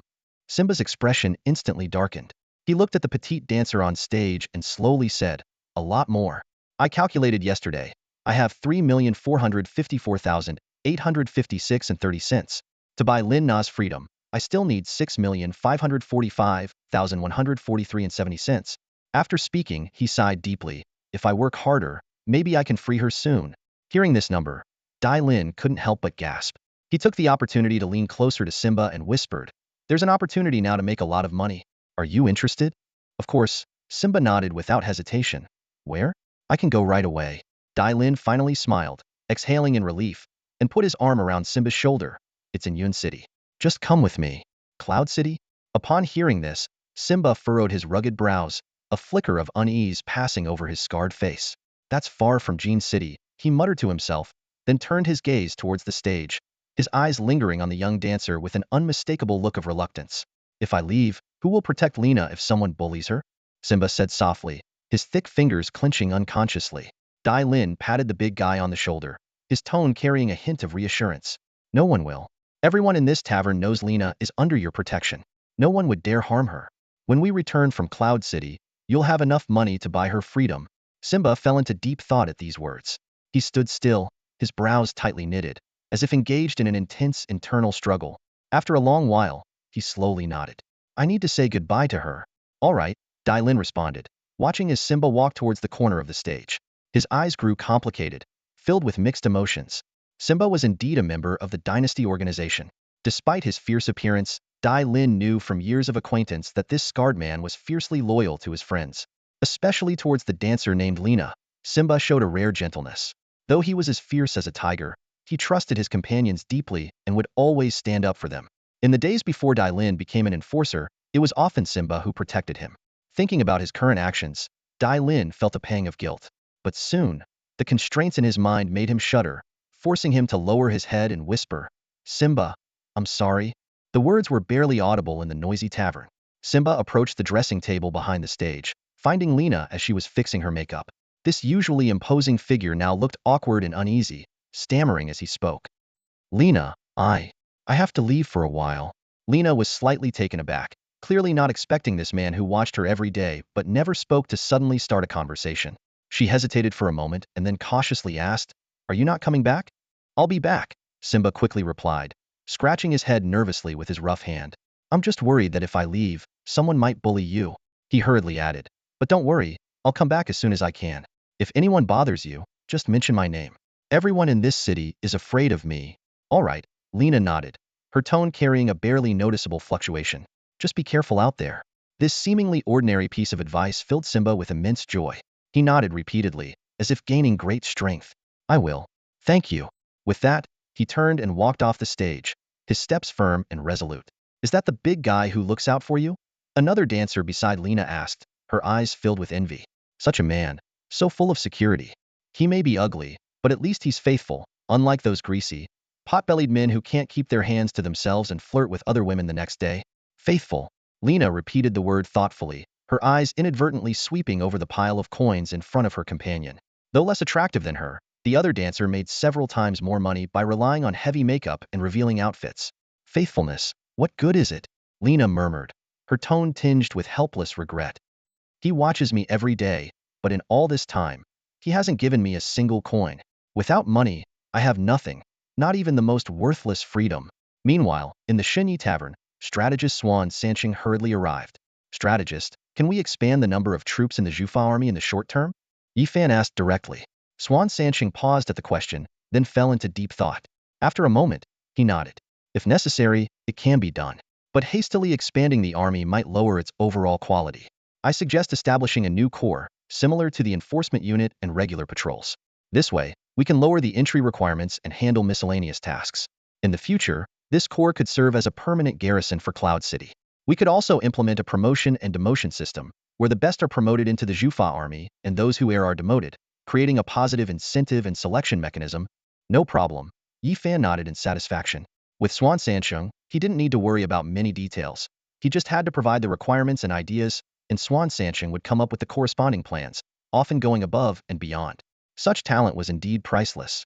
"Yifan, why do you want to expand the army?" Swan Sancheng asked curiously. Yifan explained, "I've sent someone to find a member of the Dynasty organization. Once I get the exact location of the secret realm, I plan to explore the Leiling secret realm." "The Leiling secret realm might have beasts above the eternal level," Swan Sancheng said with some concern. "So, You're expanding the army to prepare for exploring the Leiling's secret realm around Ping City? Yi Fan nodded. A level 3 secret realm is vast and resource-rich. Many rare minerals, rare earths, and gems for humanity are usually sourced from secret realms. Cloud City is abundant in agricultural products but lacks some minerals. With the research institute and workshop booming, relying solely on trade will gradually become insufficient. As Cloud City grows, we'll need resources for development. In that case, it's indeed worth planning carefully. Swan Sanching agreed. I'll arrange it in the coming days and help you establish a new core as soon as possible. For now, let's set the secondary core at 5,000 men. If needed, we can consider forming an even lower-tier core in the future. All right, I'll leave it to you then, Yi Fan said politely. Well, I have my work cut out for me. Swan Sanching stretched. Establishing a new core might seem simple, but it involved coordinating personnel, arranging weapons, training grounds, and many other complex tasks. For him, it was also a challenge, but a great opportunity to showcase his abilities. By the way, Swan Sanching suddenly remembered. What will the new core be called? Yi Fan? Yi Fan frowned in thought at the question. After a moment, a deep look flashed in his eyes, and he slowly said, let's call it Tengen. Heaven's Punishment? Swan Sanching paused slightly upon hearing the name, his gaze landing on Yi Fan's face. He noticed a hint of depth in Yi Fan's expression and couldn't help but ask curiously, does this name have any special significance? Yi Fan's lips curled into a slight smile as he replied, not really, just thought it sounded nice. He didn't elaborate, but his mind was calculating. Subduing Chen Chongqing and Yunqing was a crucial step in his strategic plan, one that would change many future events. The terrifying bomb once known as Heaven's Punishment would no longer exist. Instead, it would be replaced by an army dedicated to the people's livelihood, order, and peace. Swan Sanching nodded, not pressing further. After a moment of thought, he said, forming the Legion is just the first step. Entering the secret realm around Pingqing involves many considerations. Once we get the information, should we notify or share it with Pingqing? No need for now. Yi Fan waved his hand dismissively. Pingqing just went through a major upheaval. They probably can't organize any effective force at the moment. The secret realm was first discovered by the dynasty, and they will likely send some people. It's better for us to secure the periphery of the secret realm before making any moves. Later, we can share it with others, but we must retain ownership of the realm. A secret realm like Lei Ling is as vast as several cities and is a valuable resource. Securing it would ensure Yunqing has ample resources for at least the next few years. That makes sense, Swan Sanching agreed, then asked tentatively, what are your plans for Pingqing? Will you eventually bring it under your control? Yi Fan pondered for a moment before shaking his head. Not for now. Pingqing was once my family's territory. Though it's backward, various forces are entrenched there, including dozens of eternal level and above powerhouses. It's too complicated to clean up now. Let Yunqing develop for a couple of years, and let us grow stronger. When the time is right, we'll bring Pingqing under control. For now, maintaining friendly relations will suffice. Got it. This helps me understand how to adjust our plans moving forward, Swan Sanching said, a hint of a smile in his eyes. Conversing with Yi Fan was a novel experience for him. Despite Yi Fan's youth, his insight and strategy were on par with his own. Their exchanges felt like a chess match between two skilled players, each move laden with meaning. Just as Swan Sanching was marveling at the depth of their strategic discussions, a soldier from the Zhufa army hurried in, looking tense. Lord Yi Fan, we've brought the person Delin mentioned. He's at the city gate now. He's very fierce and surrounded by our troops. We didn't dare to shoot for fear of accidentally killing him. Chun Peng and Lord Li Yu were outmatched, and we're having trouble dealing with him. Yi Fan frowned upon hearing this. Even Fatty Li with his golden beast control couldn't handle him? He nodded. I'll go take a look. As he reached the door, Yi Fan recalled Swan Sanching's earlier words. With a smile, he said, the world is vast, with hundreds of provinces and billions of people. In this remote province, those who challenge us are like grasshoppers in the field, hardly more than sparrows. When we reach the peak of the clouds, we'll be contending with dragons and phoenixes. Don't you agree, strategist? Outside Yunqing, Yi Fan saw Simba, surrounded by the Zhufa army. Simba was covered in wounds, clearly having been through several fierce battles, but his eyes remained fierce, his breath heavy but his fighting spirit undiminished. Pan Zhao stood outside the crowd with his hands behind his back, while Fatty Li and the others were injured. Delin, who had been sent to bring Simba, was hiding at the back, trembling at Simba's angry roars. Seeing their disheveled state, Yi Fan teased. What, feeling embarrassed because you lost? Fatty Li raised his hand, revealing a bloody bite mark. That guy's too fierce. His strength isn't that high, but he fights like a wild beast, totally reckless. Look at this, I was about to win, and he bit me. Who can handle that? Chen Peng chimed in, yes, Captain. His fighting style is completely reckless. We could win, but it would mean seriously injuring him. It's hard to hold back, and we end up at a disadvantage. Yifan nodded slightly, then turned to the anxious Delin. He could see Delin looked guilty but didn't say anything about it. Instead, he asked, "How did you lure him to Yunqing?" Delin replied nervously, "I told him there was a big job that could make a lot of money." "Oh, he likes money?" Yifan frowned, glancing at the beast-like Simba, puzzled. Someone motivated by money and power shouldn't have such strong willpower. Delin, seemingly feeling guilty, added in a low voice, "Sir, Simba wants the money to raise 1 million to free a dancer. He's not a bad person. He's working for the dynasty because they pay more." Yifan pondered. "What's the dancer's name?" "Linna," Delin replied. Yifan nodded, waving his hand. "All right, let me talk to him." A soldier cautioned, "Lord Yifan, he's extremely fierce. Be careful he doesn't attack you." "He won't hurt me that easily," Yifan replied, signaling the troops to make way. As soon as he entered the circle, Simba lunged at him, roaring, "You despicable people, I'll never submit." Yifan didn't hesitate or draw his heavy sword. He simply punched. The impact sent Simba sprawling back. Sensing Yifan's superior strength, Simba didn't back down. He snarled, "I'll bite you to death," and charged again. This time, Yifan didn't strike. He watched Simba approach and calmly said, "What, don't you want to make money to free your Lin Na?" The sound of his voice made Simba, who had been charging forward, suddenly pause. A look of confusion flashed across his brutish face, quickly replaced by rage. He roared, "You think you can trick me? You people came here just to capture me, and you call this doing business?" Yifan remained impassive, his gaze calm as a still lake. He spoke slowly, "You are a member of the dynasty organization. I had no intention of doing business with you. But after hearing some reasons from your friends, I decided to give you a chance." Simba frowned, clearly not understanding. "Why?" "No particular reason." Yifan shook his head, exuding authority with a mere gesture. "I give opportunities when I choose to. It has nothing to do with you. It's just a whim of mine." Simba hesitated, pondering the words. After a few seconds of silence, he cautiously asked, "What kind of business?" "It's simple." Yifan nodded, his eyes sharp. "I need some information about the Thunder Ridge secret realm near Pingqing. If the information is useful, I'll pay you." "Information about the secret realm?" Simba's eyes flickered, instinctively wanting to refuse. But as he was about to speak, a memory of someone flashed in his mind, making him hesitate. He carefully asked, "How much are we talking about?" "Enough to buy that dancer's freedom," Yifan replied succinctly, then turned to walk down the path cleared by the Zhufa army. With his back to Simba, he waved his hand. "The opportunity I'm offering won't last forever. You have half a minute to decide. I don't repeat myself. If you refuse, it's certain death. Think it over." With that, Yifan walked away without looking back. Simba was left in the circle of soldiers, watching the young man with the black sword recede into the distance, complex emotions in his eyes. "I promised Lena I'd return," Simba muttered to himself, seeming to come to a decision. He stood up and silently followed Yifan. The soldiers of the Zhufa army remained vigilant, fingers on their triggers, ready for any resistance from the fierce man. But at this moment, Simba seemed to have retracted his claws, walking with his head down, only casting a fierce glance at Dai Lin as he passed, before lowering his gaze again. This once untamed beast had been struck at his most vulnerable point by Yifan. To survive, for the reason he had to survive, he chose to submit for the first time. In a sparse room, Yifan sat opposite Simba. Chun Pang stood by, watching the brutish man warily, ready for any sudden move. "Have you thought it through?" Yifan asked directly. "Yes," Simba replied in a deep voice, without unnecessary words or actions. "Good." Yifan nodded. "Write down the location of the secret realm, as detailed as possible." "I can't write," Simba stated bluntly. Yifan was taken aback, incredulous. "You can't write? Are you sure?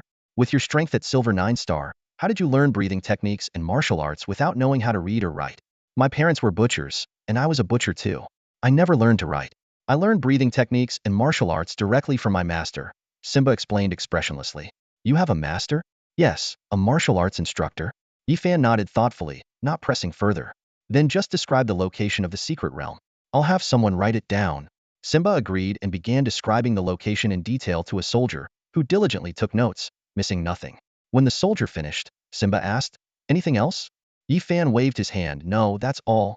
He scrutinized Simba, a glint in his eye. This fierce yet loyal man, if properly trained, could become an excellent warrior. The Zhufa army, currently led only by Jingling, could use a brave vanguard. After a moment of thought, Yifan asked, "I'm curious, how much does the dynasty organization pay you to risk your life for them?" 100,000 a month, Simba replied honestly. 100,000? Yifan frowned. "With your strength, earning that much should be easy." Why not hunt in the forest or do some business? Simba admitted, I've been spending my days at the tavern these past few years. No time for hunting. As for other ways to make money, too complicated. I don't know how. Yifan chuckled at the straightforward answer. He shook his head, thinking Simba indeed didn't seem like someone who could make money. The dynasty organization had a good eye, getting such a fierce silver 9-star to work for them for just 100,000 a month. After a moment's reflection, Yifan probed, if I offer you a job that pays 500,000 a month after you buy back that dancer's freedom, would you join me? 500,000. Simba hesitated, but quickly shook his head. I work for the dynasty to free Lena. Once she's free, I won't work for anyone. Yifan was surprised but persisted. Don't you want to give Lena a better life? You should know my status. If you work for me, I'll give you a prestigious job and many opportunities. Simba shook his head again, resolutely. I can hunt and give her all the money. As for status, I don't think Lena would care. She's a kind girl, not like those who chase after power. Seeing Simba's determination, Yifan didn't press further. All right, Wang Lingxi, give him 10 million. From outside, Wang Lingxi responded. Moments later, she walked in with a card, explaining, we received a donation from the Zhao family yesterday, exactly 10 million. The password is 6/8. Zhao Deming, always with his ambitions. Yifan chuckled, handing the card to Simba. I won't make things difficult for you. Take the card and go free your Lena. Simba took the card, his face finally showing a hint of excitement. He turned and left without a word, eager to see the person he longed for. The others watched in disbelief as Yifan let Simba go. Normally, Yifan wouldn't spare anyone from the dynasty organization. Seeing their astonished expressions, Yifan explained, why are you all staring at me? I'm not bloodthirsty. Some people in the dynasty aren't inherently bad and haven't done anything wrong. I can't be bothered to kill them. Get back to work or train if you have nothing to do. We have big plans ahead. The group, though still surprised, dispersed. Only Swan Sancheng stayed behind. He seemed to have seen through the exchange between Yifan and Simba, puzzled. Yifan, if you wanted to recruit Simba, why not use some leverage? That Lena seems to be his weakness. Yifan shook his head, looking thoughtfully down the road. I don't like using underhanded methods to recruit people. I value his straightforward nature and want his genuine loyalty. Using tricks would only yield results I don't want. Sometimes you just need to wait. In Jean City, it was an ordinary sunny day. Pedestrians hurried along the streets, beads of sweat forming on their foreheads. Graceful women held parasols, their fair skin seemingly reflecting a soft glow under the sunlight. At the end of the street, a burly figure appeared, resembling a weary tiger, with fatigue evident in his eyes. Despite his exhaustion, he clutched a card tightly, as if it were the most precious thing in the world. Passers-by instinctively made way for him, but he seemed accustomed to such treatment, keeping his head down and eyes fixed on the corner of the street. With a thud, Simba pushed open the door to the small tavern on the corner. The arrival of a regular caught the attention of many, but this time, their eyes held a complex mix of emotions, perhaps mockery, perhaps disdain. Simba paid no mind to the stares, quickly scanning the stage. But he did not see the familiar figure he was looking for. Where's Lena? Panic suddenly gripped him. He had never been away for so long, and this brief absence filled him with unease. He rushed into the dressing room behind the stage, startling the dancers. Where's Lena? Where did she go? Simba roared, not caring about the scantily clad dancers. Finally, a dancer who seemed to know Lena mustered the courage to speak softly. Lena was redeemed a few days ago. The words hit Simba like a bolt from the blue. After a moment of stunned silence, he roared again. Who?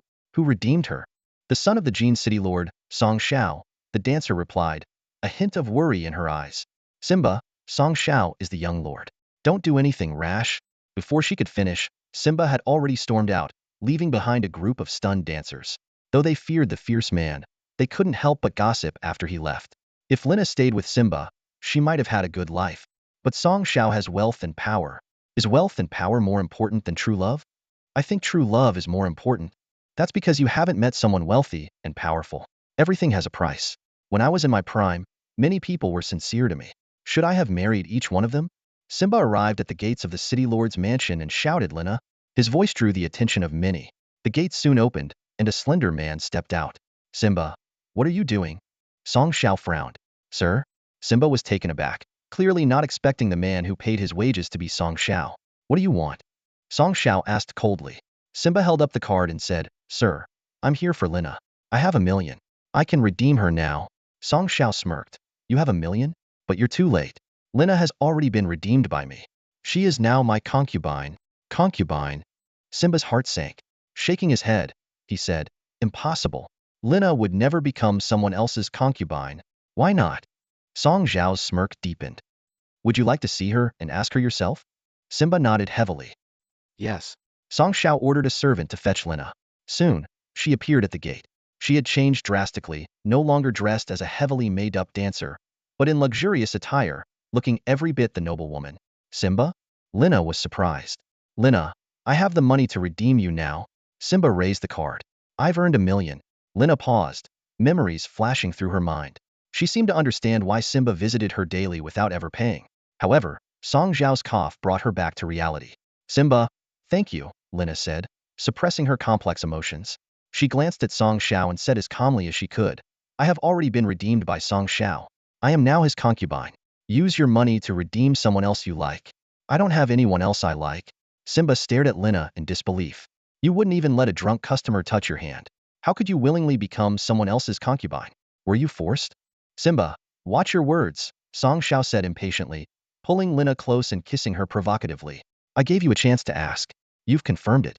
What more do you want? Leave. You have 1 million. Find another dancer. Coveting someone else's concubine is disgraceful. Simba persisted. Lina, are you here willingly? Lina's expression was complicated. Held tightly by Song Xiao, she felt his coercive grip. She looked away from Simba and down at her luxurious attire, sighing softly. Simba, people change. When I was a teenager, I could live happily on a few hundred in tips each day. But now, at 22, I want freedom and a life of ease. I don't want to be a dancer anymore.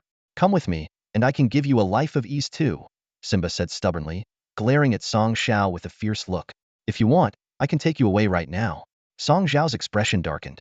Simba, you're being reckless. I don't want to, Lina interrupted, looking calmly at Simba. Simba, don't you understand? I've become a shallow woman. I only love money and power. I want a life of ease and respect. What can you offer me? Hardship? A life of toil? I've had enough of that. I want to live the good life I've dreamed of. Leave. With that, Lina closed her eyes and leaned submissively into Song Zhao's arms.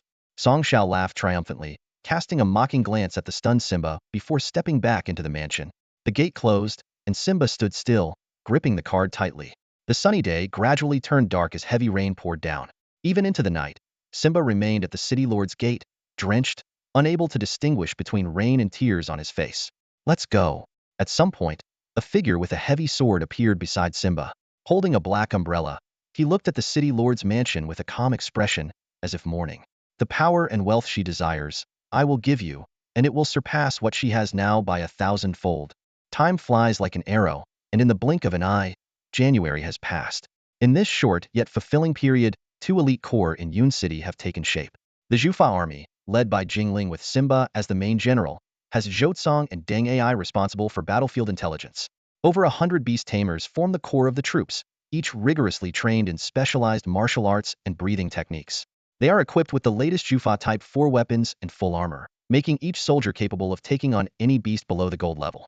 Alongside them is the newly formed multifunctional Tianqian army. Yifan incorporated the Lone Wolf mercenary group, led by Zhang De. They are outfitted with specially developed Tianqian series equipment, which includes various functionalities such as attack and rescue, making them highly versatile. On the training ground, Swan Sancheng stood on the command platform, overlooking the 2 burgeoning corps. He felt a mix of emotions, knowing that such an armed configuration had indeed consumed a vast amount of resources, beyond what most forces could afford. Standing beside him, Yifan scanned the neatly arranged soldiers and nodded slightly. This is just the beginning, he said calmly.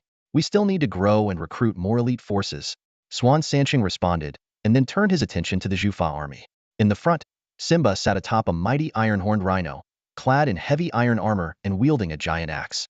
From a distance, he looked like a fearsome deity of war. Simba is indeed a formidable general, Swan Sancheng praised, then turned to ask Yifan, why did you personally go to recruit him back then? Yifan shook his head. It wasn't intentional, just a visit. He said no more, his gaze falling on Simba in the distance, with a complex emotion flashing in his eyes.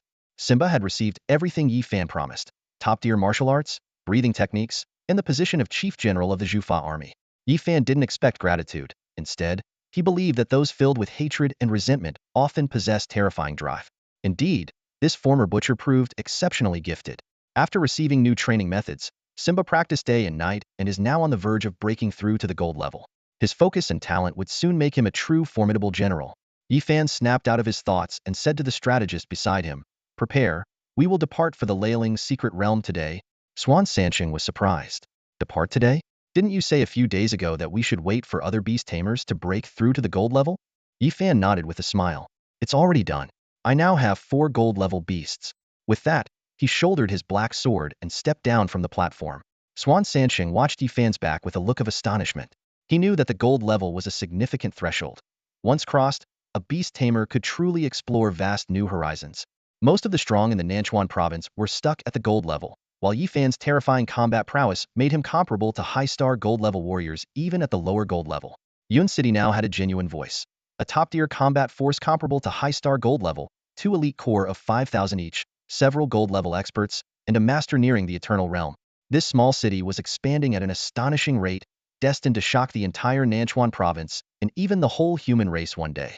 As the sun set, the Zhufa army and Tianqian army silently left the city. Yifan controlled all key institutions within the city, ensuring no information could be leaked, and no one dared to try.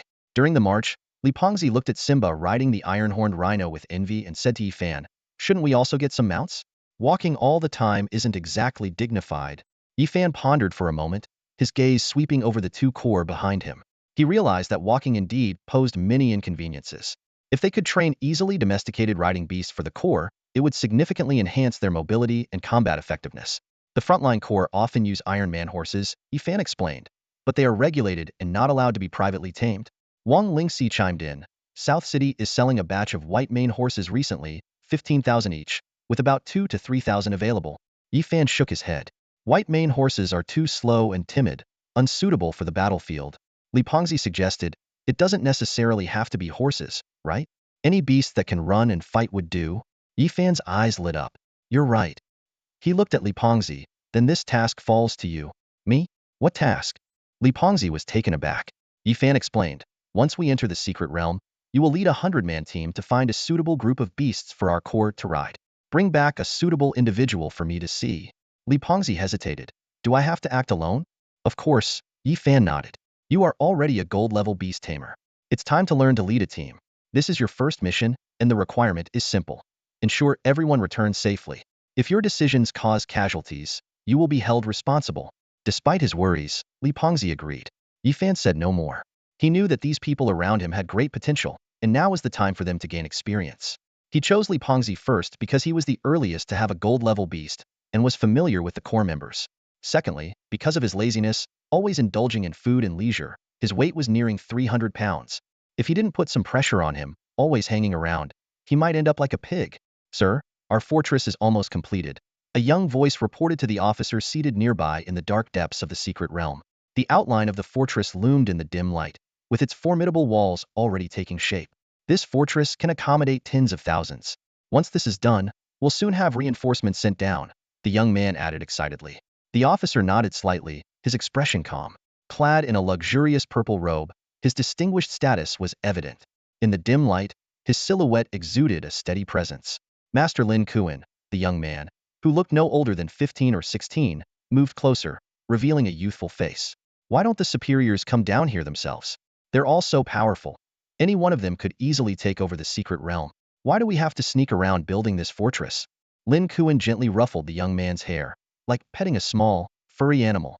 With a sigh, he spoke with a touch of resignation. Xiao Ho, there are things you may not yet understand. The world isn't entirely broken yet. There's still a net. The stronger someone is, the more they're ensnared by it. A net? Xiao Ho's eyes sparkled with confusion. Do you mean like a fishing net? That's one way to put it. Lin Kuan nodded, gesturing in the air. Everyone is like a fish caught in a net. The net is only so big, and the bigger fish crowd the smaller ones. As they grow, the net tightens around them. The bigger they get, the deeper the net cuts. So, they're afraid to move because the net will hurt them? Xiao Ho asked, half understanding. Lin Kuan explained, they can't move now, but the net has bound them for so long that they want to break free. They can't break the net themselves. They need us, the smaller fish and shrimp, to find weapons and food to make them stronger. Once they're strong enough, they can break the net. Xiao Ho nodded, still puzzled. But what good does it do us if they break the net? Why should we help them? Lin Kuan shook his head, gazing into the distance. The immediate benefit is just the scraps that fall from their mouths. But they say that if the net is broken, there will be an ocean, and then we can breathe freely and grow into big fish like them. Is there really an ocean beyond the net? I don't know. Maybe there is, or maybe... Lin Kuan didn't finish, just sighed again. We are all small fish and shrimp born in a puddle. We've never seen this so-called ocean. Who knows if what they say is real? Meanwhile, outside Ping City, under Simba's leadership, a group quickly located the so-called Lei Ling secret realm. 2 legions entered one after another, stunned by the sight before them. Holy crap, is this really a secret realm? Li Fati exclaimed, gazing at the endless mountains and forests. This isn't a secret realm. It's a whole new world. Yi Fan shook his head with a smile. It's only the size of a few cities. Wait until you see the giant ancient secret realm, which is as big as a province.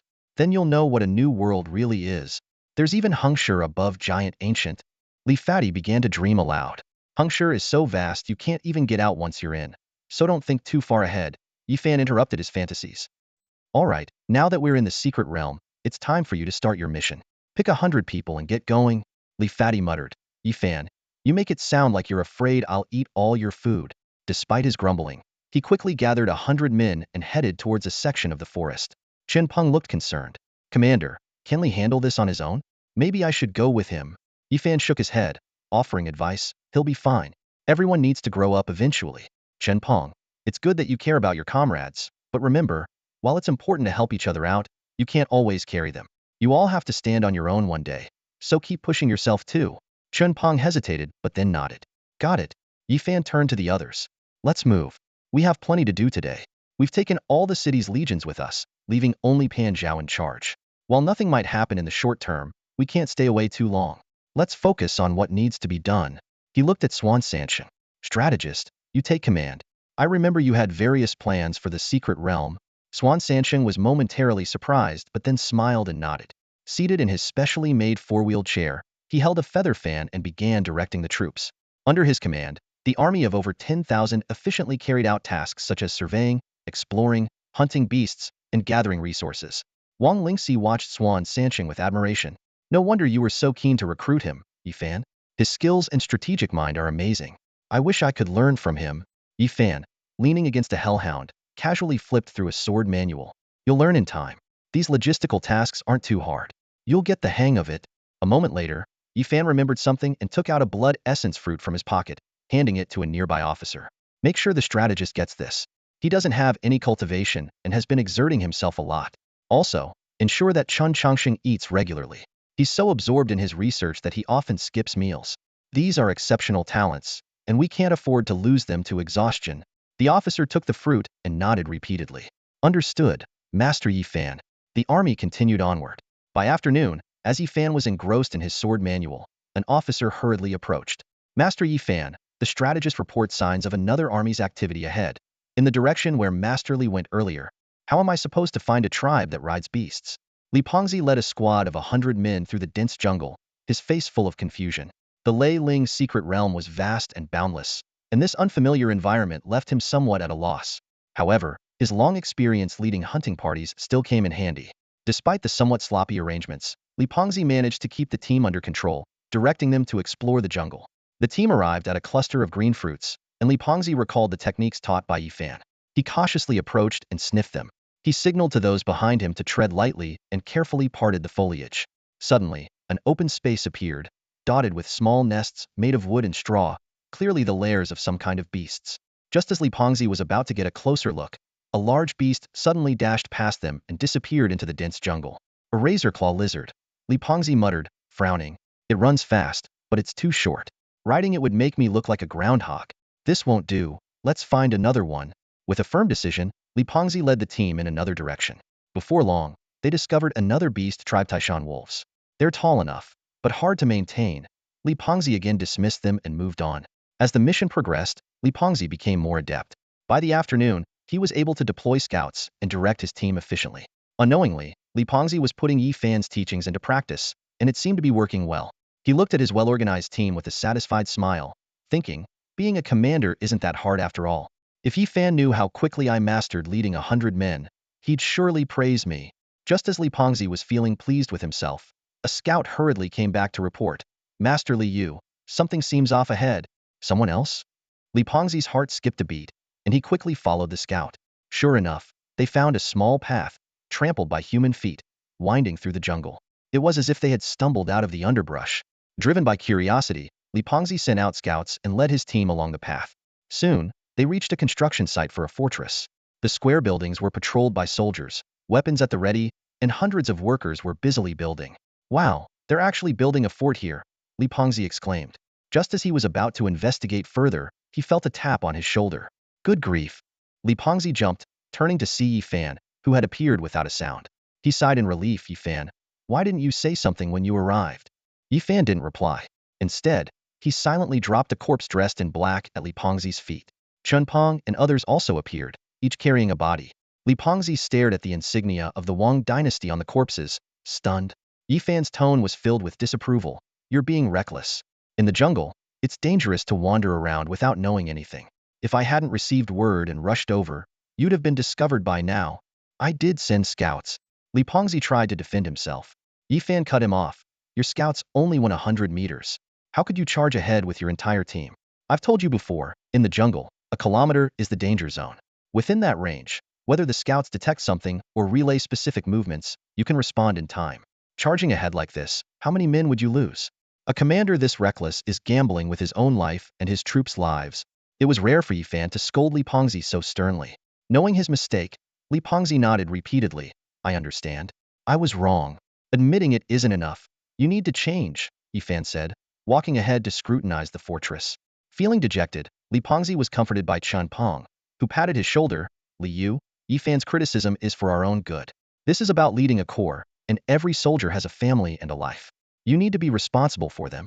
Don't be too upset. Just be more careful next time. I know. I'll be more careful next time and won't make the same mistake. Li Pengzi nodded, then worriedly asked, but I'm a bit concerned. Yi Fan said he'd punish me if I made a mistake. Do you think he'll dock my food allowance? I didn't earn much last month, and if he finds me, I won't be able to eat. Chun Pong, if that happens, can I borrow your card?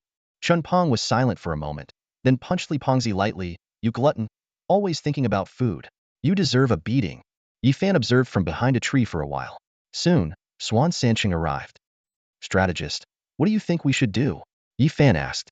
These must be the first batch of Wang dynasty remnants that Simba mentioned. They're building a fortress, and it's large enough that more people will likely follow. Swan Sancheng thought for a moment and replied, their current troops are mostly construction workers, not very strong. Taking them down would be easy. But once the news gets out, we'll face a larger army. Yi Fan added, it's not the future battles that worry me. The problem is that we don't have many troops left in Yun City. If we fight here and something happens in Yun City, it would be a major issue. We could send a few hundred back. Yun City is quite stable now, with Pan Zhao in charge. It should be fine, Swan Sancheng suggested. We've made so many preparations, so a short absence won't matter. This fortress is nearly complete, and taking it would save us a lot of effort. We were planning to establish a foothold here anyway. That's true.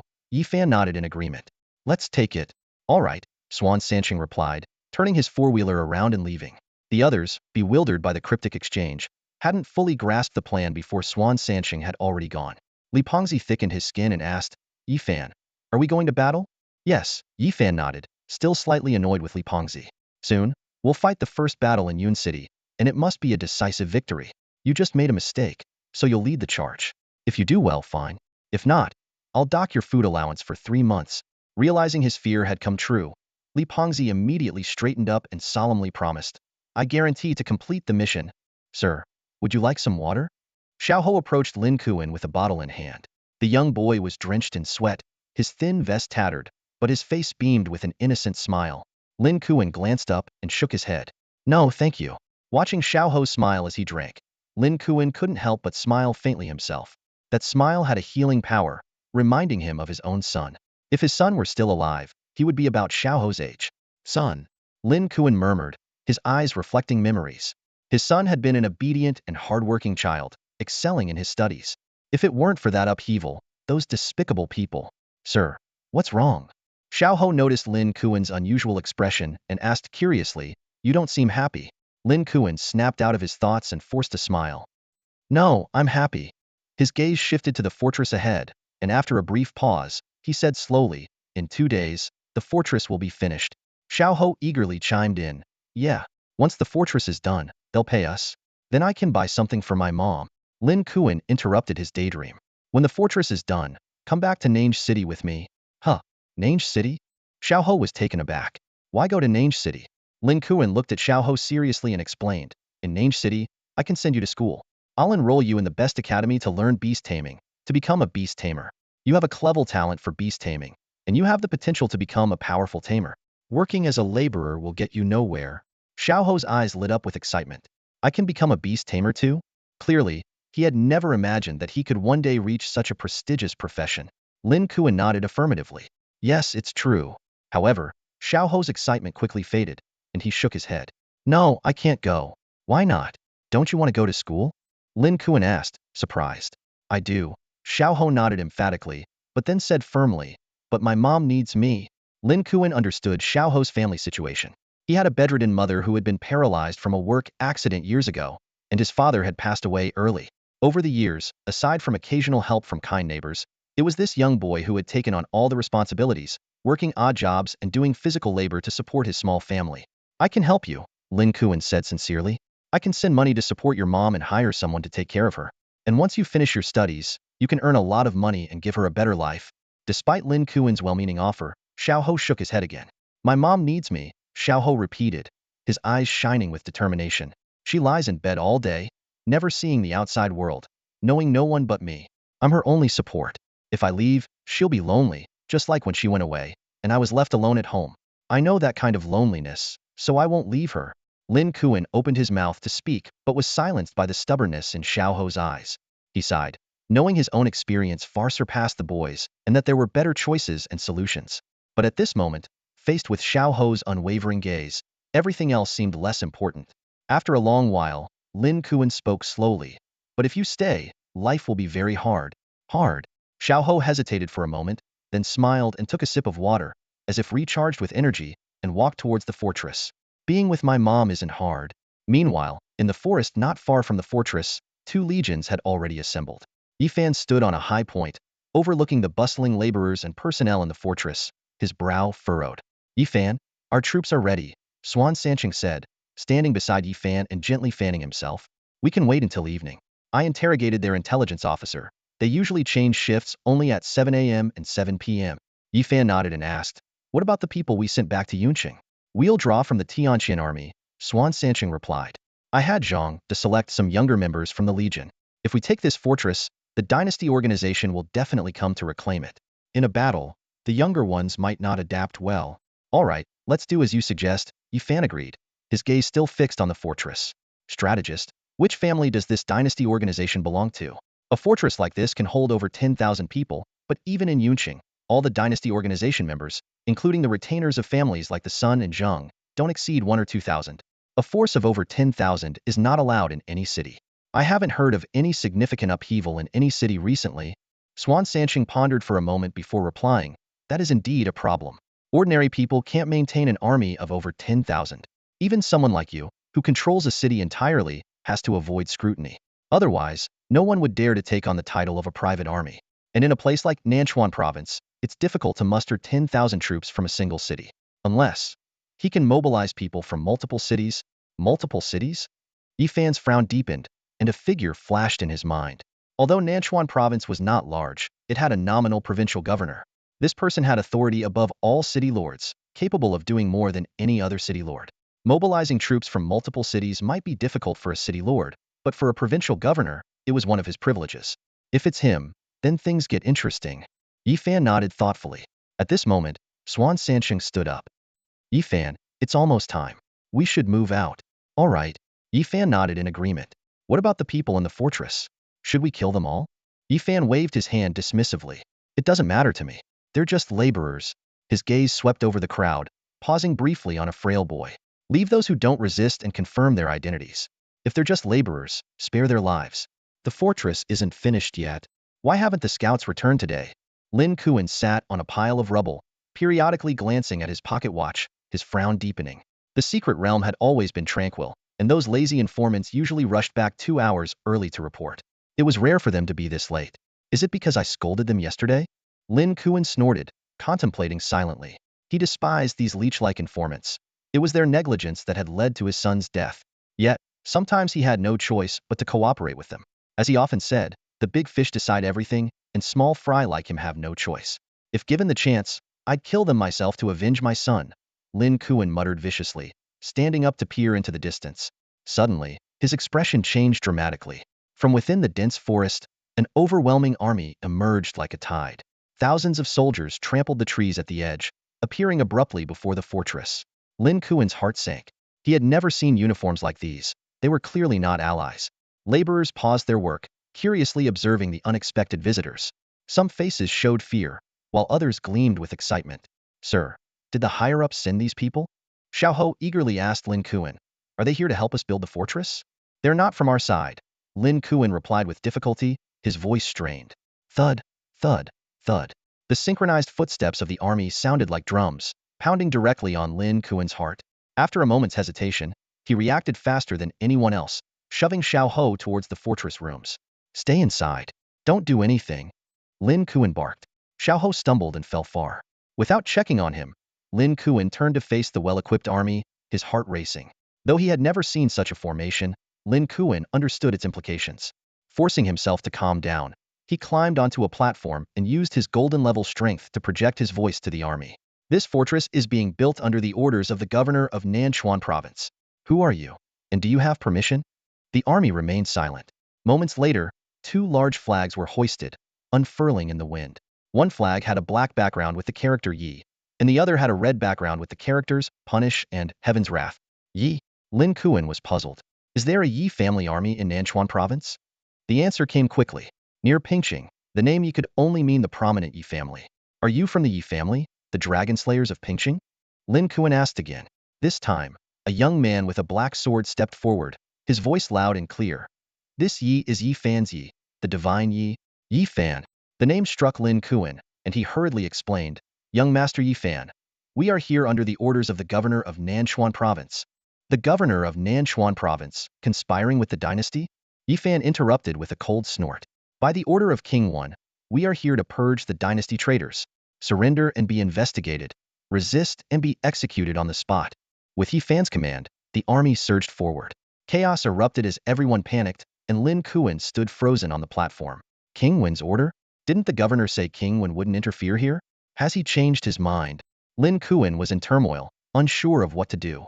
In the back, Li Fati approached Yi Fan, surprised. Yi Fan, do you really have King Wen's order? When did he give it to you? I had no idea. I don't have such an order. Yi Fan laughed. Fati, the first strategy in warfare is to deceive the enemy.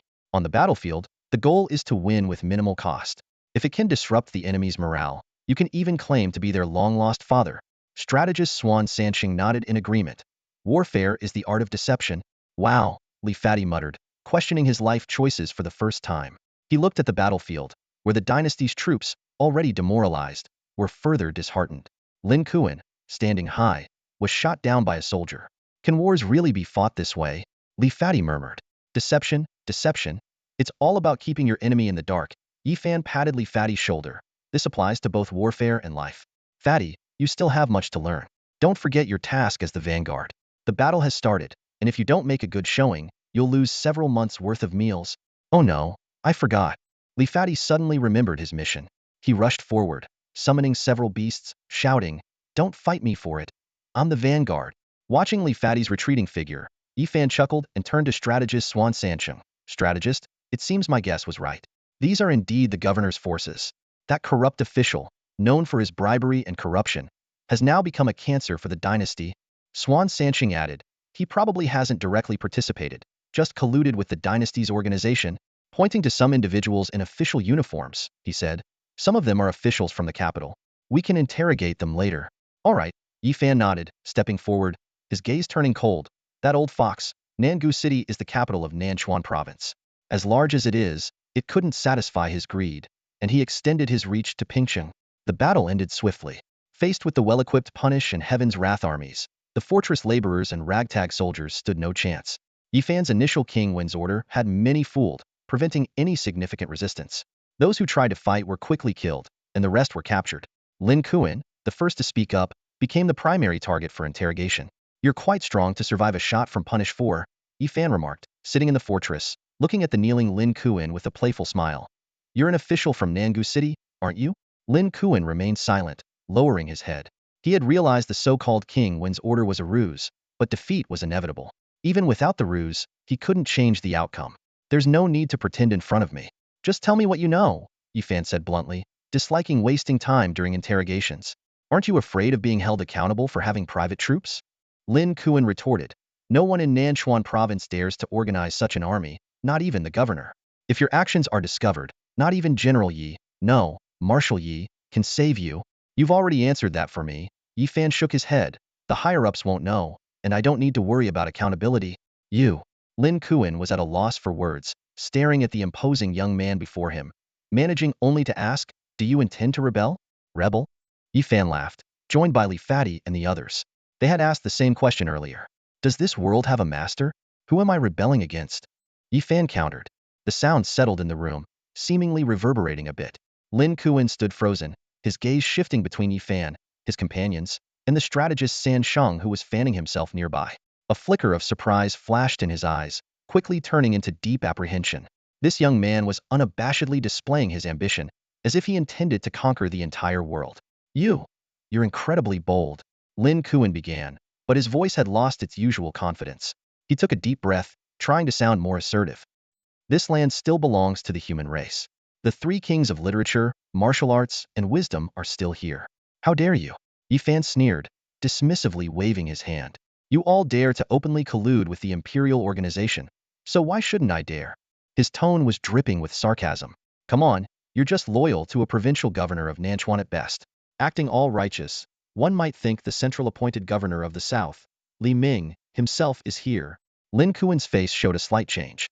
The roles of provincial governor and southern governor might sound similar, but their levels were worlds apart.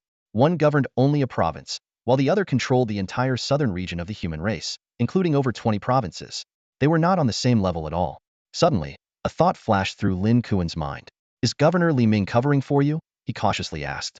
Recently, the central government sent Governor Li Ming to inspect the Nanchuan province without specifying his exact whereabouts. It seems he must have gone to Yun City. You're quite perceptive. Yifan nodded, a trace of approval in his eyes before they turned cold again. Given that, I won't waste more words with you. If you have something valuable to say, you might survive. If not, you can walk out now, and my army will turn you into a sieve. Lin Kuan was silent for a moment before finally speaking reluctantly. What do you want to know from me? You should know better than I do. Yifan stared directly into Lin Kuan's eyes. Just the layout of Nange City, the reasons for your collusion with the Imperial Organization, and some names. Lin Kuan frowned slightly, seemingly weighing the pros and cons. After a moment, he slowly opened his mouth. I can tell you these things, but I have doubts. What do you intend to do with this information? What else? Eradicate the remnants of the Imperial Organization. Yifan impatiently waved his hand. But that's Nange City, the capital of Nanchuan Province, Lin Kuan countered. How do you plan to eradicate them? Yifan's gaze became profound, as if looking into the distance. Just wait and see. Nange City won't always belong to that old fox, Mao Zuzi. While everyone else is slacking off, Yun City is rising. It won't be long before I seize the perfect moment to swallow Nange City whole. By then, I'll hunt down everyone on that list. These words struck Lin Kuan like a sledgehammer, leaving him momentarily stunned. To hear someone say they would swallow Nange City would usually be dismissed as delusional. The Imperial Organization was notoriously difficult to deal with. Even Mao Zuzi had to cooperate with them. But when this young man spoke those words, Lin Kuan recalled the two legions he had seen earlier and suddenly felt that this crazy idea might not be entirely impossible. Everyone knew about the deep-seated hatred between the Yi family and the Imperial Organization, especially this grandson of the Battle King. If he could really rise. All right, I'll tell you, Lin Kuan finally decided. A soldier quickly brought over paper and pen, and Lin Kuan began writing without hesitation. His handwriting was neat, indicating he was a civil official from Nange City. Soon, several pages were filled to the brim. When the ink ran out, Lin Kuan stood up and handed the stack of papers to Yifan. I've written down everything I know and can remember. Yifan took the papers and began reading carefully. After a while, he nodded. It's quite detailed. Although much of it aligned with his expectations, having this intelligence made the situation in Nange City clearer in his mind. In short, Nange City was currently in a complex situation. On the surface, it was still controlled by the provincial governor, Mao Zuzi, but in reality, multiple factions had taken root there. Unlike the conspicuous Mao Zuzi, they wore the dual masks of the Imperial Organization and prominent families, navigating between them.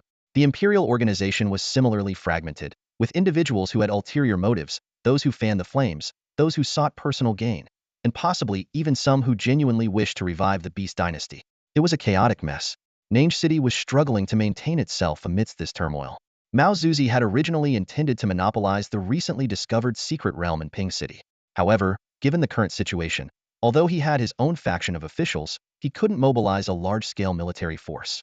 Perhaps out of necessity, the imperial organization or some prominent families offered to help Mao Zuzi seize the secret realm in exchange for a share of the benefits. This was undoubtedly a deal with the devil, but Mao Zuzi had no choice but to agree to the collaboration. This led to the current bizarre scene where laborers and organization members worked together, and Nange City officials and imperial captains collaborated. So, in reality, you are an independent faction and not truly allied with the imperial organization, Yifan said thoughtfully. That's one way to put it, Lin Kuan nodded, acknowledging. Nange City is large and is now mainly divided into 3 factions: the officials under Governor Mao Zuzi, the imperial organization, and the personnel from various prominent families.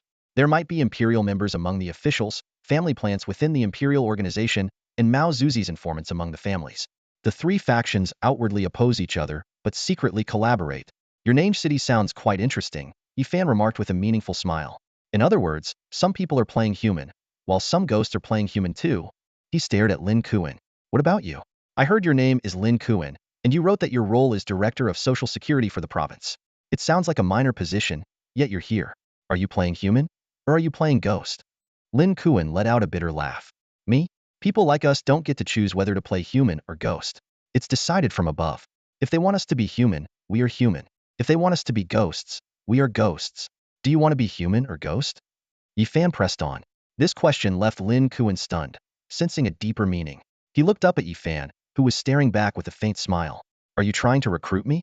Lin Kuan hesitated. Not exactly recruiting, just asking. Yifan shook his head, saying no more. He simply waved his hand and turned away. All right, you can leave. Can I really leave?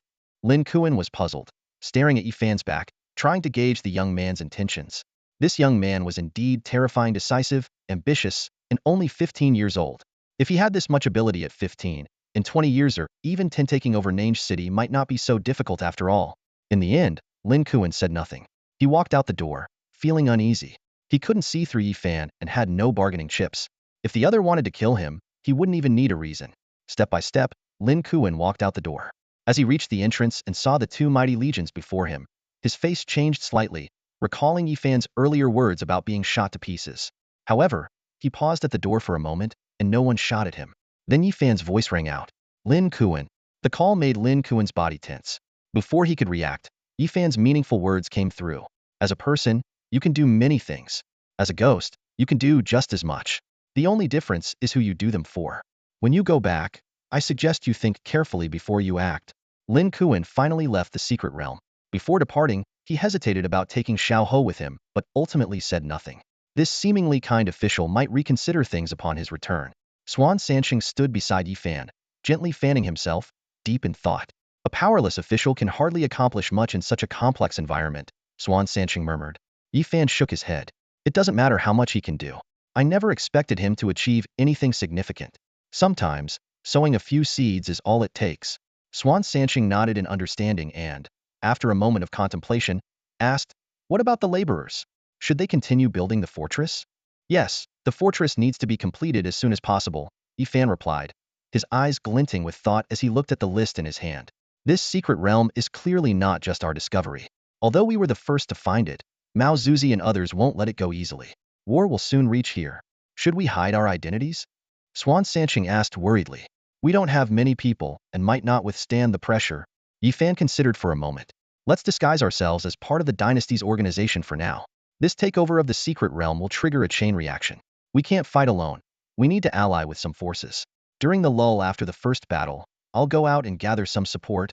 Are there really reliable allies in the Nanchuan province? Swan Sanqing still looked concerned. The world is chaotic now. What if we trust the wrong people? Yifan waved him off. Don't worry, I'll only recruit those I'm sure of. He gazed into the distance, eyes deep. Though many are waiting for humanity to fall apart, there are also those who are loyal and passionate. Yifan stood up and patted Swan Sanqing on the shoulder. You'll be in charge of wartime command, strategist. You've seen a lot. It should be no problem, right? No problem, Swan Sanqing nodded, then looked towards Wang Lingxi nearby. But we might need Wang Lingxi's assistance. Her spirit vision talent is very useful in war. Wang Lingxi responded, I'm ready to assist anytime. She sharply sensed the gravity of the situation. more so than Li Pengzi and the others, understanding the urgency of Yi Fan's call for external aid.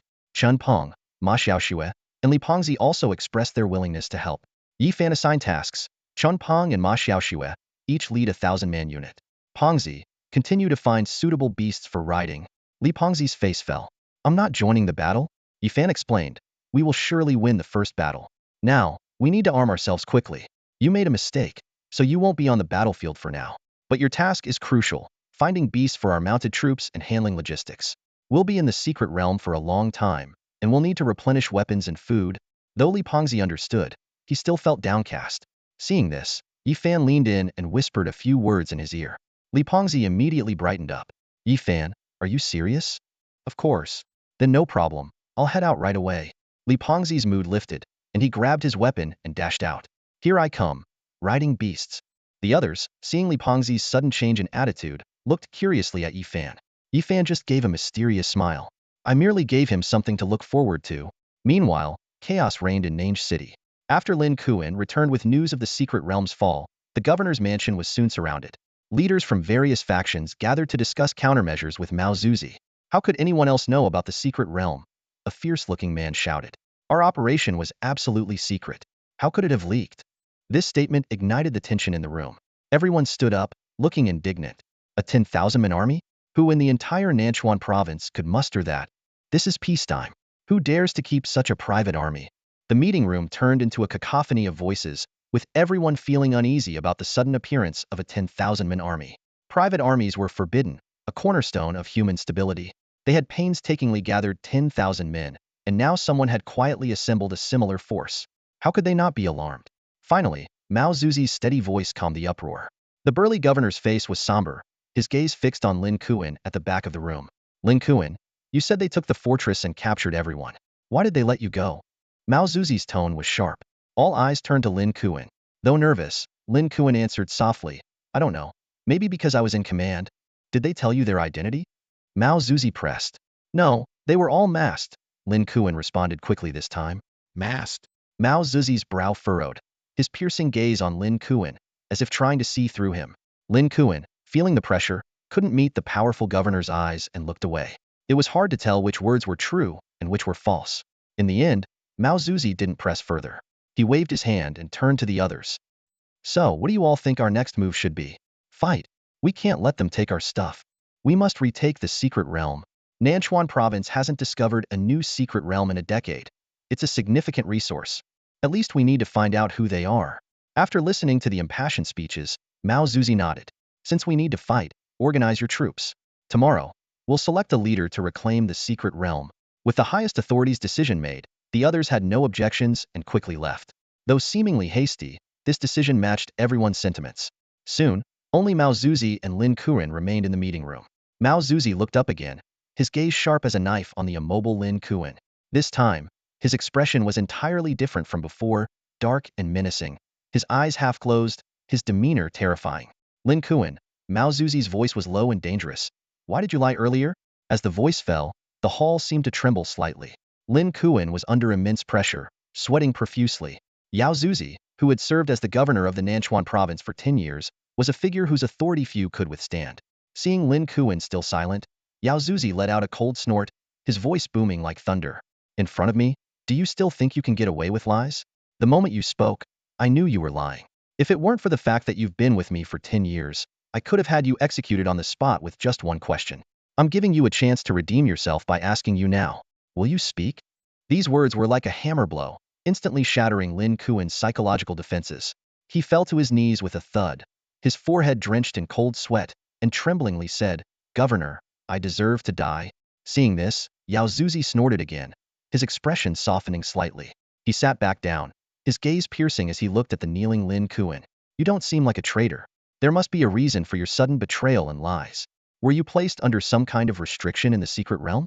No, my lord. Lin Kuan shook his head, still reluctant to say more. Yao Zuzi narrowed his eyes. No? Lin Kuan, I'm very curious. Who did you encounter in the secret realm, and what kind of power compelled you to take such risks?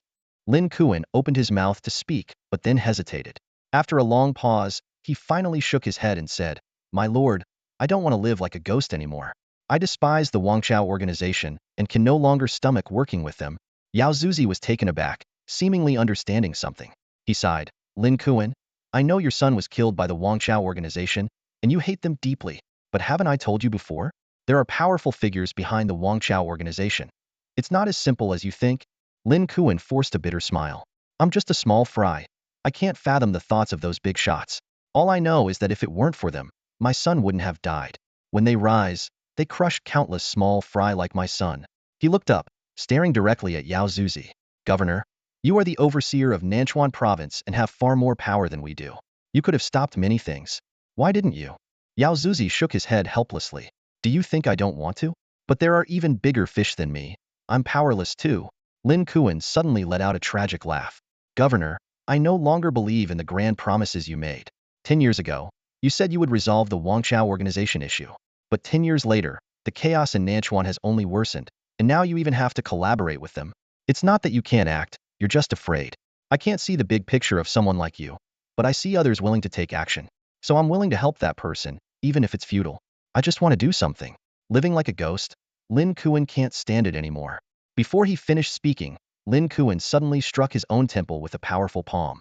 With a dull thud, he lost his life and collapsed heavily to the ground. The hall fell into a deathly silence. Yao Zuzi sat there, struggling to understand who could make Lin Kuan willing to die. He turned to look at the map of Nanchuan province on the wall and noticed that Yun City had been peaceful for 4 consecutive months, with no disturbances or complaints. Meanwhile, 15 days had passed in the secret realm. The fortress was completed, and Li Pengzi had recruited 500 iron-hoofed rhinos to form the first cavalry unit. Yifan continued to leisurely study sword techniques, occasionally summoning his newly advanced golden 3-star ice spirit to play. He pondered the progress of the Zhufa series firearms, realizing that such potentially world-changing weapons needed to be handled with caution. Just as he decided to hold off on arming the troops, Li Pengzi came rushing in. Yifan, they're coming. The strategist says there might be close to 20,000 of them. Double our numbers. 20,000 people? Yifan squinted, his tone calm. These guys are really generous. He stood up and glanced at Li Pengzi. Have you changed into the new uniforms? Li Pengzi nodded and pulled a black mask from his backpack, putting it on. With our skills, even my mom wouldn't recognize me. Yifan frowned. Why are you wearing that? I told you not to join the battle. I retrieved my beasts, and none of the team was lost, Li Pengzi explained, a hint of anticipation in his eyes. The strategist said it would take 2 more days to prepare the first batch of resources. I have nothing to do in the meantime. Yifan, let me join the fight. I promise to follow orders and achieve great merits. Yifan shook his head and patted Li Pengzi's shoulder. No need for great merits. Just do what you need to do. Li Pengzi's eyes sparkled with amusement. So, you're agreeing, Yifan? Yeah. Yifan responded briefly and waved his hand as he walked forward. Yifan, don't you need a mask? Li Pengzi caught up and asked. Yifan took out the mask he wore when he seized the creation fruit. This will do. Li Pengzi stared in astonishment and muttered. Why didn't I think of wearing that? It looks so cool. Coolness doesn't matter. Winning does, Yifan said as he walked out of the fortress. A chilling atmosphere greeted him. Soldiers were stationed all around the fortress, and Swan Sancheng stood on a high platform, gazing into the distance. Strategist, how are things looking? Yifan asked as he climbed the platform. In the distance, the enemy army was stationed not far away. The forest had been cleared, and new defensive structures had been added in front of the fortress. Between the two sides was an open area, the distance quite close. Yifan glanced over. There must be someone on their side familiar with military engineering.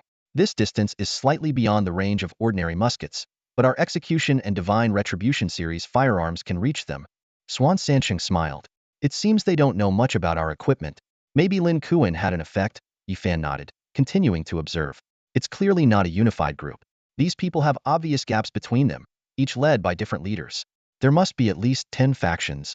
13 factions. Swan Sancheng provided the exact number. The central group should be Ma Zhuzi's men, numbering around 5,000. The others mostly have 2 to 3,000, some even just a few hundred. Yifan shook his head.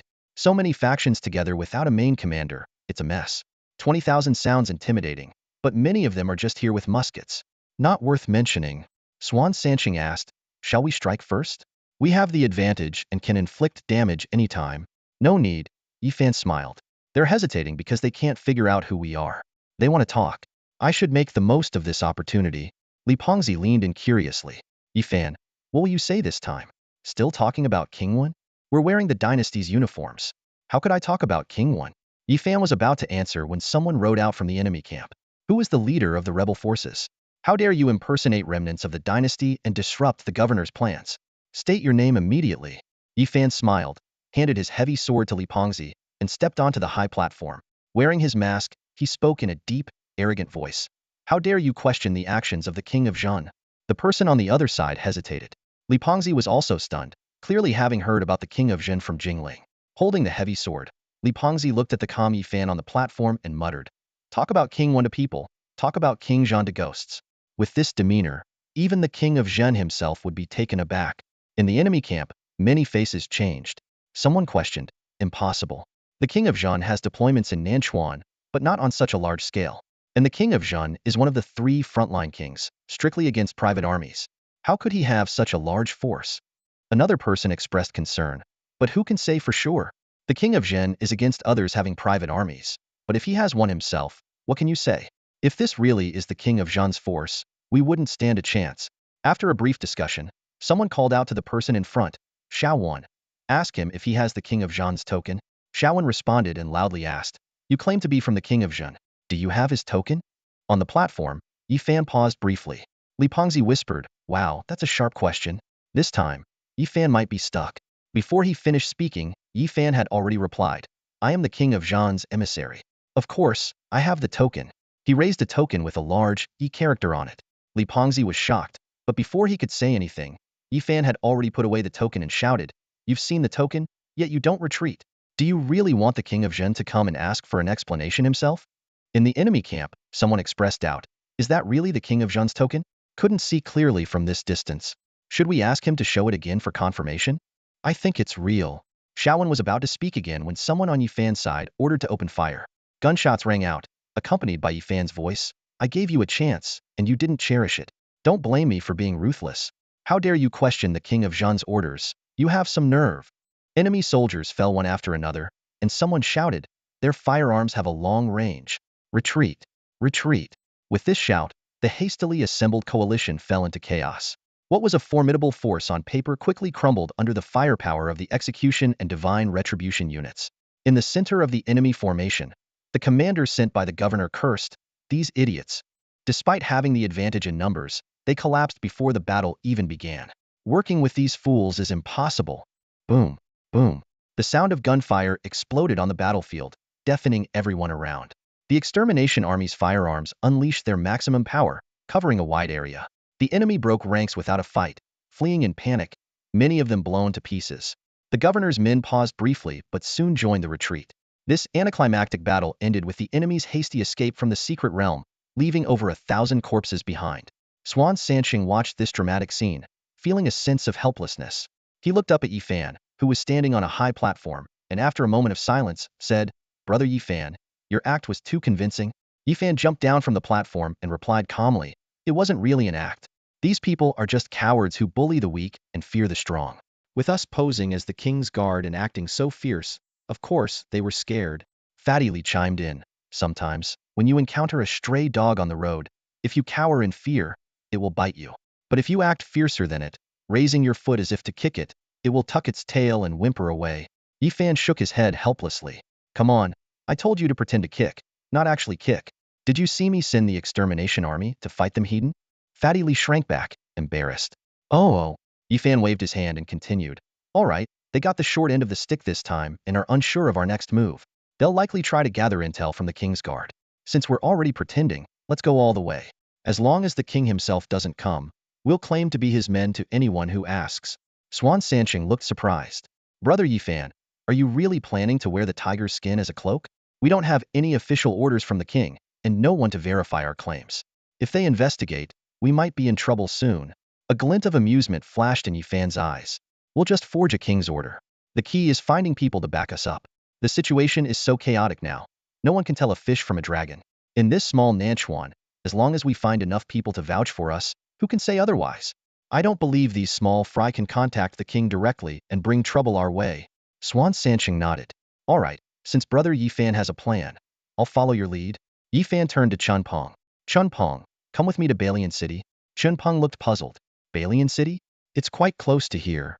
Yifan explained, "It's about a 10-day journey, not exactly close. I'll be gone for about a month. During this time, everyone follows the strategist's orders. Fatty Li, stick to my instructions. Ma Xiaoxue, your main task is to protect the strategist. The group acknowledged his instructions, though their faces showed concern. Sensing their unease, Yi Fan reassured them. The people from the dynasty won't come anytime soon. Don't worry too much. We've just shown our firepower and donned the king's cloak. Even if they want to retaliate, they'll need time to find a way. Gathering various forces isn't easy, and by the time they're ready, it'll be 2 or 3 months. I'll be back by then. Just handle things until then. Their expressions eased slightly, though there was still some reluctance. Fatty Li waved at Yifan. Yifan, if there are good eats in Balian City, bring some back for me. Yifan scolded him jokingly, get lost, picked up his black sword, and left with Chan Peng. Once Yifan was out of sight, Fatty Li quickly put on a fawning smile and approached Swan Sansheng. Strategist, give me some other tasks. With my build and strength, delivering goods is a waste of talent. Swan Sansheng smiled and asked, what would Brotherly like to do? If it's suitable, I can arrange it. Fatty Li eagerly said, I want to join the cavalry, the one led by Simba.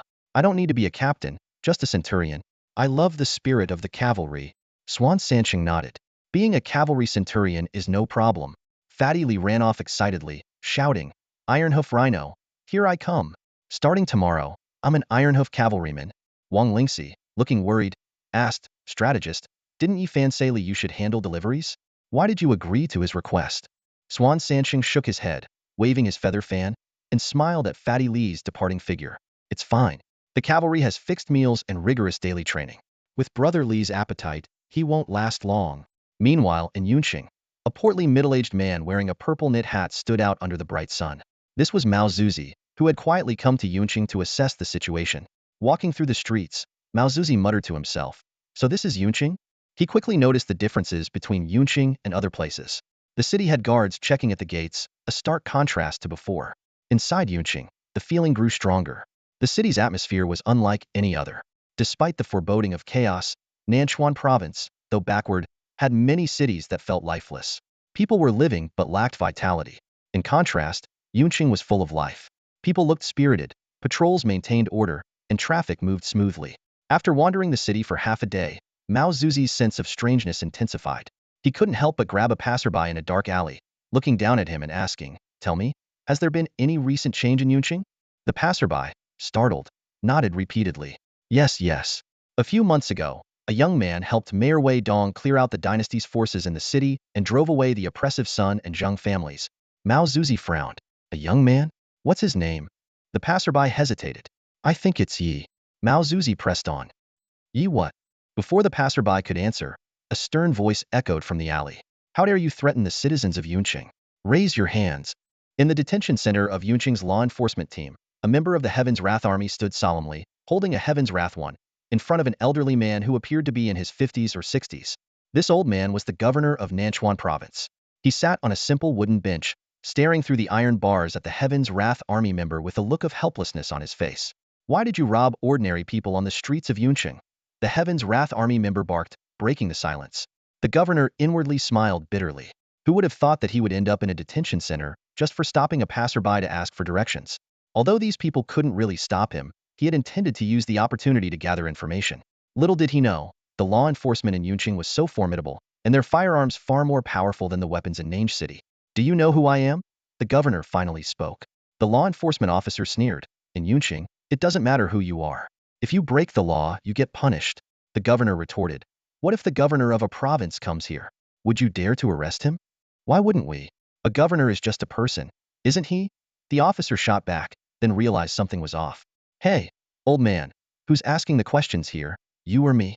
Now, why did you rob ordinary people? The governor explained that he was merely asking for directions and suggested they question the passerby. The officer fetched the statement, carefully reviewed it, and then accused the governor of spying on Yunqing's secrets. The governor defended himself, saying he used to be a resident of Yunqing and was merely surprised by the changes in the city. The officer, detecting his Nange accent, immediately pronounced the verdict. We'll set aside the espionage charge for now. You're sentenced to 7 days of detention and a fine of 3,000. After 7 days, have a relative or friend come to bail you out. The iron door clanged shut, leaving the governor stunned. A dignified governor of Nanchuan province, detained in a small city like Yunqing? As his anger surged, he suddenly smiled. Let's see how much Yunqing has really changed. Was Lin Kuan's death worth it? Meanwhile, Yifan and Chen Peng, after 8 days of non-stop travel, finally arrived in Balian City. As they got off the carriage, Chen Peng's face was pale, and he felt nauseous. "Captain, why don't we develop some transportation tools?" Chen Peng asked, puzzled. "Aren't there electric cars and automobiles? They're much faster than carriages." Yifan explained that such technologies did exist but were monopolized by the powerful and were extremely expensive, beyond the reach of ordinary people. Even if they could be made widely available, no one was willing to do so now, as everyone was preparing for potential chaos. Chen Peng sighed and asked if there was really no way to change the current situation. Yifan replied that perhaps there would be a turning point in the future, but for now, their primary task was to survive before the impending chaos arrived. "Where are we headed now?" Chen Peng asked. "Straight to the city lord's mansion," Yifan said. "Let's first get in touch with our mercenary group in Balian City and have them guide us." Chen Peng nodded and took out a communicator to contact the mercenary group. Yifan added, "And let's see how their mercenary group is doing. After that, we'll visit an old friend." Upon hearing Yifan's words, Chen Peng immediately responded and operated the communicator. Shortly after, a reply came through, stating they would arrive within 5 minutes. Chen Peng simply said, "Got it," and Yifan nodded in acknowledgement. Soon, a middle-aged man clad in full armor hurried over. His eyes lit up with excitement upon seeing Yifan and Chen Peng. Just as he was about to kneel and salute, Yifan quickly extended his hand to stop him, saying directly, "Our mercenary group doesn't follow such formalities. Just lead the way." "Understood. My name is Nian Yao, and I'm the leader of the Shinai Mercenary Group's Balian City branch." Nian Yao introduced himself respectfully before leading the way. "Please follow me, Commander and Deputy Commander." The three of them soon arrived at the Shinai Mercenary Group's Balian City branch. The scale was noticeably smaller compared to the main group in Yun City. As Yifan flipped through the mercenary roster, he saw that the number of members was just shy of 100. Considering they couldn't leverage their reputation without being present, this size was quite decent. Suddenly, Yifan's eyes locked onto a highlighted name. "There's a beast master here? Golinger. Sounds like a girl's name." Nian Yao immediately explained, "Yes, she's the only noteworthy mercenary we have. She's young, maybe 17 or 18, but her skills have already reached the bronze 9-star level." Yifan nodded slightly and asked, "Where is she now? Can you bring her here for a chat?" Nian Yao happily complied and soon returned with a confident girl dressed in a leather skirt. After introducing both parties, the girl greeted Yifan with a smile, her eyes curving like crescent moons. "Hello, Commander Yifan. I've seen you before." Yifan frowned slightly. "You've seen me? Where?" "In the secret realm of Pingqing's creation fruit. My companions and I were there and saw you fighting valiantly in the valley," Golinger explained. "When I heard that Shinai was founded by Commander Yifan, I joined without hesitation." Yifan nodded and asked, "You mentioned companions. Where are they now?" Golinger's expression darkened. "They all perished during that secret realm expedition." Yifan remained expressionless as he continued to ask, "Are you alone? What about your parents?" "They got lost a few years ago while traveling to Fuxing province," Golinger replied. "I come from a poor family and ended up drifting here." Yifan nodded, taking out a token and handing it to her. "I've heard you're a skilled beast master, and I plan to put you to good use. This is my token. If you ever need anything, you can come to Yun City to find me." Golinger was overjoyed and thanked him repeatedly, carefully taking the token. Yifan then turned to Nian Yao. "Let's go." The three of them walked out of the mercenary group, and it wasn't until they reached the end of Mercenary Street that Yifan spoke. "Nian Yao, there's something off about Golinger. She might be sent by another faction." Nian Yao was shocked. "How can that be? She usually performs very well." Yifan shook his head and pointed out several inconsistencies in Golinger's statements, concluding, "Have her report to Yun City as soon as possible. In Yun City, a bronze-level troublemaker won't be able to stir much trouble. There are plenty of ways to handle her." Shortly after, they arrived in front of the city lord's mansion. Chen Peng was amazed by the tower-like structure, and Nian Yao explained that it was originally a monk's residence, later requisitioned by the city lord. Yifan showed the guards the token of the Yun City lord and was promptly granted entry. As they stepped into the first floor, Chen Peng was awestruck by the room filled with flowers, birds, fish, and insects. Yifan reminded him to watch his words to avoid breaking any taboos. "This Qingzi is truly an extraordinary woman," Yifan said with a smile as he headed towards the second floor. Layer by layer, Yifan and Chen Peng quickly ascended to the top floor of the tower. There was no door here, only a threshold. In the middle of the spacious room stood a desk, on which sat a fish tank containing a peculiar pet beast known as the ugly fish. The room was filled with a faint, pleasant fragrance. Yifan stood at the entrance, not stepping in rashly. He spoke slowly. "City Lord Qingzi, the captain of the Cloud City Guard requests an audience." A gentle female voice came from within. "Enter." Yifan nodded, signaling Chen Peng to wait at the door, and then stepped into the room. Turning his head, He noticed a beaded curtain at the back of the room, partially obscuring a bed. Behind the curtain, a graceful woman reclined on a grand chair, holding a small round fan. She was dressed in light gauze, her figure exuding a mesmerizing allure.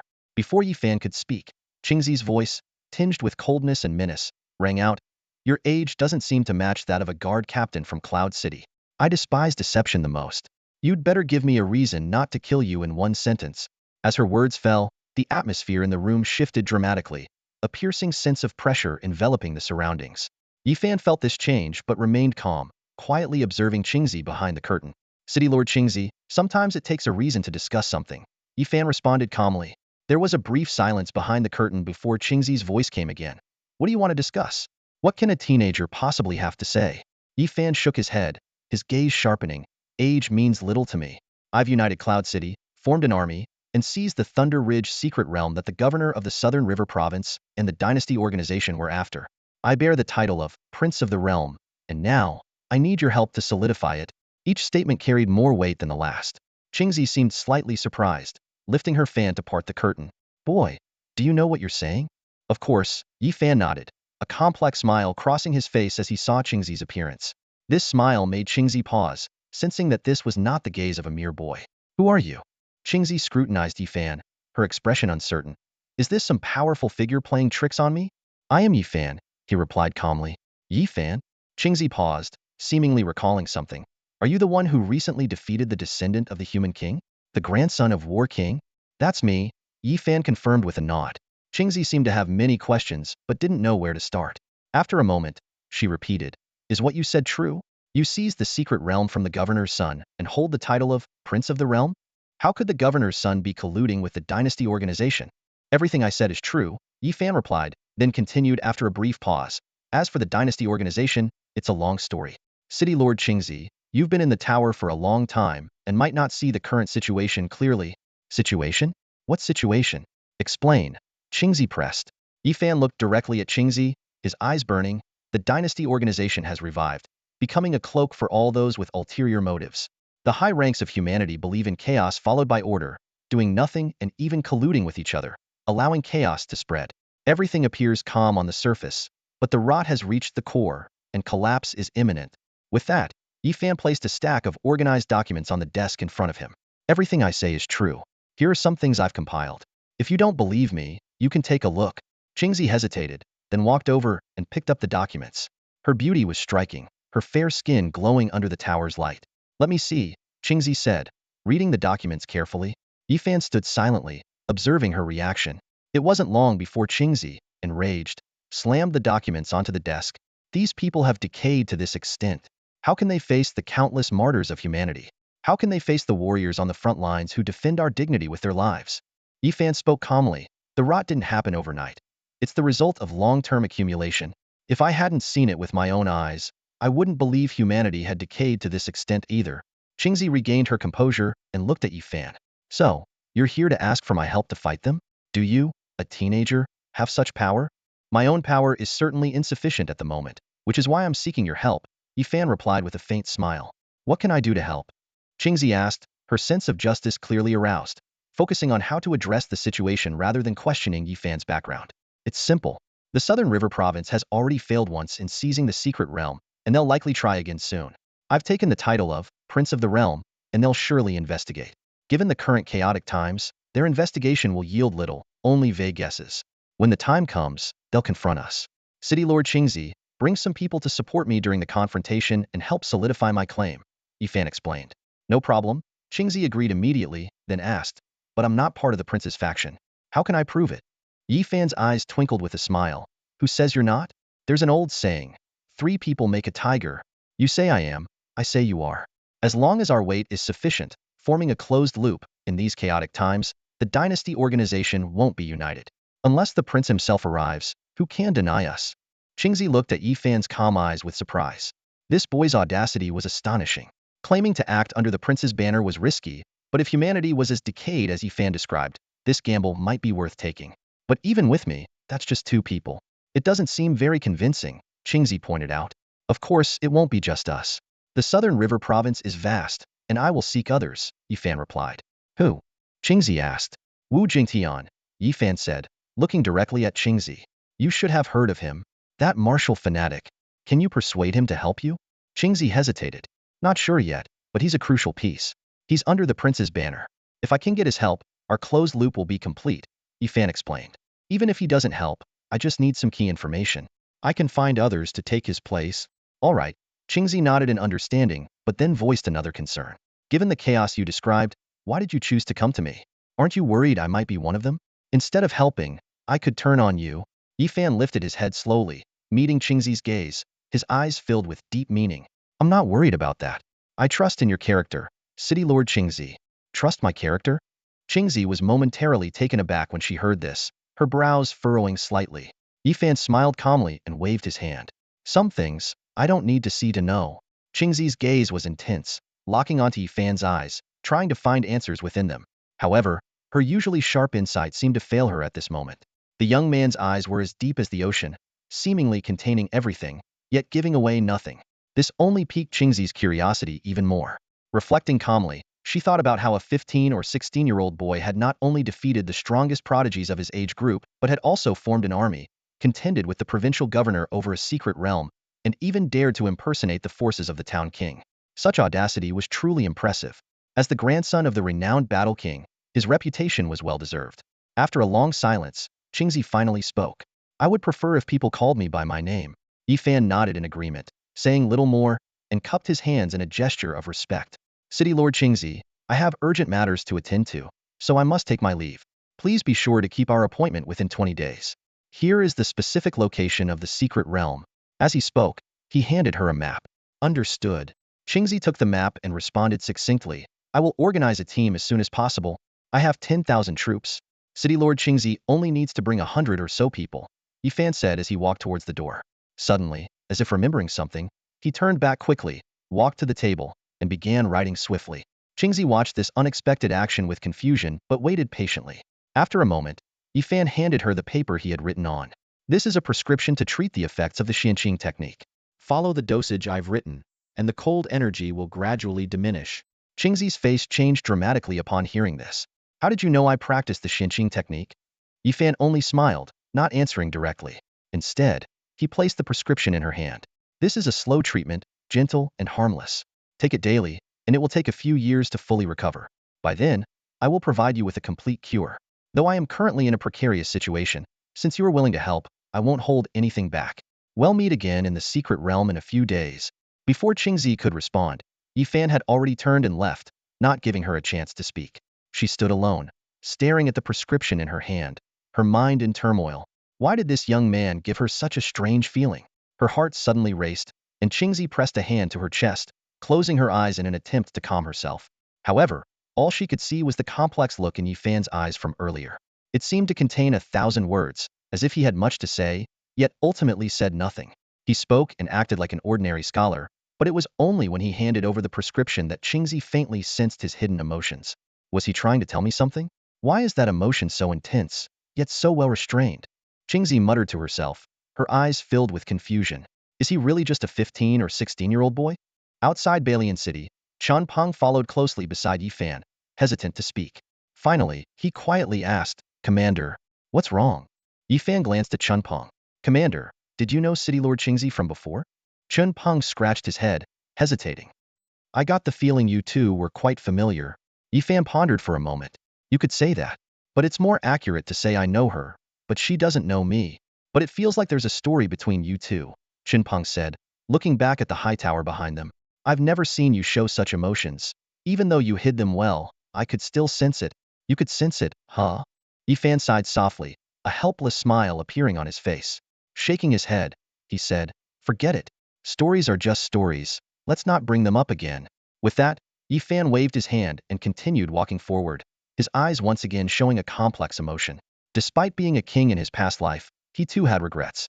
The woman living in the high tower had many connections with him. She had once protected him in his youth, and he had searched for her later on.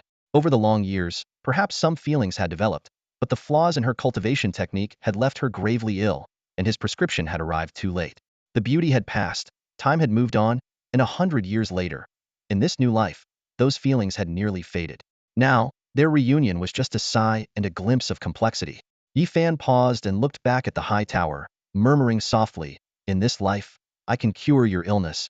In a cell at the Yun City Detention Center, Mao Zuzi sat on a bench, his eyes bloodshot. This law enforcement captain was clearly targeting him. Many people had been brought in over the past few days, but they were all placed in other cells, leaving him isolated. He just wanted to understand the thoughts of ordinary people by pretending to be one. But this captain wasn't treating him like a person at all, deliberately isolating him.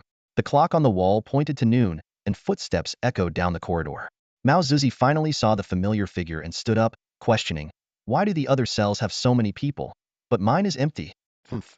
The law enforcement captain sneered, looking at Mao Zuzi with a sideways glance.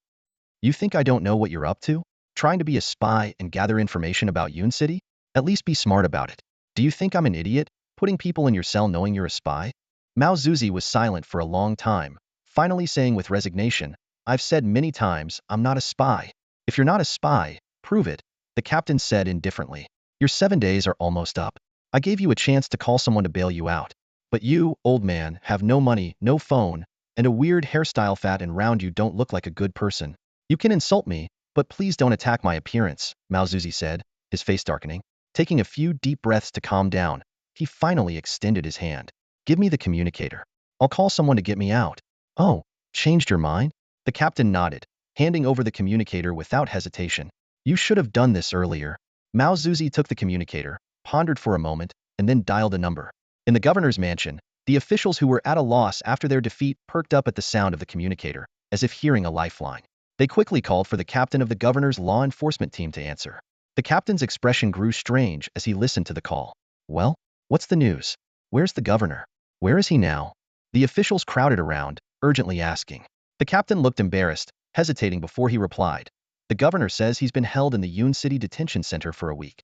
He wants us to bring 3,000 yuan to bail him out."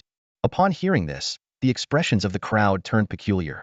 Yun City, Detention Center, Governor, and 3,000 bucks. These four words didn't seem to fit together in any context, but their combination now was even more bewildering. "Is it really the governor?" someone asked cautiously. "Could it be that the governor's communicator was stolen? We need to confirm." The team leader nodded repeatedly and picked up the communicator again, asking softly, "Governor, has your communicator been stolen?" A furious roar came through the communicator. "I never take a communicator when I go out. This is the detention center's enforcement captains. Hurry up and bring the money to bail me out. If you keep wasting time, I'll dock a year's salary from each of you when I get back." The team leader was startled by the sudden outburst and hadn't even had a chance to respond before the line went dead. The conference room fell into a heavy silence. Everyone looked at each other, unsure of what to do. "Should we go rescue him?" Finally, one official spoke up hesitantly. 3,000 bucks isn't much. Maybe we could all chip in a bit." "If the governor heard you say that, he'd probably faint from anger," another person snapped, stepping forward. "I'll go save the governor. Just give me the money." Meanwhile, at the detention center, Mao Zuzi angrily hung up the phone. The enforcement captain, with a mocking smile on his face, took the communicator and said, "What's the matter? Did they hear you got caught, and now no one dares to bail you out?" "You." Mao Zuzi trembled with rage, unable to calm down. Since becoming the provincial governor, he'd never faced such humiliation as he had in the past few days. "You, captain." Mao Zuzi gritted his teeth. "When I get out, I'm going to promote you. You'll be my chief guard." Watching the enforcement captain walk away, Mao Zuzi picked up his rice bowl with a sinister expression, thinking to himself, "Today's humiliation will be repaid 100-fold in the future." Elsewhere, Yifan and Chun Peng were walking down the streets of an unfamiliar city. Chun Peng, a bit worried, said, "Leader, do you think we can persuade Wu Jingtian? I heard his power is already above eternal. What if he decides to attack you?" Yifan smiled confidently. "The strong don't bully the weak. These older martial artists still follow some rules. He's above eternal, but my grandpa is above glory. In broad daylight, there's nothing to fear." "All right," Chun Peng nodded, straightening his posture, though he still seemed a bit nervous. Sensing Chun Peng's tension, Yifan just shook his head and continued walking. He knew that this respect for the powerful could also be a source of motivation. It's okay to be afraid, as long as there's a fire and ambition in your heart. Soon, they arrived at a grand martial arts school. The school occupied a large area, luxuriously decorated, and took up almost half the street, resembling the mansion of a wealthy family. The sturdy and imposing main gate had a golden plaque above it with 3 bold characters, Ba Wangguan Overlord School. "That name really sounds domineering," Chin Peng said, looking at the plaque with a hint of admiration. "Is that the Overlord's handwriting?" "Probably," Yifan replied. "But it's likely a reproduction. Martial artists who reach the level of a king often imbue their actions with intent. If it were his original writing, the intent would be so powerful that it could harm those who look at it. Words that can kill, Chen Peng mused, nodding. The Overlord must have been the strongest martial artist of his time, right? Not necessarily the strongest. Yi Fan shook his head, smiling mysteriously. Throughout history, there's no first in literature and no second in martial arts. If he were the strongest, his title would be Wu Martial. Wu. Chen Peng was puzzled for a moment, then realized, you mean the Wu King, one of the three kings of the human race's High Council? Yi Fan didn't answer, just gave Chen Peng a meaningful look and stepped into Ba Wangguan. Two young boys in training uniforms immediately blocked their path, asking crisply, what business do you have here? We're here to see Master Wu Jingtian, Yi Fan replied. To see our father? One of the boys asked in surprise. Are you also adopted by Wu Jingtian? Yi Fan was also taken aback. Yes. Do you have business with the master? If you're here to see the master, it must be important, Yi Fan said with a smile. Are you here to challenge the school? The boy asked warily. Challenge? No. Yi Fan waved his hand. Just inform him that Yi Fan is here to see him. The boys nodded, still wary but not asking further questions, and went in to report. Yi Fan watched the boys' retreating figures and couldn't help but sigh. Wu Jingtian has so many adopted children, and these boys are so young. They walked further inside, soon arriving at a large training ground. Students of various ages were practicing martial arts, their shouts creating an impressive atmosphere. After watching for a while, Yi Fan said slowly, it's a pity that most descendants are not as strong as their predecessors. If Wu Jingtian were a glory, there might be hope to revive the Overlord school. Not long after, a robust voice came from the main hall. So, it's the grandson of the Battle King. I wondered who this Yi Fan was. Young brother Yi Fan truly has the heroic looks I imagined. Yi Fan looked up to see a burly man approaching. His skin was dark, but his presence was imposing, his features dignified. Greetings, Master Wu, Yi Fan said politely. I didn't want to intrude, knowing how busy you are, but I have an important matter to discuss. Young brother Yi Fan, a top-notch young talent, visiting my school is an honor, Wu Jingtian said heartily. Please come in. They entered the inner hall, where tea and snacks were served by the young boys. Wu Jingtian warmly praised Yi Fan for defeating Jia Bailong, revealing that Jia Bailong had visited Ba Wangguan recently. Clearly, Wu Jingtian still harbored resentment over Jia Bailong's challenge to his students, and Yi Fan's victory had given him some satisfaction. After some small talk, Wu Jingtian finally asked, young brother Yi Fan, you mentioned you have something important. What is it? Yi Fan paused briefly before speaking slowly. It's not a big issue. Your adopted son, Jingling, was captured by me recently and is now under my command. The smile on Wu Jingtian's face froze instantly, and the atmosphere in the hall turned icy. Wu Jingtian's face gradually turned stern, his gaze fixed on Yi Fan across from him. Clearly, he had sensed the visitor's unfriendly intentions. As a martial arts fanatic, Wu Jingtian's passion for martial arts was unparalleled, but he was far from being dull-minded. Apart from martial arts, he had his own insights into other matters, which was why he chose to join the side of the town king. After a moment of silence, Wu Jingtian spoke in a low voice. Yi Fan, you might as well speak plainly. Yi Fan waved his hand, a sharp glint flashing in his eyes. I'm not here to threaten you, Master Wu. I need a small favor from you. What kind of favor? Wu Jingtian asked. Yi Fan looked directly at Wu Jingtian and said slowly, I've consolidated Yun City and raised an army of 10,000. Now, I'm competing with Mao Zuzi for the newly emerged Thunder Ridge, secret realm near Ping City. Hearing this, Wu Jingtian fell silent for a moment before realizing. So it was you. No wonder the town king sent new recruits down yesterday, causing such a commotion. Yi Fan nodded, a smile appearing in his eyes. Since you know, you should understand my purpose for coming. Wu Jingtian stared at Yi Fan, surprise flashing in his eyes. You want me to help you solidify this identity. 3 people make a tiger. You want to make the false seem real? Yi Fan calmly replied. They say you're obsessed with martial arts, but I find you quite wise. Wu Jingtian couldn't hide his surprise. You have a lot of nerve. You're so young. Where do you get such courage? Raising private soldiers, flying the town king's banner, and competing for an official secret realm. One misstep, and you'll bring disaster upon your entire family. Yi Fan's tone was firm. I won't fail, so there's no risk of implicating anyone. Master Wu, with chaos on the horizon, why not seize the opportunity? I've already secured the support of Qingzi City's lord, and I have the backing of Governor Li Ming from the southern region and my uncle. As long as you help smooth things over, we can accomplish great things in Nanchuan. Wu Jingtian remained silent for a long time before finally shaking his head. What you say sounds good, but I can't help you with something so dangerous. I have too many family members and students to take such a risk. Yi Fan narrowed his eyes. Master Wu, Do you really want to be a martial arts master for the rest of your life? The Dominator's techniques once made the human race famous. Don't you want to restore your ancestors' glory? Wu Jingtian hesitated. Of course I do, but I've passed that age. My talent seems to have reached its limit. Yifan suddenly asked, Master Wu, if I'm not mistaken, you're not practicing the Dominator's Heart Sutra, are you? Wu Jingtian suddenly looked up, his eyes full of surprise. The Dominator's Heart Sutra? How do you know about it? Yifan took out a bamboo scroll and placed it on the table. The Dominator's techniques consist of 15 parts. Only by mastering all of them can one achieve greatness. However, after mastering them, one's progress often stalls. This must be why your exceptional talent has been halted below glory. With this Dominator's Heart Sutra, you should reach glory within 10 years. If fortune favors you, you might even achieve kingship. Wu Jingtian stared intently at the bamboo scroll, his breath becoming heavy. After a long time, he spoke with difficulty. Why do you have the Dominator's Heart Sutra? Yifan simply waved his hand. That's not for you to worry about. Master Wu, I think this condition is enough for you to consider. A great man should not remain under others for long. Instead of waiting for peace to come, why not be bold and create it ourselves? The human race is about to descend into chaos. Now is the time to make our move. Wu Jingtian remained silent for a long time before finally nodding. If that's the case, I can't agree. I've desired this technique for far too long. Yifan put away the bamboo scroll. Master Wu, good things take time. The Dominator's Heart Sutra is precious, so I'll need to see some sincerity. Wu Jingtian conceded. In the next few days, I'll spread the word that you've allied with the town king. Yifan shook his head. You only need to mention Yun City. Besides that, in a few days, we'll need to visit the secret realm and put on a show with Qingzi City's lord. Wu Jingtian didn't hesitate long before agreeing. Yifan nodded in satisfaction and raised his teacup. Then let's toast to a successful partnership and to our future endeavors.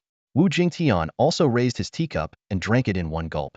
To a successful partnership. In Kyoto, within a lavish mansion, Li Ming, his hair streaked with gray, sat at his desk, gripping the message sent by Yifan. His brow was furrowed, his expression grave, and he remained silent for a long time. After what seemed like an eternity, he let out a deep sigh and murmured to himself, that kid, his audacity knows no bounds. Reflecting on his decision to grant Yifan's request, Li Ming felt a pang of regret.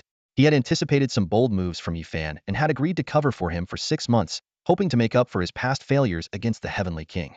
Yet, this message shattered all his expectations. Yifan's actions far exceeded Li Ming's imagination. Raising private troops, monopolizing the city, seizing public secrets, allying with Wu Jingtian and Qingzi, 2 top figures in the Nanchuan province, and even aiming to secure a title under the king of Zhen. This was far from merely governing Yun City.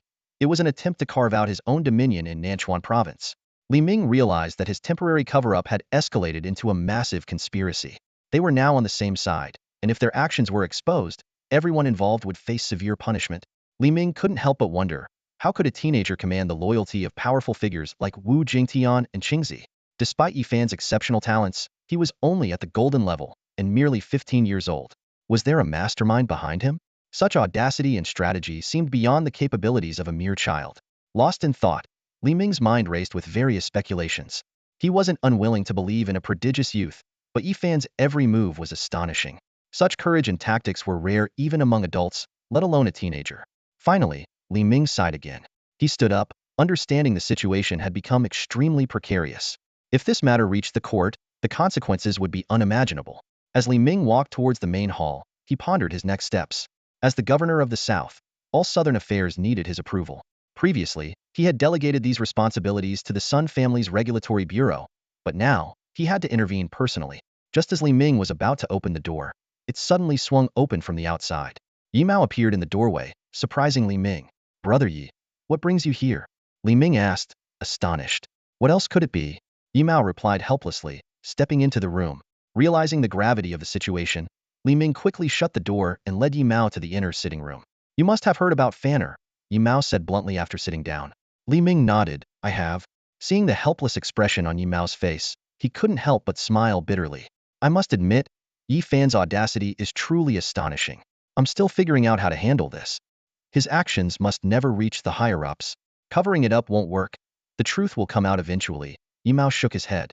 Li Ming was taken aback. What do you mean by that, Brother Yi? Don't misunderstand me. I, Yi Mao, would never betray my grandson. Yi Mao smiled slightly, then his eyes turned sharp. I mean, we can't just cover it up. Then what can we do? Li Ming sensed something unusual. Yi Mao was silent for a moment, his gaze fixed on the table. After a few seconds, he spoke. I hadn't figured it out either. But this morning, after talking to Fanner, I have some ideas. He paused, then asked, Li Ming, among those generals who fought alongside us, how many are still pure and willing to serve humanity? Li Ming was stunned, taking a while to respond. Brother Yi, are you planning to get involved in politics? As an old general, I never wanted to engage in court politics, but seeing how things are now, Yi Mao shook his head and sighed. The Sun and Ji families have monopolized power, but we are not powerless. I've heard that Western Governor Luo Xiao, Intelligence Minister Min Du, and several other high-ranking officials are dissatisfied with their alliance, but lack a leader to challenge them. Li Ming seemed to grasp Yi Mao's intention. Brother Yi, are you planning to lead the opposition against the Sun and Ji families in court? In terms of strength and titles, only I am qualified to do so in the entire court. Yi Mao looked Li Ming in the eye. They gave me the title of Marshal to keep me in Kyoto. Though it's an honorary title, my rank surpasses theirs combined. If I decide to intervene and rally support, I can turn the court upside down. If Fanner's actions are exposed, we can follow the Sun and Ji family's example and manipulate the truth. Yi Mao continued, with my credentials and achievements, I am one of the top 10 generals on the front lines, having slain countless beasts. Even though my bloodline crisis is resolved and becoming a king is out of reach, my combat prowess is not much weaker than the top 3 kings. In court, even King Wen has to show me respect. With me around, they won't be able to act so wantonly. This is much better than merely covering things up. Is that so? Li Ming was surprised. Brother Yi, this is the first time I've heard you speak like this. You used to despise political intrigue. I can't help it. I don't like political machinations, but suddenly, Fanner's words made sense. Yi Mao waved his hand. I always thought humanity's main concern was the beasts from beyond the borders. That's why the Yi family has fought on the front lines for countless generations, sacrificing everything to secure a future for humanity. But now, the root of the problem has been discovered. Killing beasts won't save humanity. What we need is reform and governance. Yi Mao looked at Li Ming, his eyes heavy with emotion.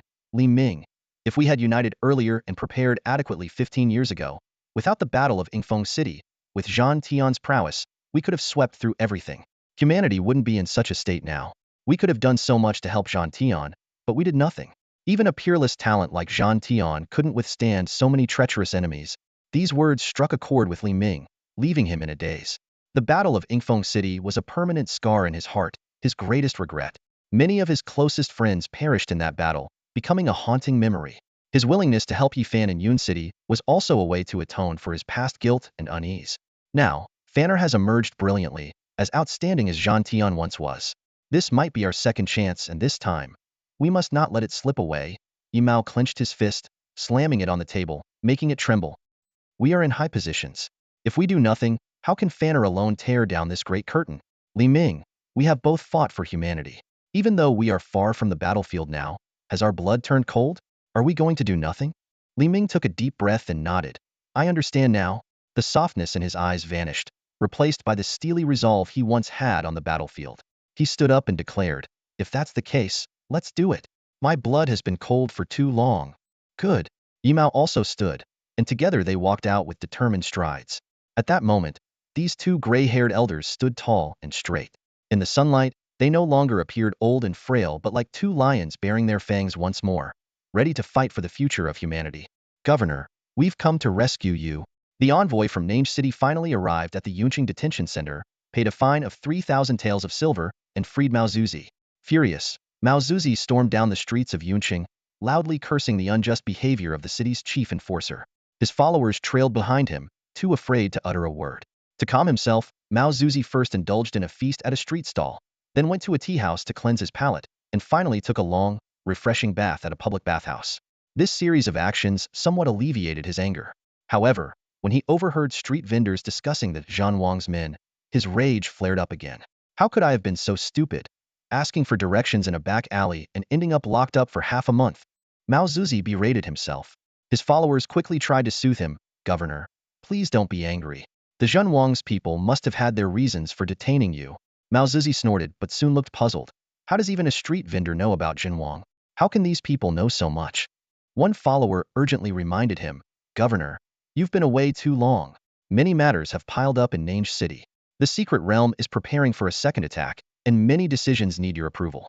We can't delay any longer in Yunqing. Mao Zuzi coldly responded. Do you think I want to stay in this wretched place? If it weren't for you useless lot, Would I have needed to come and spy myself? Despite his harsh words, he still felt something was off. How could the random passers-by he encountered while detained know nothing about Zhenwang? Yet now every street vendor seemed informed. Was he really that unlucky to bump into the one clueless person? Eventually, under the urging of his followers, Mao Zuzi decided to return. Tell those heading to the secret realm not to rush. This time, I'm going personally. I want to see if there really are any of Zhenwang's men.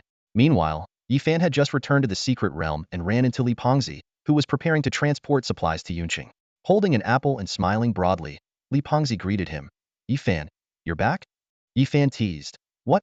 You gave up on becoming a cavalryman? Li Pengzi scratched his head sheepishly. Yeah, I gave up. The cavalry training is too exhausting. We start at 7 in the morning, train all day with only 3 meals, and then have night drills. I couldn't handle it. I lost weight after just a dozen days. Transporting supplies suits me better. Yi Fan laughed and patted Li Pengzi on the shoulder before heading towards the fortress. Li Pengzi pulled Chen Peng aside, eagerly asking about their recent experiences. After a brief reply, a soldier arrived to inform Chen Peng that he had been appointed as the commander of the elite guards, leading 1,000 men. Standing there, Chen Peng reflected on his life's journey. From being down and out to now being entrusted with significant responsibility, everything changed because he met Yi Fan.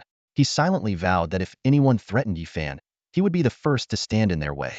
Yi Fan strode into the fortress and inquired about the preparations from Swan Sancheng. Swan reported, almost done. We've spread the word in Yunqing that we are Zhenwang's men. Li Yu is in charge of procuring fabric, and in a few days, we can start making uniforms for our organization. Qingzi City Lord and Wu Jingtian are also on their way. Yi Fan nodded in satisfaction. Now we just wait for those people to come and confirm our identity. Once that's established, we can operate in Nanchuan with fewer concerns. Yi Fan continued. My uncle has already persuaded Governor Li Ming. They will hold off Sun Ji and his faction in the court. Once things are settled there, no one will interfere with us in Nanchuan. Then, we can proceed with our plans. Swan Sancheng, surprised by the rapid progress, quickly adjusted his plans. Yi Fan encouraged him, be bold. Though Nanchuan is small, it's the best base for development. I have 2 more years before I go to the capital. During this time, as long as we solidify our identity as Zhenwang's men, we can gradually take over all of Nanchuan. We'll arm our troops with technology and improve people's lives with longevity techniques. Though the great governance of humanity might be far off, the great governance of Nanchuan is within reach. The tranquil silence of the hidden realm was abruptly shattered by the clamor of an approaching army. This time, Mao Zuzi himself led the charge, commanding a formidable force of 20,000 troops. Despite the diverse backgrounds of the soldiers, under Mao Zuzi's command, the army moved with impeccable order. Standing at the forefront, Mao Zuzi's piercing gaze scanned the fortress ahead. The sight of the Zhenwang's banner fluttering high caught his attention, causing his brow to furrow. Is it really Zhenwang's forces? He murmured to himself. One of his subordinates cautiously responded, Sir, we've already sent scouts. It's said that Zhenwang has indeed developed a force in Yun City. Mao Zuzi nodded thoughtfully. A small squad wouldn't be a problem, but a legion of over 10,000 is no small matter. Despite his words, he remained skeptical. With a wave of his hand, he led his troops forward. Just as they approached the fortress, Mao Zuzi suddenly halted. He was about to inquire further when a deafening roar echoed. With his extraordinary vision, he clearly saw an incoming cannonball. Unlike ordinary ones, this cannonball carried immense power, causing even Mao Zuzi to tense up. These guys, firing without warning? Mao Zuzi's brows knitted tightly, and he quickly summoned his spirit, a massive silver chameleon named Ling Junlong. This colossal creature, resembling a battle tank, swiftly wrapped its long tongue around the cannonball and swallowed it. A muffled thud resonated from Ling Junlong's belly, and it slightly curled its tongue. This cannonball is quite impressive, capable of harming a golden rank, but it's nothing to me.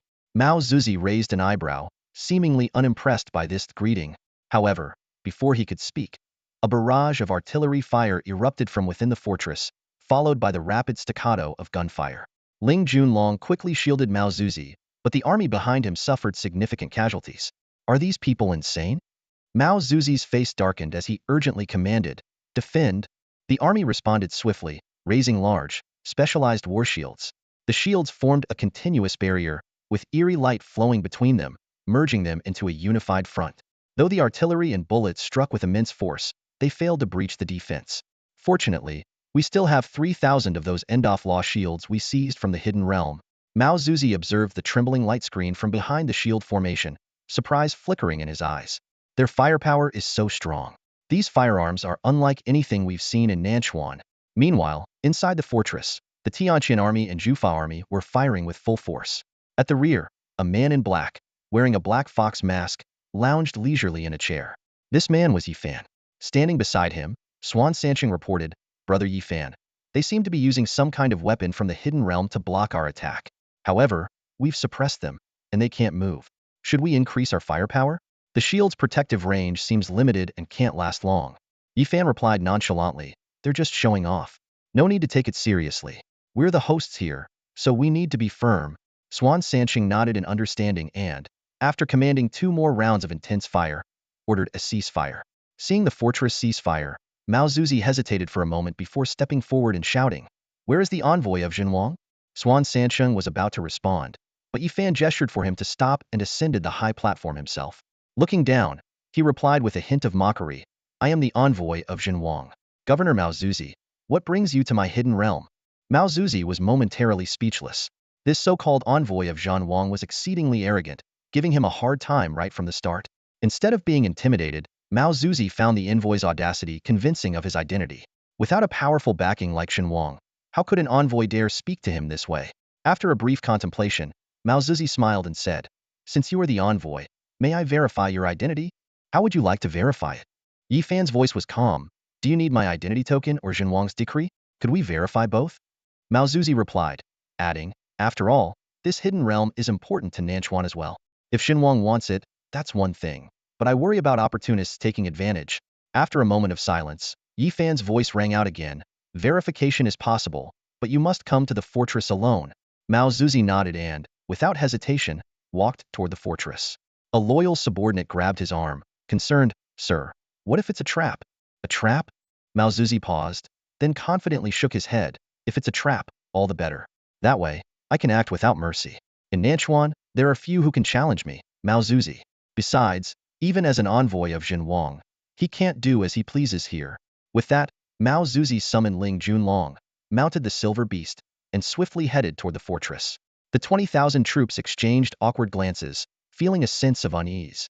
Inside the fortress, Mao Zuzi met the masked Yifan and his group. Only Swan Sancheng wore a mask. Yifan, seated in the center with an air of arrogance, was instantly recognizable. "Greetings, envoy," Mao Zuzi said politely. He glanced around, noting that most present were of golden or silver rank, a faint disdain in his eyes. Yifan responded, slightly tilting his head. Wang Lingxi handed over 2 tokens, placing them on the table. Yifan spoke, "Here is my identity token and Zhenwang's decree. Governor Mao Zuzi, please inspect them." Mao Zuzi didn't hesitate, picking up the tokens for a thorough examination. Yifan remained composed, showing no signs of anxiety. The tokens were forged, but since no one had seen the real ones, there was no need to worry. Soon, Mao Zuzi placed the tokens down, a warm smile spreading across his face. "Since the tokens are in order, the envoy's identity is unquestionable. Since it's unquestionable, the governor can withdraw his troops," Yifan responded calmly. "Withdraw my troops?" Mao Zuzi's expression stiffened slightly. A mere golden rank casually ordering him around was irksome. Yet he didn't show it, instead smiling, "The envoy's identity is clear, but I still don't understand why Jinwang would compete with a small-time governor like me for this insignificant hidden realm. Jinwang doesn't lack resources, but here in Nanchuan, we do." "Oh." Yifan raised an eyebrow, his gaze mocking, "So, the governor intends to compete with us?" "No need to compete."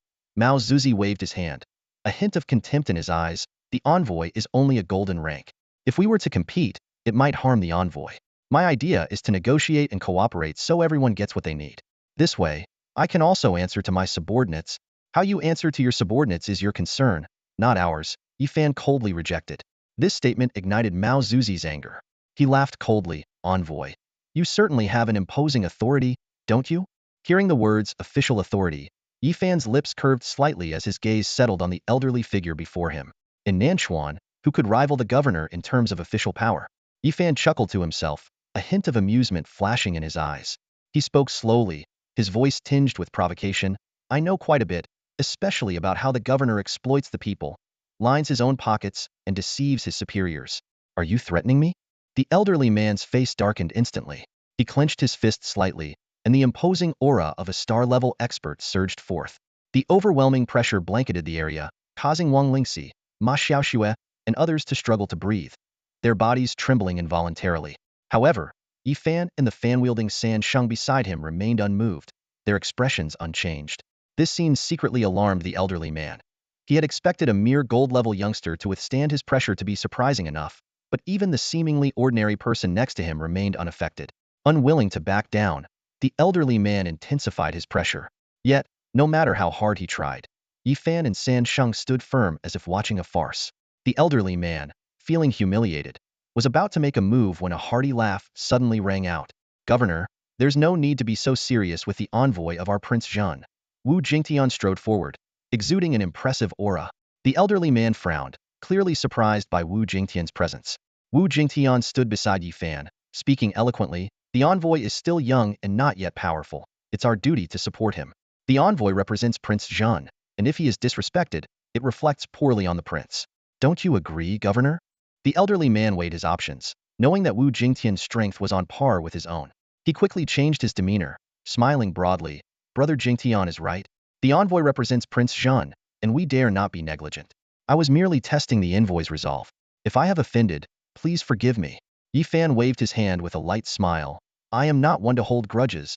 The elderly man bowed. "The envoy is magnanimous." He then asked, "Envoy, are you truly not interested in the matters of the secret realm? The Lei Ling's secret realm is vast and dangerous. It would be challenging to develop it fully with just 1,000 men." Yifan replied calmly, "No need for the governor to worry about that." He paused, as if in thought, however. "Speaking of cooperation, there are indeed some matters I wish to discuss with the governor." The elderly man frowned slightly, sensing trouble but maintained his composure. "Please, envoy, if it is mutually beneficial, I am willing to cooperate." Yifan's lips curled into a meaningful smile. "There are 22 cities in the Nanchuan province. Surely, Governor Yazizi can't manage them all alone? I propose we discuss transferring the management of some of these cities to me." At this, the elderly man could no longer contain his anger. Slamming his hand on the table, "Envoy, do you realize what you are saying? I am the governor appointed by the higher authorities, the de facto ruler of Nanchuan." Yifan remained unfazed, continuing, "I understand perfectly. However, given the current chaos, even the governor must find it challenging to manage everything. The prince has ordered me to establish a presence in Nanchuan. With the impending turmoil, it would be beneficial if I helped relieve some of the burden. Don't you agree?" The elderly man's face turned ashen. "Ridiculous. You are merely an envoy, and with just one supporter, you think you can share my authority?" Wu Jingtian stepped forward, his tone menacing. "Governor Yazizi, what do you mean by that?" The atmosphere grew tense, with Wu Jingtian and the elderly man locked in a standoff. The elderly man, unable to contain his rage, shouted, "If this is how the envoy wishes to proceed, then we have nothing more to discuss. I may grant the secret realm, but if you seek to divide my power, you are welcome to try." With that, he stormed out of the fortress. Wang Lingxi and the others finally breathed a sigh of relief, their hearts pounding from the near clash between star-level experts. Wu Jingtian, however, seemed exhilarated. "Ha ha ha, Yifan, how did I do? With me here, that old man wouldn't dare make a move." Qingzi's voice carried a hint of regret. "Seems like my trip was in vain. That old man sure made a quick exit." Yifan removed his mask and stretched. He probably sensed Qingzi's presence. "Well, now that this is over, we can consider the secret realm ours. Everyone, go about your business. If anyone is interested in participating in the exploration or development of the secret realm, feel free to discuss it with me."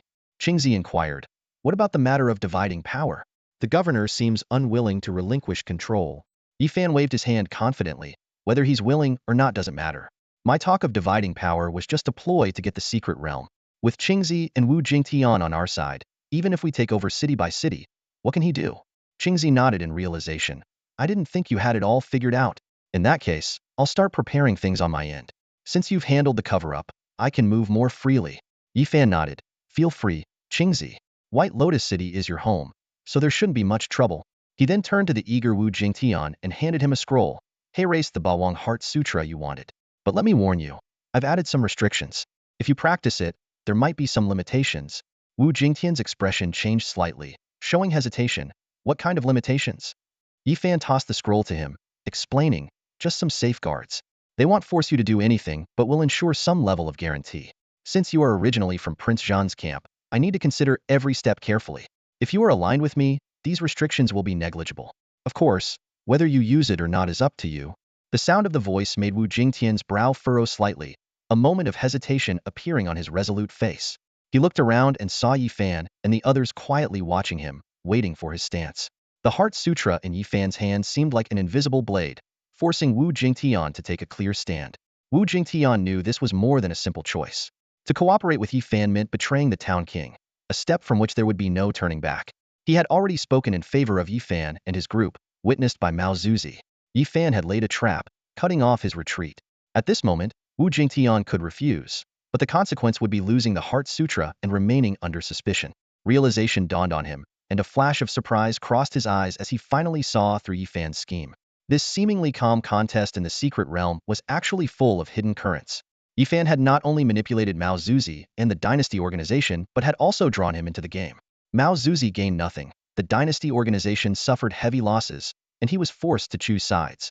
An elite golden-level warrior had so easily manipulated several star-level masters. Yi Fan spoke calmly, "Senior, the path of the strong is about striving forward. Hesitation only hinders progress. Do you really wish to spend your life as a mere instructor at a small martial arts school?" These words hit Wu Jingtian like a hammer, shattering his last bit of hesitation. He suddenly woke up, grabbed the Heart Sutra from Yi Fan's hand, and solemnly bowed. "Wu Jingtian is willing to serve you faithfully." Yi Fan remained seated, waiting for Wu Jingtian to finish his bow before waving his hand. "Since you've made your choice, it's time to do what needs to be done. Jingling is the commander of the Heaven's Retribution Army. If you want to see him, now is the time." Wu Jingtian responded and headed towards the assembled punishment army in the distance. Meanwhile, the troops outside began to retreat. Although Mao Zuzi was unwilling, seeing Wu Jingtian and Qingzi join Yi Fan's camp, he chose not to confront them at this moment. Yi Fan squinted, watching Wu Jingtian's departing figure with a slight smile. With Wu Jingtian's allegiance, his power base had taken shape. The next step was to fully expand his influence. He turned to Swan Sanqing and instructed, "Strategist, double our army's reserves. In the next 6 months, we must maximize the development of this secret realm, enhancing both military and civilian capabilities. After that, we can consider expanding to other cities based on the situation." Swan Sanqing nodded and then asked, "Should we share some technology with Balian City?" Yi Fan shook his head, "Not yet. Focus on Yun City as the core. Using the Longevity Cloud and Chen Chongqing's new civilian technologies, one city can support multiple others, becoming our backup center. Although Qingzi is a reliable city lord for Balian City, it still needs time to eliminate various hidden dangers. Sharing technology now poses too much risk. We can send experts later, but keep the core technology in Yun City." Swan Sanqing agreed, "Understood. Regarding weapons, I suggest distributing some of the retired Punishment I and Punishment 2 models to them. We'll continue supplying weapons based on the Punishment Heaven's Retribution Regular Army hierarchy." Yi Fan added, "We can give out some retired weapons. The Punishment series provides significant firepower upon equipping. However, if we develop weapons capable of harming golden-level warriors, we must be cautious. These weapons are too sensitive for mass deployment.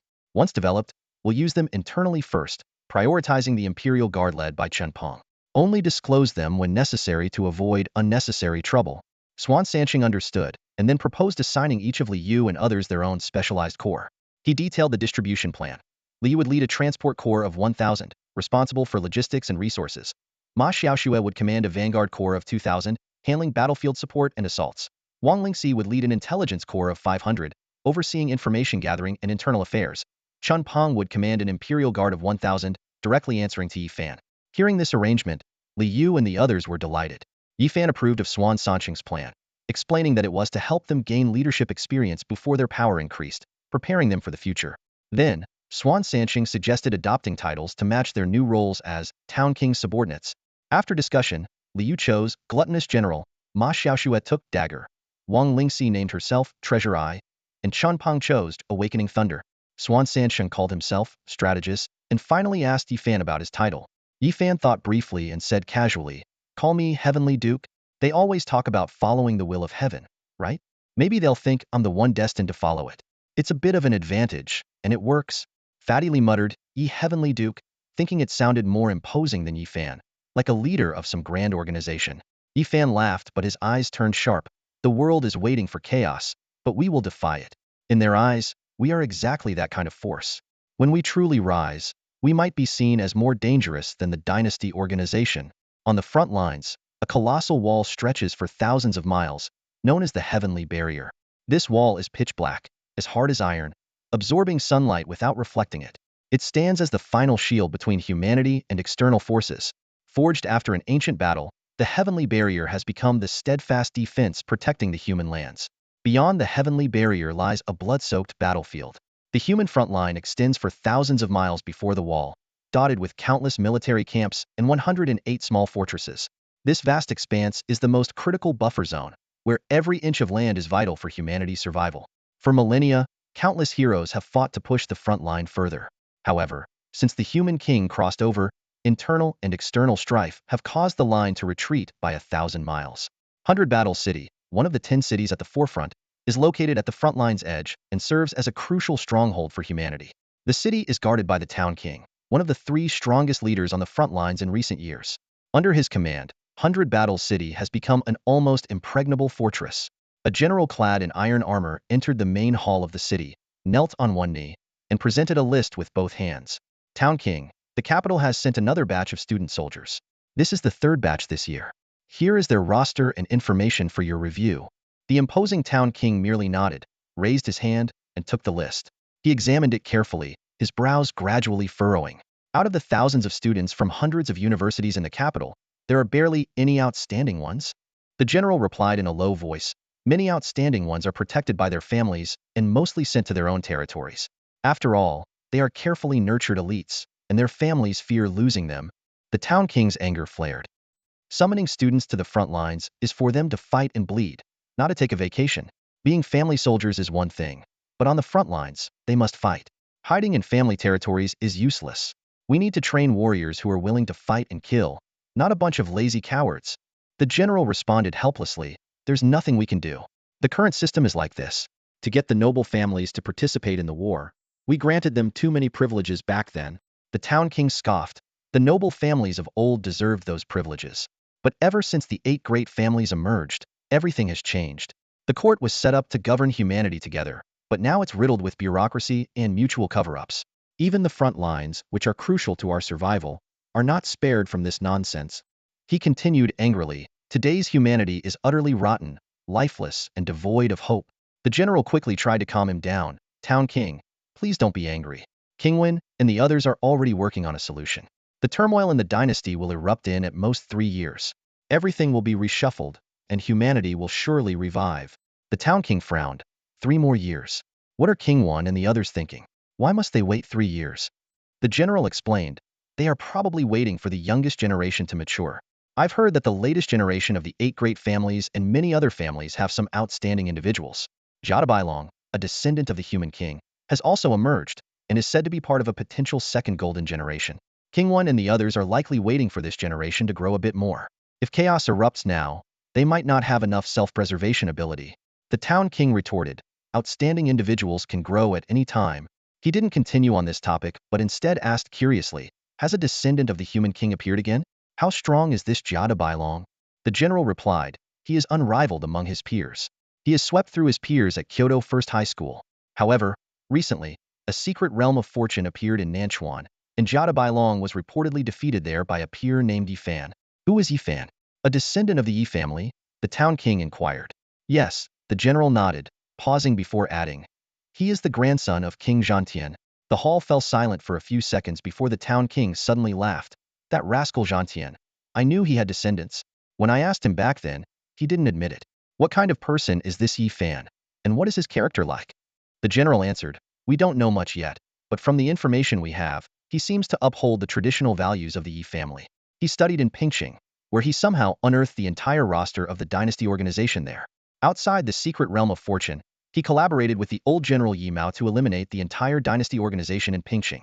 The Sun and Ji families were present, and Yi Mao even mobilized the Yutian army and summoned former members of the Zhantian army for him. The Town King chuckled. So Yi Mao's recent return to the capital was because of this kid, daring to take on the dynasty organization at such a young age. This kid has quite the guts. The general hesitated, then lowered his voice. Town King. His audacity might be even greater than that. We have received some information that he seems to have rallied Yun City, assembled an army of 10,000, and recruited Wu Jingtian and Qingzi. Under your name, he recently brazenly took a newly discovered Thunder Ridge secret realm from the hands of the governor of Nanchuan, Lao Zizi. The Town King's smile froze. What are you saying? He said slowly. Do you understand the implications of what you're telling me? The general replied, I understand. This information comes from our second team in that area. After Wu Jingtian defected, he has solidified your title. The Town King asked, This information should have been reported earlier, right? The general nodded, looking somewhat hesitant. It's been some time. I initially thought it was just minor trouble, so I didn't report it. I didn't expect it to escalate this much. The town king frowned. It certainly has escalated. If this matter blows up, it could be disastrous. The general added.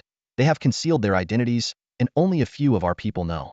Yifan has changed his title, calling himself the Heavenly General, and usually wears a mask. Few can recognize him. Recently, General Yimao returned to the court and has been daily tussling with the Sun and Ji families over power. The court in the capital is in chaos, and no one can manage him. The town king was silent for a while before asking, "Do you think this is a good thing or a bad thing?" The general hesitated. He has been greatly improving the livelihood and technological development of Yun City, which is undoubtedly beneficial for the city. However, I'm worried about his ultimate intentions. If he rebels and seizes power, it could be problematic, especially since he's using your title. The town king fell into deep thought, his gaze resting on the list in front of him, seemingly deeming the matter less important. He waved his hand with a wry smile. This kid indeed has guts. There's nothing I can do if he's acting this way. The power struggles within the dynasty are tacitly understood, and I can't exactly expose myself. After a moment, the town king's face showed a hint of a meaningful smile. However, using my title isn't that easy. The secret realm. Months flew by in the blink of an eye. This mysterious land has become the new driving force for Yun City's development, addressing many urgent needs. Resources have been adequately replenished, research institutes have established themselves, and the military has found an ideal training ground.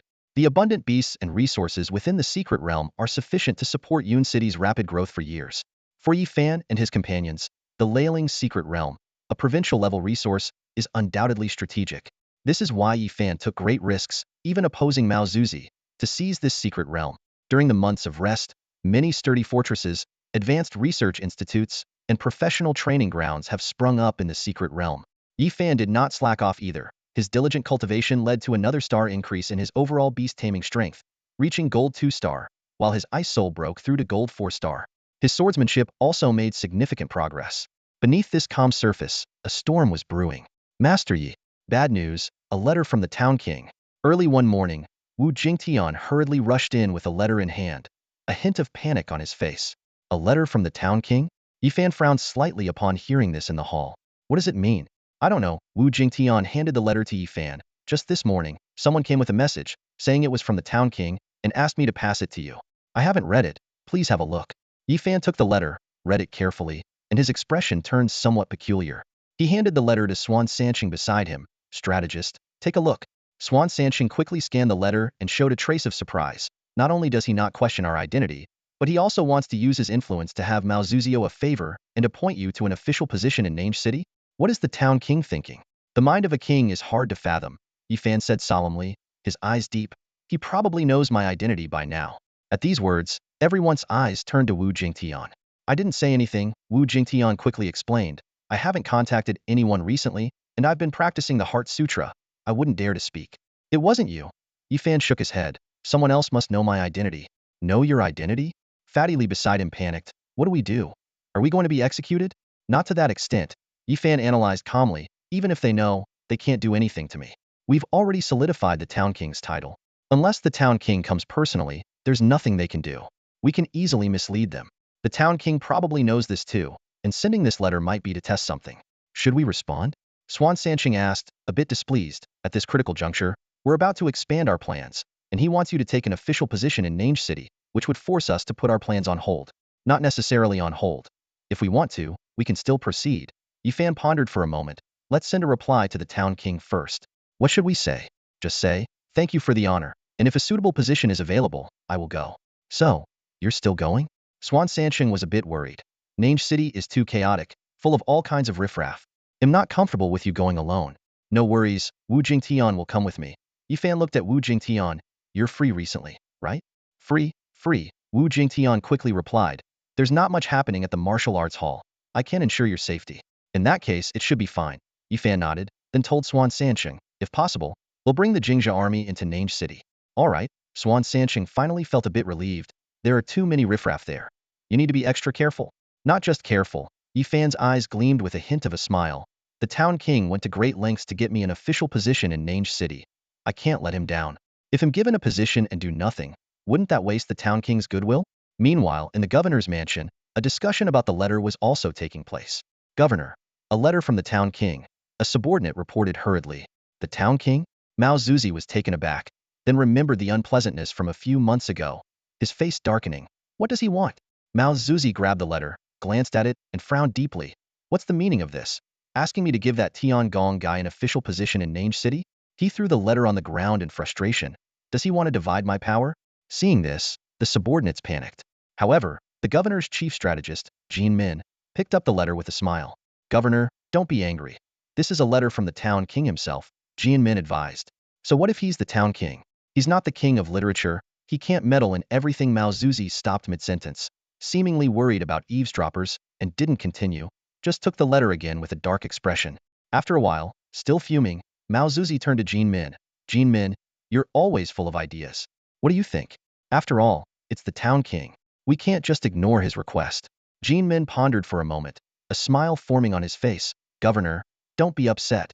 I think bringing Tiangong to Nange City might actually be a good thing. A good thing? Mao Zuzi's face twitched.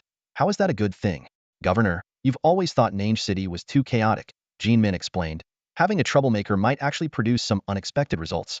With so many powerful families watching, why not give him a decent position and let him clash with those families? He's ambitious. Give him some power, and he'll definitely disrupt others. When they start fighting, we can reap the benefits. How do we benefit? Mao Zuzi hesitated. That kid is no ordinary person. He's bold. If he takes down other families and grows stronger, he'll be hard to deal with. There's no chance for him to grow. This is the governor's Nanchuan, Jian Min smiled. Once he's cleaned up the people the governor dislikes, we can find an excuse to remove him. This way, we can get rid of him without offending the town king. Even though the town king is far away on the front lines, the future is unpredictable, and it's best to maintain some goodwill. Using someone and then discarding them? Mao Zuzi smiled. I'm glad I brought you back. I'm impulsive. If it were just me, I might have refused outright. That would have been a huge mistake, offending the town king over a troublesome kid. Your suggestion makes me feel much better. Indeed, sometimes enemies can be useful. Jian Min also smiled. The town king's intentions are good. He thinks sending an ambitious person here can divide our power and potentially be useful later. But this is Nange City, the governor's city. Let him come. We have plenty of ways to deal with him. On the streets of Yunqing, Yi Fan strolled leisurely, accompanied by Li Pengzi, Chen Peng, and others. As they walked, they admired the city they had built with their own hands. Everywhere they looked, they saw the applications of civil technology. Mechanical constructs had significantly improved. Beast-shaped machines transported goods back and forth, and occasionally, some uniquely designed technological creations moved through the city. The transformation of the city was immense. From the outside, Yunqing had become a city of technology. In this era dominated by beasts and diminishing resources, anyone visiting would be amazed. The genius of Qian Changsheng was evident. His technological innovations had brought about dramatic changes to Yunqing. With Changsheng Cloud, numerous new technologies, and a steady supply of resources from secret realms, the city's growth seemed to be magnified infinitely. In just about a year, Yunqing had undergone such a dramatic transformation. Though sweeping reforms inevitably brought some drawbacks, improvement efforts were ongoing. Su and Sanqing managed internal affairs with a unique vision and broad perspective, living up to Yi Fan's expectations and governing Yunqing in an orderly manner. Good morning, General Tiangong. General Tiangong, would you like some breakfast? We have steaming hot buns here. General Taodai, would you like some? There aren't many buns left. I saved a few for General Tiangong. Along the way, passers-by and merchants greeted Yi Fan. Although most people didn't recognize him personally, they knew that the changes in Yunqing were due to General Tiangong. The citizens were grateful because Yi Fan had implemented new civil technologies, enforced strict security measures, built universities, and organized legions, transforming the once chaotic Yunqing into its current state. This was exactly what they had hoped for. Of course, the propaganda efforts of Wei Dong and others also played a significant role. Heroes were many, but most were unsung. To make sure the citizens remembered, it was necessary to remind them occasionally. General Tiangong, Yunqing is slowly becoming the ideal place we envisioned, Li Pengzi remarked, unusually sentimental. Nowadays, he had become quite a notable figure. Although he couldn't use his real name, the title General Taodai had made him proud for a long time. Not bad, right? Yi Fan glanced at Li Pengzi, a smile in his eyes. Not bad at all. Li Pengzi nodded repeatedly. It will only get better. Of course, it will get better.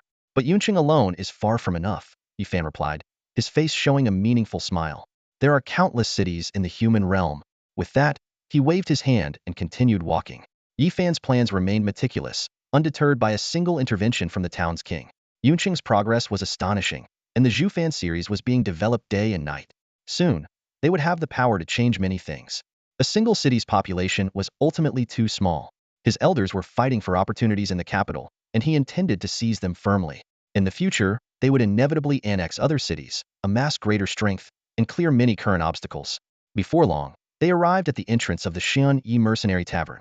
Inside, Yifan's parents were busy at the counter, while the significantly grown Xiaobai dozed off beside a cabinet. After Yunqing's situation stabilized, Yifan had arranged for his parents to be brought over. Yi Linqing and his wife couldn't stay idle and took up managing the mercenary tavern. Nourished by the spiritual herbs and fruits provided by Yifan, Xiaobai had advanced to the silver level, and Yi Linqing had opened a second beast-taming space, taming an elite peak-grade beast. It was as if he had been reborn, becoming a decent small-time strongman in Yunqing. Chunpeng's mother had opened a small shop, while Li Pengzi's parents still made a living by slaughtering pigs but now owned their own store. Wang Lingxi and Ma Xiaoshue's parents had stayed in Pingqing, unwilling to leave the place they had lived in for many years. On the surface, not much seemed to have changed, but upon closer reflection, much had indeed changed. At least, the most crucial thing was that they were doing well now. Li Yu was no longer bullied as in the past. Chen Peng had saved his mother. Ma Xiaoxue could now aspire to the path of the strong, and Wang Lingxi no longer had to live an ordinary life. His parents were alive, and his family was intact. Many of Yifan's past regrets had been resolved one by one. Now, he had more to look forward to: the rise and fall of the human race, the changes in the grand scheme of things. At this critical juncture, there was so much to do. Having once been crowned king, his thoughts and aspirations were vastly different from those of ordinary people. More changes are bound to come, Yifan thought to himself, then shook his head, saying no more. He didn't enter the Shunyi Tavern but stood at the door for a while before turning to leave with his companions. Bearing the title of General Tiangong, there were some things he needed to avoid. General Tiangong, the appointment letter has arrived. Su and Sanqing hurried over, holding a golden scroll, accompanied by Wu Jingtian and Qingzi. Did it come this quickly? Yifan was a bit surprised. What position is it for? Minister of the Military Department in Nange City, Su and Sanqing replied, his expression grim. One of the 6 departments, it's one of the highest positions in Nange City. Minister of the Military Department, Yifan frowned slightly. That old fox, daring to give me such a high position? The Minister of the Military Department is a particularly tricky role, Su and Sanqing said, his brow furrowed. I looked into the situation in Nange City. The military department has always been a pretext for various families to distribute resources. Many resources in Nange City are tilted towards the military department. Any powerful figure is in the military department, forming factions and vying for resources, making it the hardest to manage. That old fox probably doesn't have good intentions by assigning General Tiangong to manage the military department. He bore a grudge against me, so it's unlikely he'd give me any favorable position, Yifan scoffed. But it doesn't matter. As long as he dares to give it, I dare to take it. Summon the Jingjia army. Since Senior Wu Jingtian is here, I'll set off for Nange City today. So soon? Wang Lingxi looked worried.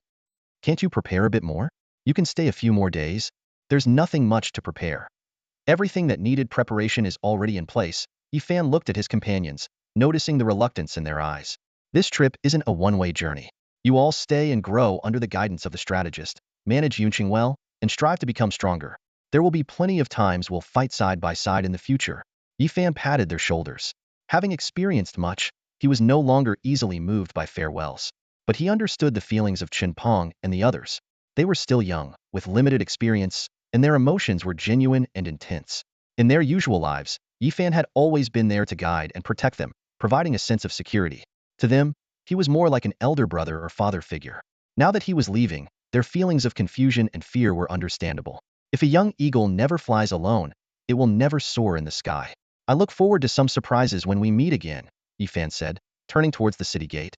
Strategist, gather the troops. Yunqing is too small. Seeing the scenery in Nange City might be nice. Inside the governor's mansion, a subordinate hurriedly reported, Governor, General Tiangong is on his way along the official road and will arrive in no more than 15 days. It's said he's accompanied by Wu Jingtian for protection and has brought a 1,000-strong army. Upon hearing this, Mao Zuzi's eyelid twitched involuntarily. He frowned and said, 1,000-strong army? Is this guy really not afraid of death, marching so openly with his troops? If someone reports this, just the charge of raising a private army is enough to get him killed. Jian Min, standing nearby, shook his head and said, Governor, no one in their right mind would do something so foolish. If he's daring to do this, he must have the backing of Prince Zhan. Mao Zuzi was about to retort but suddenly thought of something. Lowering his voice unconsciously, Who would dare to charge him with such a crime? But then again, things have been chaotic in the capital recently, so who knows? Jin Min asked, puzzled. How could the capital be that chaotic? Mao Zuzi looked at Jin Min with a hint of resignation and explained, you don't hold an official position and don't attend court meetings, so you haven't heard the news from the capital. Do you know Yi Mao? Yes, the current head of the dragon-slaying Yi family, and the strongest dragoni person alive. Jin Min replied, then added, I heard that a few days ago, he raised private troops in Pingqing to stand up for the grandson of Battle King. He was summoned back to the capital, supposedly given the position of marshal, but in reality, he was stripped of his military power. At this point, Jin Min suddenly realized something and asked, shocked, could it be that Yi Mao is rebelling? Mao Zuzi shook his head with a bitter smile. The Yi family has always been loyal and righteous. Rebellion is impossible. But the current situation isn't much better. After being stripped of his military power, Yi Mao was supposed to be living in retirement. But recently, for some reason, he has been rallying a group of people to share power, clashing daily in court with the Sun and Ji families. The court is in utter chaos. You haven't seen it. In one morning court session, two factions argue from start to finish, almost coming to blows several times. Forget dealing with matters in Nanchuan. They can't even handle issues in the capital right now. After hearing this, Jin Min was still skeptical. Isn't that a bit exaggerated? What about King Wan and the others? Mao Zuzi retorted. How are they supposed to manage? Yi Mao is a marshal, nominally higher than the heads of the 8 great families. He wants to intervene, and he has support, so there's nothing to be done. In court, it's all about rhetoric and power, and in that regard, Yi Mao is not inferior to the Sun and Ji families. Jin Min remained doubtful, but still, Yi Mao is a frontline general. How much influence can he have in court? Mao Zuzi explained, he may not have much himself, but the Battle King does. Many retired generals in court have old feelings for the Battle King. Those who have been to the front lines hold him in high regard, and many who benefited from him feel a sense of guilt for not participating in the war back then. Moreover, even without the Battle King, Yi Mao himself is a highly decorated frontline general and a peak dragonid warrior, capable of rivaling some of the strongest titled warriors. Now that he's cured of the dragon blood backlash, he might step onto the path of becoming a titled warrior again any day. If he succeeds, he'll immediately be among the top few in the human race, which carries significant weight. After listening, Jin Min finally nodded in understanding, but a hint of resignation appeared in his eyes. The human race is already in turmoil, and now Yi Mao and his ilk are stirring things up further, making it even more chaotic? Mao Zuzi sighed. We can never truly understand what those high-ranking figures are thinking. Saying this, Mao Zuzi stood up and walked to the window. From the 4th floor, he looked down at the bustling scene of Nange City. He sighed softly. Nange City is such a wonderful place. I really don't want it to fall into chaos. I've been enduring for so many years, but it seems like nothing has changed. The decisions made by those above us are too hard for people like us to alter. Suddenly, Mao Zuzi turned to Jin Min, a peculiar glint in his eyes. What do you think? If General Tiangong comes here and clashes with those dynastic organizations and noble families, and if he really defeats them all, wouldn't that be a good thing? Jin Min pondered for a moment and cautiously replied, it would be good for Nange City, of course. He glanced at Mao Zuzi and added, but for you, Governor, it might not be such a good thing. Mao Zuzi laughed upon hearing this. True, after all, I've only been the governor of Nanchuan for a little over 10 years, and I'm not tired of it yet. The 10+ days passed in the blink of an eye, and Yifan finally led the Jingzha army to Nange City. Standing before the city gates, Yifan surveyed the imposing walls and nodded slightly. In his previous life, he had visited Nange City a few times, but only in passing while investigating dynastic organizations. Although this was the metropolitan center of Nanchuan, for someone who had returned to a broken home after years of study and cultivation, he felt little attachment to Nanchuan. His impressions of Nange City mostly revolved around its famous Fengyue Street, the largest in the southern 20 provinces, lined with over 100 establishments, bustling with nightlife and indulgency, a place where many cultivators occasionally let loose.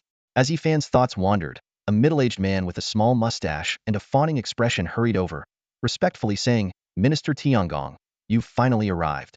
I am Zhao Yi, a hall master of the martial department, here to assist with the handover. Hall master? Yifan raised an eyebrow at the peculiar title, glanced at Zhao Yi, and asked, where is Governor Mao Zuzi? Zhao Yi quickly responded, the governor is busy with his duties and has arranged for his subordinates to handle the handover. Yifan inwardly chuckled at Mao Zuzi's pettiness, but maintained a composed expression, merely waving his hand. Lead the way. Right away, minister. Please follow me. Zhao Yi eagerly led the way, and Yifan and his entourage marched grandly into the city. 1,000-strong army might attract attention in Yun City, but in the vast Nange City, it barely caused a stir. Soon, Yifan and his group arrived at the martial department. Surprisingly, the place was unusually quiet, with only a few hall masters like Zhao present. Along the way, Zhao dutifully introduced the responsibilities of the martial department. The work was both complex and simple, summarized as handling miscellaneous tasks and getting paid. From maintaining city security to managing and transporting supplies, any task requiring manpower fell to the martial department. However, the work was not mandatory. Monthly salaries were fixed, and there were no stringent regulations. Apart from the minister, the department had a variety of eclectic official titles. The martial department had over 10,000 registered members, with 300 hall masters alone. Above them were 40 incense masters and pavilion masters, and even higher were various other miscellaneous titles. The sheer number of titles was overwhelming, and even Zhao couldn't clearly explain the specific duties. Finally, he could only summarize helplessly: everyone's here to collect their pay, and nobody really knows what they're supposed to do. The higher-ups lead the lower downs, each doing their own thing. Sitting in the minister's seat, Yifan scanned the extensive list in his hands, thoughtfully saying, "Governor Mao Zuzi has really given me an easy job. If I wanted to do nothing and just collect my pay, I'd be quite content." He paused, a hint of coldness in his eyes. "But such a mess of a department piques my interest." Hearing this, Zhao Yi's heart skipped a beat, sensing trouble. He cautiously spoke. Minister." Yifan interrupted him, issuing an order: "Go. Summon everyone on this list who holds the rank of hall master or higher. Tell them I want to reorganize the martial department." Zhao Yi's expression changed slightly, hesitating. "Summon everyone? Minister, people are used to being lax. Even if we notify them, they might not come." "Not come?" Yifan sneered, a cold glint in his eyes. "Since the governor has given me the authority to manage the martial department, everyone will follow my rules. Tell them that those who don't come will be considered as having forfeited their positions in the martial department." As the words fell, Zhao Yi trembled all over, his gaze fixed on Yifan, clearly surprised by what was said. He hesitated for a moment, about to speak, but saw Yifan wave his hand. "You don't need to tell me about anyone's background. I don't care to hear it. Just pass on my message," Yifan said calmly. All right, Zhao Yi nodded in agreement, a trace of surprise flashing in his eyes. He wanted to say more, but seeing Yifan's serious expression, he hurriedly left. "This department head is not easy to deal with," Zhao Yi muttered as he quickly walked out of the martial department hall. Yifan watched Zhao Yi leave, his eyes turning cold. He had his own plans for coming to Nange City, and the chaos in the martial department suited him perfectly. Now that he had some strength, he could take bold actions. Faced with many uncertainties, Yifan had no time to hesitate. He wanted to seize every opportunity to maximize his gains. With over 10,000 people in the martial department, even if most were loyal to other families, controlling the remaining forces would still be a significant power. Yunqing's development was still short-term. Technology could bridge some gaps, but many aspects couldn't change quickly. If he could attract a large number of talents, his team's strength would surely increase.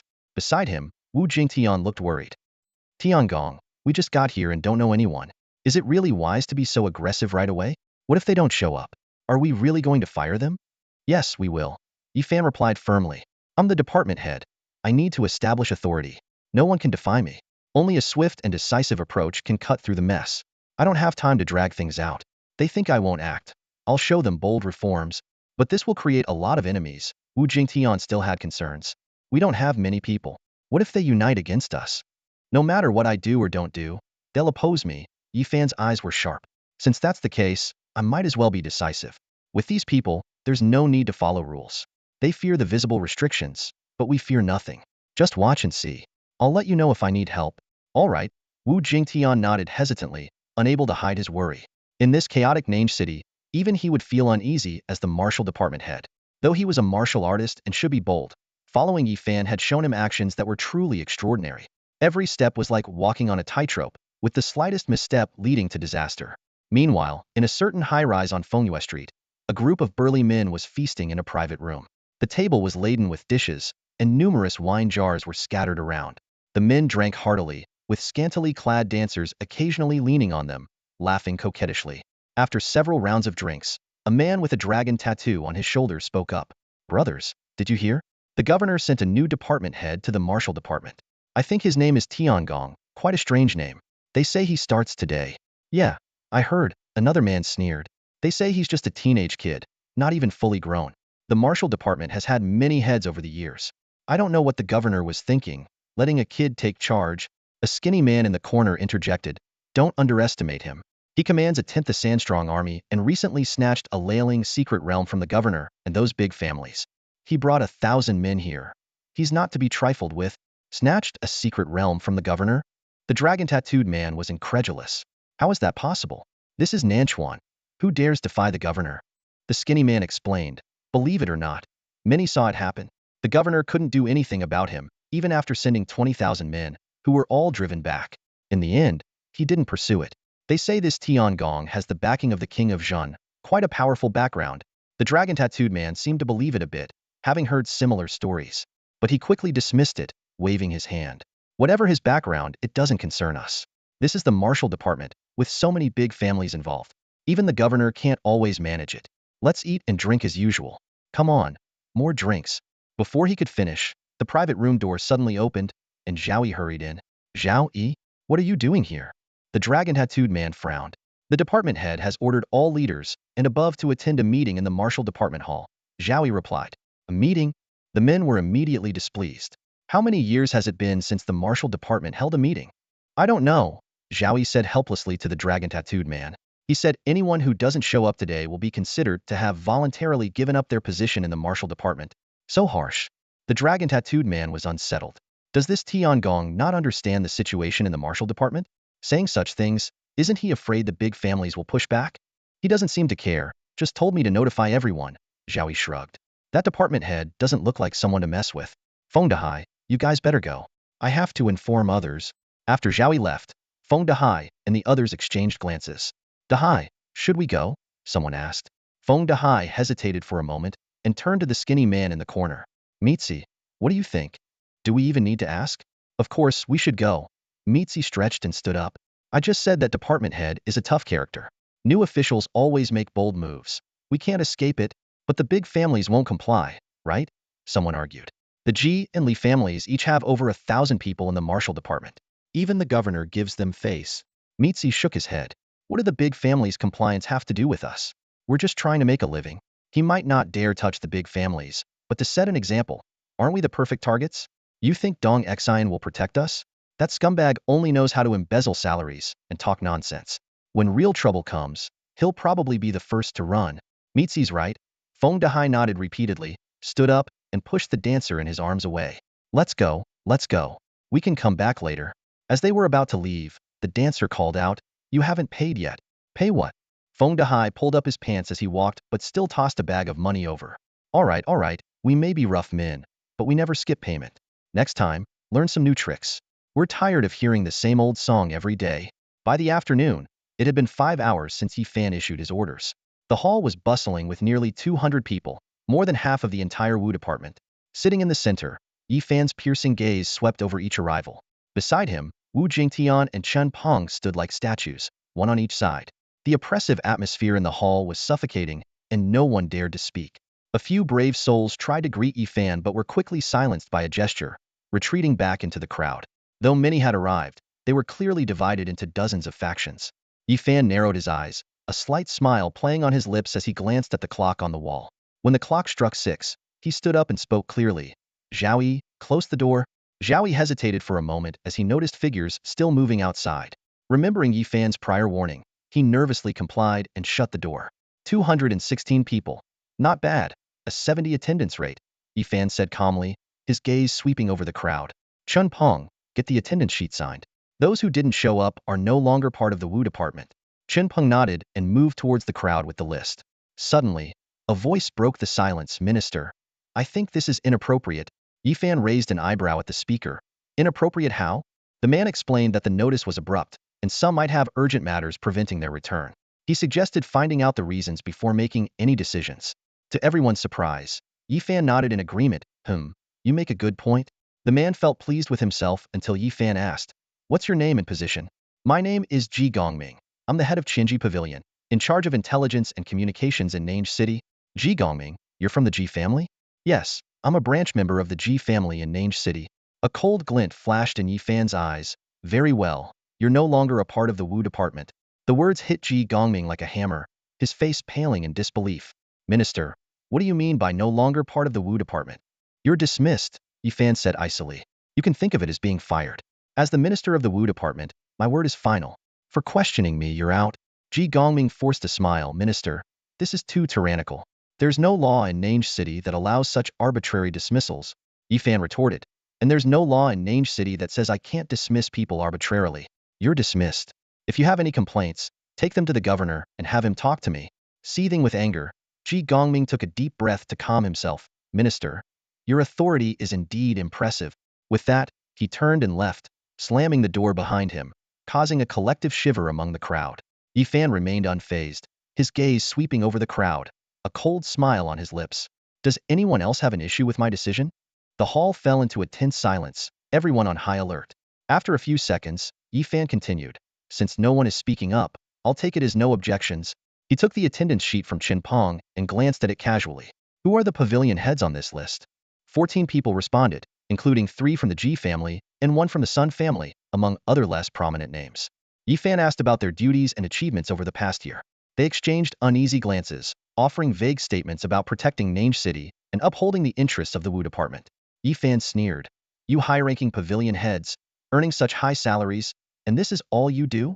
He waved dismissively. All right, I didn't call you here to hold you accountable. The Wu department is in chaos, too many idle hands. The governor sent me here to make changes. You have 2 months to show results, maintain order, assist other departments, explore secret realms, whatever it takes. I want to see your achievements. In 3 months, I will select the 4 best performers for promotion. Someone asked, what do you mean by promotion? Pavilion head is already the highest position in the Wu department. Not anymore, Yifan explained. I will establish 4 Wu department divisions, each handling specific affairs. The promoted individuals will lead these divisions, with benefits equivalent to the combined salaries of all current pavilion heads divided by 4. And what about the pavilion heads who aren't promoted? Those who don't perform don't deserve to be pavilion heads anymore. The position will be abolished. Yifan's tone was icy. If there are no further questions, get to work. That's all for today. The crowd exchanged uneasy glances, but eventually trickled out. As they reached the door, someone muttered, this minister is really overbearing. Where does he get the confidence? Stirring things up like this, he'll face consequences soon enough. Before the words faded, Yifan's voice rang out. The one who just spoke, Yurin-san, right? You're also dismissed from the Wu department. Help. The newly appointed minister wasted no time in displaying a tough stance, immediately deciding to cut over a dozen cabinet members. This news spread like wildfire, creating a massive uproar within the martial department. On the main road, Sun Dahai and a few companions gathered as usual, discussing the sudden upheaval. Under the sunlight, their faces bore traces of concern. This General Tiangong is really unfeeling, Sun Dahai said, frowning. How could he possibly understand our hardships? If Dong Xian gets dismissed, how are we supposed to survive in the martial department? One of his companions chimed in. Yeah, what about the brothers under us? Mizi, however, had a different perspective. Narrowing his eyes, he said meaningfully, don't be so quick to judge. This might not be a bad thing. How is it not bad? Sun Dahai retorted. If Dong Xian falls, we won't even have a voice in the martial department. Mizi gave a mysterious smile and pointed toward the martial hall. Who says we can only follow those big families? Don't forget, who's the biggest in the martial department? Sun Dahai suddenly realized. You mean decide with the minister? But he quickly shook his head.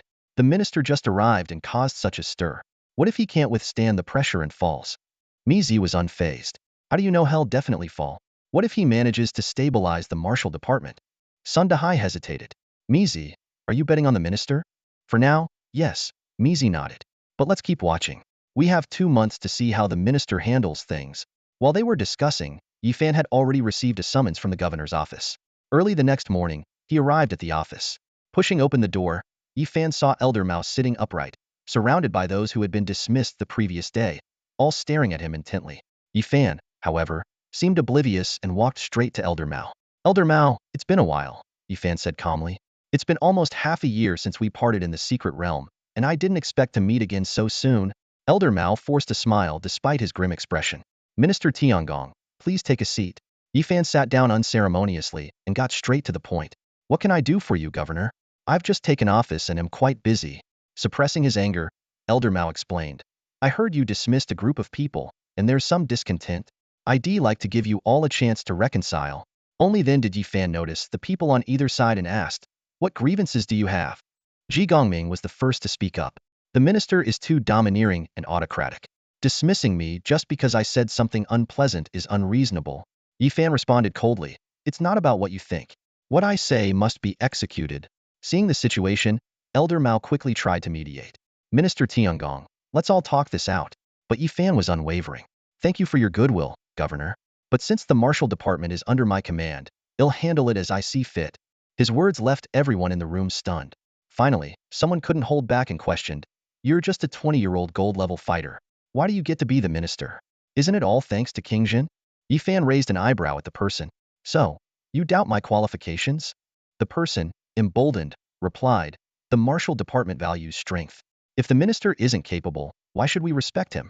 Even if you're young, a 20-year-old gold-level fighter isn't top tier. It's probably due to resources. Yifan smiled meaningfully and held up 2 fingers. First, I'm not 20. I'm 16, and I broke through to gold level at 15 years and 8 months. This revelation caused a visible shock among those present, clearly understanding its implications. Yifan continued, that addresses your doubt about my talent. As for my strength, he leaned back in his chair, his tone disdainful. I might not be better than the old masters, but dealing with you lot, who are still gold level in your 30s or 40s, is a piece of cake. With that, he waved his hand impatiently. Since the governor wants reconciliation, he'll give you a chance. Anyone here below the gold level can challenge me now. If you win, they'll let you back into the martial department. If you lose, shut up and follow orders. The words cripple echoed like a heavy hammer in the governor's hall. The faces of the martial members of Nange City darkened, a surge of anger burning within them. These seasoned veterans were not ones to swallow such an insult lightly. A man with a fierce scar across his face stepped forward, gripping a sharp ghost head knife. He stood before Yifan and spoke in a deep voice, Golden 3-star martial artist, Fan Deming, requesting a duel. Yifan nodded in agreement, his gaze sweeping across the crowd. Gentlemen, I left in a hurry and didn't bring my weapon. Could someone lend me a sword? The crowd exchanged puzzled glances. After a moment, one person tossed his sword over, saying, Heavenly Lord, this sword is made of fine steel. Will it suffice?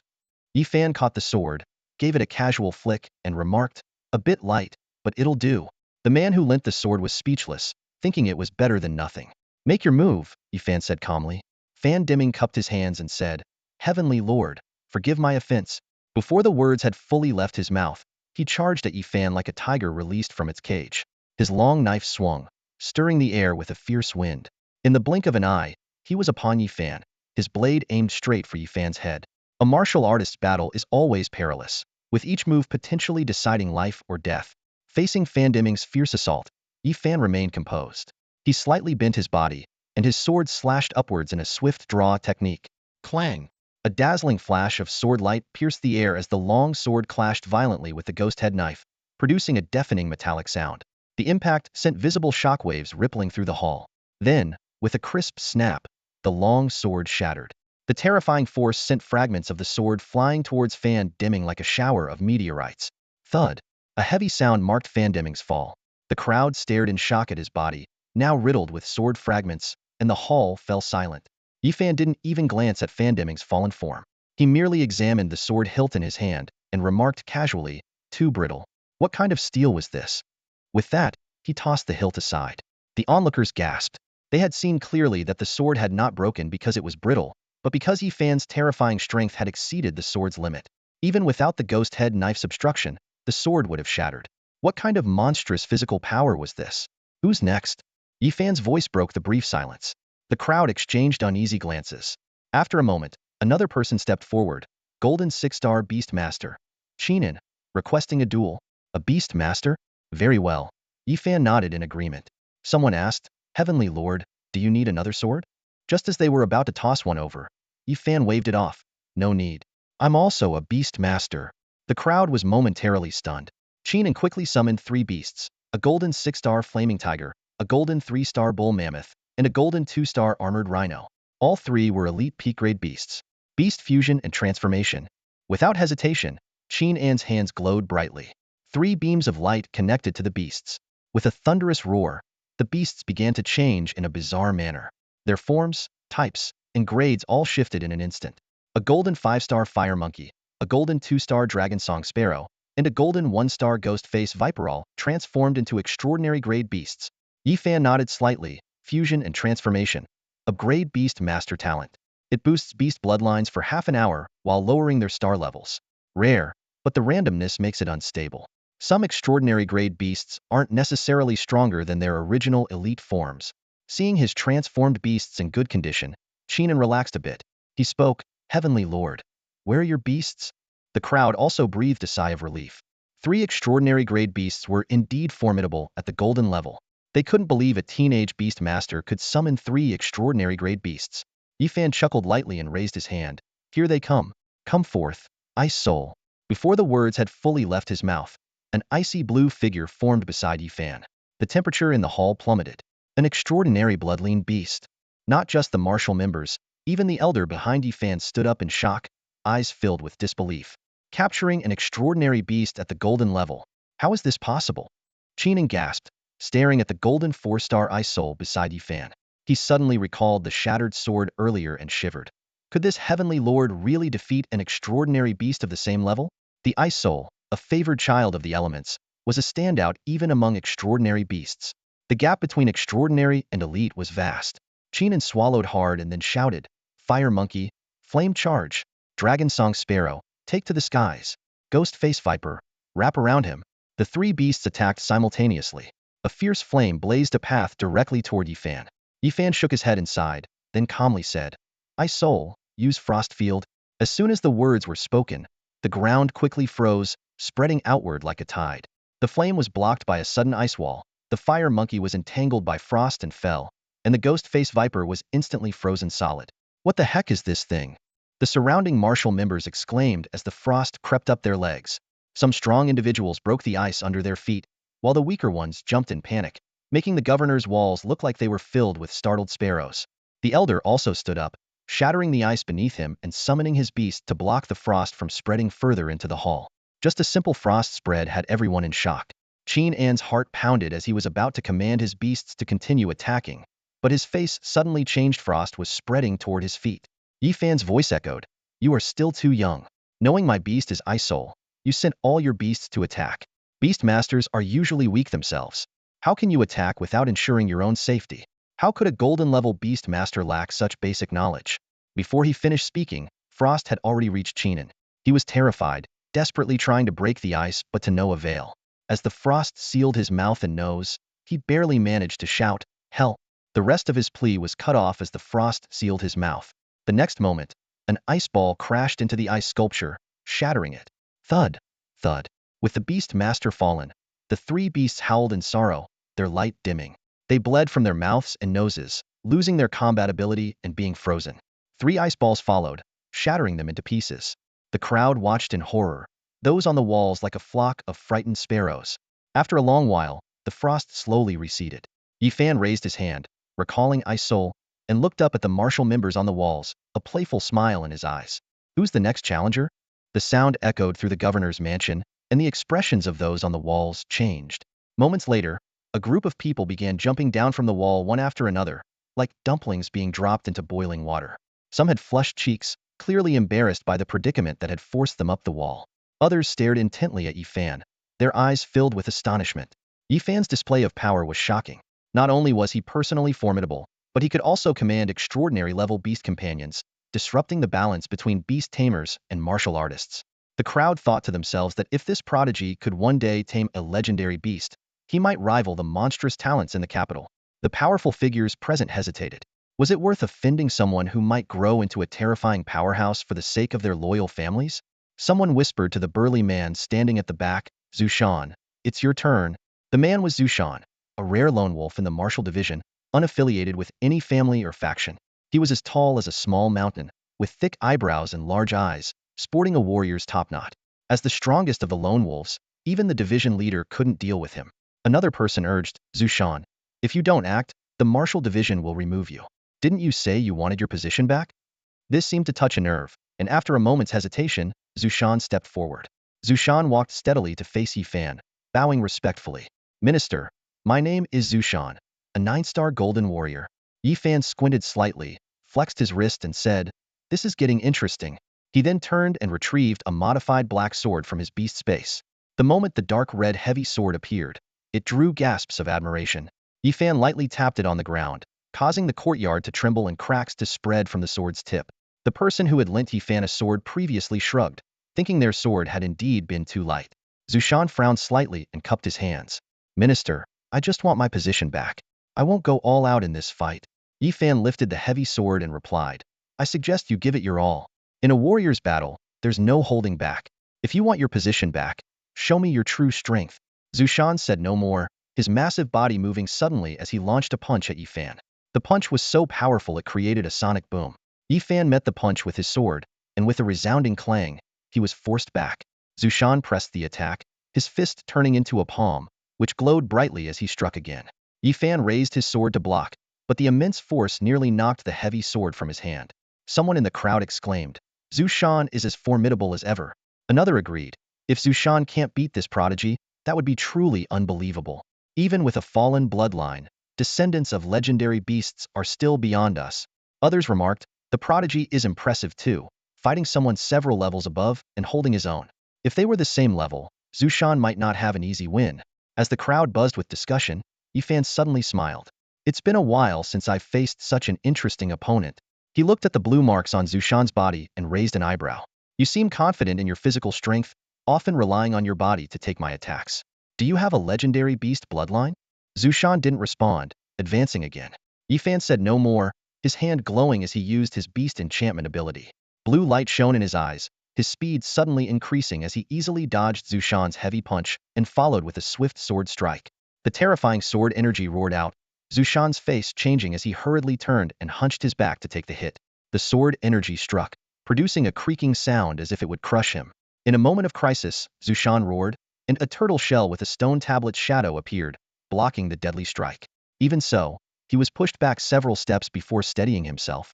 Facing Yi Fan, sweat appeared on Zhu Shan's forehead for the first time. What terrifying sword energy! If I had taken that hit with my body, I would be dead. Yi Fan raised his heavy sword, observing Zhu Shan with narrowed eyes. A turtle shell, a stone tablet, immense strength, and your roar had a hint of a dragon's cry. If I'm not mistaken, your bloodline comes from one of the 9 dragon sons in mythology, the legendary Baxia. Baxia? Yi Fan's voice echoed through the crowd, causing everyone to pause. Zhu Shan's expression shifted slightly. His diluted bloodline no longer displayed any prominent traits, and his remaining innate abilities were instantly discerned by Yi Fan. Zhu Shan remained silent for a moment, seemingly weighing his options. Finally, he turned around with a cold expression and assumed a combat stance. Yi Fan waved his hand dismissively, speaking calmly, "You can't beat me. Baxia's weaknesses are too obvious. If I want to avoid you, you won't even touch me." Zhu Shan's face darkened, but he still launched a powerful punch aimed directly at Yi Fan's face.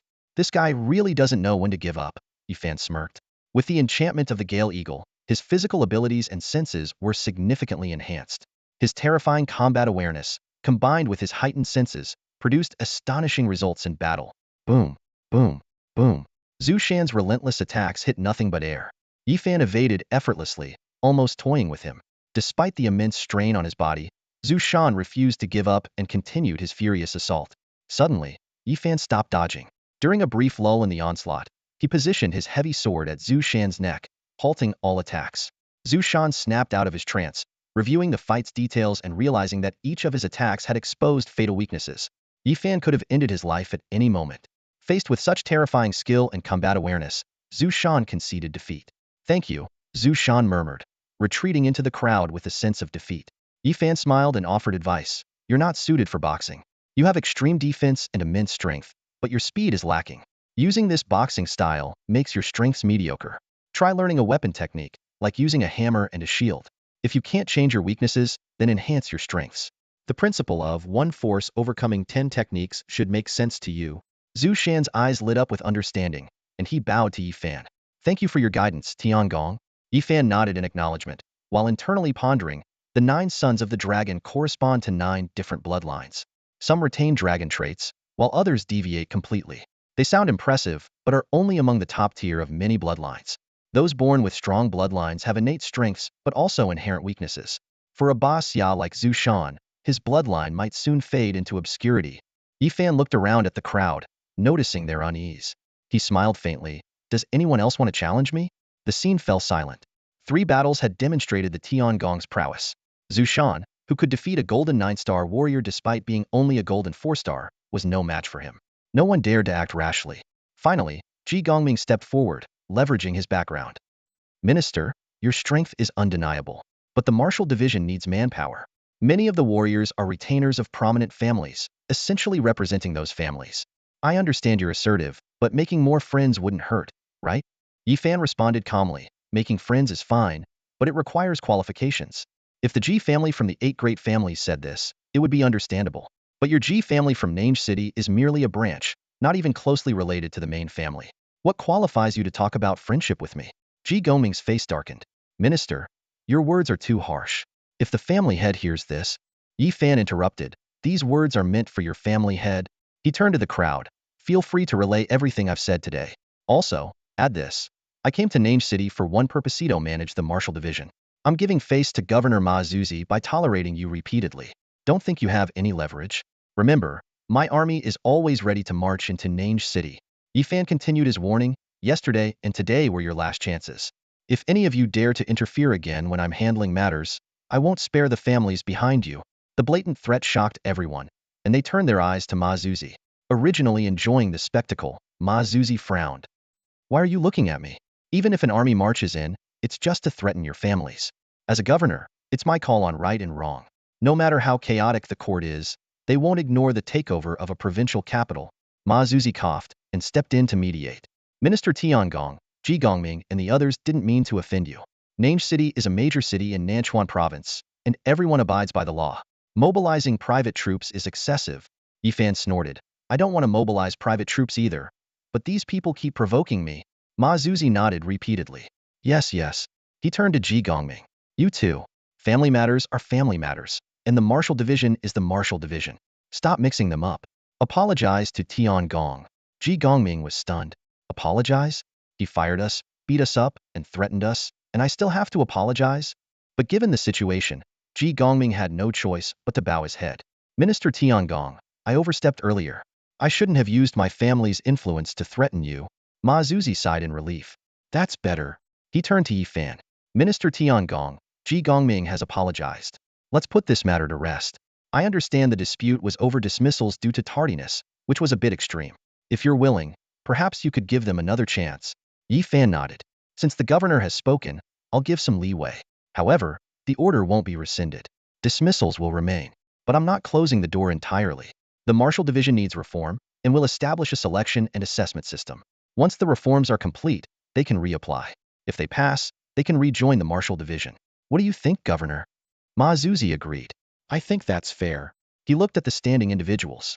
What do you think of Tiangong's proposal? With the two leaders setting the tone, the situation was decided. The others, unable to match the political savvy of these two, could only nod in reluctant agreement. Ma Zuzi concluded, since that's settled, let's consider this matter resolved. Go back and handle the aftermath properly, and don't let it escalate again. He turned to Yifan. Minister Tiangong, you mentioned you were busy. We won't take up any more of your time. The martial division has many affairs that need your attention. Yifan nodded. It's a small matter. With that, he picked up his heavy sword and left. As they stepped out, Wu Jingtian followed closely behind Yifan. He noticed the slight furrow in Yifan's brow, suggesting he had something on his mind. Wu wanted to ask but hesitated. Sensing Wu's hesitation, Yifan spoke first. If you have any questions, just ask. Glancing at Wu with a faint smile, Yifan said, you probably have some idea.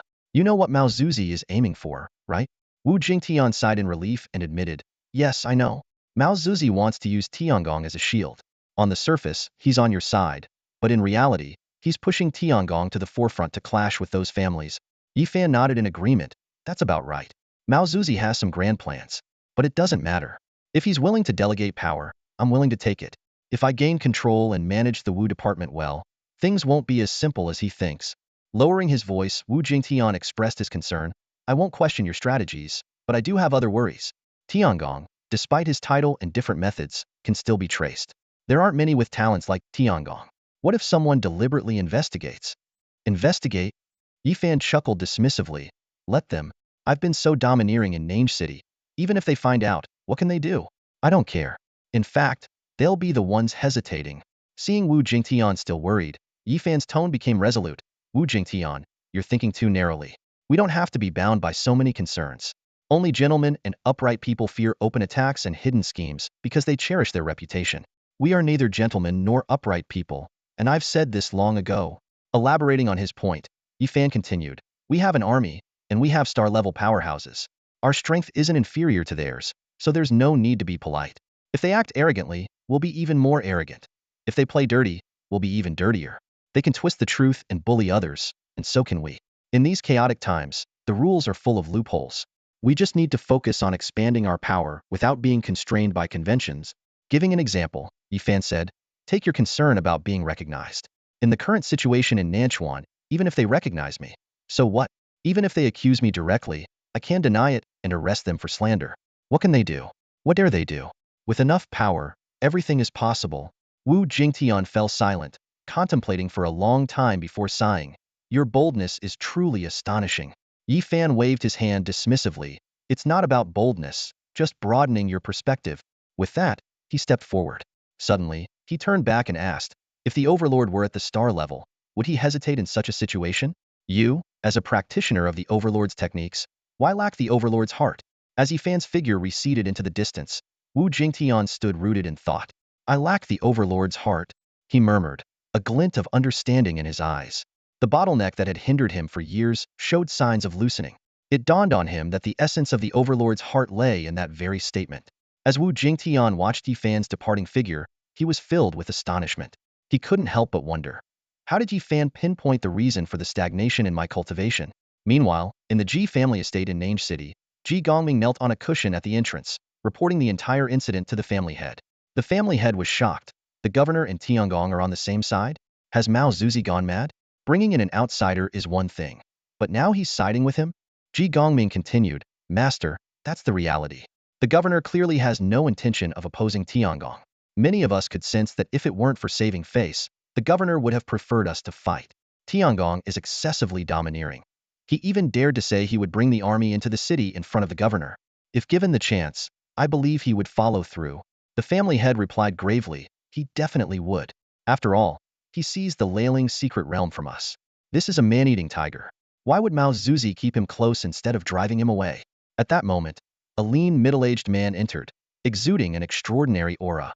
The family head's eyes showed a hint of wariness. Sun Yuming, what brings you here? Sun Yuming calmly took a seat and smiled. With the Wu department in such turmoil, I've come to discuss some strategies with you. The family head, feeling uneasy, hesitated for a moment before dismissing Ji Gongming. Once alone, he asked, Sun Yuming, what strategies do you have? Sun Yuming replied unhurriedly, I have strategies, but it depends on whether you're willing to cooperate. Cooperate? The family head suddenly grew angry. Sun Yuming, you borrowed a gold mine from my family last time and haven't returned it yet? Sun Yuming remained unfazed. Why fuss over a few pounds of gold? The family head, still angry, retorted, there's nothing for my family to cooperate with you on. Even if the Wu department minister causes a ruckus, does he dare to touch my family? Sun Yuming replied meaningfully, it seems you haven't realized the gravity of the situation. The governor clearly wants to play one against the other. He brought Tiangong in to deal with us. The family head scoffed. Playing one against the other? This is Nange City. Every family here has thousands of retainers. Outside the city, maybe, but here, how can he touch us? Sun Yuming shook his head. That's not certain. Haven't you heard that Tiangong plans to reform the Wu department? The Wu department has over 10,000 people, a legitimate force. If he gains control and comes for us one by one, the family head, remembering Ji Gongming's removal, wavered. Most of the Wu department are our people. How can he easily take over? Seeing the hesitation, Sun Yuming continued. You see, even you doubt your own words. The family head, though displeased with Sun Yuming, reluctantly asked, what's your plan? Sun Yuming explained, it's quite simple. The governor supports Tiangong fully, making us Tiangong's enemies. But if we change our approach and support Tiangong, what then? The family head was puzzled. Support Tiangong? What do you mean? Sun Yuming lazily replied, it's simple. We fully support Tiangong. Let him reform. Give him people and let him grow. The family head's face changed drastically. What nonsense are you talking about? Mao Zuzi brought in a wolf, and you want us to feed it? Sun Yuming shook his head. No, you can't be so short-sighted. If the governor wants to play one against the other, why can't we? We play one against the other? Yes, Sun Yuming nodded, eyes gleaming with ambition. Surely, you don't want to be limited by the Nanchuan governor forever? The pavilion masters are all very enthusiastic. Wu Bu listened to Chen Ping's report, and Yi Fan was slightly taken aback. Yes, Tiangong, Chen Peng replied earnestly. Since a few days ago, the pavilion masters have been working like they're on steroids. They start early and stay late, handling official duties and patrolling on time. Yi Fan frowned upon hearing this. Is that so? Wu Jingtian interjected from the side. Could it be that Tiangong's previous threat worked? They realize they can't defy you, so they have to comply. Yi Fan shook his head, looking serious. Threats might work to some extent, but they wouldn't make them this obedient. If I were in their shoes, I'd have my men slack off. After 2 months of accumulated issues, even if I pick the right people, I'd still have a mess to deal with. So, do you think there's something fishy going on? Wu Jingtian asked hesitantly. Yi Fan sneered, given the nature of these families, I won't assume the best. Let them be. If they want to work diligently, let them. If not, they can get lost. They can't stop me from achieving what I want. Turning to Chun Peng, Yi Fan asked, how are the arrangements for the Jingjia army? Chun Peng immediately reported, they're doing well. We've bought a piece of land in the southernmost part of Nange City, which has now become our base. We've set up a specialized intelligence network with maximum security. I'm planning to take them hunting in the nearby secret realms. Yi Fan nodded. Good, just be careful. I'll help you get a pavilion master title and integrate the Jingjia army into the Wu Bu. Thank you, Tiangong, Chun Peng said respectfully. Yi Fan waved his hand dismissively. It's all part of the plan. He fixed his gaze on Chun Peng and asked, how's the contact with Zushan going? Chun Peng's expression turned slightly odd as he replied, we've made contact, and he's accepted the invitation to join as a minister. However, Zushan is quite stubborn. He said he lost to you fair and square, and wants to earn his place in Wu Bu through his own efforts. He doesn't want any special treatment. Yi Fan smiled. Stubborn, but that's a good trait. A person who is strict with themselves is worth having. Wu Jingtian asked, do you plan to bring Zushan under your wing? Yi Fan nodded. Yes, Wu Bu is vast, and I need a leader to unite the common martial artists.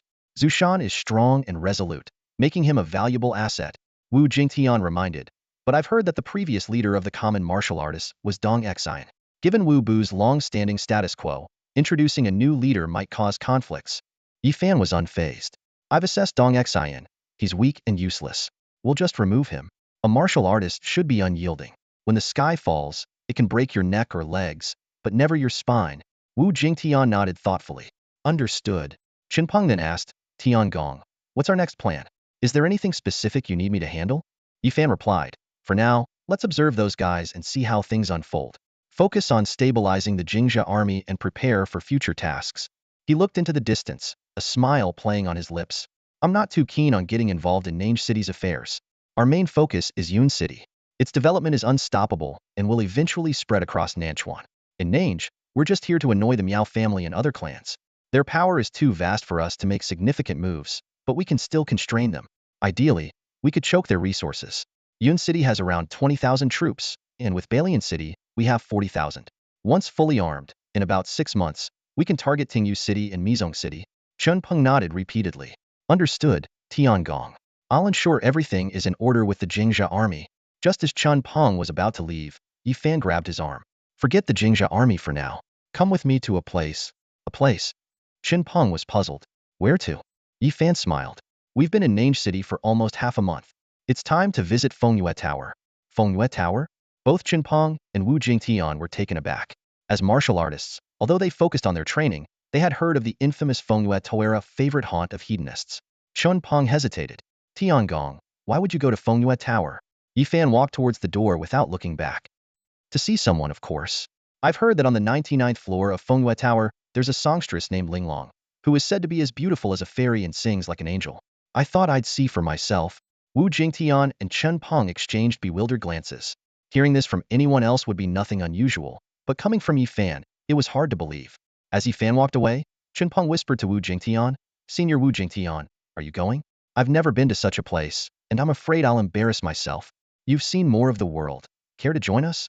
Wu Jingtian looked embarrassed. My wife is very strict, and I've never been to such places.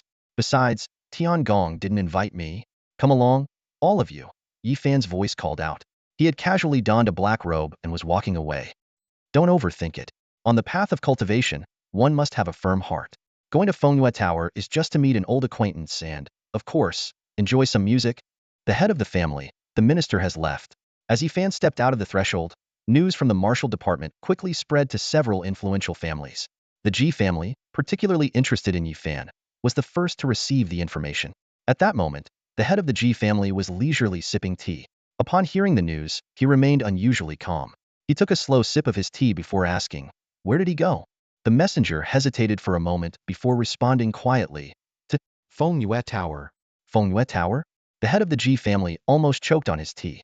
Regaining his composure, He furrowed his brows and said, "He's so young. What business does he have at Fengyue Tower?" The messenger, looking embarrassed, stammered, "I don't know, but there's not much else to do at Fengyue Tower." The head of the Ji family fell into deep thought and waved the messenger away. After the messenger left, he took out a list filled with information about various prodigies and muttered to himself, "The more exceptional a genius, the more resolute their character."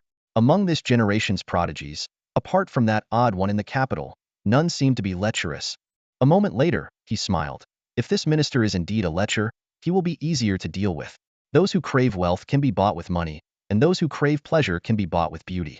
The hardest to deal with are those who want nothing. He took another sip of tea. At his age, having some desires is normal.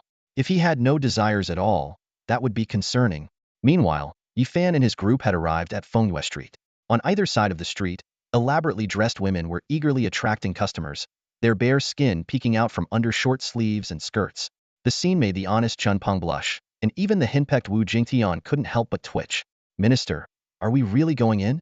Chunpeng asked nervously. Yifan shook his head. "Don't overthink it. Why are you all blushing?" With that, he stepped forward. Along the way, various women teased the handsome young man. One giggled, "Such a cute young brother. Why are you here?" Another winked, "Brother, come to building 57. It's all clean, just some music to enjoy." Yifan remained calm and indifferent, walking steadily forward. Behind him, Wu Jingtian and Chen Peng wished they could bury their heads in the ground, their faces red with embarrassment. Soon, the group arrived at the most grandiose building at the end of Fengyue Street. Yifan paused at the entrance, his eyes momentarily distant. "The last time I was here, I was a destitute fugitive who couldn't even afford a meal." Just as Yifan was about to step inside, a voice called out, "Minister, why are you here?" Yifan turned to see Sundahai and Mitzi standing not far away, their faces filled with surprise. "Why am I not allowed here?" Yifan replied with a faint smile. Sundahai quickly shook his head. No, of course, the minister can go wherever he pleases." Yifan nodded and, without further words, led his two subordinates into Building 99. At the entrance, Sundahai and his group exchanged puzzled looks. "The minister doesn't seem like someone who indulges in such pleasures." Sundahai scratched his head. Mitzi teased, "What else would a man indulge in? Maybe the minister is just here to listen to some music." They then began discussing Sundahai's fondness for Fengyue Tower. Mitzi joked, "Why not save up and redeem Ruyan instead of spending money here every day?" Sundahai smiled bitterly. "You think I haven't considered that? I've saved up millions over the years, but the issue isn't the money, it's whether it's even possible." He gazed at the magnificent Building 99 inside. This is the largest pleasure house in the southern region, controlled by the Ji family and several other powerful families in Nange City. Once a girl enters Fengyue Tower, she can't leave unless she dies. On the 99th floor, Yifan moved steadily while the first floor hall buzzed with activity. This place was more renowned than other pleasure houses, yet it was still accessible to the common folk, though most never ventured beyond the first floor. In the hall, shirtless men feasted at the tables, accompanied by petite girls whispering sweet nothings. Occasionally, a songstress would be coaxed into singing a few shy notes. At the center of the room, scantily clad dancers swayed on a raised circular platform, drawing whistles and crude comments from the men below, who would sometimes toss money in their excitement. Yifan shook his head silently, offering no comment on the debauchery around him. A middle-aged woman with heavy makeup and a mature charm approached him with a warm smile. "Young man, are you here for the music or?" she asked, her eyes scanning him curiously. "You look new here.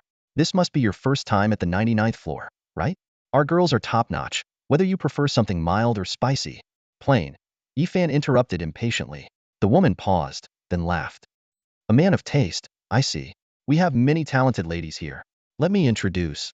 "No need for introductions. Just Ling Long." Yifan cut her off again, tossing her a token. "Prepare a private room on the 5th floor and have your real manager meet me." The woman's expression changed as she examined the token. "Minister of Martial Affairs, Tiangong? You're the new minister?" Clearly, she had heard of Yifan's reputation and understood his high status. "Any more questions?" Yifan asked calmly. No questions," the woman replied respectfully, handing back the token. "Please, sir, head upstairs. I'll make the arrangements. Ling Long and the manager will join you shortly." Yifan nodded and ascended the stairs, followed closely by Wu Jingtian and Chen Peng. The staircase wound upwards, each floor presenting a different scene. The second floor echoed with provocative sounds, while the third floor was filled with laughter and the clinking of glasses. Noticing their curiosity, Yifan explained, "In this pleasure house, the first floor is for food, the second for carnal pleasures, the third for drinks, the fourth for music, and the fifth for art, each with its own specialty. Wu Jingtian marveled. It sounds quite refined, though only one floor truly fits the term pleasure house. Yifan replied with a meaningful look, indeed, just one floor. But that one floor draws more people than the other four combined. As they reached the fourth floor, a woman in a geisha outfit was roughly pushed out of a room. A man in luxurious attire followed, shouting angrily, "Can't even entertain a patron properly, how disappointing." He spat at the crying woman, his anger flaring. "You dare cry? I'll strip you naked right here." The man reached to tear more of her clothing, but his attendant quickly restrained him, whispering, "Young master, someone is coming." The man looked up, seeing Yifan's group. "What are you looking at? Can't you see I'm having fun? Do you know who I am? Bai Yiming of the Bai family from Nange City. Now get lost before I have you killed." Wu Jingtian and Chen Peng looked to Yifan, noting the growing coldness in his eyes, and smirked. "Tiangong, shall we deal with him?" Wu Jingtian asked quietly. Yifan nodded and continued upstairs, leaving a parting remark, "Strip him and throw him out," as he suggested. Wu Jingtian and Chen Peng advanced on Bai Yiming with glee. Bai Yiming panicked. "What are you doing? Haven't you heard of me? I'm one of the 4 young masters of Nange City." Wu Jingtian unleashed his stellar aura. "Sneering kid, you've offended Tiangong. Your father, no, your grandfather wouldn't dare speak to him like that. What 4 young masters? You're not even worth the 4 great beasts." In a dimly lit chamber, a woman draped in light gauze sat at a table, slowly writing something with a pen. Her beauty was radiant, the gauze unable to conceal her allure. Her figure was exquisite, the silk outlining her enchanting curves. She resembled a fairy in a painting, sitting there quietly. After writing for a while, she seemed a bit tired and stood up to walk to the side. The room, situated away from the sun, required candlelight even during the day. Despite the dimness, it was filled with various flowers. Without sunlight, the flowers withered more quickly. She crouched beside a withered flower and let out a soft sigh, her voice as ethereal as a ghost's whisper. Suddenly, the door was pushed open. A middle-aged woman with heavy makeup entered, bringing with her a pungent scent of cosmetics. The young woman frowned but still asked softly, "Aunt Zhang, is there something you need?" "Hurry, Ling Long. An important guest has specifically requested your company. Come with me to the 5th floor," Aunt Zhang urged anxiously, reaching out to pull Ling Long. Ling Long stepped away from her hand and said, "I told you my throat is sore and I need to rest. Aunt Zhang, you promised me that I could rest for 2 days each month." Aunt Zhang paused, then explained, "I want to let you rest, but the guest today is someone very influential." Ling Long frowned, displeased. "There have been other powerful people before, and you always manage to turn them down for me." Aunt Zhang leaned in and whispered, "Today's guest is the newly appointed Minister of War, very influential and highly regarded by the governor. I could usually rely on the backing of a few powerful families to refuse other young lords, but this minister recently forced even those families to step aside. I can't say no to him. Ling Long, please, do this favor for me. The minister is young and should have a good temper. He won't make things difficult for you." Ling Long hesitated. Looking at Aunt Zhang's pleading expression, she remembered how Aunt Zhang had taken her in, taught her to sing, and protected her all these years. She had given most of her earnings to Aunt Zhang, asking only for 2 days of freedom each month. At this moment, she seemed to understand something. "We, the birds in this cage, have no right to yearn for freedom." Ling Long sighed softly, walking towards the door. "Let's go, Aunt Zhang." Aunt Zhang was momentarily stunned. Watching Ling Long's slender back, her brows furrowed slightly, but she quickly shook her head and followed. In the hallway, a servant brought Ling Long's chin. Just then, a desperate cry rang out, "Help! Help!" Before Ling Long could react, a middle-aged man came down the stairs, dragging a naked young man like a discarded rag doll. The young man was Bai Yiming, who was screaming for help, but his voice was abruptly cut off as he was thrown aside. A crowd quickly gathered. The middle-aged man dusted off his hands and walked back upstairs, passing through the onlookers. Aunt Zhang panicked, knowing that the person thrown out was one of the 4 young masters of Nange. Such an incident in her establishment was something she couldn't afford to bear. At that moment, a disheveled courtesan came down the stairs, clutching her chin and crying, "Aunt Zhang, Bai Yiming forced me to drink. When I refused, he hit me and tried to tear my clothes off." Aunt Zhang quickly asked for more details. The courtesan explained that a young man happened to be present. When Bai Yiming told him to leave, he ordered Bai Yiming to be stripped and thrown out. Aunt Zhang breathed a slight sigh of relief, realizing this was a conflict between Tiangong and Bai Yiming, not directly related to them. She decided to first appease the important guest and hurried upstairs, leaving Ling Long behind. Ling Long looked at her frightened sister, noticing the spit on her chin and her torn clothes, her brows furrowing. She turned to look outside, seeing Bai Yiming shamefully putting on his clothes and fleeing. Looking up at the upstairs, Linglong's expression subtly changed. This Tiangong seems quite domineering, she murmured to herself. In a private room on the 5th floor, Aunt Zhang was enthusiastically introducing special snacks to Yifan, assuring him that Linglong and the manager would arrive soon. Yifan merely nodded indifferently. Aunt Zhang nervously asked about the incident with the Bai family's young master. Yifan briefly replied that it had nothing to do with the establishment, and that any trouble should be directed to him. Aunt Zhang sighed in relief and quickly poured wine for Yifan, but he politely declined. Yifan asked Wu Jingtian and Chen Peng to have a drink to steady their nerves.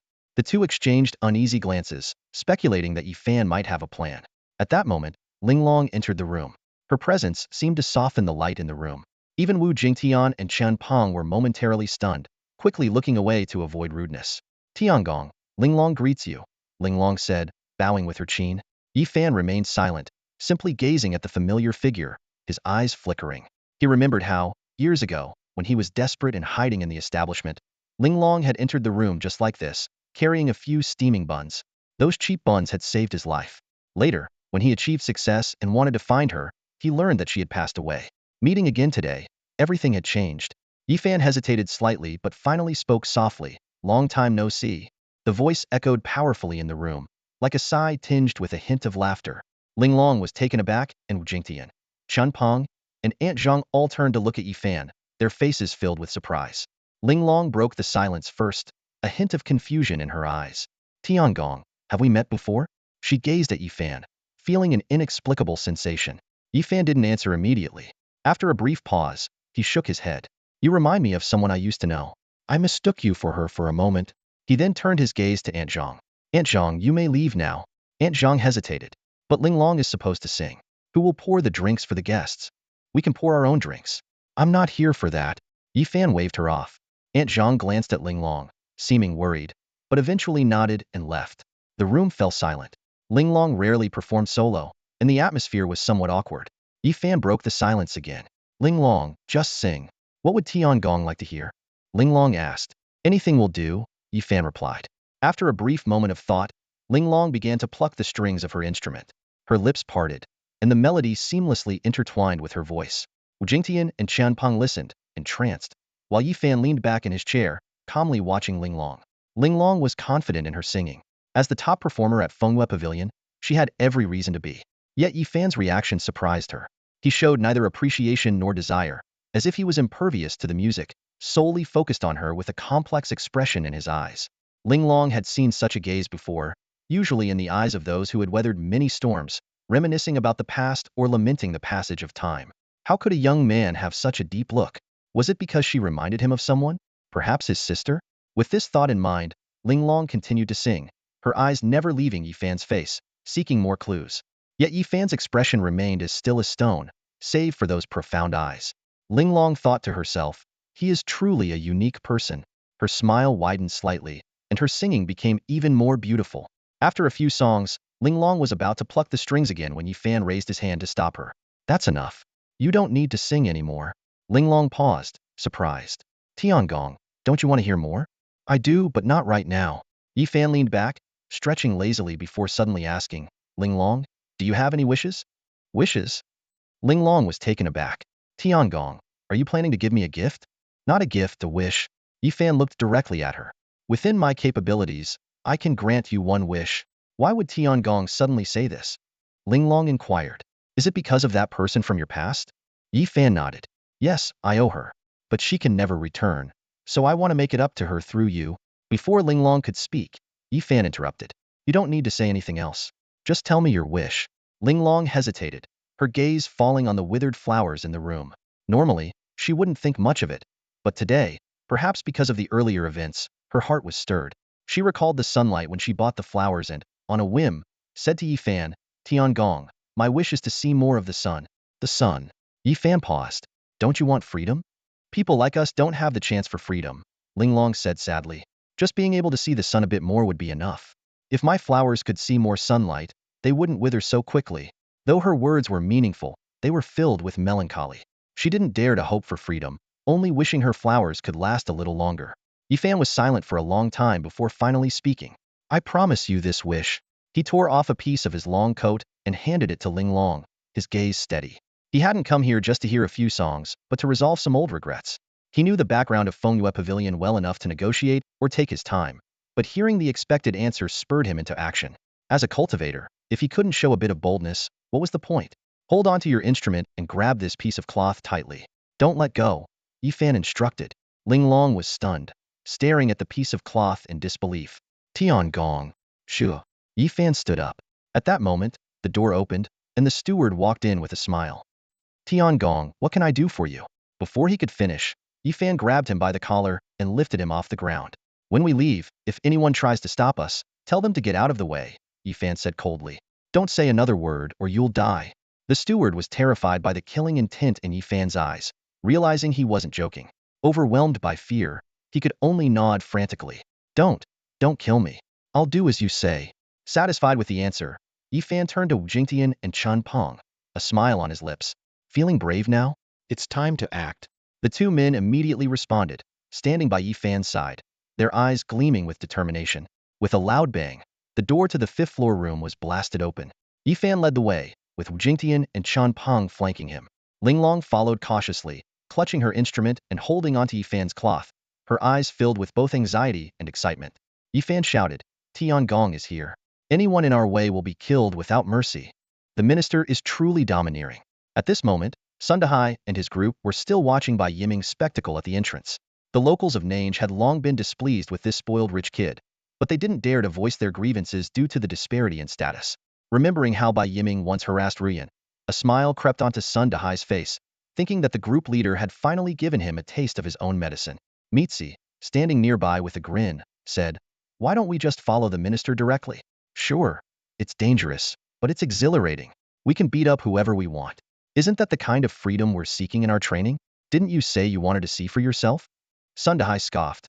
Those big families seem to be on some kind of drug. All of them are so eager. Dong Xian, that guy has no ambition, and there's a high chance he won't be able to keep his position as the pavilion master. Mitzi chimed in. We all need to make a living. If others snatch the spots, are we supposed to work under them? Sundahai hesitated. But the minister hasn't said he needs people, nor has he shown any signs of promoting or gathering anyone. Mitzi squinted his eyes and analyzed. Since Tiangong became the minister of the martial department, there's no way he wouldn't support his own people. I think he's just observing for now. If we pledge allegiance now, we'll be among the first and are bound to benefit. He looked meaningfully at Sundahai. Dahai, don't you want to marry Ruyan? Do you think working under Tiangong might give you that chance? This made Sundahai waver, just about to speak when a commotion broke out at the entrance of the 99th floor. A large crowd formed a circle, and following closely behind were Yifan and his two companions, moving in a pincer formation. What's going on? Sundahai was startled, then saw Linglong tugging at Yifan's sleeve and realized, is the minister here to take Linglong? At these words, not only Sundahai but also Mitzi and the others' faces changed. The minister of the martial department personally coming to take Fengyue Tower's top courtesan was no small matter. Within the circle, a few elders from eternal-level families faced Yifan cautiously, both because Yifan had taken a steward and because there were stellar-level experts by his side. As Yifan stepped forward, the circle kept retreating, with no one daring to make a move. Finally, a particularly strong-looking elder stepped forward and said to Yifan, Tiangong, Linglong is Fengyue Tower's top courtesan. According to the consensus of the major families in Nange City, the courtesans and women of Fengyue Tower cannot be redeemed. This concerns the rules and the honor of the families. As the minister of the martial department, you should understand our predicament. If you release Linglong, we can let this matter go. As soon as he finished speaking, the circle stopped retreating, and some stood their ground against Yifan. Despite their numbers and strength, they were all eternal level, with no stellar level experts present. Yifan did not force his way through but stopped, leisurely scanning the crowd as he asked, If I take her today, what can you do? The elder's expression stiffened, looking grim. Without a stellar level expert, they couldn't possibly stop Yifan. Even if they managed to capture Yifan in a melee, he still held the steward's life in his hands, and any misstep could lead to a conflict between their family and the martial department, possibly involving the governor behind them. After much hesitation, the elder had no choice but to bow and say, Minister Tiangong, we are only doing our duty for our families. Please don't make things difficult for us. Yifan shook his head and emphasized, I said, if I make things difficult for you, what can you do? You don't really think a few eternal levels can stop me, do you? As he spoke, Yifan raised his hand and summoned Isoul. The cold instantly spread from his feet, startling the elders. Though they were not afraid themselves, not everyone in Fengyue Tower could withstand it. This concerned the foundation of their families, and letting Isoul rampage would have dire consequences. The elders didn't hesitate. One stepped forward to block, while the others rushed towards Fengyue Tower, trying to stop the frost from spreading. A gap appeared in the circle, and Yi Fan, without a word, strode out. Behind him came the elders' furious shout. Today's matter will be reported to the families. Minister Tiangong will have to give an explanation. Yi Fan merely snorted and soon disappeared at the end of Fengyue Tower. The conflict came and went quickly. After Yi Fan left, many people were still shaken, watching the departing elders as if they had just come to their senses. Wow, this is a big deal, Mitzi gasped. Losing by Yiming is a small matter, but taking the top courtesan of the 99th floor in front of so many elders, Tiangong is stepping on these families' faces. Isn't he afraid they'll retaliate? That's not certain. Even Sun Dehai, who admired him, was now apprehensive. The rules of Fengyue Tower have always been unbreakable. Many big shots have tried to redeem people from here but failed. The minister just took office. Thinking of the recent conflicts in the martial department, Sun Dehai looked at Yi Fan's departing figure with a hint of surprise. Could it be that Tiangong intends to directly confront these families of Nange City? Only upon entering the martial hall did Wu Jingtian and Chen Peng, who had been tense all along, finally breathe a sigh of relief, realizing they were drenched in sweat. This seemingly peaceful journey had been incredibly stressful. A strong dragon doesn't suppress a local snake, especially when they didn't even qualify as a strong dragon. If they had acted recklessly, they might not have been able to protect themselves. Luckily, Tiangong has ice soul. Wu Jingtian spoke first, relieved. The deterrence of a beast master is indeed extraordinary. Yi Fan shook his head. It wasn't because of ice soul. They never intended to make a move against me. He then turned to look at Ling Long, who was still a bit shaken, and his tone softened. Prepare yourself. Tonight, I'll have someone take you to Yun City. Once there, no one will be able to restrict your freedom. Yun City is a place of peace and prosperity. You'll see many suns there. I understand. Ling Long nodded, still feeling unreal. He had really taken her away from Fengyue Tower. What followed would be an unavoidable storm. Unable to repay such a great favor, Ling Long could only. I told you, this is for an old friend. Yi Fan interrupted, looking out at the cloudy sky with an unusually calm expression. This is something I should have done long ago. What? Tiangong took Ling Long straight from Fengyue Tower? Master Ji sprang up from his chair, sending the teacup crashing to the floor, shattering into pieces. His face flushed with anger, his fists clenched tightly. That Tiangong, he's up to no good. A few days of peace and he thinks he can mess with us? We showed him courtesy and he thinks we're pushovers. Master Ji gritted his teeth and turned to one of his subordinates. Notify the Wu family and the Bai family. We can't let this slide. If we let him get away with this, next time he'll have a knife to our throats. The subordinate nodded repeatedly and was about to leave when a laugh echoed through the room. Master Ji, what could possibly have you so worked up? Sun Yuming strolled in leisurely and sat down on a stool. Master Ji glared at him, his anger intensifying. You again. It was your idea to support Tiangong, and now look what he's done. He's targeted Fengyue Tower. That's the result of years of effort from more than 10 families. Sun Yuming waved dismissively. What's so special about a brothel business? Besides, he just took the top courtesan. He didn't touch your core interests. I think Tiangong is just testing you to see if you're sincere. Master Ji was trembling with rage. Testing? Breaking the decades-old rules of Fengyue Tower is a declaration of war. Sun Yuming, are you a spy Tiangong planted in Nange City long ago? Sun Yuming's face darkened. Master Ji, that's not something to joke about. I've been here much longer than Tiangong, born and bred in Nange City. You know that. Master Ji sneered. There's nothing more to say to you. Your Sun family doesn't have much stake in Fengyue Tower, so of course you're not worried. He turned to leave. Sun Yuming grabbed his arm. Master Ji, don't let a small matter ruin the bigger picture. We had a good plan, and now you want to throw it all away over one courtesan? This isn't about one courtesan. Master Ji shouted. We can support him, but not at the expense of our interests. If we don't act now, what are we waiting for? Sun Yuming lowered his voice. Master Ji, are you prepared to go to war with the military division? The governor is backing Tiangong, and he has an army. Master Ji hesitated, and Sun Yuming took the opportunity to continue. The governor has always wanted a piece of the Fengyue Tower business, but never had the chance. If you act impulsively now, you'll only give him an opening. You mean, the governor orchestrated this? Master Ji frowned. Sun Yuming nodded. What else? You've met Tiangong. He wouldn't risk offending everyone over a courtesan. He must have a deeper plan. Master Ji fell into deep thought, and Sun Yuming leaned in to whisper a few words. Master Ji's expression turned peculiar. That's a terrible idea. Not only should we not blame him, but we should also give him a gift?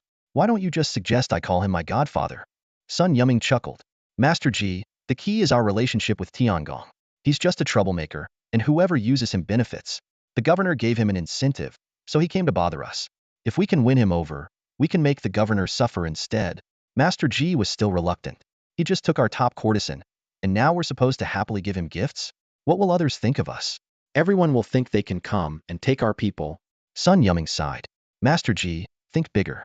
Money and assets are external things. We need to look further ahead. The word is that chaos will break out in 3 years. Time is precious, and focusing on expanding rather than making enemies over a courtesan is the smart move. He continued. What's face worth? It can't put food on the table or save your life. We all crawled out of the mud, didn't we? Wearing the wolf skin of the dynasty and eating the lamb of Nange City. We're already doing dirty work. Why care about face? Master G remained silent for a long time before finally speaking slowly. What you said makes sense. That's all for today. Thank you so much for watching. I hope you guys enjoyed. If you wish to have another part of this recap, please give us at least 1,000 likes. Please don't forget to comment and subscribe to our channel for more content like this. Until next time.